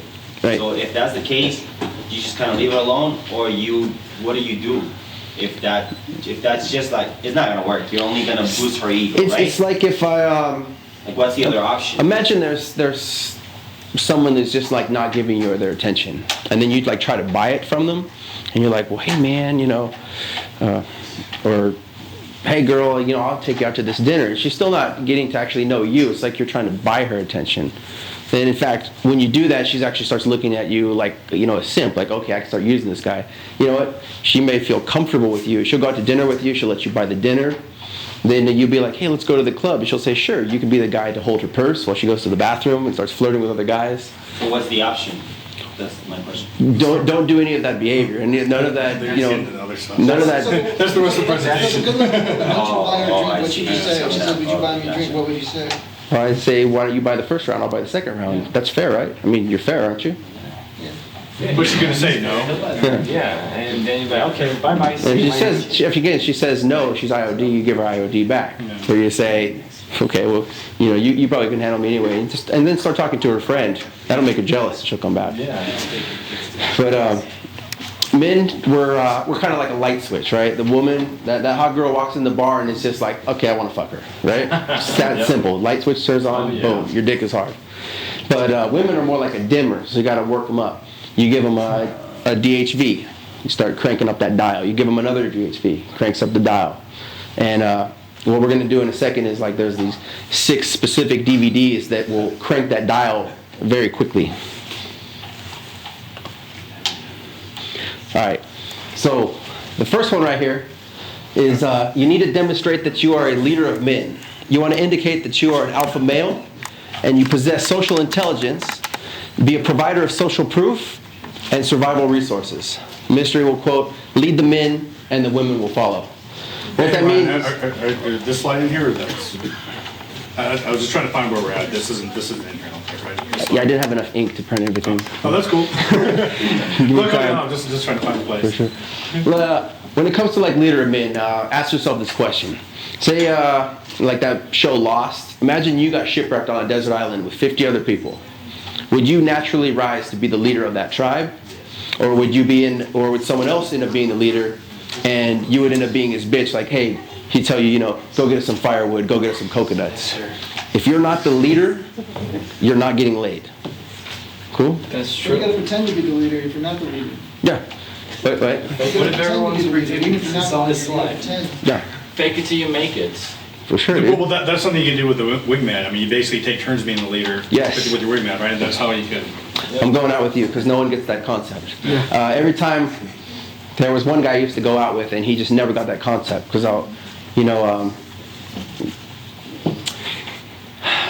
I would play like the submissive role when it was his night, when he was the primary and I'd be the wing. But he still wouldn't step it up. Like he'd still keep submitting to me. And every time he'd open a set, the girl would become attracted to me because in me and my wing, like a 2-set, she always sees one guy more dominant than the other. So I would try to play down that role and be like the submissive, like, yeah, this guy, man, he's fucking tight. Hey, bro, can I get you a drink? Like, and I would pretend to be his bitch. But then he'd be like, oh, no, man, let me get you a drink, bro. I'm like, fuck, dude. Like, hello, read the clues. Perfect. I'm glad you brought that up, dude. Because, yeah, when you go out with a wing, dude, make sure that you guys decide beforehand, like, whose birthday is it tonight? You know, are you getting laid or is it his turn? And you just swap. The next one, this is like one of the most major ones. This isn't a mystery term. This was actually developed in the 1920s. It's called pre-selection. And you need to demonstrate that you have pre-selection from other women. One, it'll create a jealousy plot line, and you know, what other women want, or what other women have, other women want. If she sees you in a club rolling in with 2 girls, she knows that if you have legitimate value for those women, you must have legitimate value for her. This actually came from this thing in, you know, like 100 years ago, where they had a picture of a guy, right? And then they took the second picture, same pose, but they had a girl in the picture smiling at him, like. And they asked like 1,000 girls, which do you find more attractive? And all those 1,000 girls said the guy who has the girl smiling at him. Thus, pre-selection was born. They've actually done that with species of fish, other animals, where they've taken actually specific animals that were weak and unhealthy, but put them in like a fish tank with female fish, and then put another fish bowl next to it. Once they released those other female fish, they became like subs to that so-called dominant male and replicated with them. Really? Yeah. Wow, The other experiment they did on that was there was like this male grouse bird. They put it in a cage with like 6 female grouse birds. And he's all trying to mount them and get on them, and they weren't having nothing to do with him. They're just flying all over, getting away from him. They take a stuffed female bird and put it next to that male. Right. All those other girls just flock on him. They're all on his jock, dude. Okay, so then the thing is, we might as well get a wing woman too. Wing woman is the best way to go. If you guys go to the club, before I learned all this stuff, I used to, go to the club with, 5 guy friends. To a girl, that just looks like, a cock fest. And one guy will be, the loud, obnoxious guy, or maybe he'll be the leader, and he's the one that always gets the girl. And I'd be like, what the fuck, if I was rolling with someone that was more dominant than me. But if you can roll the club with 5 girls, you can have your pick. Imagine like you're walking through the club and you have 2 hot girls on your arm. Every set will open. They're not threatened by you either because you're already with girls. So it doesn't look like you're trying to take their girls. If you can all of you guys manage to somehow convey pre-selection at this point? I got a couple of wing women myself, so I can go out with them. If you can't, when I started, I found this trick, and because I use a lot of like online game and Facebook openings, and I just had a bunch of pictures of me. And when I found I need pre-selection, I was like, well, I need pictures of me with girls. So I would go out to the strip with my camera and my friend, and then I'd see a hot girl and I'd be like, hey, my girlfriend just broke up with me and I want to make her jealous. Can I take a picture with you? She's like, okay. So I'd have her like lean in, we'd both be smiling, he'd take the picture, and then I'd bounce. And then I started posting those up, and girls actually started like, oh, who is that? I'm like, oh shit, this like works here. Wow. Okay, the next, yeah, you don't necessarily have to know her though, it's just, right, exactly. She's, we call her like, a pawn or a pivot. Just like a few months back when I went to our first party, I had those 2 women, it was Mackenzie and Christian, and when I posted on Facebook, I never had so much reaction from all my friends, like, gee, David, who the hell, who is that with you? Wow, dude, we gotta hang out with you, because you got all the hot babes. With the blonde and the brunette, right? Yeah, exactly. Yeah. That was a good picture. The next thing you need to demonstrate is a willingness to walk away. You can do that verbally or non-verbally. If you're in the, physically, you might be in, I keep your picture right here. If you're talking in set, and then in the middle of the set, you just, you know what? I got an appointment with the urinal, I'll be back in a second. And you fucking leave, right? If you were on a high point at that point, she's gonna be, waiting for you to come back and reinitiate that chat. Oh, so she's gonna want you even more because you're saying, hey, I don't give a crap, ladies, now leave me alone. Yeah. Or, like what we were talking about the other night, if I was in set talking to a girl and then my wing was right here, and I'm saying something like, hey, yeah, you like reading my mind. Do you believe in ESP? Pick a number between 1 and 4 now. And then in the middle, you'd be like, hold that thought. Hey, man, are we going out tomorrow night? And you actually left, the set that you were in, and you swapped into this set. And then you can come back, was it 3? Oh my God. Just read the number on that one. It's like this little gambit you can do in set in the middle of a conversation. And you say like, pick a number between 1 and 4. You snap on 3 and you hold the 3. And then you go, don't say it, just hold it in your mind. Was it 3? And then you do it again, like 1 and 10. You snap on 7. They're like little, routines just to like, what's the word? Okay. What's that? To get fractionate. Fractionation? Yeah, fractionate, yeah. So she's, you're talking about, I don't know, whatever, and then you just jump into that, and then you come back out of the conversation. So you don't stay on the same thread for so long. Some guys like, the girl's like, I like this music.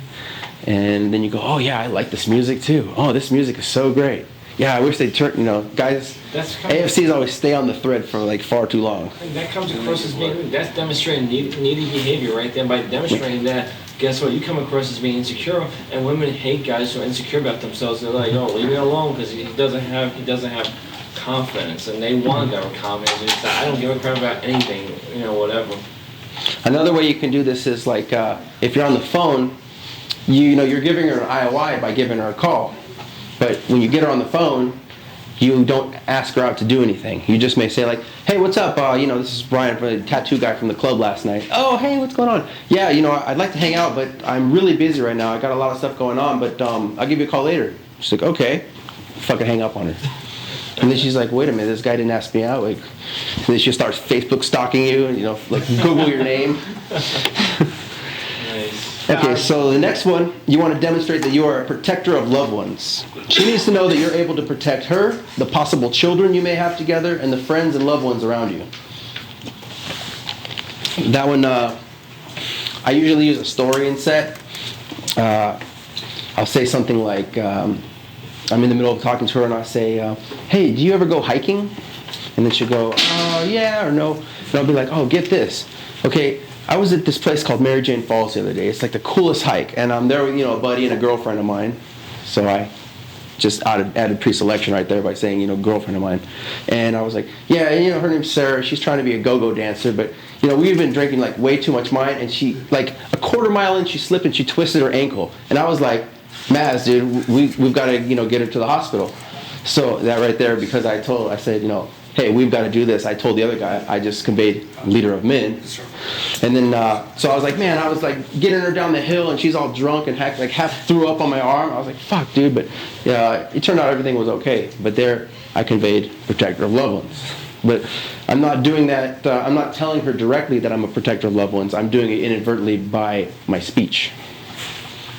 Does that make sense? Yes. I felt like I went off on a tangent for a second. Oh, that was good. The next thing, you need to demonstrate that you are a successful risk taker in business and in life. Are you the type of guy that, goes skydiving on the weekend, or are you the type of guy that jerks off and watches Star Trek? Nobody wants to like those guys. You need to demonstrate that you have a willingness to emote. That's firing the proper emotion at the correct time. Let her know that you're, sane. The ability or willingness to emote, fire the correct emotional filter, or have the correct emotional filters in place so that you respond automatically and unconsciously the right way to different emotional circumstances. Now, what that means is, let's say you were in the club with the girl, and then there's this guy almost like assaulting her. He's drunk, he's touching on her. If you just like looked at her and laughed, you wouldn't be having a proper willingness to emote. By, decking that dude in the face, you would be demonstrating a proper willingness to emote. On a different situation, like if you came home, you lost your job, you got fired, and you come home and, punch a hole in the wall and then, pound a 40 and say, fuck it, that wouldn't be the right way to handle things, rather than getting online and going and looking for another job. Just, sucking it up, being a man. Cool? That's cool. Now, if you can trigger those things, like I said, that dimmer attraction circuit of hers is going to rapidly switch. Or sometimes I think of it like a switchboard.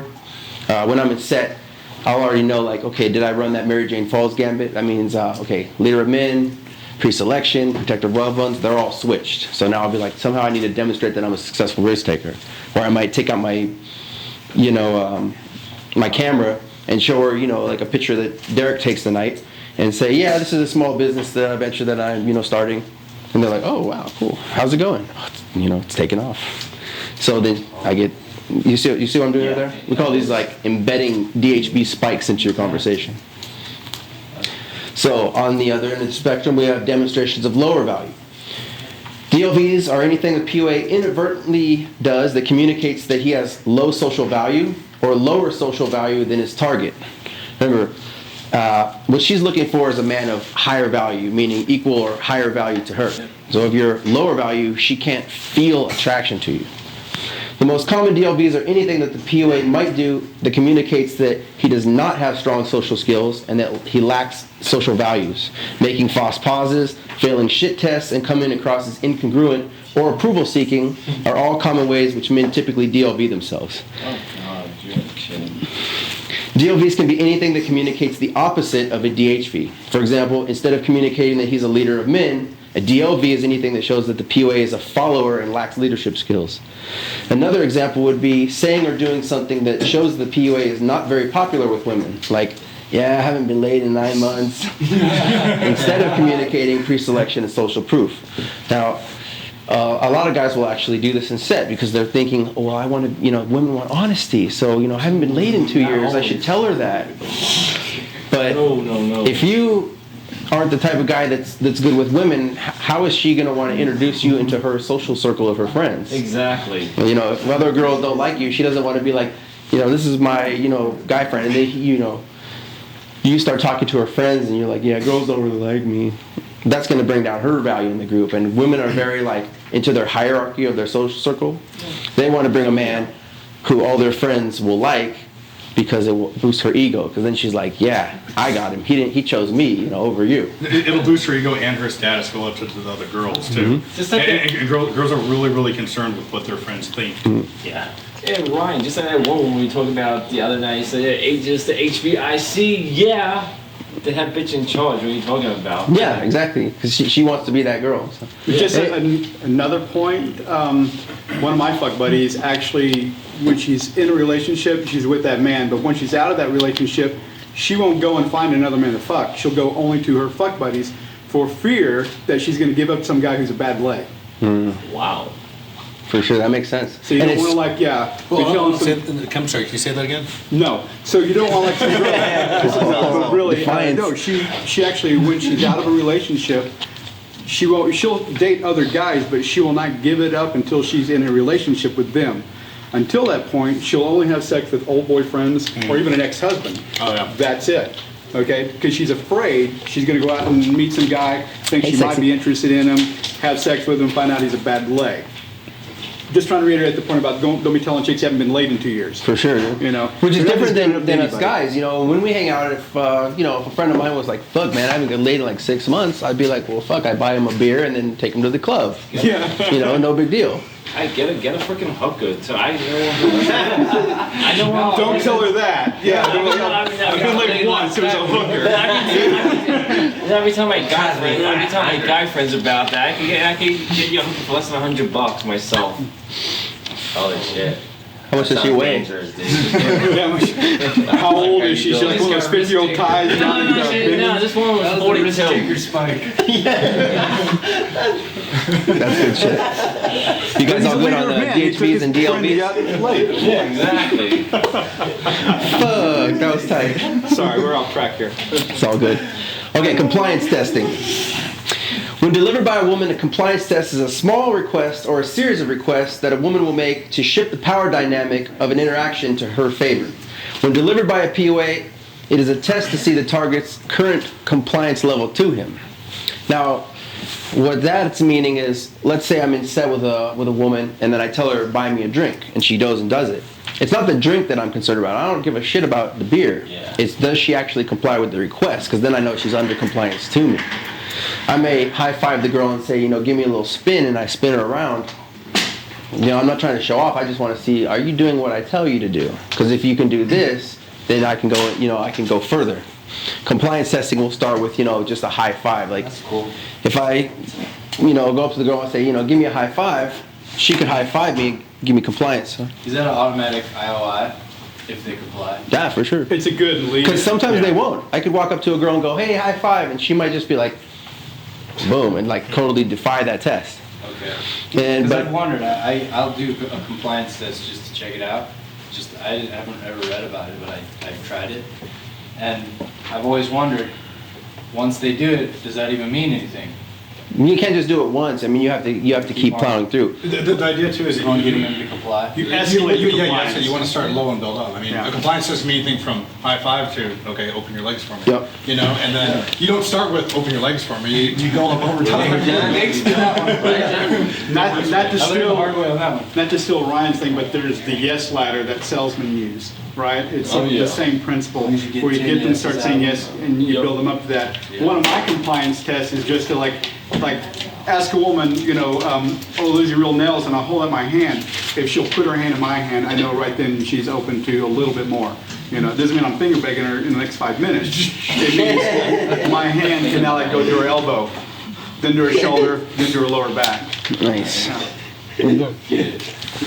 A compliance test can be a form of shit test that women use, often subconsciously to test the alpha characteristic of a man, and occasionally to take advantage of him.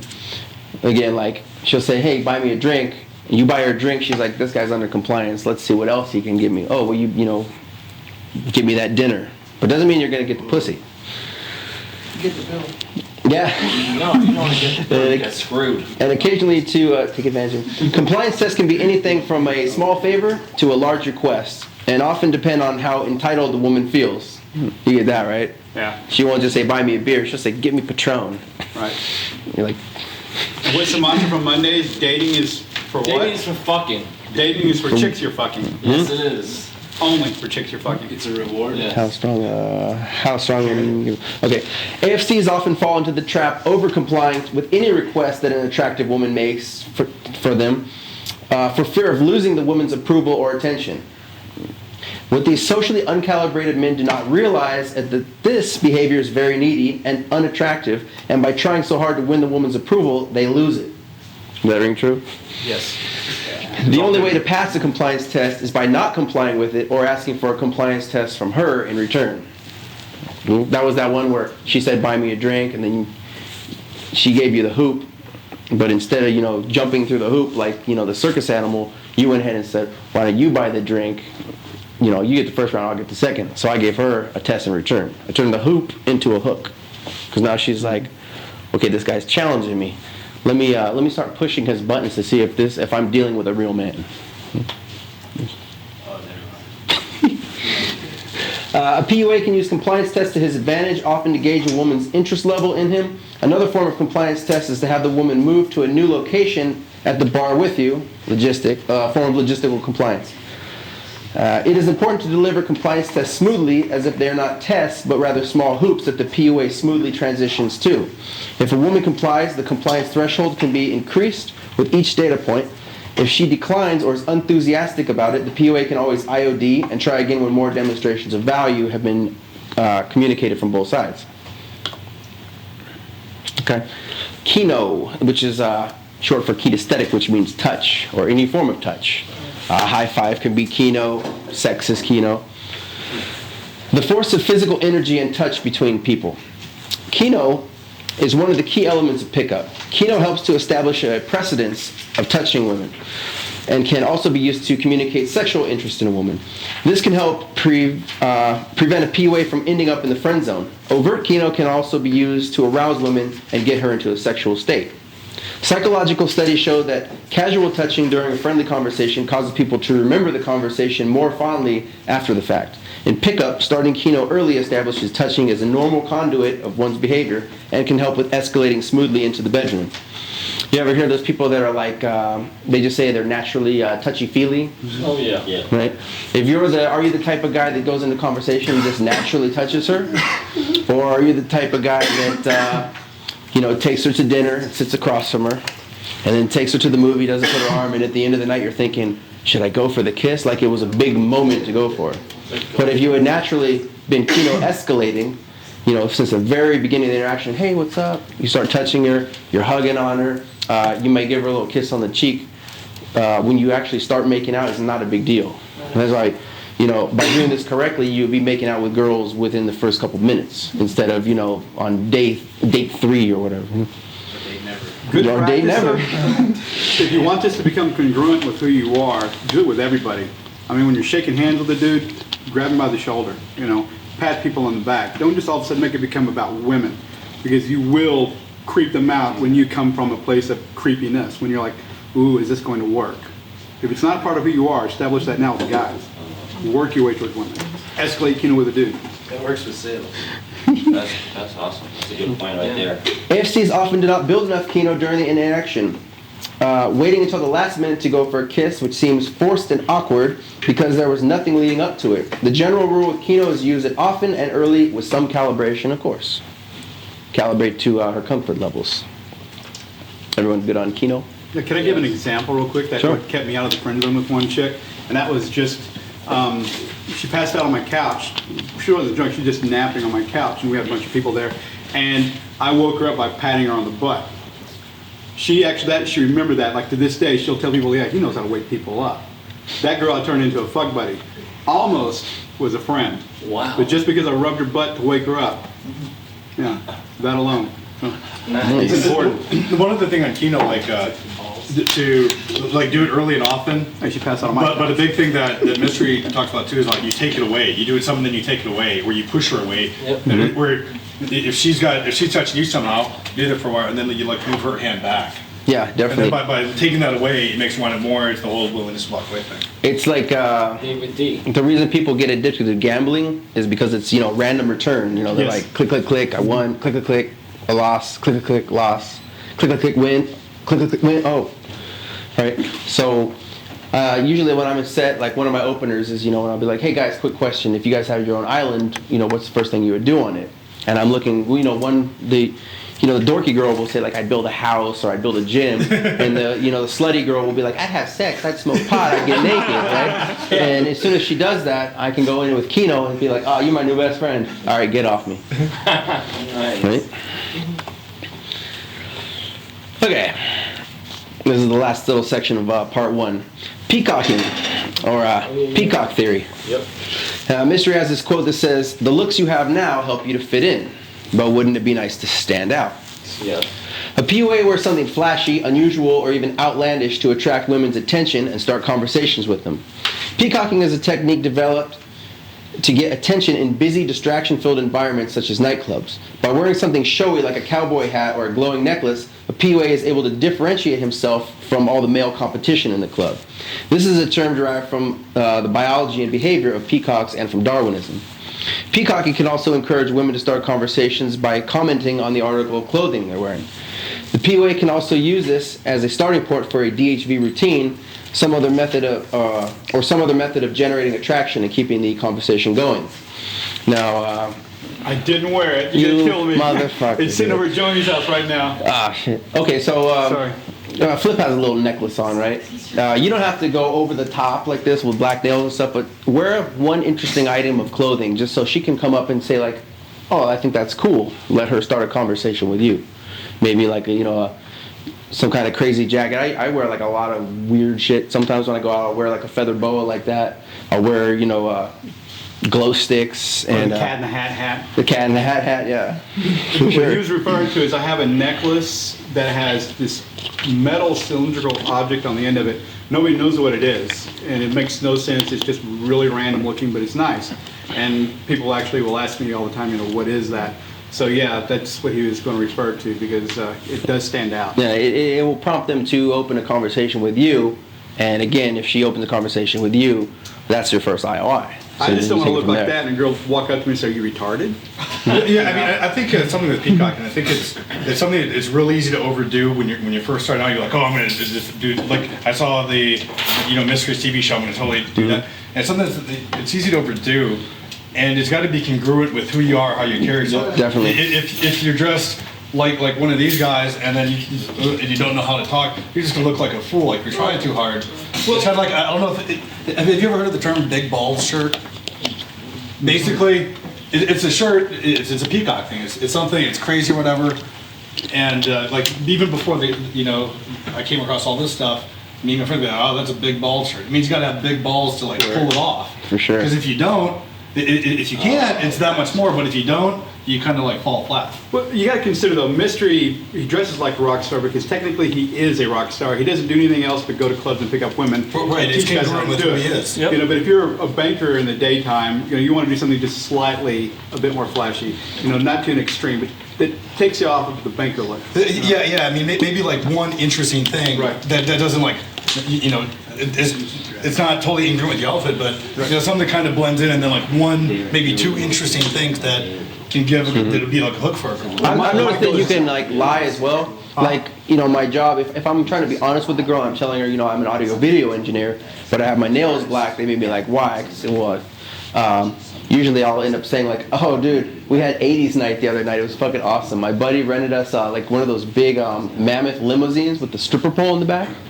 which didn't happen, but she's just like, oh wow, this is interesting. And then that's a DHB, then it's a story you can tell of why, there's a reason for it. It's like, On the pickup artist Money episodes, Mystery was wearing a dress. He was? He was wearing a dress. So was that a dress or was that a kilt? It was a dress. Okay, so we want to make sure we didn't offend any of the Irish or Scottish people here then. Well, he could pull that off. He could get away with it. He could pull it. It's the thing. I'm sorry. One more story. Have y'all ever heard of the guy? He's a big gambler, and his buddy they had like some $10,000 bet, or he's like, okay, if I win, I get 10 grand. No, if you lost, you didn't have 10 grand. Say he's like, if you lose, you got to get tits. You're getting breast implants. Yeah. So he ended up he got breast implants. He's like, you got to wear them for like 6 months. And then he did them, but the guy pulled off. He was a fun guy, whatever. And chicks love it. They come up and play with him. And he's like, man, I got more ass during those 6. He's like, he kept him longer. Yeah. Did he answer? What kind of jigs are you gonna do? And it was more than Hot 10,000. It was Hot a chicks. lot more than 10,000. It was something like that. So taken to the extreme, peacocking can be a way for the POA to DHV himself by showing that he is able to stand up to social pressure. By wearing something completely ridiculous, a POA opens himself to ridicule from AMOGs, alpha males of the group, or other guys in the club, and shit tests from women. By demonstrating that he can deal with the social pressure, the POA demonstrates attractive alpha characteristics and social dominance. Let's see here. So, if we sum up part one, our POA mission statement is, in the field as men, we present ourselves in the best possible light and allow the woman the opportunity to choose. All in all, men court, women choose, but we don't chase, which is what most guys do. And again, that would be displaying needy behavior. Let them come to us. All right, so we're going to take a 10-minute break right here, and then when we come back, we're going to go to the model.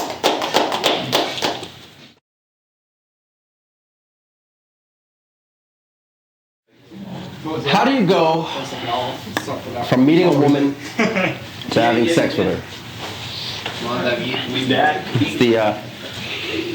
That's the question.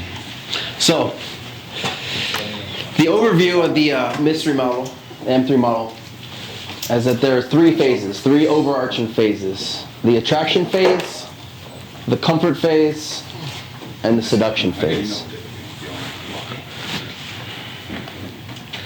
If we zoom into these even further, you'll see that there's actually 3 levels of each phase. It's like very similar to Mario Brothers.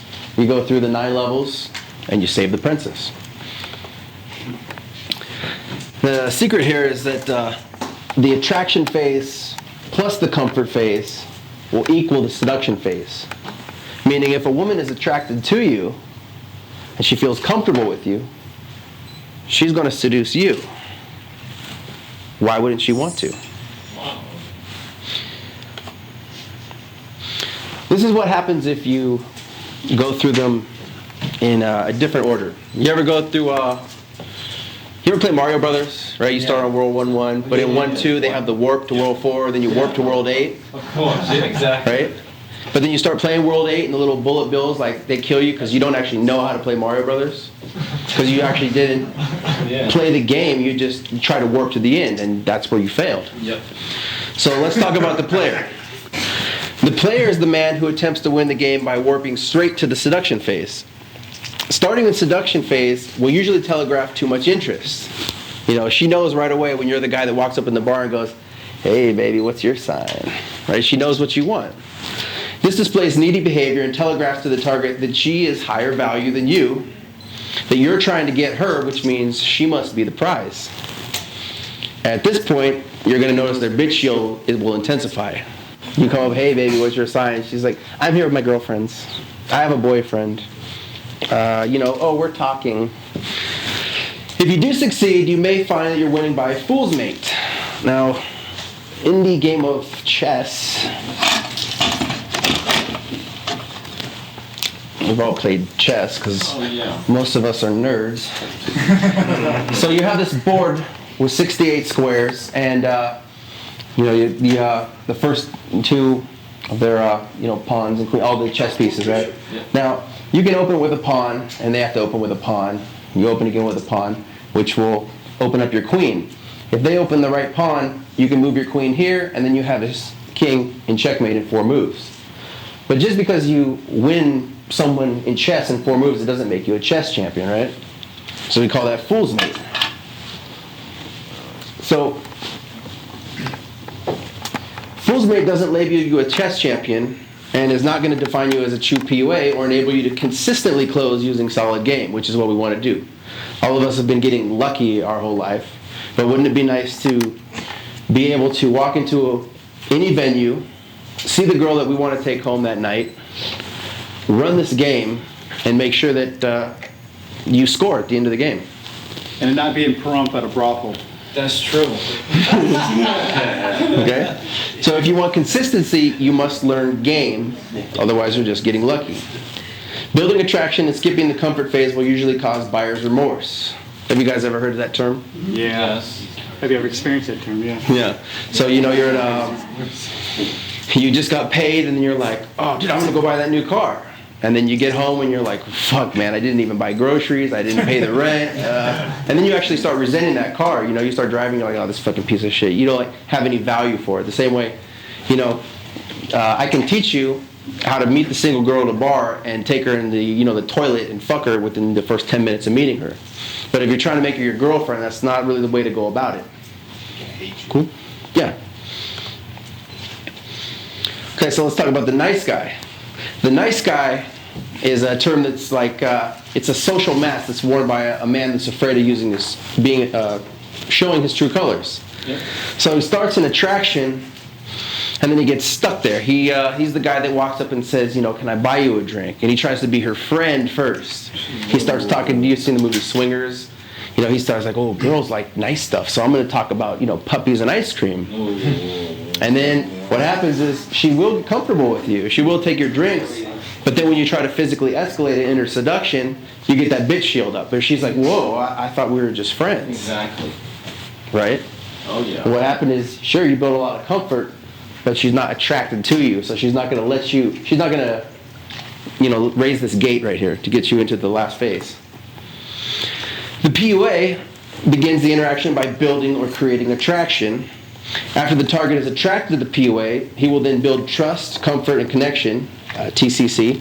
And by first attracting your target and gaining her trust and comfort, she will naturally want to seduce you. Nice. Now during this game, you'll see a couple symbols here, M, T, B. Those are... Do you still need this water for me? Oh yeah, it's going to come in and out here, for sure. So like M, T, B. Those are the three types of jumps during this game. They're called moving, bouncing, and time bridging. So before you... let me see.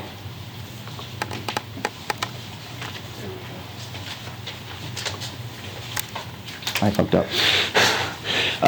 So before we go into the model, you're going to have to learn something called logistics. The details of a situation, be it transportation, timing of events, how many friends need to get home, how close the target lives to the PUA's house, and other details that are necessary to successfully complete a pickup. Good logistics are keys to good lays. Well, a lot of layers and projects near well-known nightclubs, i.e. Project Hollywood. If a PUA lives in the suburbs, it is important for them to pre-plan their logistics. If a girl needs to drive 1 hour to get to the PUA's house, he needs to make sure to select a venue where he could build enough comfort and attraction in order to for the extraction to go smoothly. Logistic information that needs to be known for one-night stands are things like whether the target drove or came with friends, how close the target lives to the PUA's house, whether the target has work the next day. Basically, any information that the PUA needs to know to get the girl back to his place. Good logistics are easier to manage with day twos, where the PUA gets to choose the venue. It's often best to choose a location close to one's house so that things can transition smoothly if things go well. Also, meeting at the PUA's place ahead of time and taking a single car makes it easy to return back to the PUA's house after the date. So, logistics, we're looking at... It also builds up commitment and consistency too. When she's been to your house, she feels more comfortable coming back, even if it's just to pick you up. I'm forgetting if I'm ahead of myself here. But logistics, for example, has anyone been to the bar Eye Candy, the Center Bar Mandalay Bay? Yeah, I've been there. Drinks are expensive, but a lot of women there. Okay, perfect. And it's free to get in. So then the drinks aren't that expensive? Oh no, the drinks, a beer is $6.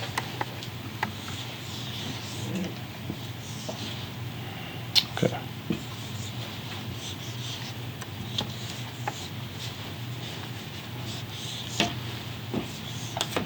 Okay. This is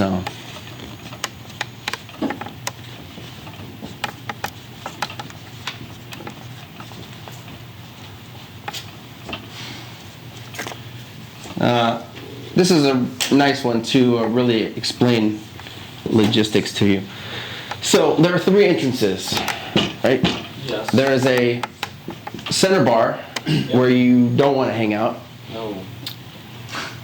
There is a VIP seating around the dance floor. And then there's 4 areas that are free seating, which you don't see at a lot of clubs in Vegas. I'm sure you guys have been to like Trist or Pure, and it's like $500 to sit down. Voodoo Lounge. So here's what happens. If I know my logistics of the venue that I'm in, then I know that I have 4 separate areas where I can take a girl to. It's not going to cost me money, and I can extract her from virtually anywhere. Let's say my target was at the center bar. My target could be on the dance floor.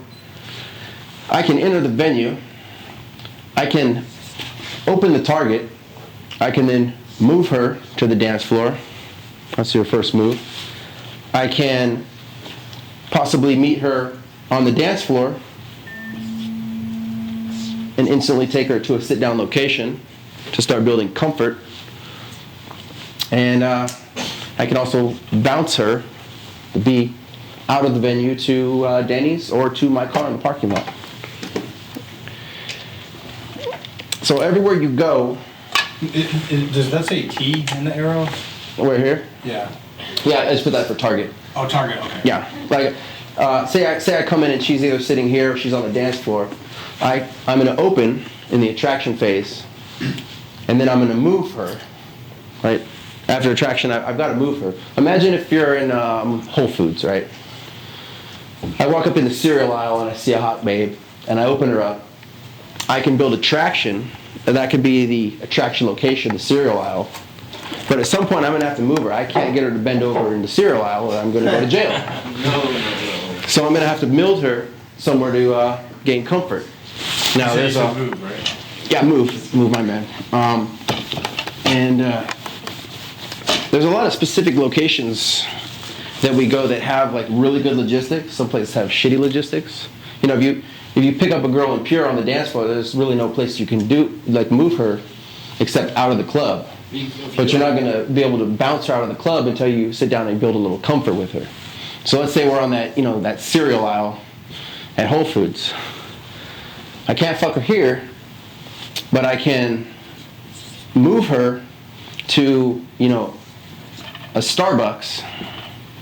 And they usually have these a lot of, you ever been to a grocery store and they have like a Jamba Juice inside or a Starbucks? Like Smith, Albertsons does. Yeah, perfect. I can move her straight to that Starbucks after I attract her, and I can go right into comfort. My next venture here is that I either have to somehow bounce her from Starbucks back to my place, but let's say I didn't create enough attraction, or the interaction went good, but it wasn't enough to fuck her right there. So what I'm going to want to do is do something called building a time bridge. Now, I can get a girl's number. Let's say, I met her, I attracted her, we're hanging out, and then boom. At some point, it's just, she's got to go to work, she's got to go meet some friends, I got to go to work, so I can't see her anymore, but I want to see her again. So how do I get to this point? What I'm going to do is I'm going to bridge the gap of time. And what that means is I'm not going to just get the number and be like, hey, I'll call you sometime, because that's what we call building a stairway to heaven. Because when you call her later and you go, hey, what's up? I'm the dude from the store. She doesn't know you. She doesn't remember you. Yep. But if you can get a guarantee from her, if you say, hey, we're having a pool party barbecue next week. You should come. You can bring your girlfriends if you want. Then I've locked her into a date. So I'm bridging the gap of time. So, I was here with her. I'm bridging over the gap, and then I can hit her up on the phone, or I could Facebook her, I could IM her, I could chat, I could Skype, continue building comfort, and then I'm going to meet up with her at that pool party, or ice skating, or whatever I want to go. And from there, I'm going to continue the interaction in comfort. If a girl gives you that information and then she does meet up with you on like a first date, we don't call them dates, we call them day twos, because a day two is just continuing the interaction from the beginning.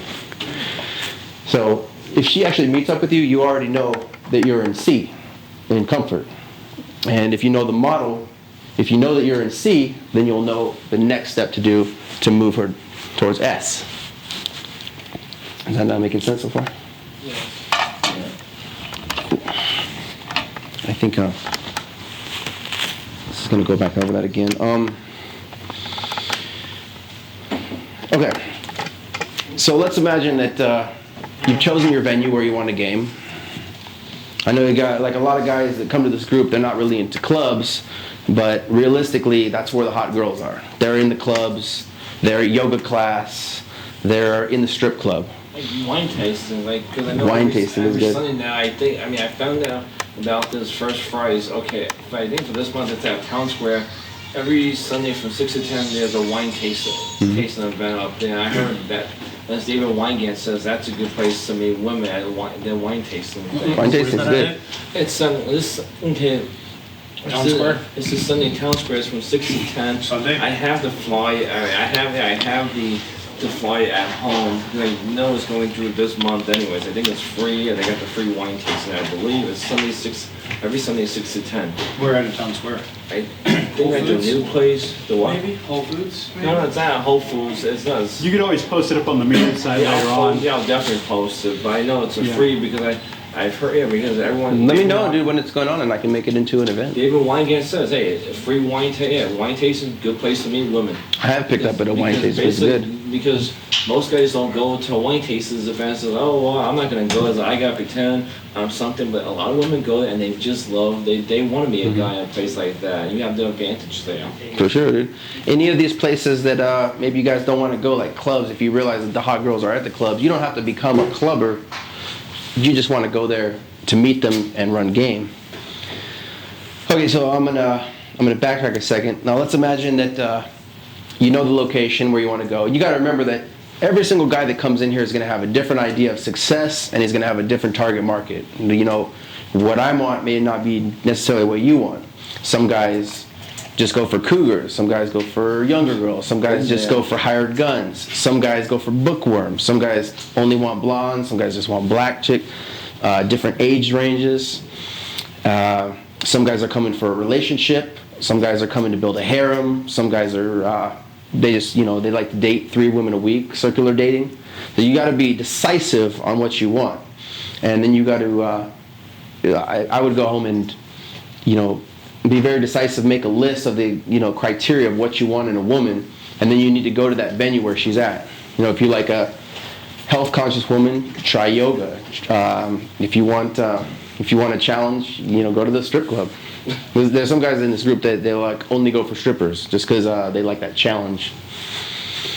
So okay, I'm going off on a tangent here, but so imagine you know what you want. You've chosen your location. Now here's what's going to happen. Beautiful women are rarely found alone. They're often found in groups. That's true. They're always out with their girlfriends, and they have this mentality, marine mentality of, you know, they don't leave each other. Forget the way they word it. No one leaves alone. What is it? We come together. Never leave a man behind. No man left behind. There it is. No, they say we come together, we leave together. Okay. All for one, one for all. Yeah. So what's going to happen is a lot of guys are always like, well, I've got to wait for the perfect opportunity when she's by herself and then she's right there. Well, in real life, that's not going to happen. In real life, she's going to be at the club with 2, 3, 4, or 8 of her friends at like a bachelorette party, and she may be across the room. And as pickup artists, we don't wait till the girl's by herself. We approach the whole group. Instead of just waiting till she's alone and coming up and trying to approach her, we may open the whole set with something called an indirect opener, where you can be my target. Cool? No, stay there. If Dave was the girl that I was trying to game, I would have to get through all of you, right? But if I engage the whole group and I say, hey guys, did you see that fight outside? I'm not actually telegraphing any interest towards my target. I'm actually entertaining the whole set. And if I can win over the whole set, over time, what's going to happen in social dynamics is girls will start pairing off. Maybe you two will start talking to each other.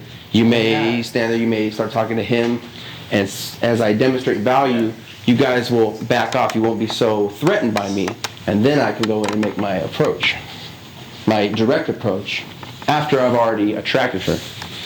So guys, like, I like doing direct approach because it builds your balls, but what happens is, if you go up to a girl and instantly telegraph interest, you know, hey, you're absolutely adorable, I had to come meet you, but when you do it blind, and she's not attracted to you, she's just like, okay, she gives her a number, but then it's like to get rid of you. Whereas if you created attraction first, then she can give you a number that'd be more of a solid number. Imagine you're a rock star. Imagine you're Brad Pitt. Brad Pitt's DHVs are already downloaded into every girl's head. So if Brad Pitt walks into a party, girls will, he can walk up and say, hey, I like you, and she'll drop on her knees. Because it's Brad Pitt. But if Brad Pitt comes to that party and no one knows him, like they don't recognize him, and he says the same thing, he's just like, okay, who is this guy, right? Hey Ryan, one thing you said too, you like the direct approach. It's good to be the builds balls. I mean, we all have to like work on different things, and keep in mind like there's different things to do to work on certain things. So it's good to like kind of know yourself and what you need to like concentrate on. Yeah, definitely do. That's why it's good to have one, an instructor, and then two, a wingman. Your wingman needs to be talented. Yeah, exactly, and that's what we're learning here. That's what we all came to. We want to improve our game with the women. Your instructor and your wingman will be able to look back and talk about your body language and other such things. They'll know what to look for. For sure. So let's look into sets. When you see sets, I mean, after you hear this little lecture right here and you go out and you'll actually start seeing everyone either walking in 2s, 3s, 4s, and you can start saying, that's a 2 set, that's a 3 set, that's a mixed set. It's like people travel in tribes, and this part, like after you learn this and you see it in real life, it kind of fucks up your whole reality because it's something that people never noticed before.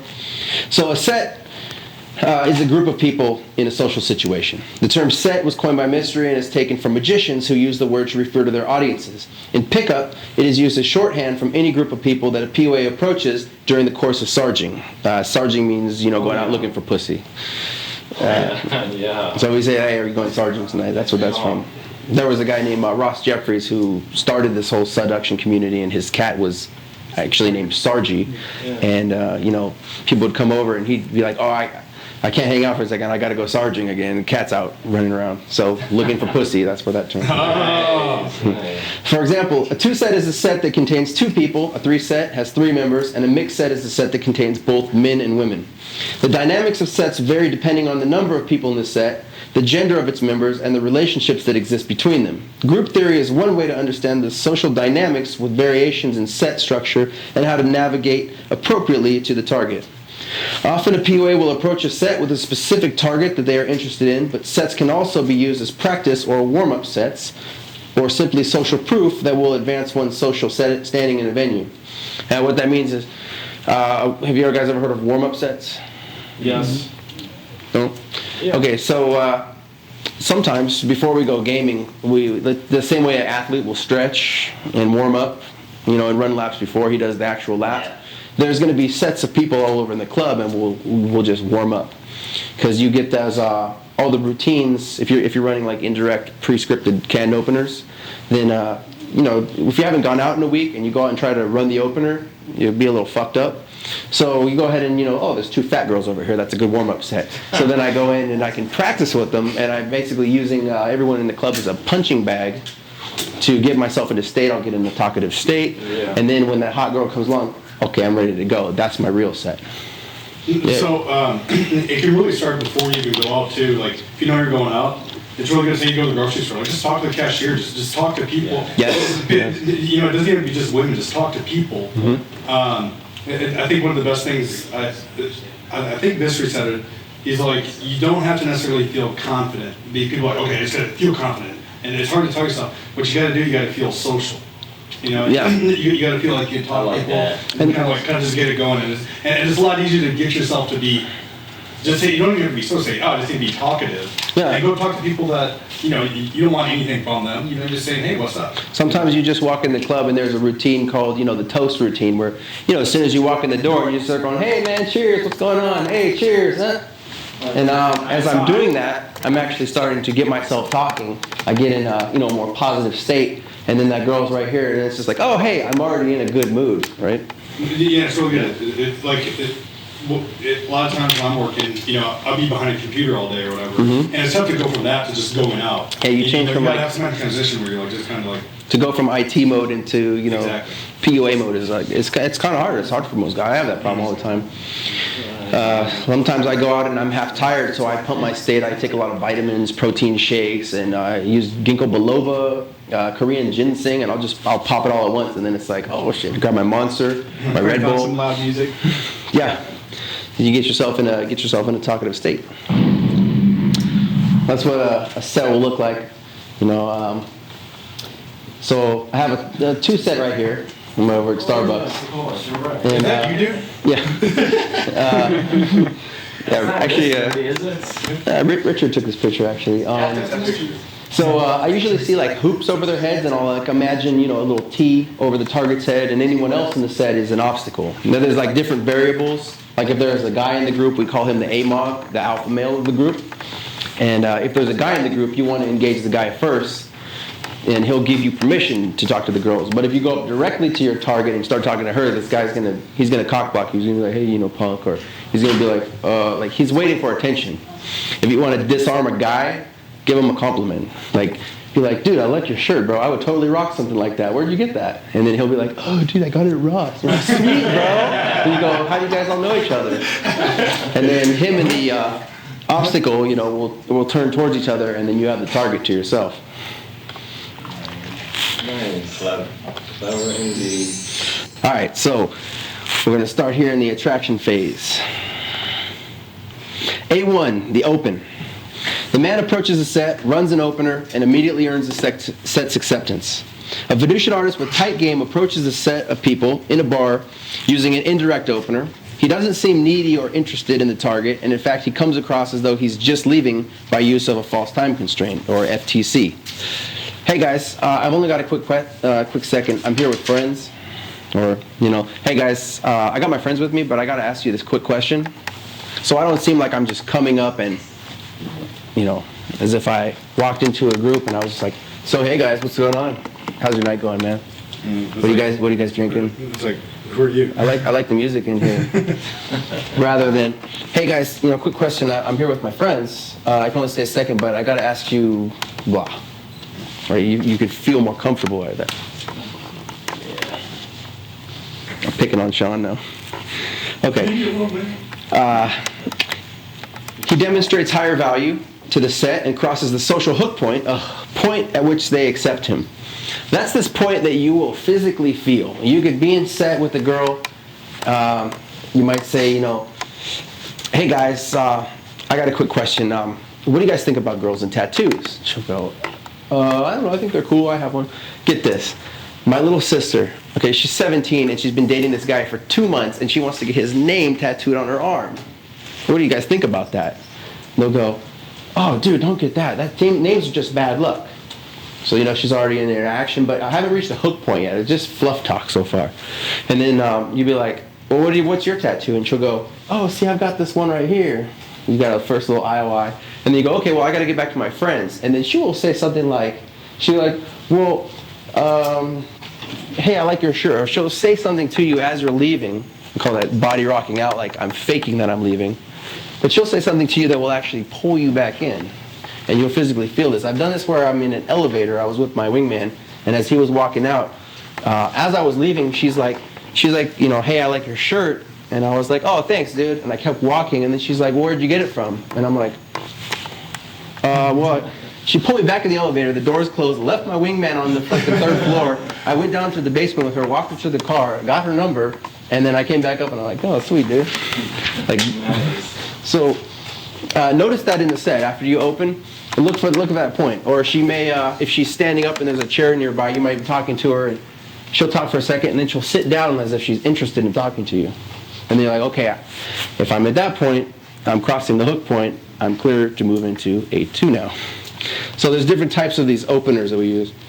The point of an opener is to start a conversation. Once the conversational thread is born, you'll be able to raise it any way you like. And what that means is, guys learn these openers, and then they continue talking about the opener. They'll say, you know, you walk up and you guys, girls, hey, dude, I have a fucking crazy question. I gotta get back to my friends in a second, but what do you guys think? Okay, dental floss, before or after you brush? And they're like, before or after? And you're like, see, no one knows the answer. And then they go like, yeah, you know, because I was at the dentist the other day, and or they'll walk up on the dog trail and they'll say, you know, hey, I like your dog. And they're like, oh, thanks. You're like, oh, he's a cute dog. Well, so what do you feed your dog? Oh, dog food, huh? Cool. So what kind of dog is that? Cat food. Right? They're staying on the dog thread for like far too long. You Right. transition at that point. Okay.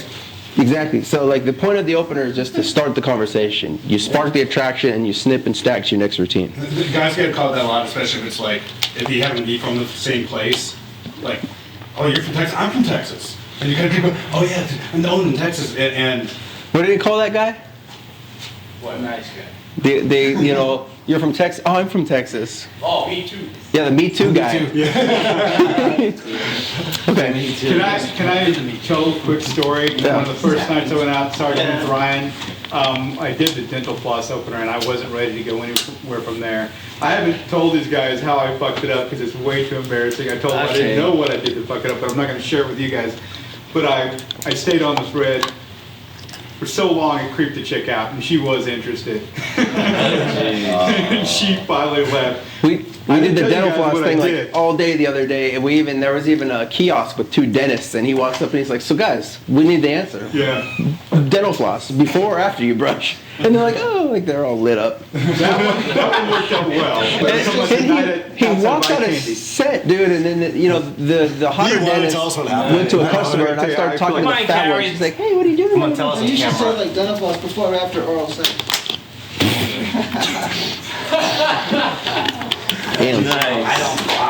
So all those weird openers right there, those are called indirect openers. You know, the guys that you see that fight outside, where I'm not actually telegraphing any interest. I'm just, you know, I may be at a bar, and an indirect opener could be like, I'm sitting at the bar and I go, oh, is that the Patriots game or what's the score? An indirect opener. Whereas a direct opener is just straight walking up, telegraphing interest. Hey, I've got to get back to my friends in a second, but I thought you were like absolutely adorable, and I had to come meet you. My name's Ryan. Right? I basically shown her all my cards, and then at that point, it's just up to her. Is she gonna take it or leave it? But that usually works though. Yeah. They like that. I mean, I've heard, you know, a lot of guys say, well, you shouldn't never compliment a woman. I've heard other guys say, oh, it's good to compliment a woman, but I guess there's a lot of... The thing in this is it's just they're different styles, different schools of thought, and it's what's congruent to you. Are you know, like an alpha guy, like the guy that can walk up to a girl and tell her, yeah, you're fucking smoking hot, I had to say what's up? Or do you want to, you know, kind of play coy with it and hard to get? It depends on who you are, what's your style. It's cool. Opinion opener, that's the, you know, guys, female opinion. My friend's girlfriend, found pictures of his ex underneath his bed, and she told him to burn them. What do you guys think about that? You know, oblique opener, like you know, karaoke, or maybe singing in a band, where she sees you in the audience, she sees you demonstrating higher value. She could become attracted to you because your DHVs are being uploaded to her head before she even knows you. These obliques are good. Like you can if you can rock it on karaoke, and she sees you and she's like, okay, that guy's hot. And then you walk up and you say, I just thought you were absolutely adorable. I was singing my song and I saw you. I had to come say what's up. She's gonna be very responsive. Most likely she'll buy you drinks and you're good to go. Now I've sung karaoke many times, but I don't go to any of these women. Next time I gotta do that. Next time I say karaoke, say, what's up? How you doing? For sure, dude. It's good for confidence building too. Yeah. The other way you can, a third party, an accomplishment introduction by a wing. Let's imagine I'm sitting back at the bar and there's maybe a 2-set, and my wing will come in and he will say, hey, what's going on? I'm actually here with my buddy, dude. Awesome guy, dude. He actually, you know, just... He's a DJ. He's a DJ, and he just got the job at the Palms, dude. And okay, so he DHVs me, and then when I walk into the set, she says, "Oh, you're the DJ guy." Right? Good one. Nice. Richard fucking saved my ass again. Okay. Or a digital opener. I can, you know, Facebook, MySpace, anything like that. Hey, what type would you call like approaching a girl on the dance floor? Dance floor game? Dance floor game? Dance floor game? Yeah. But what type of opener doesn't really fit? It could be any of those. You can do it direct when you're dancing. Mazin and I have a really good routine where if the dance floor is there, he'll take my camera, and then I'll come out, kind of dance a little bit, and I'll do some little thing on the floor, and he'll get a picture, and then I'll go like this, and he'll take a picture, and then he'll turn to the girl like over the shoulder and be like, "Ooh, can you take a picture of us? Fuck yeah, we just got into Vegas." Oh. Yeah. And now she's already locked in because she's got my camera. She can't go anywhere. Yeah. Nice. So that one works pretty well. Had really good results with that. Very nice. All right. During the opening in A1, you could encounter what's called the bitch shield, a social shield that women take on metaphorically when attempting to fend off would-be suitors. Bitch shields, sometimes also called as protection shields. Yep. That was a term from VH1 because they wanted the show to be PC. What causes PUAs to feel that a woman seems unapproachable. And we know we've always walked to the club and you get home and your friend says, "Did you get laid tonight?" You're like, "No, they were all stuck up." Like, they weren't stuck up. They were just a bitch when you came around because you didn't display that value yet. She may be giving no approach invitations or anti-approach invitations and be moving away in proximity. Bitch shields can also occur during a conversation when a girl tries to blow the PUA out, acts generally rude, interrupting him or asking him to leave. The concept of the shield is that most women are not normally mean or bitchy, but due to extreme circumstances, such as being in a high-traffic nightclub and being hit on many times, women begin to adopt this persona over time. Usually extremely attractive women, and some of those who are not, often pretend to be a bitch to prevent an endless stream of non-gay men, also known as AFCs, from hitting on them. Some women will enjoy the power rush from being a bitch, while others are like that naturally. It's important for the seducer to recognize when the bitch shield is artificial and when the woman is truly a bitch. Now, one thing on the bitch shield too, like if you really want to understand what that's a lot more about, I mean, I don't know, like if y'all have like gay friends or whatever, but if you ever go to a gay bar, like for the first time you go, it kind of gives you a perception of what it's like to be a chick.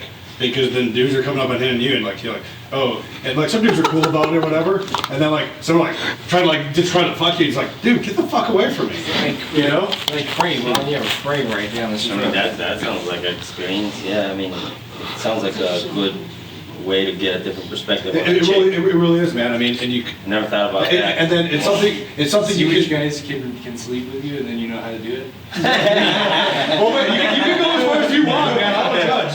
But I'm gonna use that line, man. but then it's actually also a story you can tell girls later on. I like that analogy. That was good. Where you kind of understand. I actually believe that. Man, I never really knew what it was like to be with a chick, and I went with my gay friend to the gay bar. And then you go, and oh my God, let me tell you, I'm like, oh shit. That sounds like a routine. It's going on. You do that, they might take you shopping Exactly, or something, but that's about it. I But you know. also double your chances of getting laid that night. So you also double your chances of getting laid that night, whether it's a man or a woman. Okay, so have you guys ever seen that movie Independence Day? Yeah, of course, it has. I play all the time. So many times. I know, we're a group of nerds. I love it. Yeah. So, in Independence Day, and he uploads that virus, right? So what we want to do to get through that bitch shield is, how you've noticed every time you give her, I bought you some chocolate, this big heart thing of chocolate, or, the gifts, flowers, nice things. You hit that bitch shield and it just bounces off of her. Yep. Except maybe, there's some women that will, just crave attention, and they may take it, still necessarily not gonna get that pussy, but it doesn't, what you want to hit them with is this emotional connection to penetrate, right? You want to upload that virus to get through them so that they can actually start talking to you like a real person instead of, just some random guy at the club. Some guys not trying to get into that pants either. So back to the hook point, what we were talking about before, social hook point. The point during an interaction when a woman decides she is interested enough in the PUA to continue interacting with him. A hook point occurs when a woman or group gives the PUA an IOI and starts becoming more interested in him. It is the point where the perceived value of the PUA has become high enough for them to be genuinely interested in who he is. Reaching the hook point early is important to keep from getting blown out. I need another beer because I want to go with it. Okay, So our magic meter's filling up a little more. And after we hit that hook point, we're going to be moving into A2, which is the female to male attract phase. That's where we're going to begin. We've opened the girl. Thanks, bro. Fuck yeah. We've gone up. We've started the conversation. She's interested in us and talking a little further. So now we're going to demonstrate higher value to her. A man demonstrates higher value while simultaneously showing lack of interest in the target. She responds with indicators of interest. Example, the PUA continues to convey his personality using stories, gambits, humor, patterns, games, routines, palm reading, etc. This combined with his apparent lack of interest in the target raises his social value relative to hers and intensifies her emotional state. She begins to give him indicators of interest. This little picture I have on here, I already was with a couple of my wing guys, and we were actually playing this game called Sargopoly, where I put these challenges in my, I dress up like the Monopoly dude, and I put these challenges in my hat, like get a girl's number in under 3 minutes using the opener, do you know why you suck? And you would put $5 in the hat, and then you draw that challenge. And one of the challenges was dude had to walk up to a girl and open with basically telling her what the fuck we were doing. And actually that was this girl. And then they started like basically using her as like pre-selection, because she had a couple girlfriends who then we kind of created this this scene right here, and this girl was across the bar watching us all having all this fun. I was displaying leader of men, pre-selection. I had the bartender take this picture, which made this like this spectacle for her to look at, and I was looking right at her when I took the picture. So after she was already attracted, so I was able to just walk up to her. I gave her a high five and a spin. I took her number, and then I walked back. And it was simple within like a couple minutes. Is that Jenny? Yeah. Oh, yeah. What was fucked up is my other wingman didn't see me spin her, didn't see me open her. He walks up, does the same opener, fucking tries to spin around, and she looks right at me like, what the fuck is going on? Wow. So that was good. Really funny. Nice. So how'd you respond to that one? What'd you bounce back with? I said we're the fun crowd. We like to dance. Yes, we did. So from the woman's perspective here, okay, the target's not going to feel attraction for you unless your social value, social status is preserved. Fuck, I need the TV on this side. To be perceived by her to be equal or greater than her own. Let's imagine like we walk in a room, and at first, she's been hit on 20, 30 times, her ego is through the roof, and she sees you as just another chump. Okay? When you first open, you're just some guy. She has no reason to perceive you as having any more value than that. She sees herself as the prize. Except, you're dressed well, you have good body language, you're not needy, you're interesting. You've opened her, you're beginning to DHV, which raises your value. What the fuck? Okay, so you move into A2. Now you're demonstrating value. Other girls are touching you, pre-selection, and you begin to neg her, so she'll show you IOIs, which you're going to exploit. By negging her and DHVing, your value is coming up, her value is going down. She's starting to see herself as like, oh, maybe I'm not that cool. This guy is higher value than me.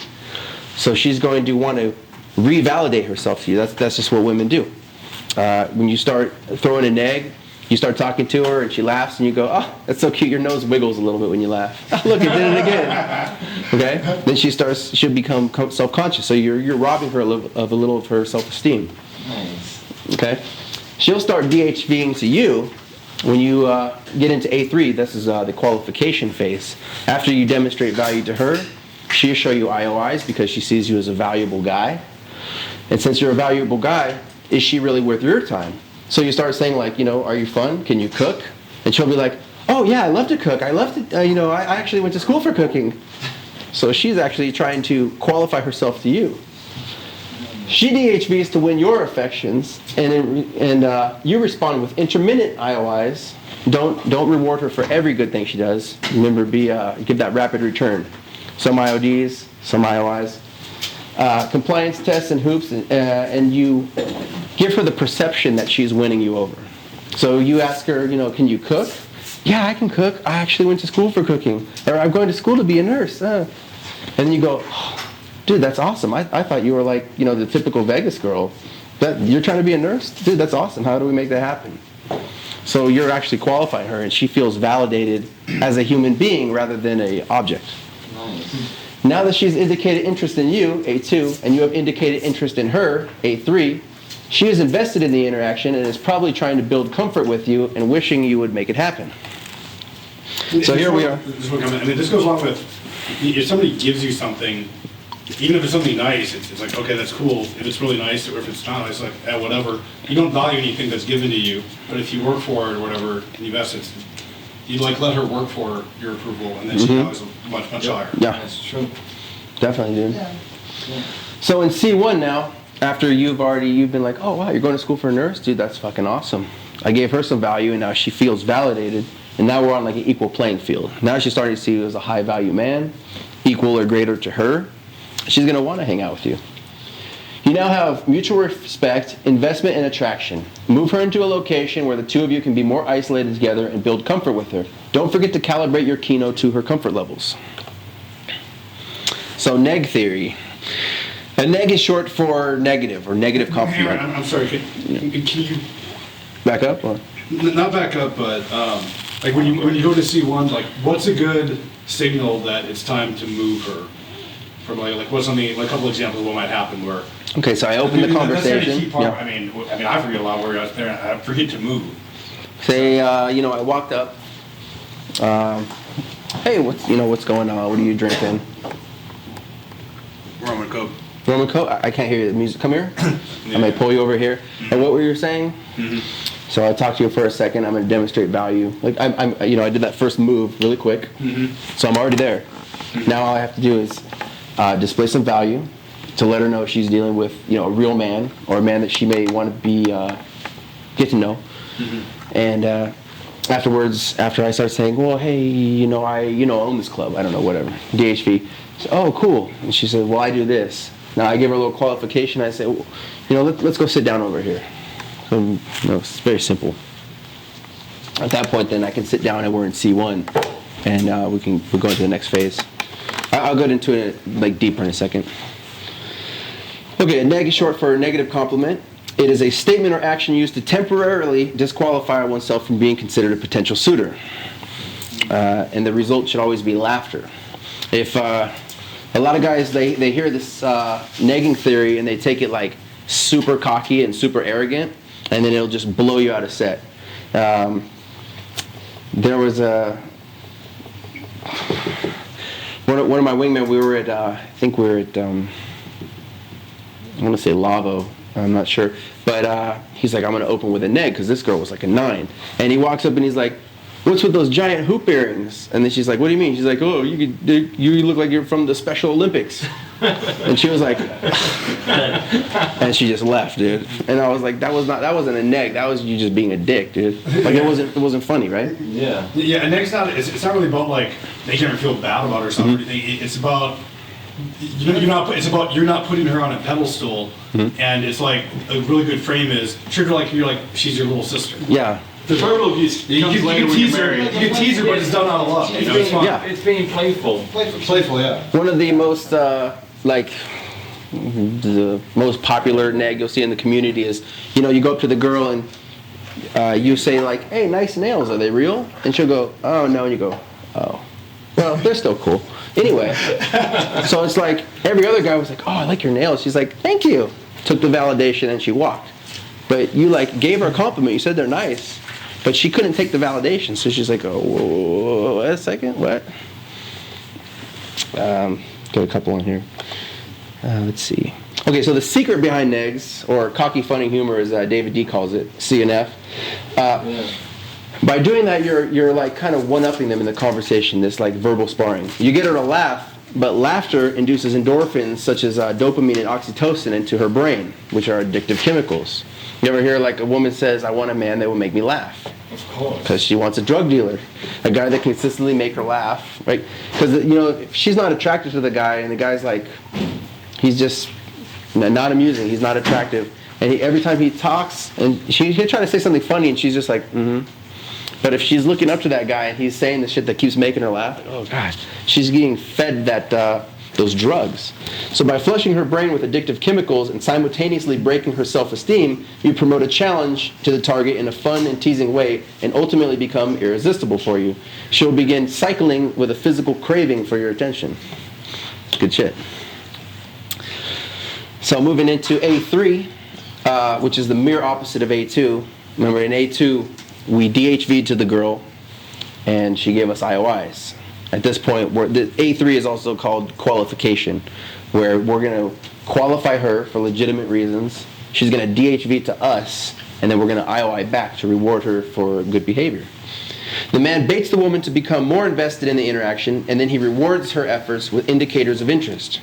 For example, the PUA uses takeaways to bait her into chasing after him, to earn his affections, and she becomes more invested in the interaction. He rewards her with indicators of interest. Then he moves her into a quiet area of the bar and begins building comfort. This one was that girl that I spun the other night, and actually Rich was winging with me. We ran a 5K, and to continue an interaction running 3.5 miles is a pain in the ass, but we had it just down where I would talk for a minute to her, and he was kind of like trailing. And then if I ran out of shit to say, I would kind of stop to the side and code him, and then he'd come in and keep talking to her. But all the while, that would build like 35 minutes of comfort time. And then we moved her over to the bar and had a drink. Keys to success in A3. You must convey to the target that you are qualifying her for legitimate reasons. If she suspects you're only interested in her due to her physicality, she's not going to feel validated as a human being and in turn assume you only want her for sex. So I say something like this. Dude, it's funny because, I thought your first impression really sucked, but now that I get to know you better, you're like a really fun and interesting person. And I love the fact you love the outdoors as much as me. You're totally not the typical Vegas girl I thought you were. I'd definitely like to get a chance to know you better. I got to get back to my friends, but how can we continue this conversation? Maybe that's fair, right? Yeah, that sounds good. Now she's not like, oh, he doesn't just, want my tits and my ass. He's actually interested in me. Yeah, you demonstrate that's a little bit of Vince Kelvin in there, too. And got for him, because I didn't ask for her phone number directly. This is like another trick. As I said, how can we continue this conversation? I didn't say, like, can I get your phone number? It prompted her to say, well, I could give you my phone number. So in her mind, I'm a guy that she gave her phone number to, not the guy that took her phone number. And at that point, I'll create a time bridge. So let's look at the attraction phase in real time. Cool, let's watch. This is how quick that will happen. Hey guys, here it is.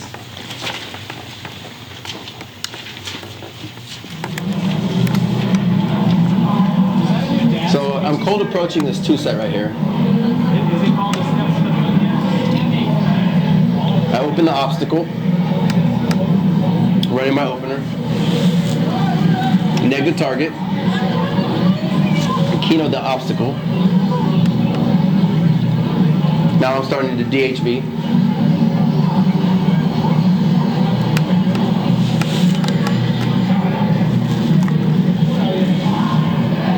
Now I'm compliance testing them.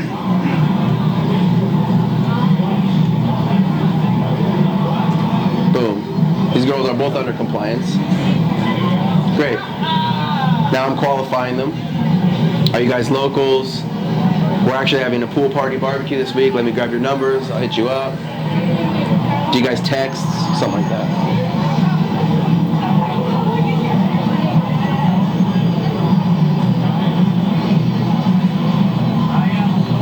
I don't know what I'm doing right here.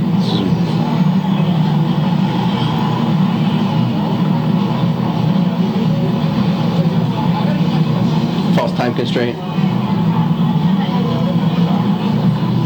That was awesome. Yeah, I know. Now I got this thing, so it's better. Next time. I'm saying, if I hit you up on Facebook, will you accept my friend request? You promise? You pinky promise? Spin, and phone comes out. And then my wingman came in to isolate her, and then I built a little more keynote. So was it Richard over here? Was he wingman at that time? CJ was there. Okay, cool. So what was the DHV did you use there? Did something about Britney Spears.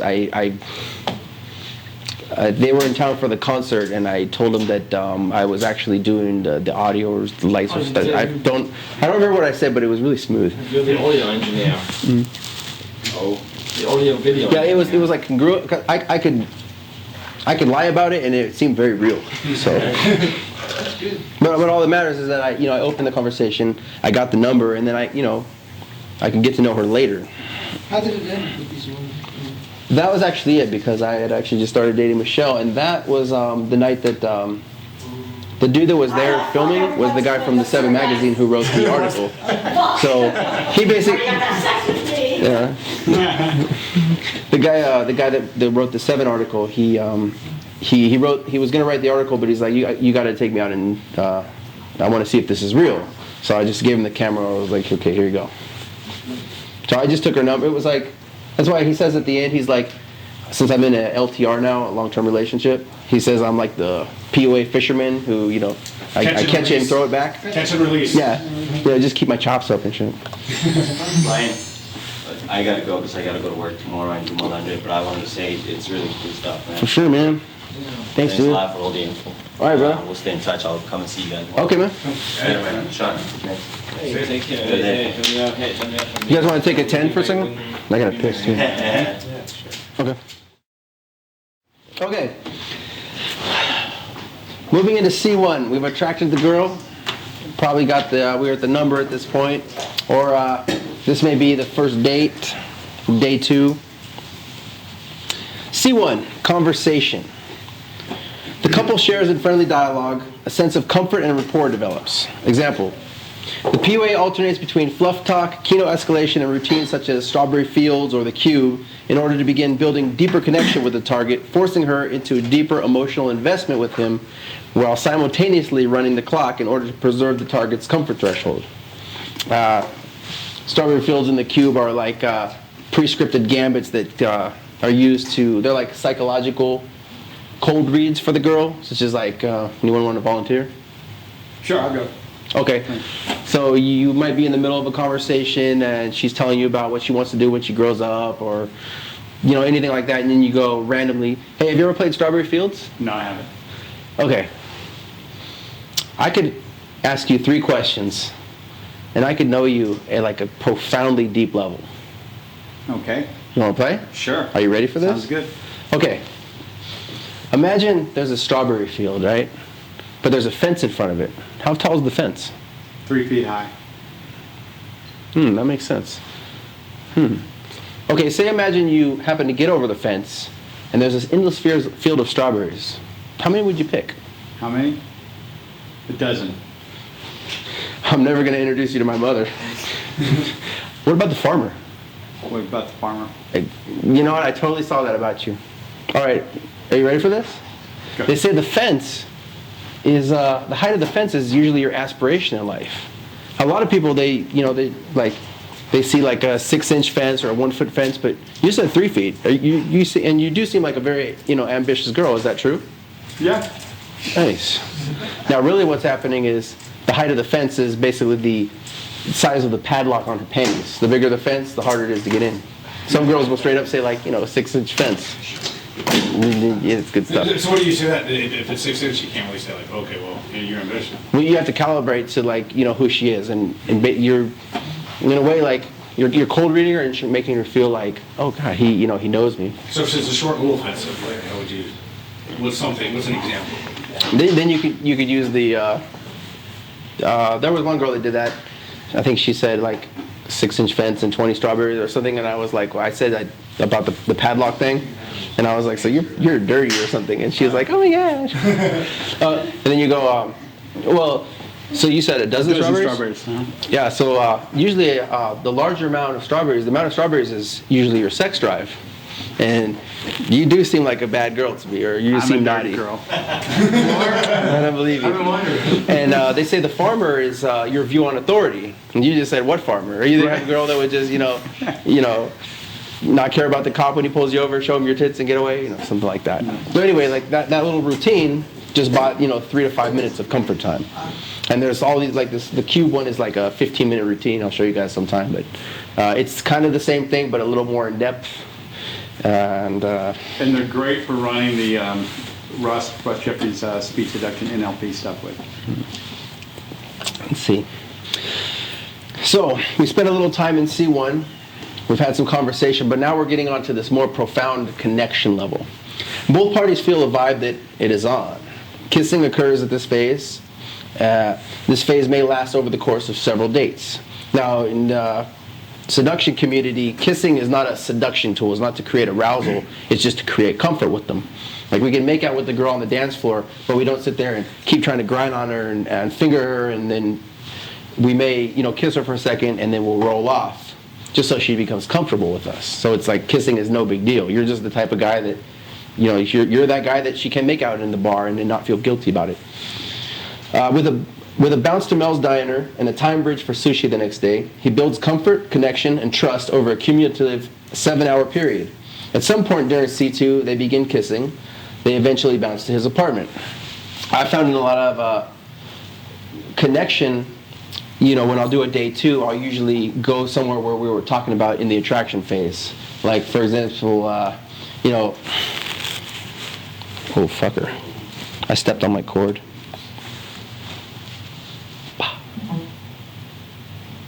Fucker. This girl, we're talking about fitness stuff in the conversation phase. So when I day 2'd her, I had mentioned that, hey, there's, they're doing the Race for the Cure thing. And she's like, okay, so that's, it was a better form of connection. The girl over here, they were very into like rock climbing, and I ended up going out with them. I brought my brother along to wing me, and, we went on a hike. Again, creating a connection between the two of us. We were talking about camping, and we ended up going on a hike again. This girl's dream date, or her just natural date, was to get a 6-pack of beer and a pizza and hang out on the hood of a car and watch the stars. And I didn't have a car, so and neither did she. So we just ended up getting a pizza and hung out on the 50-yard line. So again, like, take them to that environment where they're comfortable and they feel a connection to you, and you'll slowly escalate into C3. Moving from conversation, creating more connection will lead to intimacy, which is C3. So now at a seduction location, heavy making out occurs. The couple moves into the bedroom. I don't have any bedroom pictures for you guys, so. But you can kind of see where that went. Which enters into the seduction phase. So we have her back isolated at the apartment, and foreplay will begin. The couple begins the physical escalation towards sex. If this happens too soon, it can cause buyer's remorse. Now, logistically, you have to remember, if we were on a date or we were at the bar and I moved her back to my house, first we traveled in the car, built some more comfort time, we built some more rapport. To get to my bedroom, we had to go through the living room. And a lot of the time, I'm going off on a tangent here, but if you guys ever use that line, you're at the bar and then you're on a date and you're like, well, we can go back to my place and watch a movie, or if she says that to you, that's basically saying, let's go have sex. But she has the plausible deniability of saying, well, we were just going to watch a movie and it just kind of happened. But she doesn't want to be responsible for that. And usually if that happens, if she goes back to watch a movie, if you actually get to turning on the movie, within the first 10 minutes, start making out, take off the top, take off the panties, and fuck her. But usually you don't even have to turn on the movie. If she goes back to your apartment, as soon as you open the door, just take her by the hand, take her straight to the bedroom, throw her up against the wall, and fuck her. So S2, last minute resistance, LMR. Last minute resistance is the point of no return before sex occurs. It's often a freak out moment for most women. LMR is to a woman as approach anxiety is to a man. Now, have you guys ever been you've seen a hot girl, you feel compelled to go talk to her. She's hot, you want to fuck her, but at the same time you're like, I can't, and you freeze up. And we call that approach anxiety. It can be, the more approaches you do, the more you get desensitized to it. It never really goes away, but we have to go back to 50,000 years ago when we lived in tribes. Let's say we live in a tribe of 50 people, 25 guys, 25 girls. And 5 of those girls, they're too old to fuck. 5 of those girls are too young. 5 may be sick. 5 may be fat. And so you only have, a couple girls to actually choose from. When we're talking about high caliber women that will give you a higher statistical probability of survival and replication. So the problem is, though, all those girls are on the harem of the tribal leader. And if you go fuck with one of his girls, he'll have, one of his people on, in the higher hierarchy where he's at. You've got the chief of the tribe. Like a sergeants. Like a sergeants. Yeah, in a way, yeah. Perfect. And if you fuck with this girl and he catches you, he'll just be like, go kill this guy. Go smash a rock over his head. Or at the same time, if you actually do, approach one of the girls and she doesn't like you, she goes back and tells all the other girls in the tribe, this guy's a douchebag. He tried to do this. So what's happening is over 50,000 years, it's been hardwired into us as men to fear the approach.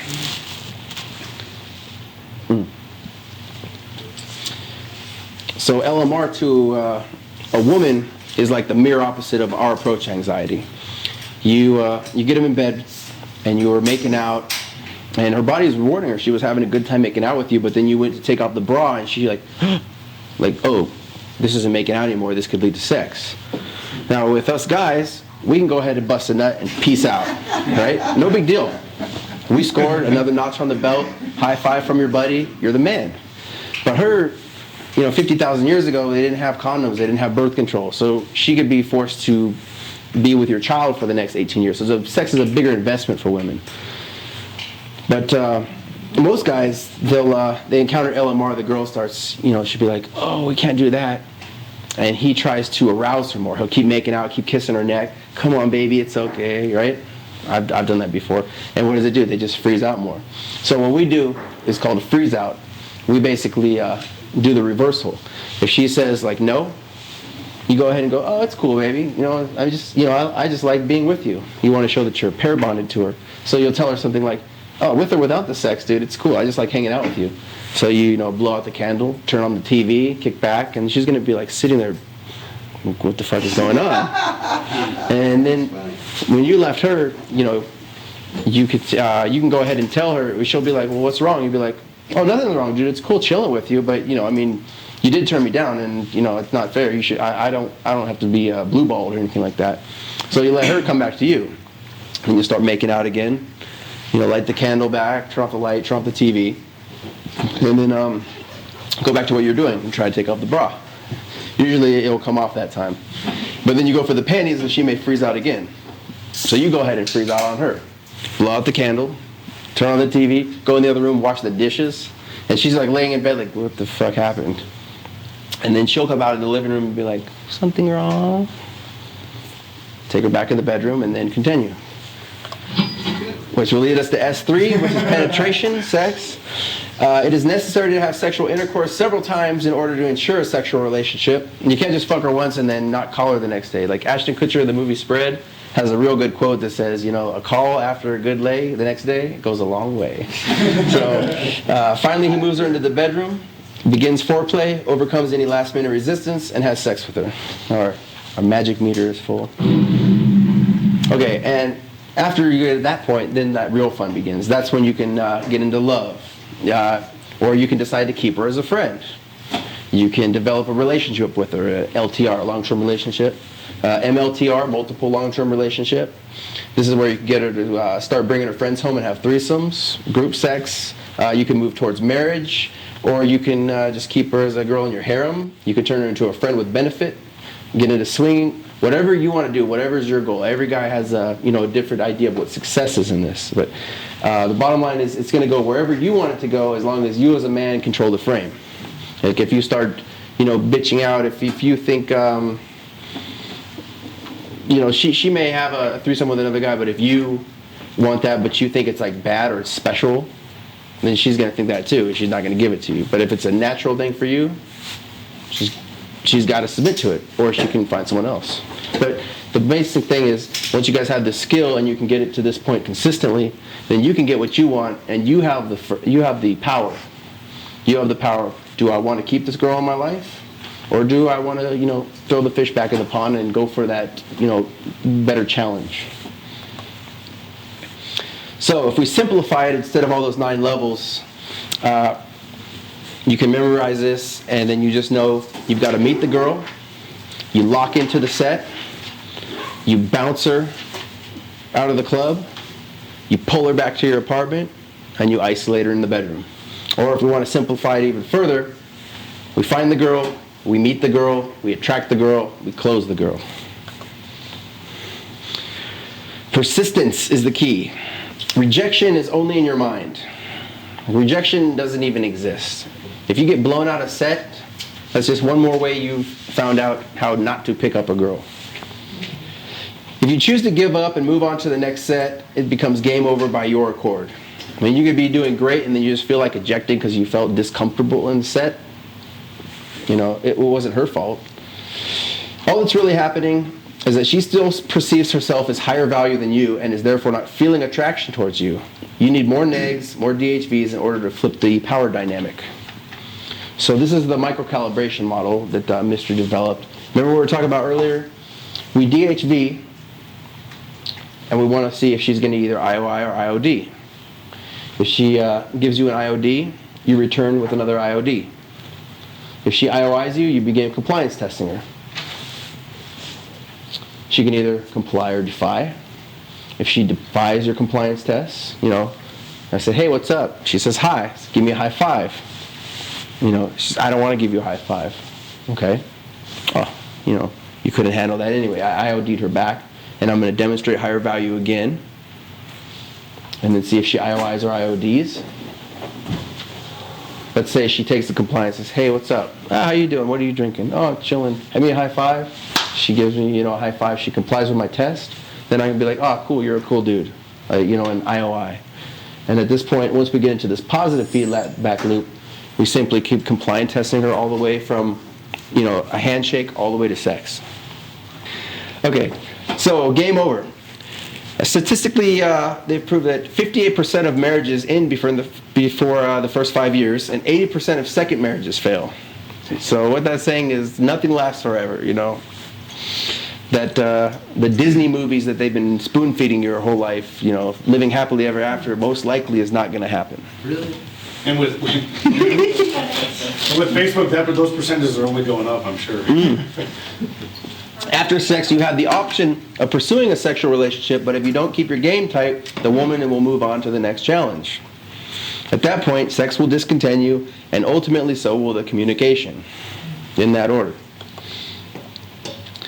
So I wrote this little thing about the second quest. I'm a big Zelda fan, and you know, at the end of the game, you save the princess, you hold up the Triforce, and the little flashing lights, and the credits go up, but those credits aren't going to run forever.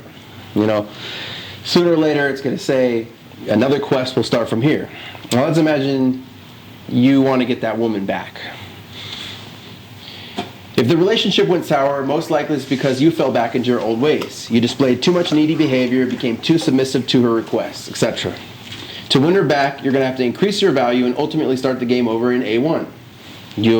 Sooner or later, you'll actually gain higher value, I mean real value. You'll go out and get a new job, get a new car, create a new identity, get a new girlfriend, and then sooner or later you're going to give that girl a call back and you reopen the chat. You open again. You're going to demonstrate higher value to her, back to A2, and play the second quest in order to rekindle your old flame. So, I just want you guys to remember that obsession is not love, and in this life all you need is yourself. I was really sprung on this girl for a long time, ever since I was like 5 years old. And eventually, I never dated her, but I actually got her name tattooed on my chest. Because I was thinking, you know, oh, it's because I love her. We're meant to be together, and someday, you know. And she weighs like 250 pounds now. Yeah, I seen her on Facebook, and I was like, what the fuck happened, dude? that was good. I still get to look at. Yes, She's still trying to get over you. Yeah. But the thing is that wasn't love. That was just obsessive behavior. And obviously, you can tell, like, she knew the way that I felt about her, so she would have known she's the prize, and I would have been lower value. So she couldn't have ever felt any attraction for me in the first place. So I was just being delusional.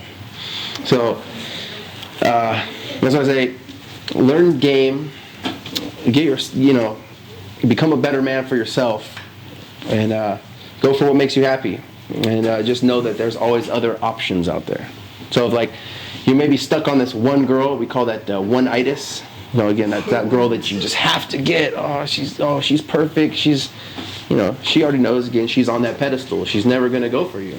You're always going to be the dude that holds her purse. But as my buddy Maz says, there's a billion stars in the sky, guys, so let's get out there and make it happen. That's what I got for this evening. All right.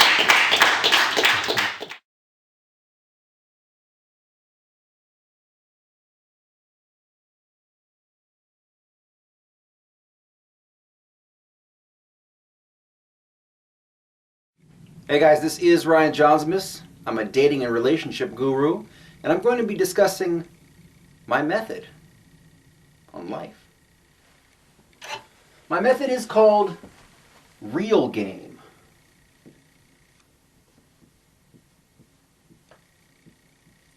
Real game, as opposed to fake bullshit game that a lot of pickup gurus teach you in the community.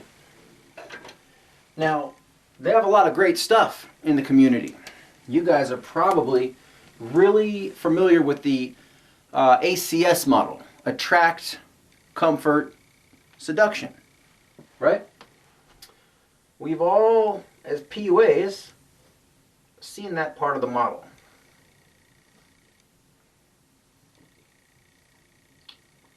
Okay, we've got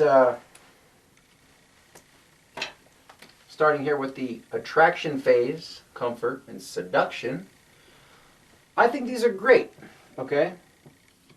I think these this part of the method is sound. Attracting a woman, building comfort with her, and if you do so correctly and systematically demonstrate your value as a man, you know, in the attraction phase, build comfort, trust, connection, commonality with the woman, then she will ultimately want to seduce you. You know, it's brilliant. It's just that there are some pieces that are missing.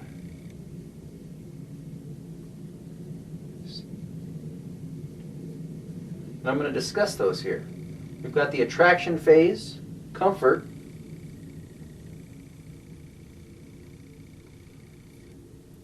and seduction.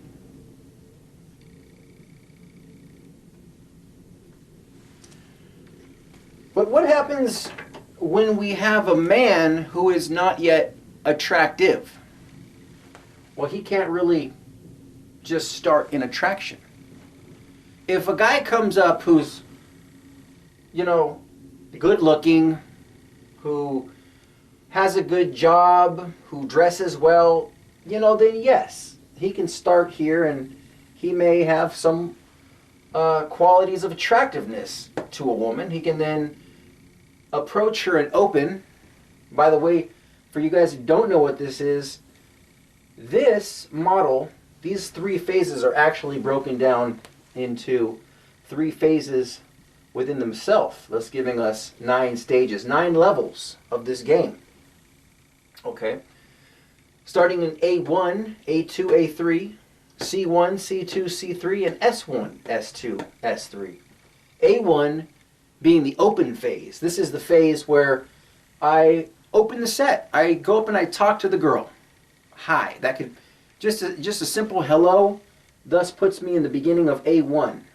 Okay, A2 is now male to female attract. This is where I as a man demonstrate higher value to the woman, thus triggering the attraction circuitry within her brain, therefore creating attraction. And that's done by a series of routines. We're not going to get into any technical things in this lecture. I more want to discuss with you my method, which is basically the key components of that we're missing in this model. Okay, so you systematically display and you do certain things to trigger attraction, so the woman becomes attracted to you.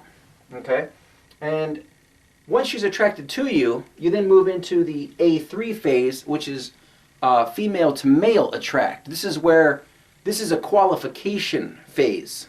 This is where the woman is now attracted to you, and then as a man of higher value, you will then qualify the woman, letting her know why you like her, other than her beauty. For example, you find out she's a nurse, and you go, wow, that's interesting that you're a nurse.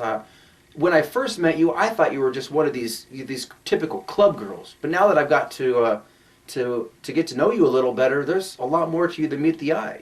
You get what I'm saying there? So you qualify the woman and you make her feel validated more as a person rather than an object. When that happens, that's usually the phase where a number exchange will take place, contact information at Facebook, Instagram, however, phone. It's 2016 now, so getting a phone number, that's pretty old school.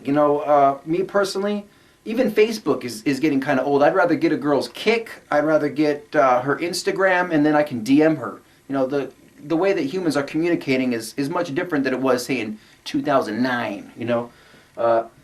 We're just living in a different time, but we still, our human courtship, our mating ritual, so to speak, is still pretty much the same. Just there's a few different dynamics that are going on here. Anyway, you move into then C1.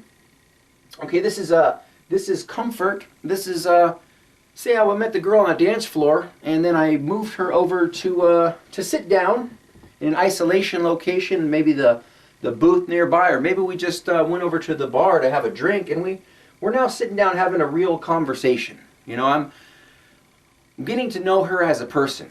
What are you passionate about? Do you have any brothers or sisters? That's this sort of talk, okay? After C1, we move into C2. This is a connection phase. This is where we start really understanding each other, and she finds out I'm a musician. She finds out different things about me, and then there's a connection because maybe she plays guitar too, or something. There's some kind of just connection that's kind of strengthening our bond. At that point, this is usually where the first kiss will happen in a interaction. We then move into C3, which is intimacy. Okay, and that's where we're really starting to build this bond between us. There's something serendipitous about this interaction. This is where usually heavy making out, French kissing will start to occur.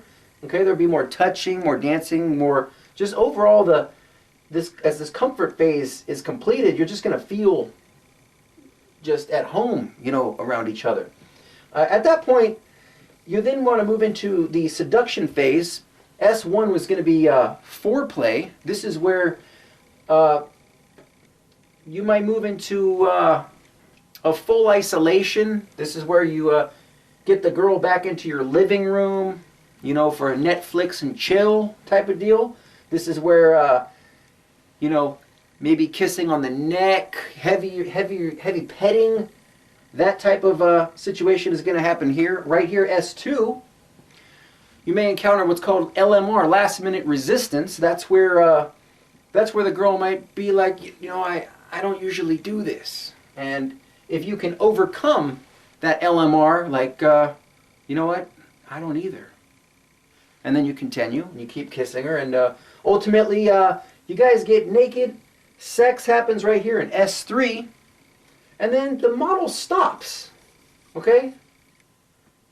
And in the seduction community, this is it. They're just playing these 9 levels, and what's happened is these gurus have failed to inform you that there is a beginning, there are steps before this to in turn become attractive before you could even go into the attract phase.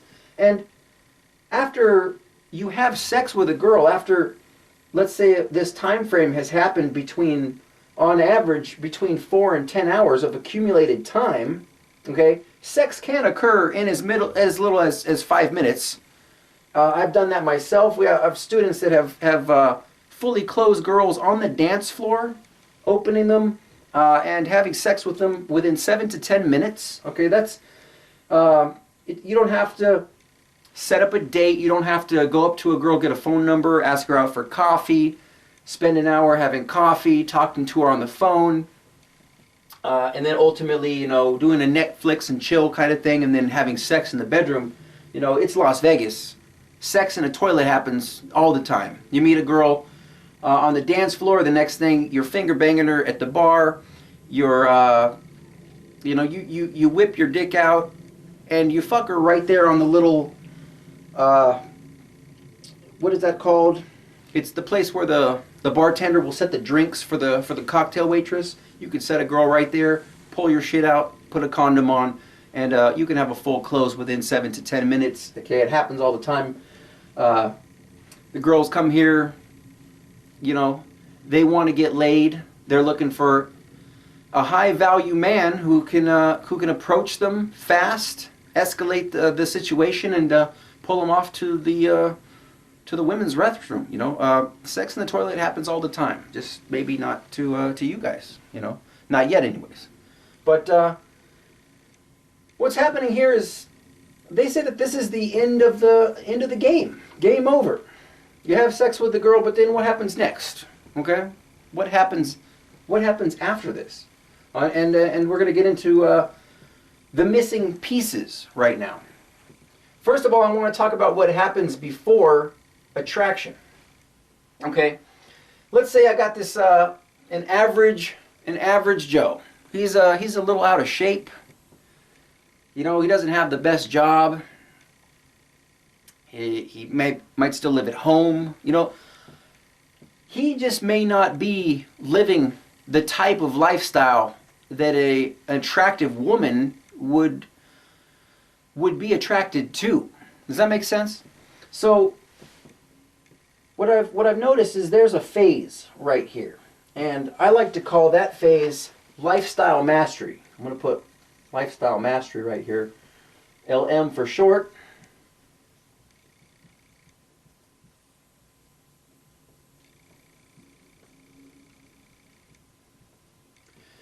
This is the phase where you want to tighten up your game, where you want to become the type of man who would naturally attract the type of girl that you want.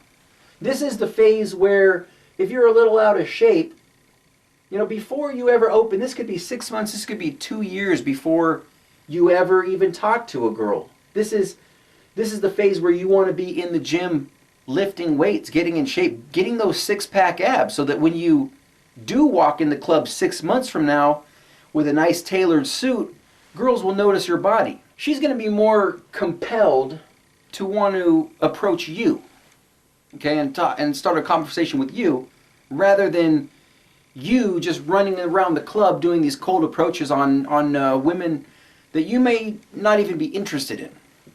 Okay, does that make sense?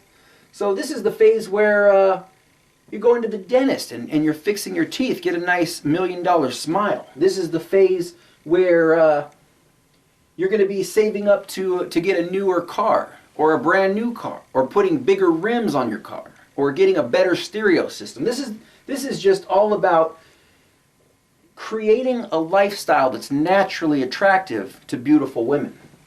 But then again, there's also a phase before this, because before you can create that type of lifestyle, you need to actually know what you're looking for. And here is the actual beginning phase of human courtship that's never been told to you before. I'm going to write TMA right here, and that stands for Target Market Assessment. Okay?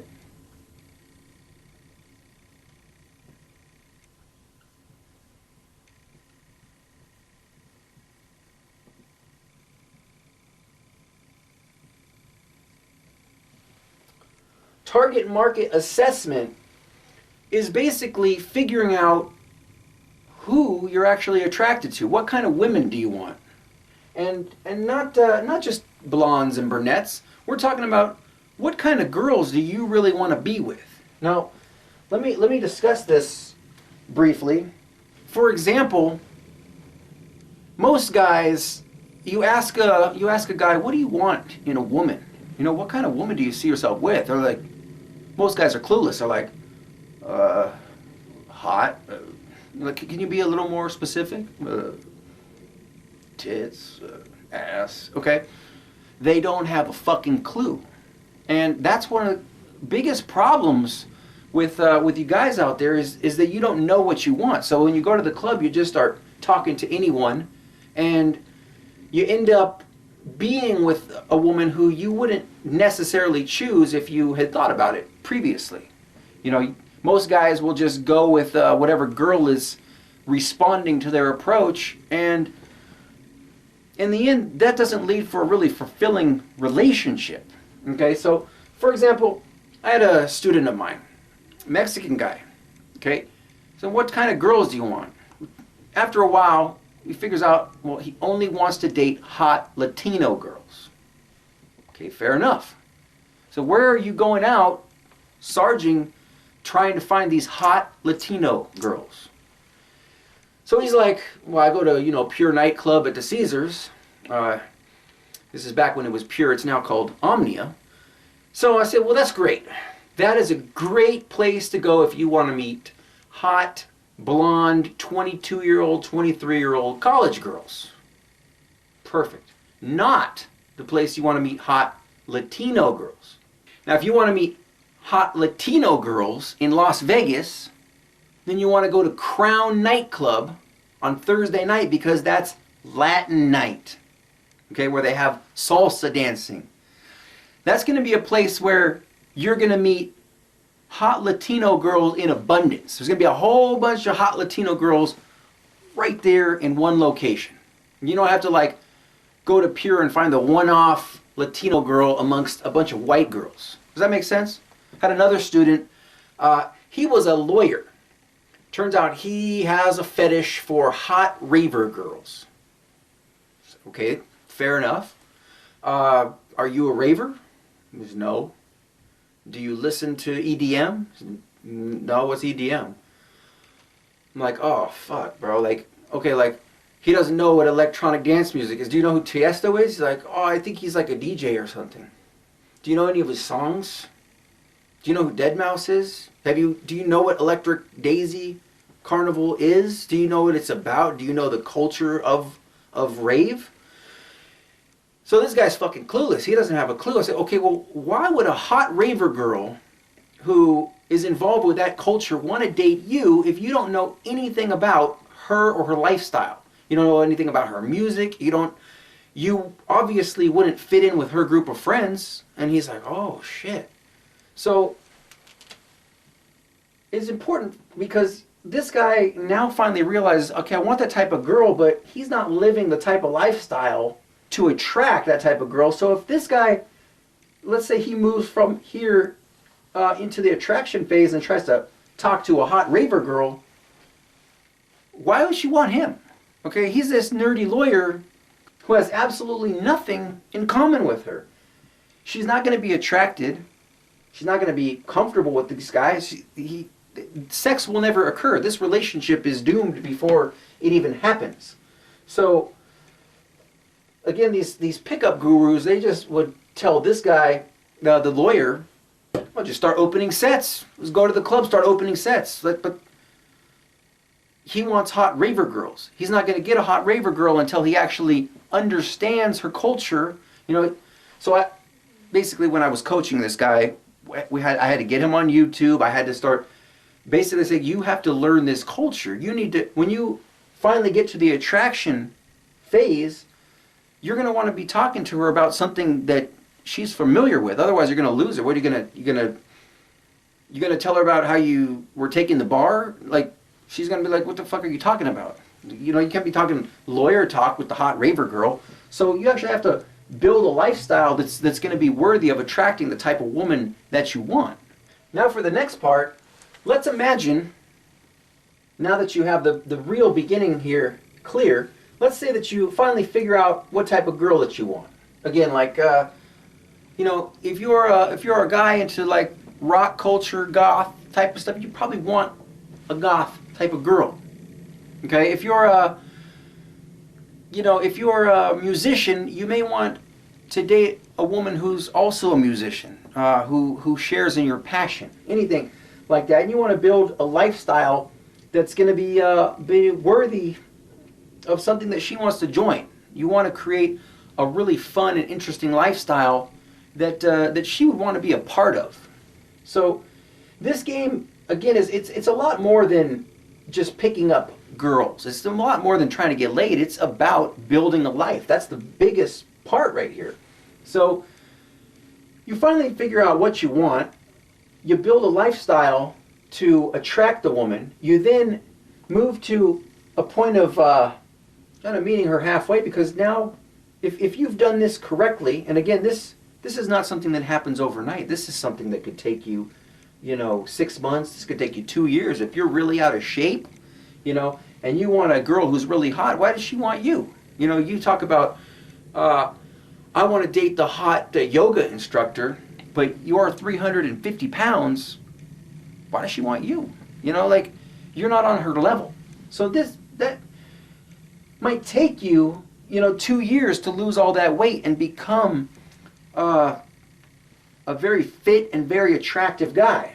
But I would suggest to you that you take the time to do that. I would suggest to you to take the next couple of years and really handle your shit.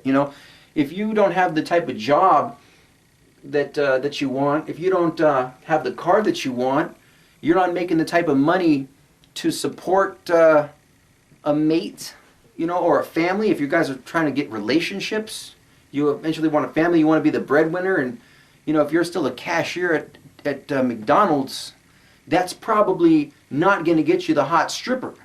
Fair enough? So you might want to just take a year or two off and really handle your shit and get your life together.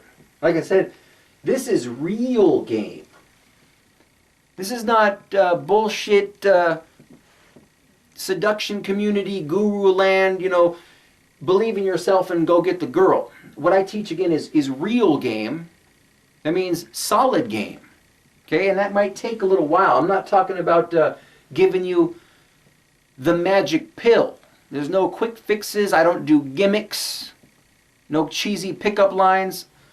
My techniques are based on science and natural human attraction. The tips and techniques that I'm teaching you and the lifestyle here is what women are really looking for in a real man. In the community, you guys have probably heard of these terms, DHV, demonstrate higher value. For you guys that aren't familiar with that, that's these gurus tell you to demonstrate higher value to the woman. You talk to her in the club and you tell her that you own 6 restaurants or something like that to make yourself, to build yourself up. Well, that's great. If you want to get laid, and that's cool. What I rather teach is called ARV, which means acquire real value. Okay? Real value. That means take the time to create a lifestyle, again, that's naturally attractive to women. And that's not something that happens overnight. You may not get your dream car within the next 6 months. It might take you 2 years, but how much tighter is your game going to be once you have a much better car, bigger rims, bigger stereo, nicer stereo? How much better is your game going to be when, instead of living in your mom's basement, you have your own luxury condo to bring a girl back to? So again, like I said, I'm not about, quick fixes or anything. This is acquire real value. After that, let's say you figure out what you want in a woman. You create a lifestyle that's worthy of her. You actually attract her. You build comfort with her. A mutual seduction takes place. Sex occurs. And then what? In the community, that's the end of the game. They don't tell you anything about the next stage. So I'm going to get into that now. What happens if you're with a girl and sex stops? Why does that happen? Well, a perfect relationship will revolve a cycle of comfort and seduction. Here's what happens. You move through comfort, sex occurs. What happens next? Well, after you come, that's not the end of it. What happens in real life? You have sex, then maybe you cuddle for a while, then you watch a movie. That's comfort. After comfort, sex will occur again. After sex, say, let's go hang out, let's go watch a movie today. Or let's go to the beach. Comfort. After enough comfort, seduction. A perfect cycle. But if we take one of these away, let's say, you know, sex just kind of stops because she's losing comfort. What's going to happen next, after sex occurs, you're then going to move into a stage called relationship management.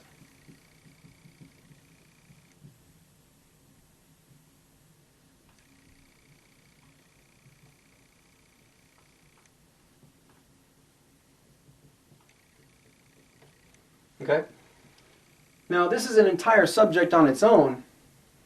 If completed correctly, will result in establishing a certain level of comfort again. If comfort can be maintained, seduction, sex will happen again, and we can move back into the normal cycle of a relationship. If any of these elements are left out, we're going to move back into relationship management. Okay. What happens if it just doesn't work out? You know, sometimes that happens. At that point, we move into what's called experience.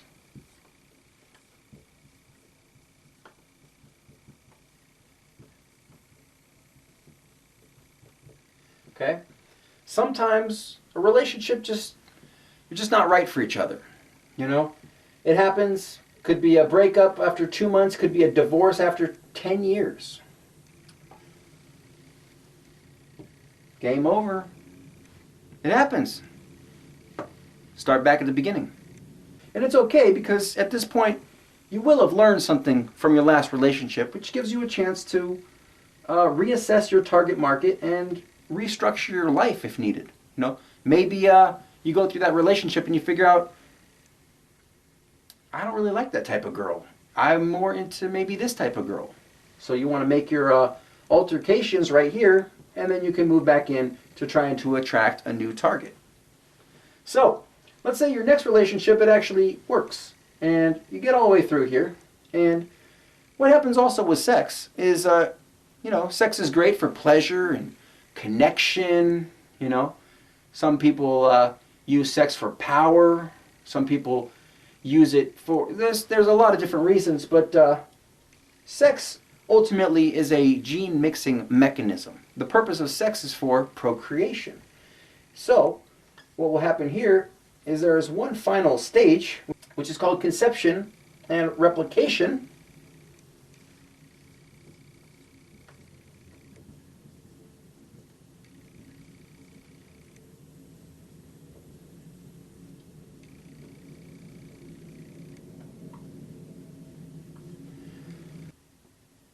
Now it is conception replication because it's technically 2 phases in one. Just because you get a girl pregnant doesn't mean she's actually going to have the baby. There's a lot of logistical issues here, and that's another topic for another day, but this is the main purpose of a relationship. All of this is so that you can get here. See, a lot of people just think this is just about banging new girls. The real point of all of this, the real point of life, is this, is reproduction. The reason you are here is because your parents completed this puzzle, okay? And they had you. Now you have a mission in life. You have approximately 28,251 days to live, to acquire value, real value, attract a mate, and procreate before your finite lifetime expires. See, you're going to die one day. We're all going to die. I am, you are, everyone you know. And if you do not get this part of your life handled, and I quote, nature will unapologetically weed your genes out of existence. So picking up women is a matter of life and death. It is that serious to get this handled.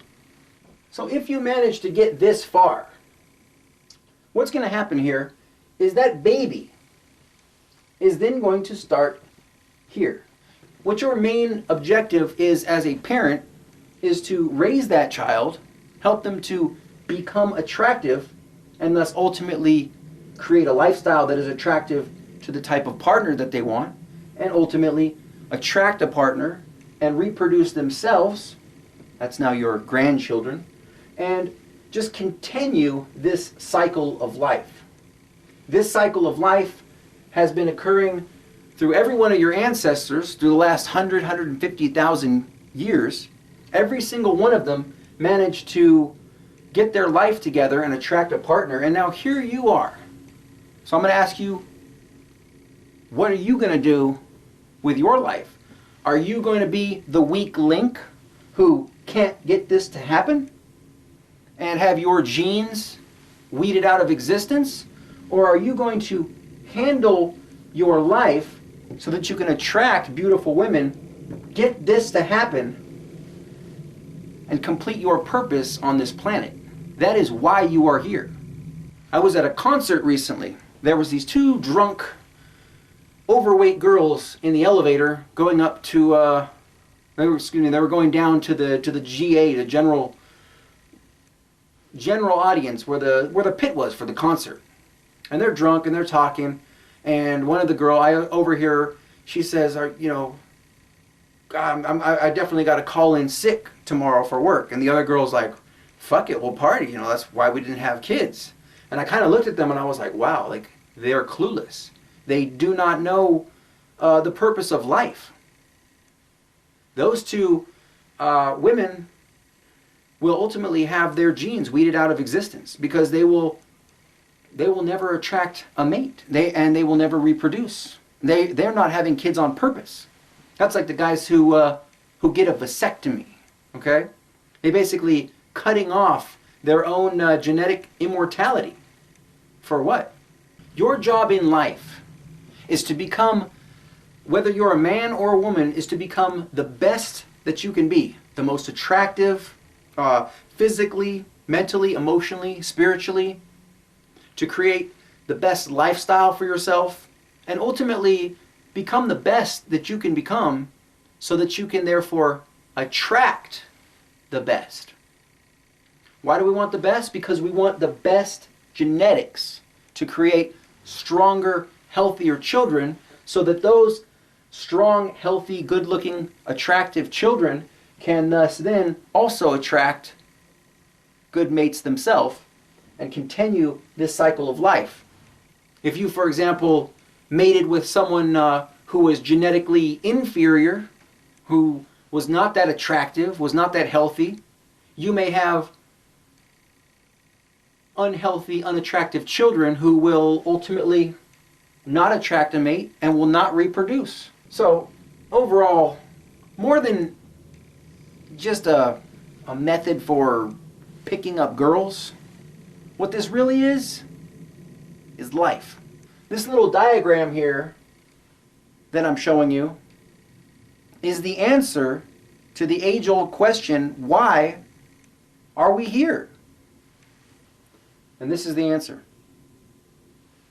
You are here to, in turn, make this happen.